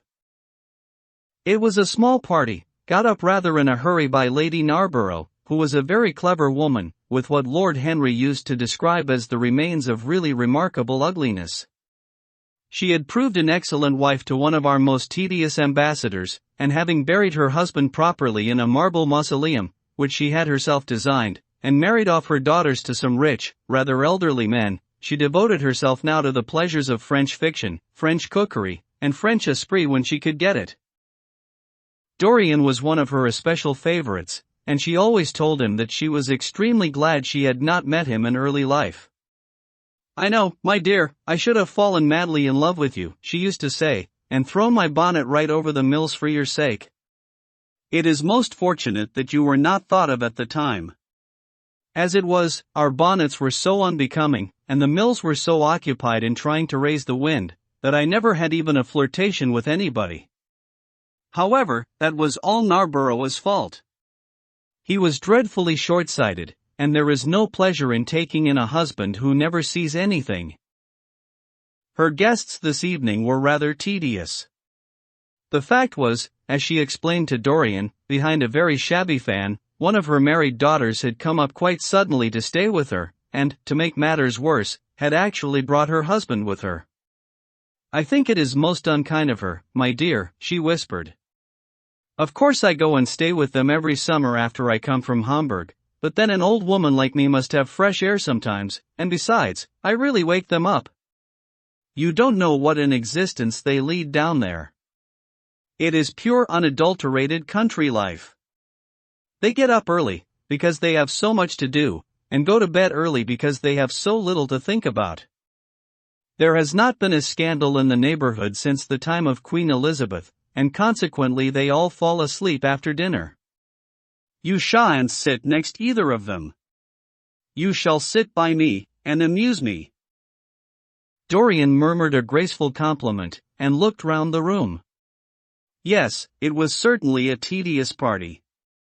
Two of the people he had never seen before, and the others consisted of Ernest Harrowden, one of those middle-aged mediocrities so common in London clubs who have no enemies, but are thoroughly disliked by their friends, Lady Roxton, an overdressed woman of 47, with a hooked nose, who was always trying to get herself compromised, but was so peculiarly plain that to her great disappointment no one would ever believe anything against her, Mrs. Erlyn, a pushing nobody, with a delightful lisp and Venetian red hair, Lady Alice Chapman, his hostess's daughter, a dowdy dull girl, with one of those characteristic British faces that, once seen, are never remembered, and her husband, a red-cheeked, white-whiskered creature who, like so many of his class, was under the impression that inordinate joviality can atone for an entire lack of ideas. He was rather sorry he had come, till Lady Narborough, looking at the great ormolu gilt clock that sprawled in gaudy curves on the mauve-draped mantelshelf, exclaimed, "How horrid of Henry Wotton to be so late! I sent round to him this morning on chance, and he promised faithfully not to disappoint me." It was some consolation that Harry was to be there, and when the door opened and he heard his slow musical voice lending charm to some insincere apology, he ceased to feel bored. But at dinner he could not eat anything. Plate after plate went away untasted. Lady Narborough kept scolding him for what she called an insult to poor Adolphe, who invented the menu specially for you, and now and then Lord Henry looked across at him, wondering at his silence and abstracted manner. From time to time the butler filled his glass with champagne. He drank eagerly, and his thirst seemed to increase. "Dorian," said Lord Henry, at last, as the chaud-droid one was being handed round, "what is the matter with you tonight? You are quite out of sorts." "I believe he is in love," cried Lady Narborough, "and that he is afraid to tell me for fear I should be jealous." "He is quite right. I certainly should." "Dear Lady Narborough," murmured Dorian, smiling, "I have not been in love for a whole week, not, in fact, since Madame de Ferrol left town." "How you men can fall in love with that woman," exclaimed the old lady. "I really cannot understand it." "It is simply because she remembers you when you were a little girl, Lady Narborough," said Lord Henry. "She is the one link between us and your short frocks." "She does not remember my short frocks at all, Lord Henry. But I remember her very well at Vienna 30 years ago, and how décolletée she was then." "She is still décolletée," he answered, taking an olive in his long fingers, "and when she is in a very smart gown she looks like an edition deluxe of a bad French novel. She is really wonderful, and full of surprises. Her capacity for family affection is extraordinary. When her third husband died, her hair turned quite gold from grief too." "How can you, Harry?" cried Dorian. "It is a most romantic explanation," laughed the hostess. "But her third husband, Lord Henry? You don't mean to say Ferrol is the fourth?" "Certainly, Lady Narborough. I don't believe a word of it." "Well, ask Mr. Gray. He is one of her most intimate friends." "Is it true, Mr. Gray?" "She assures me so, Lady Narborough," said Dorian. "I asked her whether, like Marguerite de Navarre, she had their hearts embalmed and hung at her girdle. She told me she didn't, because none of them had had any hearts at all." "4 husbands? Upon my word that is trop de zèle." "Trop d'audace, 3 I tell her," said Dorian. "Oh! She is audacious enough for anything, my dear. And what is Ferrol like?" "I don't know him." "The husbands of very beautiful women belong to the criminal classes," said Lord Henry, sipping his wine. Lady Narborough hit him with her fan. "Lord Henry, I am not at all surprised that the world says that you are extremely wicked." "But what world says that?" asked Lord Henry, elevating his eyebrows. "It can only be the next world. This world and I are on excellent terms." "Everybody I know says you are very wicked," cried the old lady, shaking her head. Lord Henry looked serious for some moments. "It is perfectly monstrous," he said, at last, "the way people go about nowadays saying things against one behind one's back that are absolutely and entirely true." "Isn't he incorrigible?" cried Dorian, leaning forward in his chair. "I hope so," said his hostess, laughing. "But really if you all worship Madame de Ferrol in this ridiculous way, I shall have to marry again so as to be in the fashion." "You will never marry again, Lady Narborough," broke in Lord Henry. "You were far too happy. When a woman marries again it is because she detested her first husband. When a man marries again, it is because he adored his first wife. Women try their luck, men risk theirs." "Narborough wasn't perfect," cried the old lady. "If he had been, you would not have loved him, my dear lady," was the rejoinder. Women love us for our defects. If we have enough of them, they will forgive us everything, even our intellects. You will never ask me to dinner again, after saying this, I am afraid, Lady Narborough, but it is quite true. Of course it is true, Lord Henry. If we women did not love you for your defects, where would you all be? Not one of you would ever be married. You would be a set of unfortunate bachelors. Not, however, that would alter you much. Nowadays all the married men live like bachelors, and all the bachelors like married men. Fin de siècle, murmured Lord Henry. Fin du globe, answered his hostess. I wish it were fin du globe, said Dorian, with a sigh. Life is a great disappointment. Ah, my dear, cried Lady Narborough, putting on her gloves, don't tell me that you have exhausted life. When a man says that, one knows that life has exhausted him. Lord Henry is very wicked, and I sometimes wish that I had been, but you are made to be good, you look so good. I must find you a nice wife. Lord Henry, don't you think that Mr. Gray should get married? I am always telling him so, Lady Narborough, said Lord Henry, with a bow. Well, we must look out for a suitable match for him. I shall go through Debrett 5 carefully tonight, and draw out a list of all the eligible young ladies. With their ages, Lady Narborough? Asked Dorian. Of course, with their ages, slightly edited. But nothing must be done in a hurry. I want it to be what the Morning Post calls a suitable alliance, and I want you both to be happy. What nonsense people talk about happy marriages, exclaimed Lord Henry. A man can be happy with any woman, as long as he does not love her. Ah! What a cynic you are, cried the old lady, pushing back her chair, and nodding to Lady Ruxton. You must come and dine with me soon again. You are really an admirable tonic, much better than what Sir Andrew prescribes for me. You must tell me what people you would like to meet, though. I want it to be a delightful gathering. I like men who have a future, and women who have a past, he answered. Or do you think that would make it a petticoat party? I fear so, she said, laughing, as she stood up. 1,000 pardons, my dear Lady Ruxton, she added, I didn't see you hadn't finished your cigarette. Never mind, Lady Narborough. I smoke a great deal too much. I am going to limit myself, for the future. Pray don't, Lady Ruxton, said Lord Henry. Moderation is a fatal thing. Enough is as bad as a meal. More than enough is as good as a feast. Lady Ruxton glanced at him curiously. You must come and explain that to me some afternoon, Lord Henry. It sounds a fascinating theory, she murmured, as she swept out of the room. Now, mind you don't stay too long over your politics and scandal, cried Lady Narborough from the door. If you do, we are sure to squabble upstairs. The men laughed, and Mr. Chapman got up solemnly from the foot of the table and came up to the top. Dorian Gray changed his seat, and went and sat by Lord Henry. Mr. Chapman began to talk in a loud voice about the situation in the House of Commons. He guffawed at his adversaries.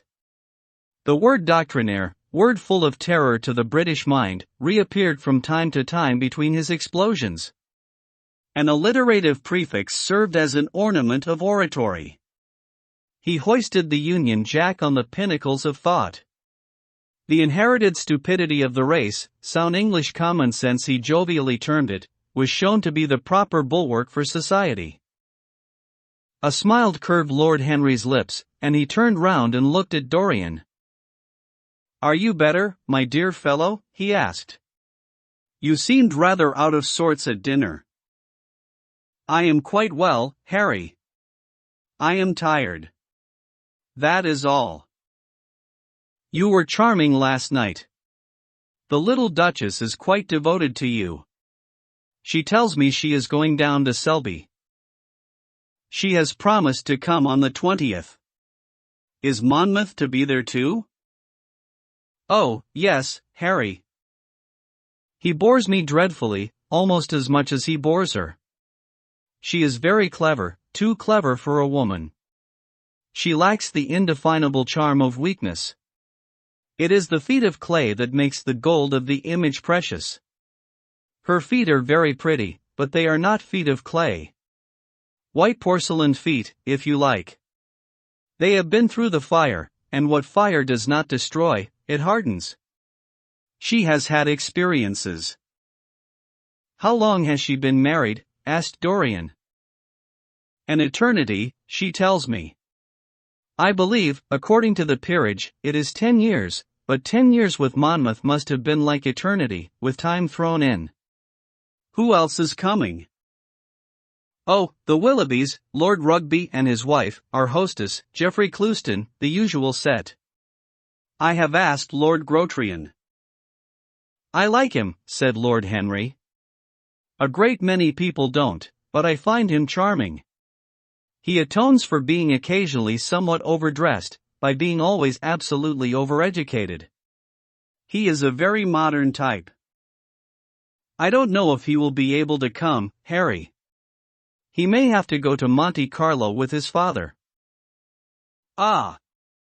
What a nuisance people's people are! Try and make him come.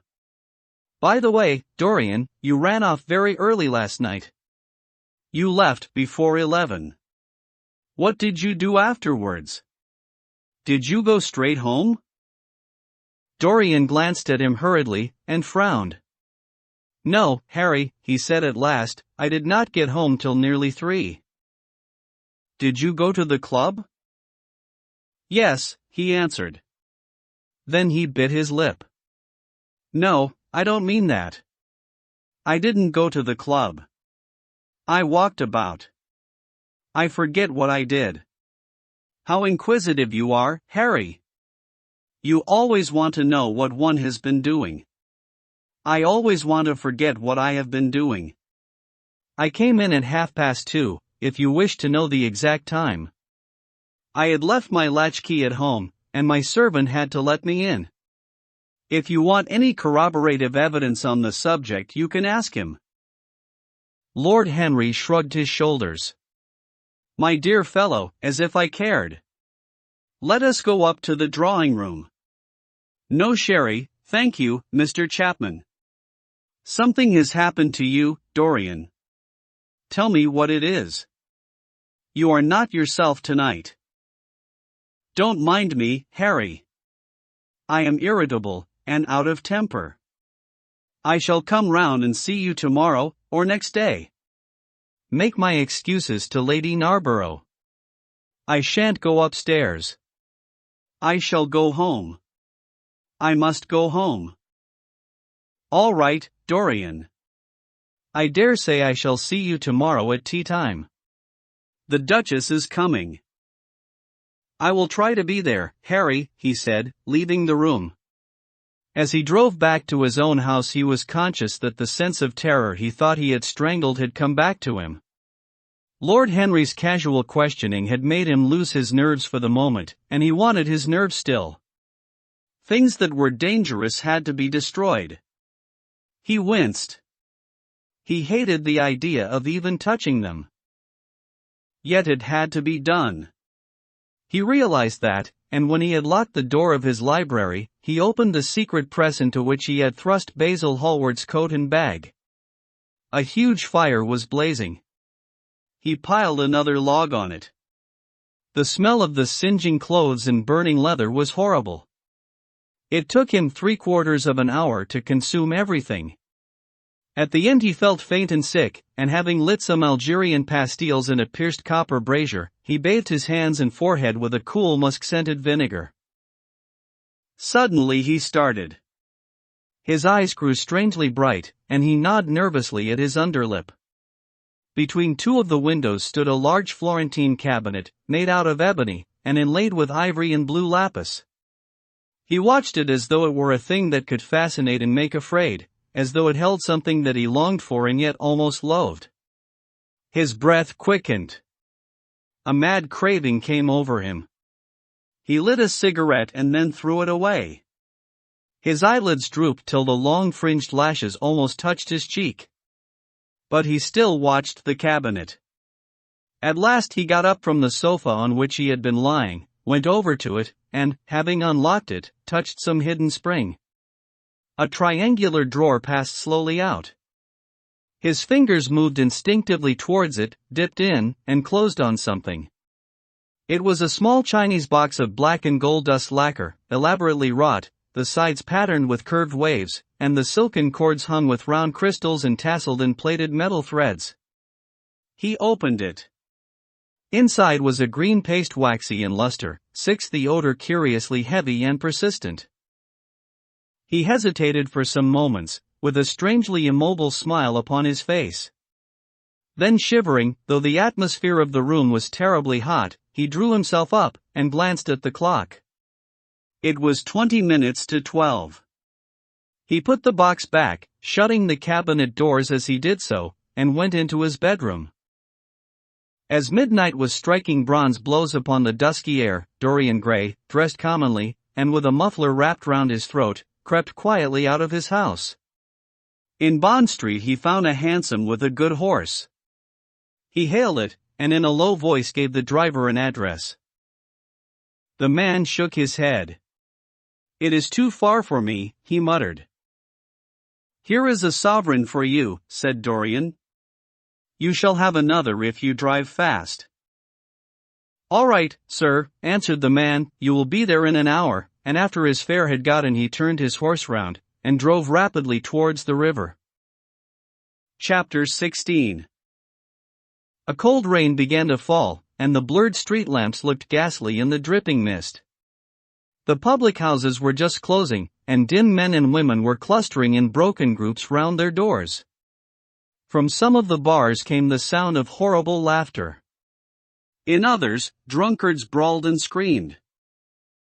Lying back in the hansom, with his hat pulled over his forehead, Dorian Gray watched with listless eyes the sordid shame of the great city, and now and then he repeated to himself the words that Lord Henry had said to him on the first day they had met, to cure the soul by means of the senses, and the senses by means of the soul. Yes, that was the secret. He had often tried it, and would try it again now. There were opium dens, where one could buy oblivion, dens of horror where the memory of old sins could be destroyed by the madness of sins that were new. The moon hung low in the sky like a yellow skull. From time to time a huge misshapen cloud stretched a long arm across and hid it. The gas lamps grew fewer, and the streets more narrow and gloomy. Once the man lost his way, and had to drive back half a mile. As steam rose from the horse as it splashed up the puddles. The side windows of the hansom were clogged with a grey flannel mist.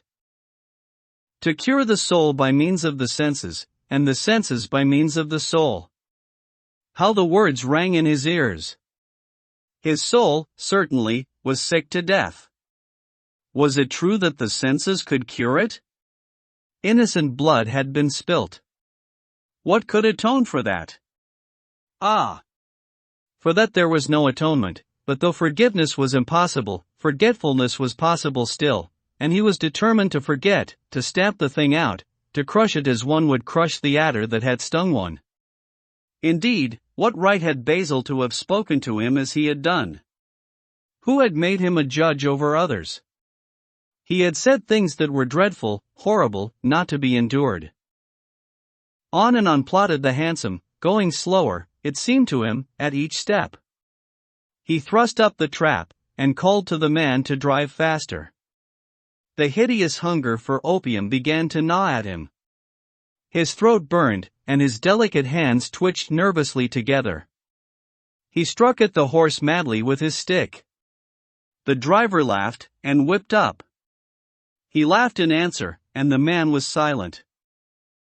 The way seemed interminable, and the streets like the black web of some sprawling spider. The monotony became unbearable, and, as the mist thickened, he felt afraid. Then they passed by lonely brickfields. The fog was lighter here, and he could see the strange bottle-shaped kilns with their orange fan-like tongues of fire. A dog barked as they went by, and far away in the darkness some wandering seagull screamed. The horse stumbled in a rut, then swerved aside, and broke into a gallop. After some time they left the clay road, and rattled again over rough paven streets. Most of the windows were dark, but now and then fantastic shadows were silhouetted against some lamplit blind. He watched them curiously. They moved like monstrous marionettes, and made gestures like live things. He hated them. A dull rage was in his heart. As they turned a corner, a woman yelled something at them from an open door, and two men ran after the hansom for about 100 yards. The driver beat at them with his whip. It is said that passion makes one think in a circle. Certainly with hideous iteration the bitten lips of Dorian Gray shaped and reshaped those subtle words that dealt with soul and sense, till he had found in them the full expression, as it were, of his mood, and justified, by intellectual approval, passions that without such justification would still have dominated his temper. From cell to cell of his brain crept the one thought, and the wild desire to live, most terrible of all man's appetites, quickened into force each trembling nerve and fiber. Ugliness that had once been hateful to him because it made things real, became dear to him now for that very reason. Ugliness was the one reality. The coarse brawl, the loathsome den, the crude violence of disordered life, the very vileness of thief and outcast, were more vivid, in their intense actuality of impression, than all the gracious shapes of art, the dreamy shadows of song. They were what he needed for forgetfulness. In 3 days he would be free. Suddenly the man drew up with a jerk at the top of a dark lane. Over the low roofs and jagged chimney stacks of the houses rose the black masts of ships. Wreaths of white mist clung like ghostly sails to the yards. Trap. Somewhere about here, sir, ain't it? He asked huskily through the. Dorian started, and peered round. This will do, he answered, and, having got out hastily, and given the driver the extra fare he had promised him, he walked quickly in the direction of the quay. Here and there a lantern gleamed at the stern of some huge merchantman. The light shook and splintered in the puddles. A red glare came from an outward-bound steamer that was coaling. The slimy pavement looked like a wet mackintosh. He hurried on towards the left, glancing back now and then to see if he was being followed. In about 7 or 8 minutes he reached a small shabby house, that was wedged in between two gaunt factories. In one of the top windows stood a lamp. He stopped, and gave a peculiar knock. Point 2. After a little time he heard steps in the passage, and the chain being unhooked. The door opened quietly, and he went in without saying a word to the squat misshapen figure that flattened itself into the shadow as he passed. At the end of the hall hung a tattered green curtain that swayed and shook in the gusty wind which had followed him in from the street. He dragged it aside, and entered a long, low room which looked as if it had once been a third-rate dancing saloon. Shrill flaring gas jets, dulled and distorted in the fly-blown mirrors that faced them, were ranged round the walls. Greasy reflectors of ribbed tin backed them, making quivering discs of light. The floor was covered with ochre-colored sawdust, trampled here and there into mud, and stained with dark rings of spilt liquor. Some Malays were crouching by a little charcoal stove playing with bone counters, and showing their white teeth as they chattered. In one corner with his head buried in his arms, a sailor sprawled over a table, and by the tawdrily painted bar that ran across one complete side stood 2 haggard women mocking an old man who was brushing the sleeves of his coat with an expression of disgust. "He thinks he's got red ants on him," laughed one of them, as Dorian passed by. The man looked at her in terror, and began to whimper. At the end of the room there was a little staircase, leading to a darkened chamber. As Dorian hurried up its 3 rickety steps, the heavy odor of opium met him. He heaved a deep breath, and his nostrils quivered with pleasure. When he entered, a young man with smooth yellow hair, who was bending over a lamp lighting a long thin pipe, looked up at him, and nodded in a hesitating manner. "You here, Adrian?" muttered Dorian. "Where else should I be?" he answered, listlessly. "None of the chaps will speak to me now." "I thought you had left England." Darlington is not going to do anything. My brother paid the bill at last. George doesn't speak to me either. I don't care, he added, with a sigh. As long as one has this stuff, one doesn't want friends. I think I have had too many friends. Dorian winced, and looked round at the grotesque things that lay in such fantastic postures on the ragged mattresses. The twisted limbs, the gaping mouths, the staring lustreless eyes, fascinated him. He knew in what strange heavens they were suffering, and what dull hells were teaching them the secret of some new joy. They were better off than he was. He was prisoned in thought. Memory, like a horrible malady, was eating his soul away.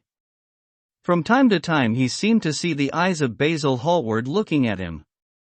Yet he felt he could not stay. The presence of Adrian Singleton troubled him. He wanted to be where no one would know who he was. He wanted to escape from himself. I am going on to the other place, he said, after a pause. On the wharf? Yes. That mad cat is sure to be there. They won't have her in this place now. Dorian shrugged his shoulders. I am sick of women who love one. Women who hate one are much more interesting. Besides, the stuff is better. Much the same. I like it better. Come and have something to drink. I must have something. I don't want anything, murmured the young man. Never mind. Adrian Singleton rose up warily, and followed Dorian to the bar. A half-caste, in a ragged turban and a shabby ulster, grinned a hideous greeting as he thrust a bottle of brandy and 2 tumblers in front of them. The women sidled up, and began to chatter. Dorian turned his back on them, and said something in a low voice to Adrian Singleton. A crooked smile, like a Malay crease, writhed across the face of one of the women. We are very proud tonight, she sneered. For God's sake don't talk to me, cried Dorian, stamping his foot on the ground. What do you want? Money? Here it is. Don't ever talk to me again. 2 red sparks flashed for a moment in the woman's sodden eyes, then flickered out, and left them dull and glazed. She tossed her head, and raked the coins off the counter with greedy fingers. Her companion watched her enviously. It's no use, sighed Adrian Singleton. I don't care to go back. What does it matter? I am quite happy here. You will write to me if you want anything, won't you? Said Dorian, after a pause. Perhaps. Good night, then. Good night, answered the young man, passing up the steps, and wiping his parched mouth with a handkerchief. Dorian walked to the door with a look of pain in his face. As he drew the curtain aside, a hideous laugh broke from the painted lips of the woman who had taken his money. There goes the devil's bargain, she hiccuped, in a hoarse voice. Curse you, he answered, don't call me that.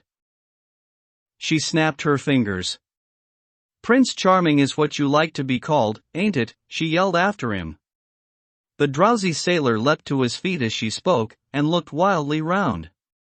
The sound of the shutting of the hall door fell on his ear. He rushed out as if in pursuit. Dorian Gray hurried along the quay through the drizzling rain. His meeting with Adrian Singleton had strangely moved him, and he wondered if the ruin of that young life was really to be laid at his door, as Basil Hallward had said to him with such infamy of insult. He bit his lip, and for a few seconds his eyes grew sad. Yet, after all, what did it matter to him? One's days were too brief to take the burden of another's errors on one's shoulders. Each man lived his own life, and paid his own price for living it. The only pity was one had to pay so often for a single fault. One had to pay over and over again, indeed. In her dealings with man, destiny never closed her accounts. There are moments, psychologists tell us, when the passion for sin, or for what the world calls sin, so dominates a nature, that every fiber of the body, as every cell of the brain seems to be instinct with fearful impulses. Men and women at such moments lose the freedom of their will. They move to their terrible end as automatons move. Choice is taken from them, and conscience is either killed, or, if it lives at all, lives but to give rebellion its fascination, and disobedience its charm. For all sins, as theologians weary not of reminding us, are sins of disobedience. When that high spirit, that morning star of evil, fell from heaven, it was as a rebel that he fell. Callous, concentrated on evil, with stained mind, and soul hungry for rebellion, Dorian Gray hastened on, quickening his step as he went, but as he darted aside into a dim archway, that had served him often as a short cut to the ill-famed place where he was going, he felt himself suddenly seized from behind, and before he had time to defend himself he was thrust back against the wall, with a brutal hand round his throat. He struggled madly for life, and by a terrible effort wrenched the tightening fingers away. In a second he heard the click of a revolver, and saw the gleam of a polished barrel pointing straight at his head, and the dusky form of a short thick-set man facing him. "What do you want?" he gasped. "Keep quiet," said the man. "If you stir, I shoot you." "You are mad." "What have I done to you?" "You wrecked the life of Sybil Vane," was the answer, "and Sybil Vane was my sister. She killed herself." "I know it. Her death is at your door. I swore I would kill you in return. For years I have sought you. I had no clue, no trace. The two people who could have described you were dead. I knew nothing of you but the pet name she used to call you. I heard it tonight by chance. Make your peace with God, for tonight you are going to die." Dorian Gray grew sick with fear. "I never knew her," he stammered. "I never heard of her." "You are mad." "You had better confess your sin, for as sure as I am James Vane, you are going to die." There was a horrible moment. Dorian did not know what to say or do. "Down on your knees," growled the man. "I give you 1 minute to make your peace, no more. I go on board tonight for India, and I must do my job first. 1 minute. That's all." Dorian's arms fell to his side. Paralyzed with terror, he did not know what to do. Suddenly a wild hope flashed across his brain. "Stop," he cried. "How long ago is it since your sister died? Quick, tell me." 18 years, said the man. "Why do you ask me? What do years matter?" 18 years, laughed Dorian Gray, with a touch of triumph in his voice. 18 years. Set me under the lamp and look at my face. James Vane hesitated for a moment, not understanding what was meant. Then he seized Dorian Gray and dragged him from the archway. Dim and wavering as was the wind-blown light, yet it served to show him the hideous error, as it seemed, into which he had fallen, for the face of the man he had sought to kill had all the bloom of boyhood, all the unstained purity of youth. He seemed little more than a lad of 20 summers, hardly older, if older indeed at all, than his sister had been when they had parted so many years ago. It was obvious that this was not the man who had destroyed her life. He loosened his hold and reeled back. "My God! My God," he cried, "and I would have murdered you." Dorian Gray drew a long breath. "You have been on the brink of committing a terrible crime, my man," he said, looking at him sternly. "Let this be a warning to you not to take vengeance into your own hands." "Forgive me, sir," muttered James Vane. "I was deceived. A chance word I heard in that damned den set me on the wrong track." "You had better go home, and put that pistol away, or you may get into trouble," said Dorian, turning on his heel, and going slowly down the street. James Vane stood on the pavement in horror.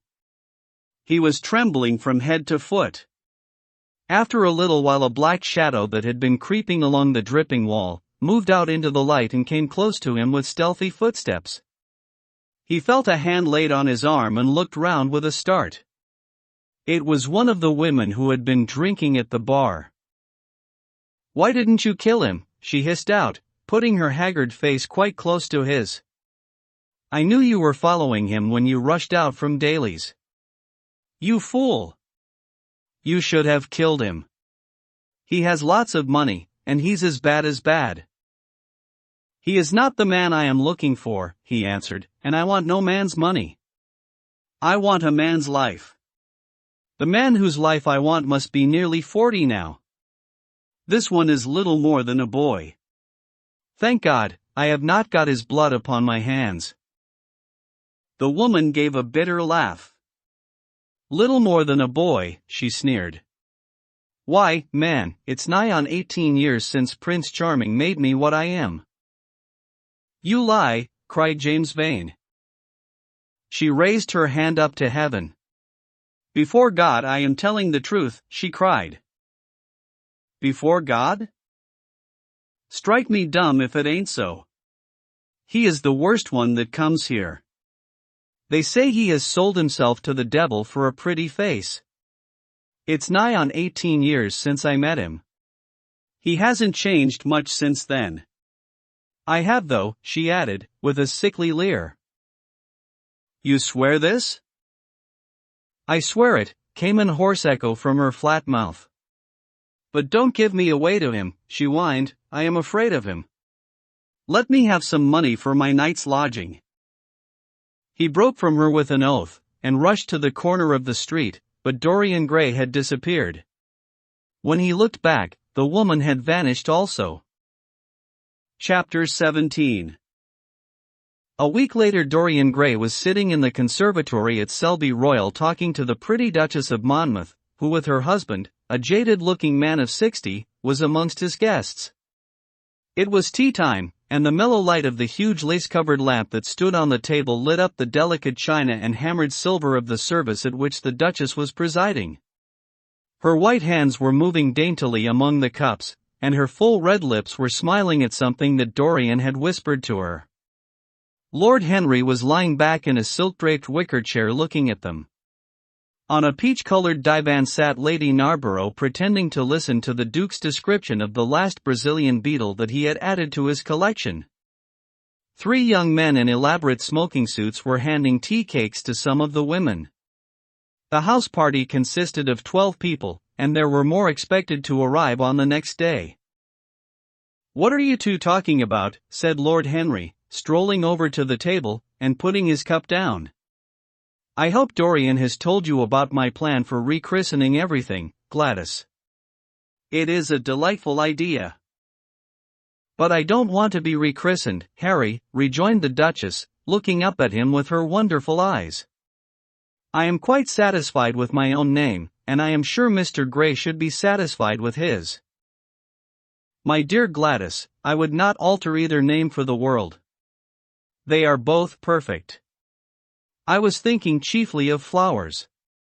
Yesterday I cut an orchid, for my buttonhole. It was a marvelous spotted thing, as effective as the 7 deadly sins. In a thoughtless moment I asked one of the gardeners that it was called. He told me it was a fine specimen of Robinsoniana, or something dreadful of that kind. It is a sad truth, but we have lost the faculty of giving lovely names to things. Names are everything. I never quarrel with actions. My one quarrel is with words. That is the reason I hate vulgar realism in literature. The man who could call a spade should be compelled to use one. It is the only thing he is fit for." "Then what should we call you, Harry?" she asked. "His name is Prince Paradox," said Dorian. "I recognize him in a flash," exclaimed the Duchess. "I won't hear of it," laughed Lord Henry, sinking into a chair. "From a label there is no escape. I refuse the title." "Royalties may not abdicate," fell as a warning from pretty lips. "You wish me to defend my throne, then?" "Yes. I give the truths of tomorrow." "I prefer the mistakes of today," she answered. You disarm me, Gladys, he cried, catching the willfulness of her mood. Of your shield, Harry, not of your spear. I never tilt against beauty, he said, with a wave of his hand. That is your error, Harry, believe me. You value beauty far too much. How can you say that? I admit that I think that it is better to be beautiful than to be good. But on the other hand, no one is more ready than I am to acknowledge that it is better to be good than to be ugly. Ugliness is one of the 7 deadly sins, then, cried the Duchess. What becomes of your simile about the orchid? Ugliness is one of the 7 deadly virtues, Gladys. You, as a good Tory, must not underrate them. Beer, the Bible, and the 7 deadly virtues have made our England what she is. You don't like your country, then, she asked. I live in it. That you may censure it the better. Would you have me take the verdict of Europe on it? He inquired. What do they say of us? That Tartuffe one has emigrated to England and opened a shop. Is that yours, Harry? I give it to you. I could not use it. It is too true. You need not be afraid. Our countrymen never recognize a description. They are practical. They are more cunning than practical. When they make up their ledger, they balance stupidity by wealth, and vice by hypocrisy. Still, we have done great things. Great things have been thrust on us, Gladys. We have carried their burden. Only as far as the stock exchange. She shook her head. I believe in the race, she cried. It represents the survival of the pushing. It has development. Decay fascinates me more. What of art? She asked. It is a malady, to love? An illusion. Religion? The fashionable substitute for belief. You are a skeptic. Never. Skepticism is the beginning of faith. What are you? To define is to limit. Give me a clue. Thread snap. You would lose your way in the labyrinth. You bewilder me. Let us talk of someone else. Our host is a delightful topic. Years ago he was christened Prince Charming. Ah! Don't remind me of that, cried Dorian Gray. Our host is rather horrid this evening, answered the Duchess, coloring. I believe he thinks that Monmouth married me on purely scientific principles as the best specimen he could find of a modern butterfly. Well, I hope he won't stick pins into you, Duchess, laughed Dorian. Me? Oh. My maid does that already, Mr. Gray, when she is annoyed with. And what does she get annoyed with you about, Duchess? For the most trivial things, Mr. Gray, I assure you. Usually because I come in at 10 minutes to 9 and tell her that I must be dressed by 8:30. How unreasonable of her. You should give her warning. I daren't, Mr. Gray. Why, she invents hats for me. You remember the one I wore at Lady Hillstone's garden party? You don't, but it is nice of you to pretend that you do. Well, she made it out of nothing. All good hats are made out of nothing. Like all good reputations, Gladys, interrupted Lord Henry. Every effect that one produces gives one an enemy. To be popular one must be a mediocrity. Not with women, said the Duchess, shaking her head, and women rule the world. I assure you we can't bear mediocrities. We women, as someone says, love with our ears, just as you men love with your eyes, if you ever love at all. It seems to me that we never do anything else, murmured Dorian. Ah. Then, you never really love, Mr. Gray, answered the Duchess, with mock sadness. My dear Gladys, cried Lord Henry. How can you say that? Romance lives by repetition, and repetition converts an appetite into an art. Besides, each time that one loves is the only time one has ever loved. Difference of object does not alter singleness of passion. It merely intensifies it. We can have in life but one great experience at best, and the secret of life is to reproduce that experience as often as possible. Even when one has been wounded by it, Harry, asked the Duchess, after a pause. Especially when one has been wounded by it, answered Lord Henry. The Duchess turned and looked at Dorian Gray with a curious expression in her eyes. What do you say to that, Mr. Gray? She inquired. Dorian hesitated for a moment. Then he threw his head back and laughed. I always agree with Harry, Duchess. Even when he is wrong? Harry is never wrong, Duchess. And does his philosophy make you happy? I have never searched for happiness. Who wants happiness? I have searched for pleasure. And found it, Mr. Gray? Often. Too often.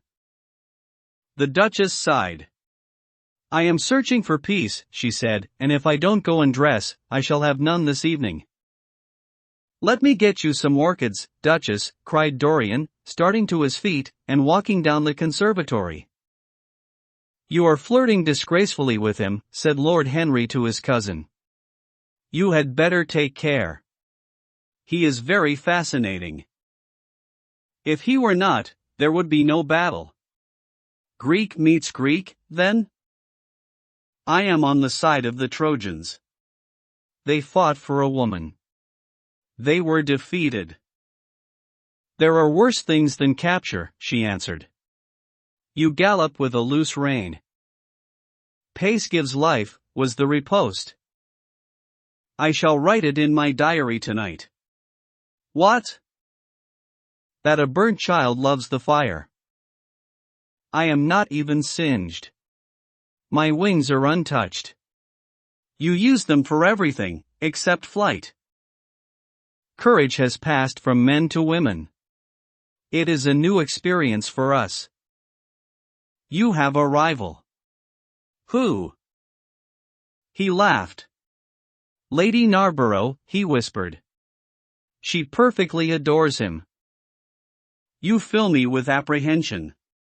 The appeal to antiquity is fatal to us who are romanticists. Romanticists. You have all the methods of science.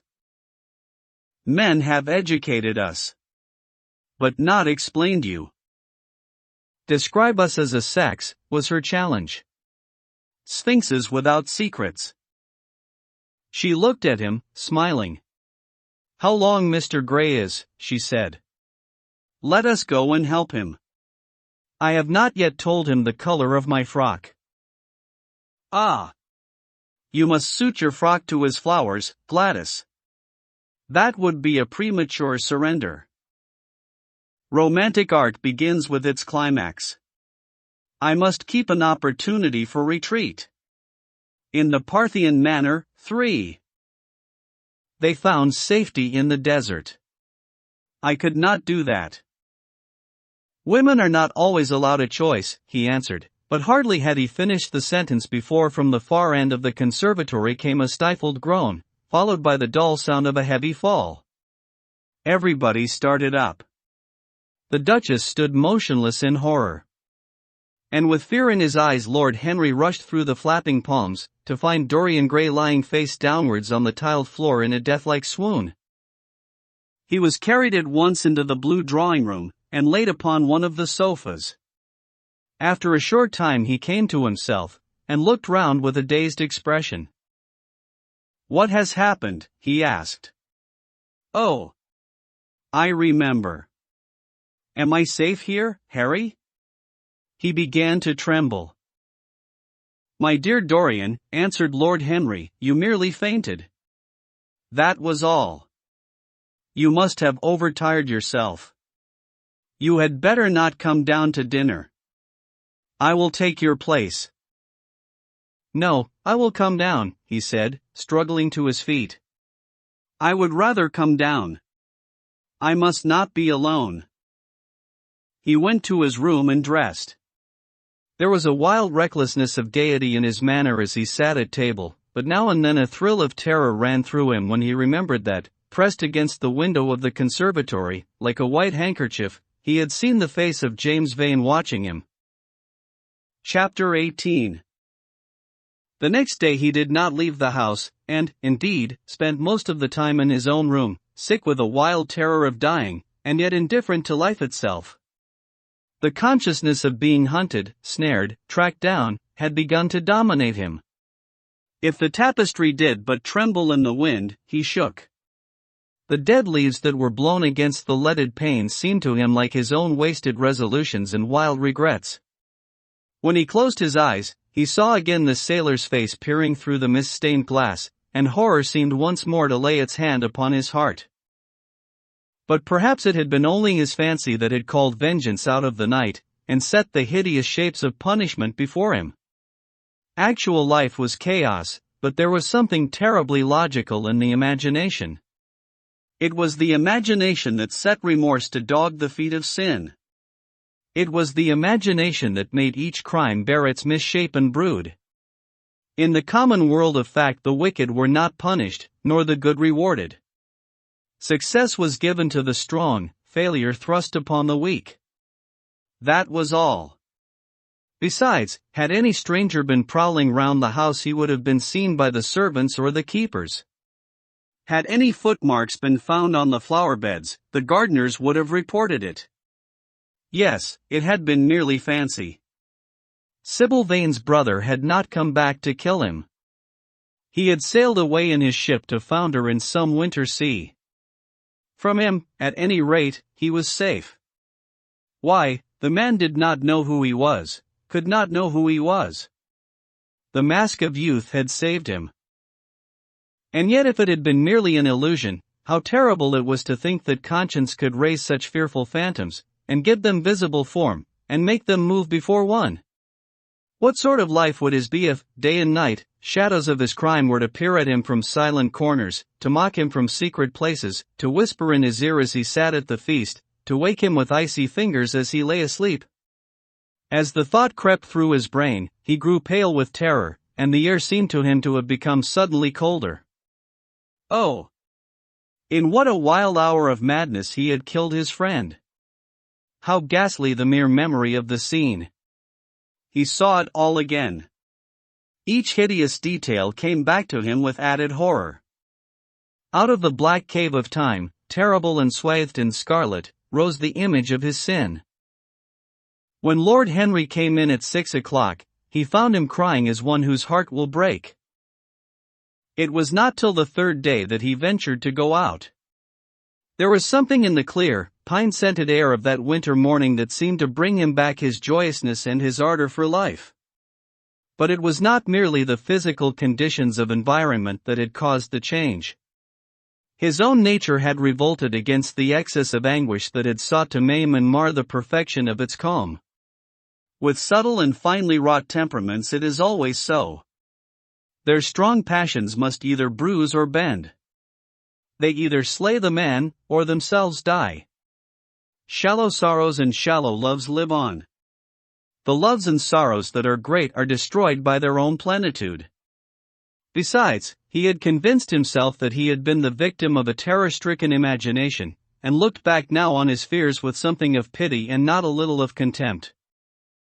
After breakfast he walked with the Duchess for an hour in the garden, and then drove across the park to join the shooting party. The crisp frost lay like salt upon the grass. The sky was an inverted cup of blue metal. A thin film of ice bordered the flat reed-grown lake. At the corner of the pinewood he caught sight of Sir Geoffrey Clouston, the Duchess's brother, jerking 2 spent cartridges out of his gun. He jumped from the cart, and having told the groom to take the mare home, made his way towards his guest through the withered bracken and rough undergrowth. "Have you had good sport, Geoffrey?" he asked. "Not very good, Dorian. I think most of the birds have gone to the open." I dare say it will be better after lunch, when we get to new ground. Dorian strolled along by his side. The keen aromatic air, the brown and red lights that glimmered in the wood, the hoarse cries of the beaters ringing out from time to time, and the sharp snaps of the guns that followed, fascinated him, and filled him with a sense of delightful freedom. He was dominated by the carelessness of happiness, by the high indifference of joy.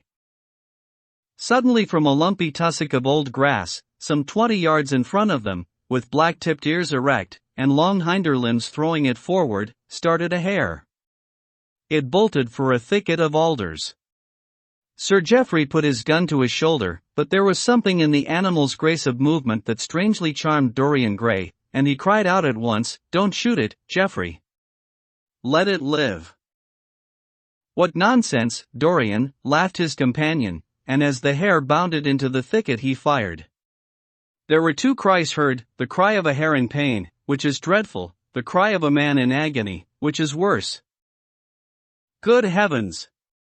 I have hit a beater," exclaimed Sir Geoffrey. What an ass the man was to get in front of the guns! "Stop shooting there," he called out at the top of his voice. "A man is hurt."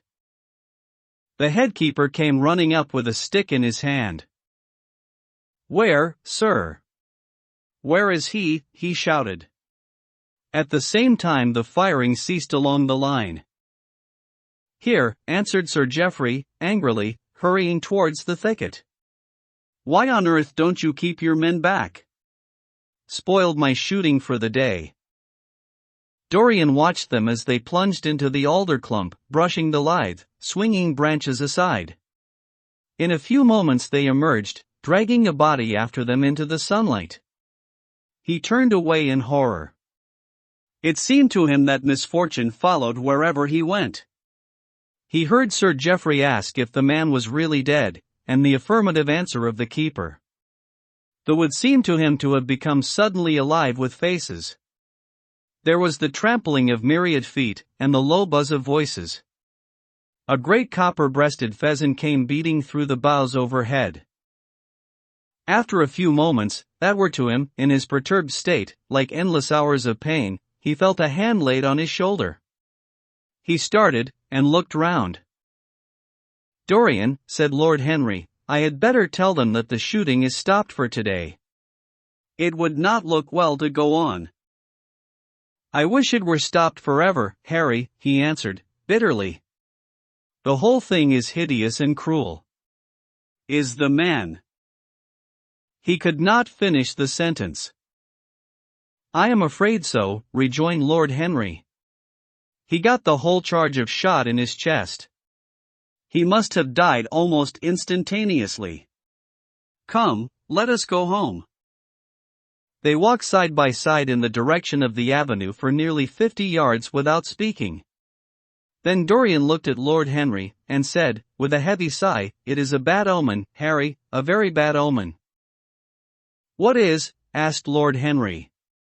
"Oh, this accident, I suppose. My dear fellow, it can't be helped. It was the man's own fault. Why did he get in front of the guns?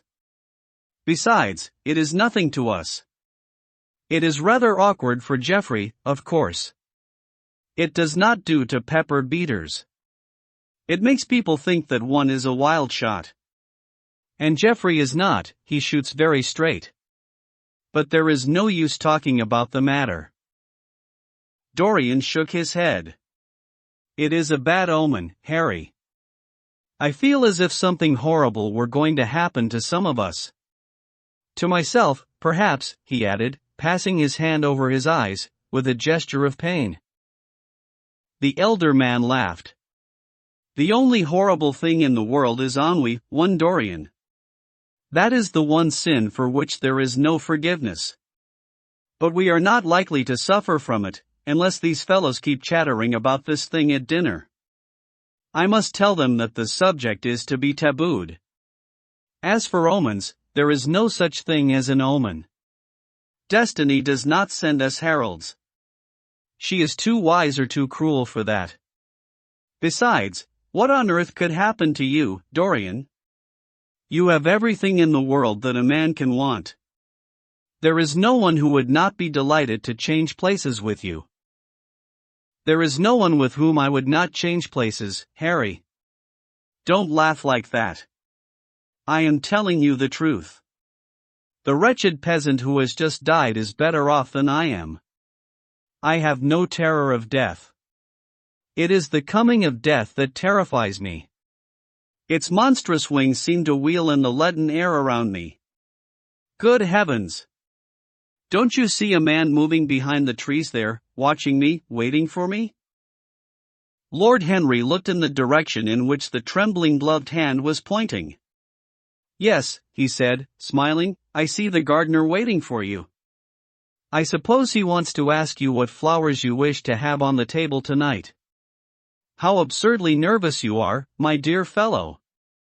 You must come and see my doctor, when we get back to town. Dorian heaved a sigh of relief as he saw the gardener approaching.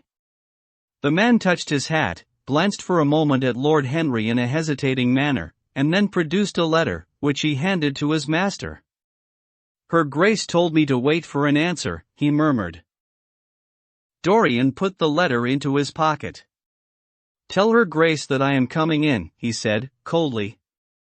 The man turned round, and went rapidly in the direction of the house. How fond women are of doing dangerous things, laughed Lord Henry. It is one of the qualities in them that I admire most. A woman will flirt with anybody in the world as long as other people are looking on. How fond you are of saying dangerous things, Harry. In the present instance you are quite astray. I like the Duchess very much, but I don't love her. And the Duchess loves you very much, but she likes you less, so you are excellently matched. You are talking scandal, Harry, and there is never any basis for scandal. The basis of every scandal is an immoral certainty, said Lord Henry, lighting a cigarette. You would sacrifice anybody, Harry, for the sake of an epigram. The world goes to the altar of its own accord, was the answer. I wish I could love, cried Dorian Gray, with a deep note of pathos in his voice. But I seem to have lost the passion, and forgotten the desire. I am too much concentrated on myself. My own personality has become a burden to me. I want to escape, to go away, to forget.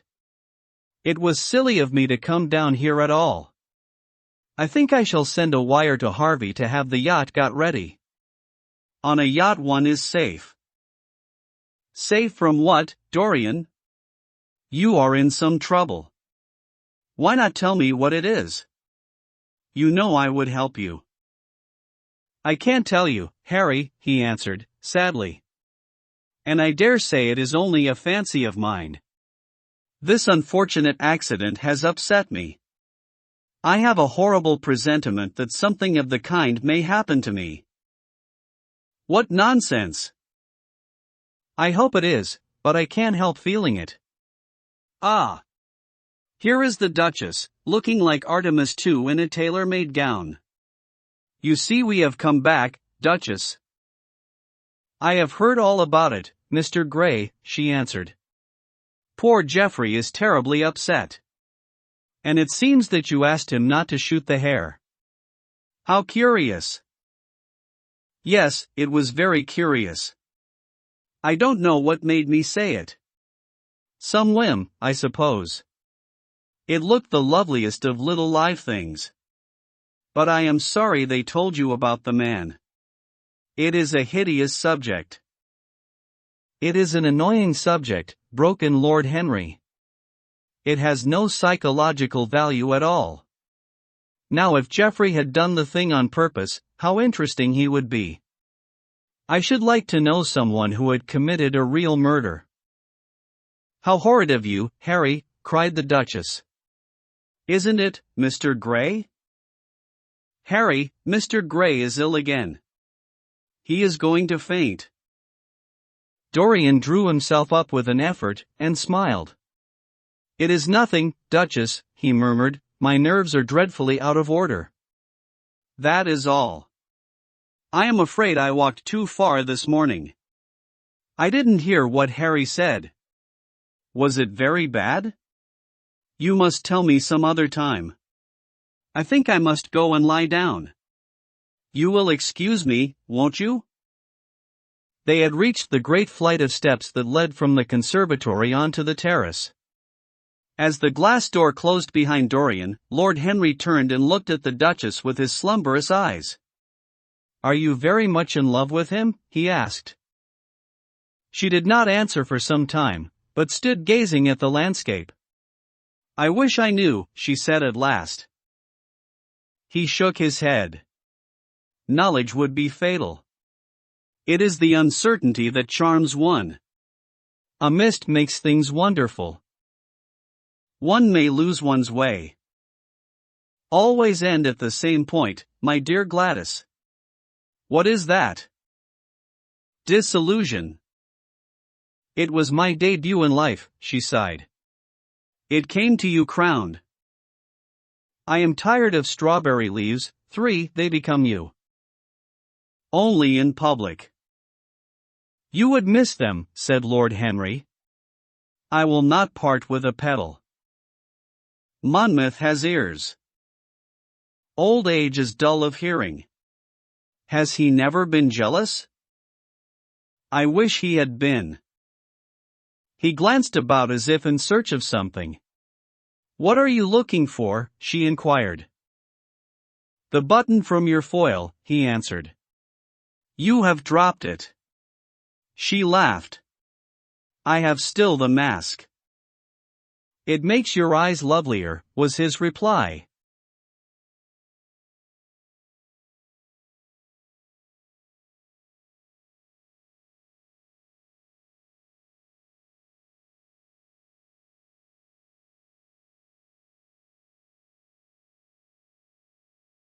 She laughed again. Her teeth showed like white seeds in a scarlet fruit.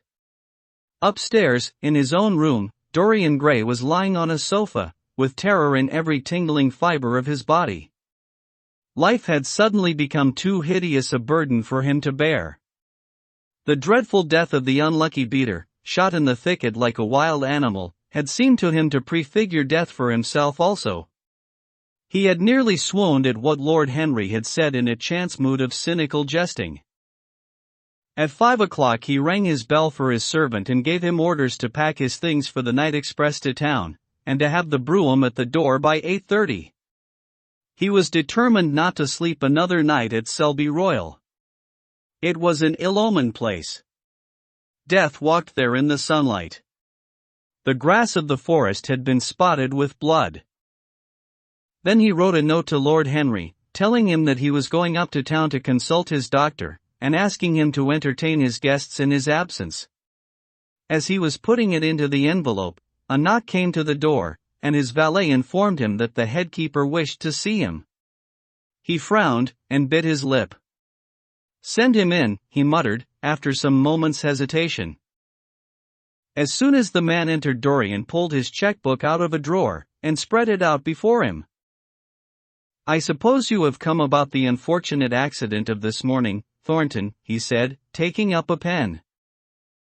"Yes, sir," answered the gamekeeper. "Was the poor fellow married? Had he any people dependent on him?" asked Dorian, looking bored. "If so, I should not like them to be left in want, and will send them any sum of money you may think necessary." "We don't know who he is, sir. That is what I took the liberty of coming to you about." "Don't know who he is," said Dorian, listlessly. "What do you mean? Wasn't he one of your men?" "No, sir. Never saw him before. Seems like a sailor, sir." The pen dropped from Dorian Gray's hand, and he felt as if his heart had suddenly stopped beating. "A sailor?" he cried out. "Did you say a sailor?" "Yes, sir. He looks as if he had been a sort of sailor, tattooed on both arms, and that kind of thing." "Was there anything found on him?" said Dorian, leaning forward and looking at the man with startled eyes. "Anything that would tell his name?" Some money, sir, not much, and a 6-shooter. There was no name of any kind. A decent-looking man, sir, but rough-like. A sort of sailor, we think. Dorian started to his feet. A terrible hope fluttered past him. He clutched at it madly. "Where is the body?" he exclaimed. "Quick! I must see it at once." "It is in an empty stable in the home farm, sir. The folk don't like to have that sort of thing in their houses. They say a corpse brings bad luck." "The home farm. Go there at once and meet me. Tell one of the grooms to bring my horse round." "No. Never mind. I'll go to the stables myself. It will save time." In less than a quarter of an hour Dorian Gray was galloping down the long avenue as hard as he could go. The trees seemed to sweep past him in spectral procession, and wild shadows to fling themselves across his path. Once the mare swerved at a white gatepost and nearly threw him. He lashed her across the neck with his crop. She cleft the dusky air like an arrow. The stones flew from her hoofs. At last he reached the home farm. 2 men were loitering in the yard. He leapt from the saddle and threw the reins to one of them.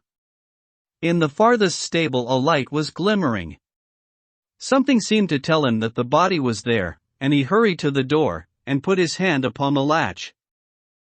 There he paused for a moment, feeling that he was on the brink of a discovery that would either make or mar his life.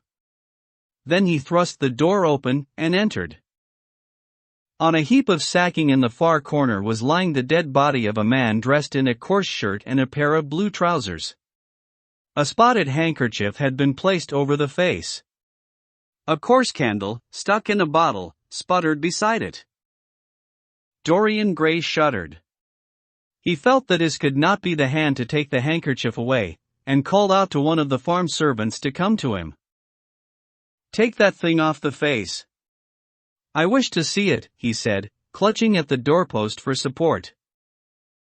When the farm servant had done so, he stepped forward. A cry of joy broke from his lips.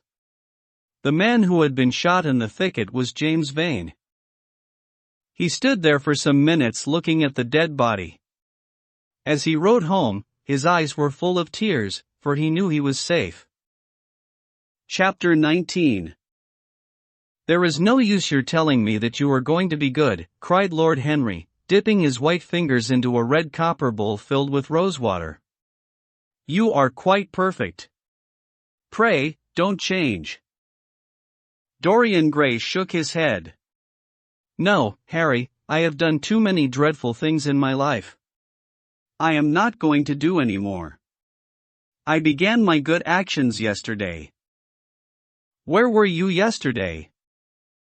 "In the country, Harry. I was staying at a little inn by myself." "My dear boy," said Lord Henry, smiling, "anybody can be good in the country. There are no temptations there. That is the reason why people who live out of town are so absolutely uncivilized. Civilization is not by any means an easy thing to attain to. There are only 2 ways by which man can reach it. One is by being cultured, the other by being corrupt. Country people have no opportunity of being either, so they stagnate." "Culture and corruption," echoed Dorian. "I have known something of both. It seems terrible to me now that they should ever be found together. For I have a new ideal, Harry. I am going to alter. I think I have altered." "You have not yet told me what your good action was." "Or did you say you had done more than one?" asked his companion, as he spilt into his plate a little crimson pyramid of seeded strawberries, and threw a perforated shell-shaped spoon snowed white sugar upon them. "I can tell you, Harry. It is not a story I could tell to anyone else. I spared somebody. It sounds vain, but you understand what I mean. She was quite beautiful, and wonderfully like Sybil Vane. I think it was that which first attracted me to her. You remember Sybil, don't you? How long ago that seems. Well, Hetty was not one of our own class, of course. She was simply a girl in a village. But I really loved her. I am quite sure that I loved her. All during this wonderful May that we have been having, I used to run down and see her 2 or 3 times a week. Yesterday she met me in a little orchard. The apple blossoms kept tumbling down on her hair, and she was laughing. We were to have gone away together this morning at dawn. Suddenly I determined to leave her as flower-like as I had found her. I should think the novelty of the emotion must have given you a thrill of real pleasure, Dorian, interrupted Lord Henry. But I can finish your idyll for you. You gave her good advice, and broke her heart. That was the beginning of your reformation. Harry, you are horrible. You mustn't say these dreadful things. Hetty's heart is not broken. Of course she cried, and all that. But there is no disgrace upon her. She can live, like Perdita, in her garden of mint and marigold. And weep over a faithless Florizel, said Lord Henry, laughing, as he leant back in his chair. My dear Dorian, you have the most curiously boyish moods. Do you think this girl will ever be really contented now with anyone of her own rank, one I suppose she will be married some day to a rough carter or a grinning plowman? Well, the fact of having met you, and loved you, will teach her to despise her husband, and she will be wretched. From a moral point of view, I cannot say that I think much of your great renunciation. Even as a beginning, it is poor. Besides, how do you know that Hetty isn't floating at the present moment in some starlit millpond, with lovely water lilies round her, like Ophelia? I can't bear this, Harry. You mock at everything, and then suggest the most serious tragedies. I am sorry I told you now. I don't care what you say to me. I know I was right in acting as I did. Poor Hetty! As I rode past the farm this morning, I saw her white face at the window, like a spray of jasmine. Don't let us talk about it anymore, and don't try to persuade me that the first good action I have done for years, the first little bit of self-sacrifice I have ever known, is really a sort of sin. I want to be better. I am going to be better. Tell me something about yourself. What is going on in town? I have not been to the club for days. The people are still discussing poor Basil's disappearance. I should have thought they had got tired of that by this time, said Dorian, pouring himself out some wine, and frowning slightly. My dear boy, they have only been talking about it for 6 weeks, and the British public are really not equal to the mental strain of having more than one topic every 3 months. They have been very fortunate lately, however. They have had my own divorce case, and Alan Campbell's suicide. Now they have got the mysterious disappearance of an artist. Scotland Yard still insists that the man in the grey ulster who left for Paris by the midnight train on the 9th of November was poor Basil, and the French police declare that Basil never arrived in Paris at all. I suppose in about a fortnight we shall be told that he has been seen in San Francisco. It is an odd thing, but everyone who disappears is said to be seen at San Francisco. It must be a delightful city, and possess all the attractions of the next world. What do you think has happened to Basil? Asked Dorian, holding up his burgundy against the light, and wondering how it was that he could discuss the matter so calmly. I have not the slightest idea. If Basil chooses to hide himself, it is no business of mine. If he is dead, I don't want to think about him. Death is the only thing that ever terrifies me. I hate it. Why? Said the younger man, wearily. Because, said Lord Henry, passing beneath his nostrils the gilt trellis of an open vinaigrette box, one can survive everything nowadays except that. Death and vulgarity are the only 2 facts in the 19th century that one cannot explain away. Let us have our coffee in the music room, Dorian. You must play Chopin to me. The man with whom my wife ran away played Chopin exquisitely. Poor Victoria. I was very fond of her. The house is rather lonely without her. Of course, married life is merely a habit, a bad habit. But then one regrets the loss even of one's worst habits. Perhaps one regrets them the most. They are an essential part of one's personality. Dorian said nothing, but rose from the table, and, passing into the next room, sat down to the piano and let his fingers stray across the white and black ivory of the keys.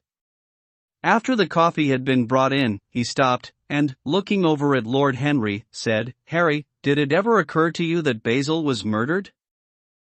Lord Henry yawned. Basil was very popular, and always wore a Waterbury watch. Too. Why should he have been murdered? He was not clever enough to have enemies. Of course, he had a wonderful genius for painting. But a man can paint like Velázquez and yet be as dull as possible. Basil was really rather dull. He only interested me once, and that was when he told me, years ago, that he had a wild adoration for you, and that you were the dominant motive of his art. I was very fond of Basil, said Dorian, with a note of sadness in his voice. But don't people say that he was murdered? Oh, some of the papers do. It does not seem to me to be at all probable. I know there are dreadful places in Paris, but Basil was not the sort of man to have gone to them. He had no curiosity. It was his chief defect. What would you say, Harry, if I told you that I had murdered Basil? Said the younger man. He watched him intently after he had spoken. I would say, my dear fellow, that you were posing for a character that doesn't suit you. All crime is vulgar, just as all vulgarity is crime. It is not in you, Dorian, to commit a murder. I am sorry if I hurt your vanity by saying so, but I assure you it is true. Crime belongs exclusively to the lower orders. I don't blame them in the smallest degree. I should fancy that crime was to them what art is to us, simply a method of procuring extraordinary sensations. 3. A method of procuring sensations? Do you think, then, that a man who has once committed a murder could possibly do the same crime again? Don't tell me that. Oh. Anything becomes a pleasure if one does it too often, cried Lord Henry, laughing. That is one of the most important secrets of life. I should fancy, however, that murder is always a mistake. One should never do anything that one cannot talk about after dinner. But let us pass from poor Basil. I wish I could believe that he had come to such a really romantic end as you suggest, but I can't. I dare say he fell into the Seine off an omnibus, and that the conductor hushed up the scandal. Yes, I should fancy that was his end. I see him lying now on his back under those dull green waters with the heavy barges floating over him, and long weeds catching in his hair. Do you know, I don't think he would have done much more good work. During the last 10 years his painting had gone off very much. Dorian heaved a sigh, and Lord Henry strolled across the room and began to stroke the head of a curious Java parrot, a large grey-plumaged bird, with pink crest and tail, that was balancing itself upon a bamboo perch. As his pointed fingers touched it, it dropped the white scurf of crinkled lids over black glass-like eyes, and began to sway backwards and forwards. Yes, he continued, turning round, and taking his handkerchief out of his pocket, his painting had quite gone off. It seemed to me to have lost something. It had lost an ideal. When you and he ceased to be great friends, he ceased to be a great artist. What was it separated you? I suppose he bored you. If so, he never forgave you. It's a habit bores have. By the way, what has become of that wonderful portrait he did of you? I don't think I have ever seen it since he finished it. Oh. I remember your telling me years ago that you had sent it down to Selby, and that it had got mislaid or stolen on the way. You never got it back? What a pity. It was really a masterpiece. I remember I wanted to buy it. I wish I had now. It belonged to Basil's best period. Since then, his work was that curious mixture of bad painting and good intentions that always entitles a man to be called a representative British artist. Did you advertise for it? You should. I forget, said Dorian. I suppose I did. But I never really liked it. I am sorry I sat for it. The memory of the thing is hateful to me. Why do you talk of it? It used to remind me of those curious lines in some play, Hamlet, I think. How do they run? Like the painting of a sorrow, a face without a heart. Point 4. Yes, that is what it was like. Lord Henry laughed. If a man treats life artistically, his brain is his heart, he answered, sinking into an armchair. Dorian Gray shook his head, and struck some soft chords on the piano. Like the painting of a sorrow, he repeated, a face without a heart. The elder man lay back and looked at him with half-closed eyes. By the way, Dorian, he said, after a pause, what does it profit a man if he gain the whole world and lose? How does the quotation run? His own soul? The music jarred and Dorian Gray started, and stared at his friend. Why do you ask me that, Harry? My dear fellow, said Lord Henry, elevating his eyebrows in surprise, I asked you because I thought you might be able to give me an answer. That is all. I was going through the park last Sunday, and close by the Marble Arch there stood a little crowd of shabby-looking people listening to some vulgar street preacher. Point 5. As I passed by, I heard the man yelling out that question to his audience. It struck me as being rather dramatic. London is very rich in curious effects of that kind. A wet Sunday, an uncouth Christian in a mackintosh, a ring of sickly white faces under a broken roof of dripping umbrellas, and a wonderful phrase flung into the air by shrill, hysterical lips. It was really very good in its way, quite a suggestion. I thought of telling the prophet that art had a soul, but that man had not. I am afraid, however, he would not have understood me. Don't, Harry. The soul is a terrible reality. It can be bought, and sold, and bartered away. It can be poisoned, or made perfect. There is a soul in each one of us. I know it. Do you feel quite sure of that, Dorian? Quite sure. Ah. Then it must be an illusion. The things one feels absolutely certain about are never true. That is the fatality of faith, and the lesson of romance. How grave you are. Don't be so serious. What have you or I to do with the superstitions of our age? No, we have given up our belief in the soul. Play me something. Play me a nocturne, Dorian, and, as you play, tell me, in a low voice, how you have kept your youth. You must have some secret. I am only 10 years older than you are, and I am wrinkled, and worn, and yellow. You are really wonderful, Dorian. You have never looked more charming than you do tonight. You remind me of the day I saw you first. You were rather cheeky, very shy, and absolutely extraordinary. You have changed, of course, but not in appearance. I wish you would tell me your secret. To get back my youth I would do anything in the world, except take exercise, get up early, or be respectable. Youth. There is nothing like it. It's absurd to talk of the ignorance of youth. The only people to whose opinions I listen now with any respect are people much younger than myself. They seem in front of me. Life has revealed to them her latest wonder. As for the aged, I always contradict the aged. I do it on principle. If you ask them their opinion on something that happened yesterday, they solemnly give you the opinions current in 1820, when people wore high stocks, believed in everything, and knew absolutely nothing. How lovely that thing you are playing is. I wonder did Chopin write it at Majorca, with the sea weeping round the villa, and the salt spray dashing against the panes? It is marvelously romantic. What a blessing it is that there is one art left to us that is not imitative. Don't stop. I want music tonight. It seems to me that you are the young Apollo, and that I am Marsyas 6 listening to you. I have sorrows, Dorian, of my own, that even you know nothing of. The tragedy of old age is not that one is old, but that one is young. I am amazed sometimes at my own sincerity. Ah, Dorian, how happy you are!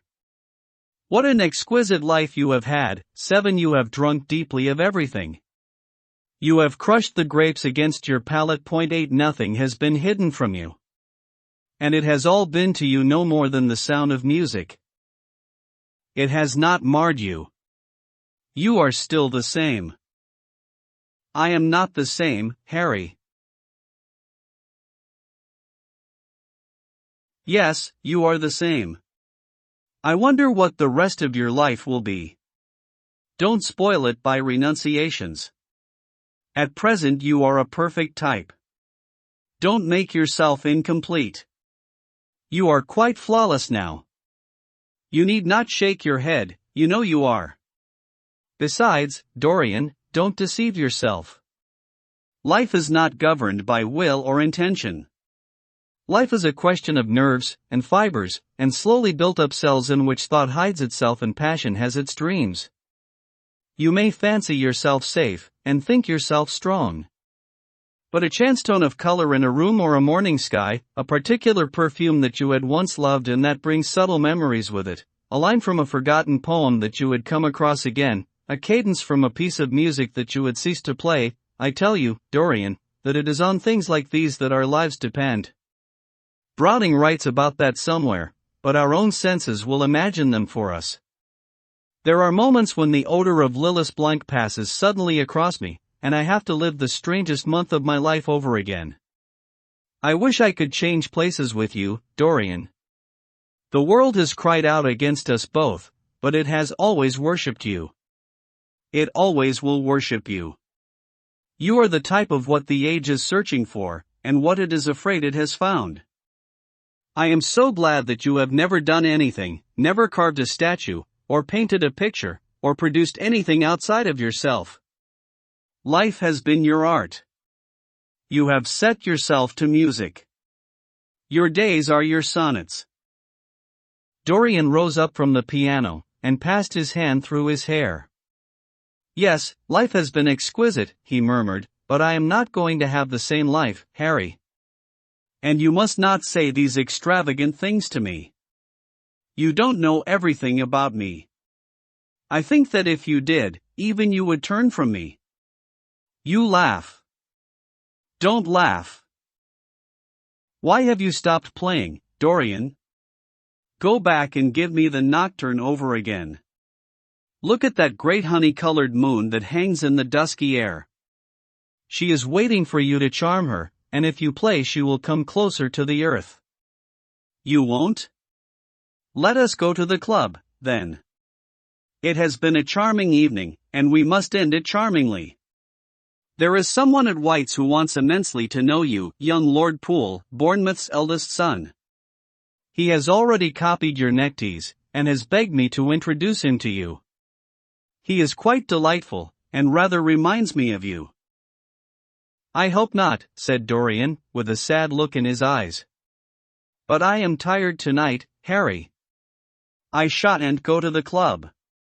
It is nearly 11, and I want to go to bed early. Do stay. You have never played so well as tonight. There was something in your touch that was wonderful. It had more expression than I had ever heard from it before. It is because I am going to be good, he answered, smiling. I am a little changed already. You cannot change to me, Dorian, said Lord Henry.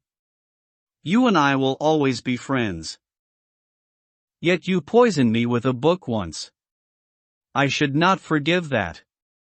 Harry, promise me that you will never lend that book to anyone. It does harm. My dear boy, you are really beginning to moralize. You will soon be going about like the converted, and the revivalist, warning people against all the sins of which you have grown tired. You are much too delightful to do that. Besides, it is no use. You and I are what we are, and will be what we will be. As for being poisoned by a book, there is no such thing as that. 9 Art has no influence upon action. It annihilates the desire to act. It is superbly sterile.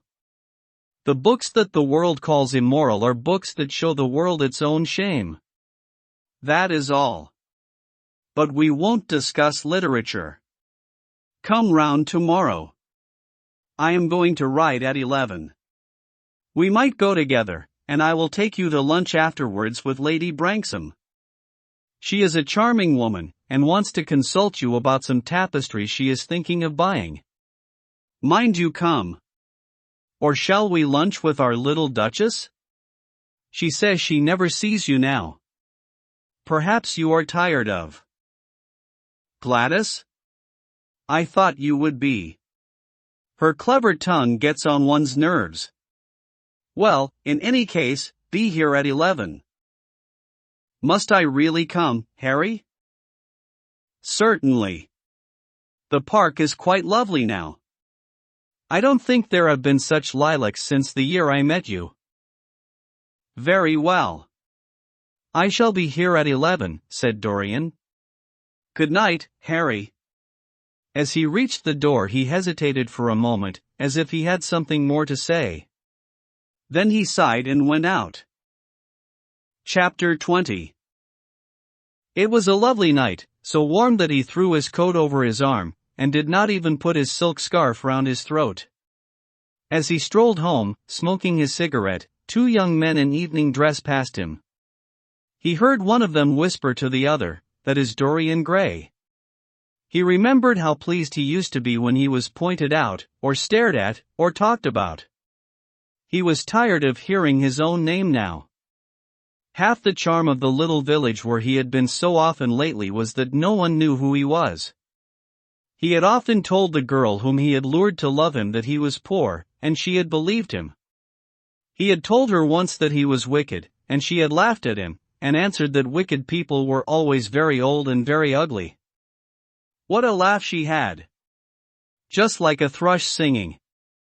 And how pretty she had been in her cotton dresses and her large hats. She knew nothing, but she had everything that he had lost. When he reached home, he found his servant waiting up for him. He sent him to bed, and threw himself down on the sofa in the library, and began to think over some of the things that Lord Henry had said to him. Was it really true that one could never change? He felt a wild longing for the unstained purity of his boyhood, his rose-white boyhood, as Lord Henry had once called it.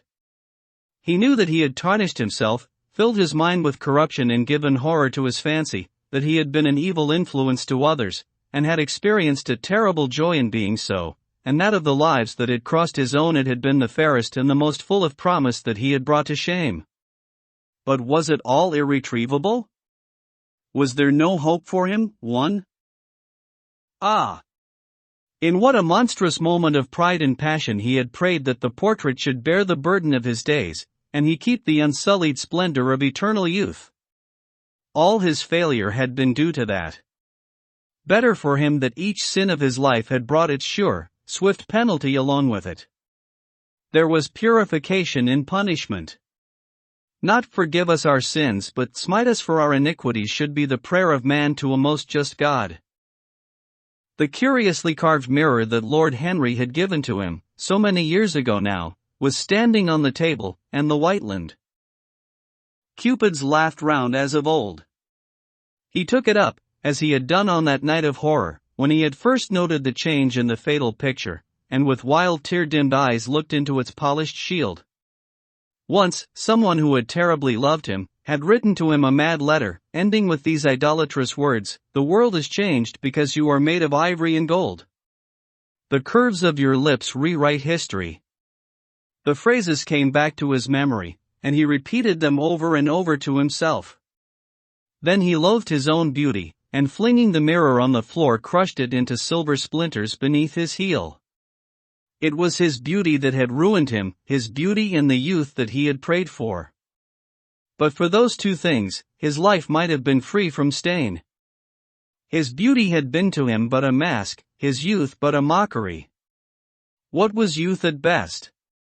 A green and unripe time, a time of shallow moods and sickly thoughts. Why had he worn its livery? Youth had spoiled him. It was better not to think of the past. Nothing could alter that. It was of himself, and of his own future, that he had to think. James Vane was hidden in a nameless grave in Selby churchyard.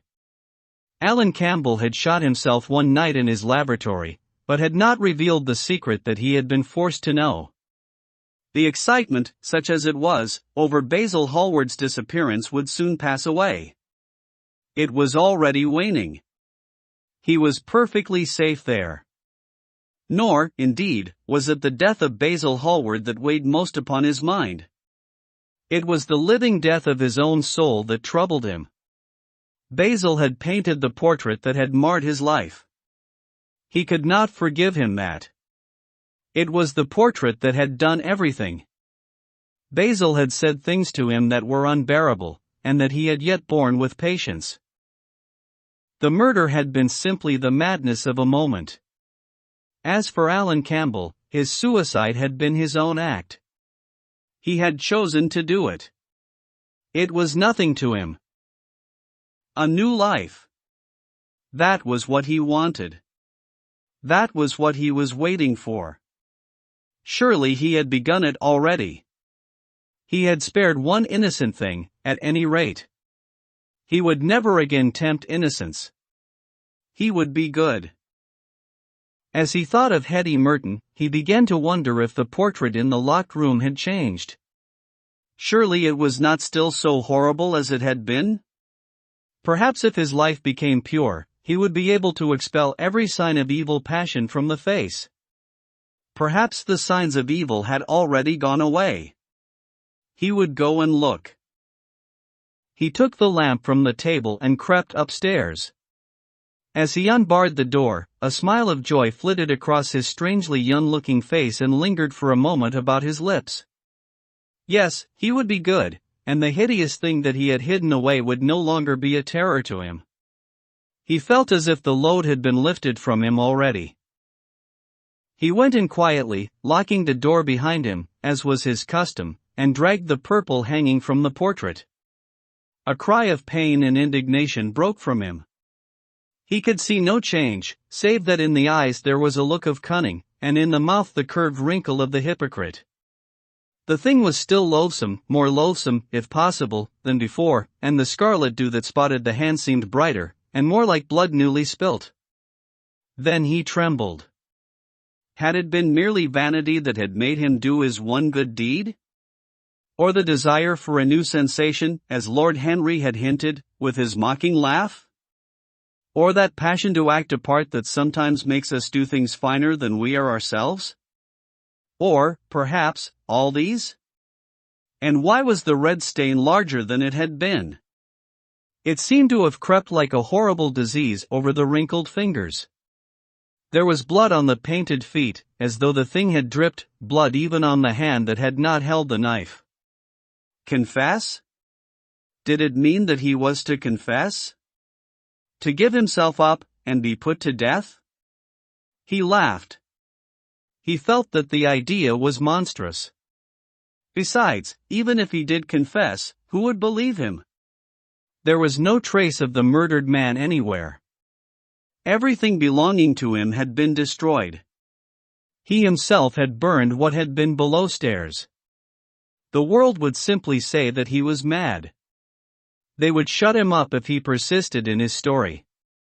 Yet it was his duty to confess, to suffer public shame, and to make public atonement. There was a God who called upon men to tell their sins to earth as well as to heaven. Nothing that he could do would cleanse him till he had told his own sin.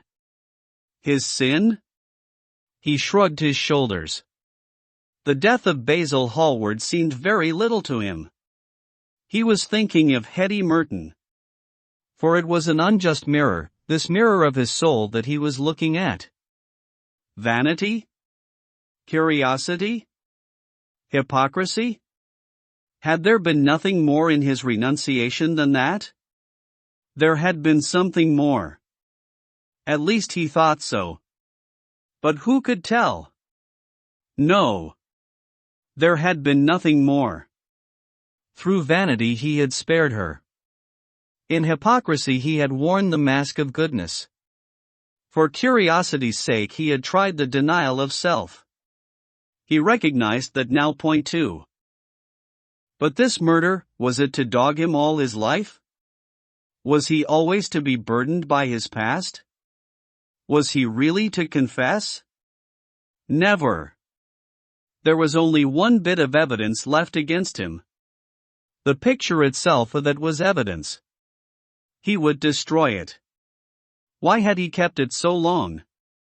Once it had given him pleasure to watch it changing and growing old.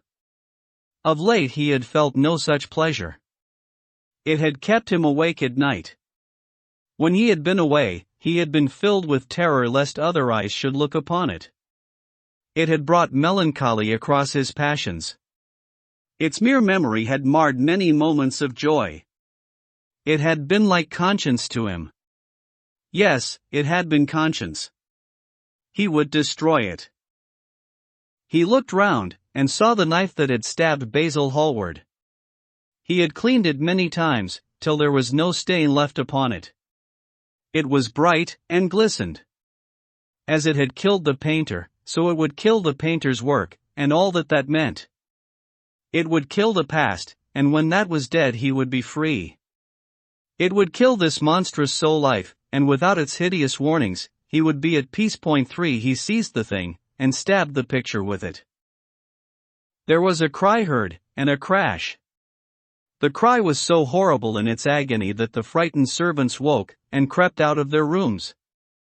Two gentlemen, who were passing in the square below, stopped, and looked up at the great house. They walked on till they met a policeman, and brought him back. The man rang the bell several times, but there was no answer.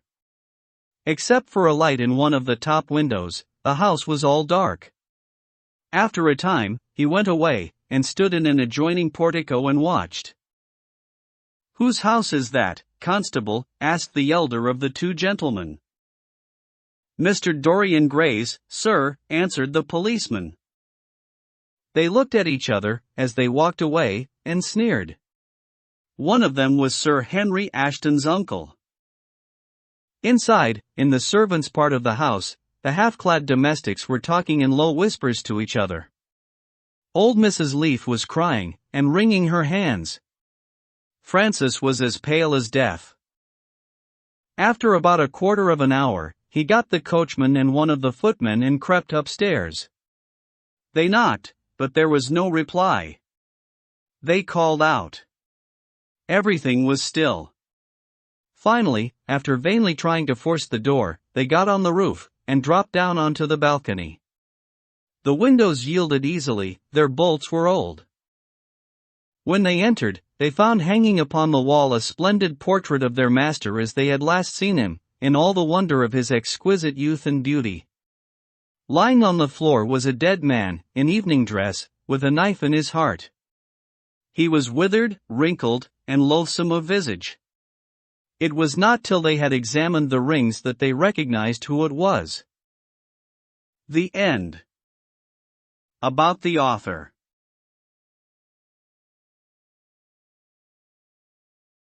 Oscar Wilde was born in Dublin in 1854, the son of an eminent eye surgeon and a nationalist poetess who wrote under the pseudonym of Speranza. He went to Trinity College, Dublin, and then to Magdalen College, Oxford, where he began to propagandize the new aesthetic, or art for art's sake, movement. Despite gaining a first and winning the Newdigate Prize for Poetry, Wilde failed to obtain an Oxford scholarship, and was forced to earn a living by lecturing and writing for periodicals. He published a largely unsuccessful volume of poems in 1881 and in the next year undertook a lecture tour of the United States in order to promote the D'Oyly Carte production of Gilbert and Sullivan's comic opera, Patience. After his marriage to Constance Lloyd in 1884, he tried to establish himself as a writer, but with little initial success. However, his 3 volumes of short fiction, The Happy Prince, 1888, Lord Arthur Saville's Crime, 1891, and A House of Pomegranates, 1891, together with his only novel, The Picture of Dorian Gray, 1891, gradually won him a reputation confirmed and enhanced by the phenomenal success of his society comedies, Lady Windermere's Fan, A Woman of No Importance, An Ideal Husband and The Importance of Being Earnest, all performed on the West End stage between 1892 and 1895. Success, however, was short-lived. In 1891 Wilde had met and fallen extravagantly in love with Lord Alfred Douglas. In 1895, when his success as a dramatist was at its height, Wilde brought an unsuccessful libel action against Douglas's father, the Marquess of Queensberry. Wilde lost the case and 2 trials later was sentenced to 2 years' imprisonment for acts of gross indecency. As a result of this experience he wrote the Ballad of Reading Gaol. He was released from prison in 1897 and went into an immediate self-imposed exile on the continent. He died in Paris in ignominy in 1900. Pigeon, publishing house, presented The Picture of Dorian Gray. Author, Oscar Wilde. Thank you for listening to this audiobook. We hope you enjoyed it.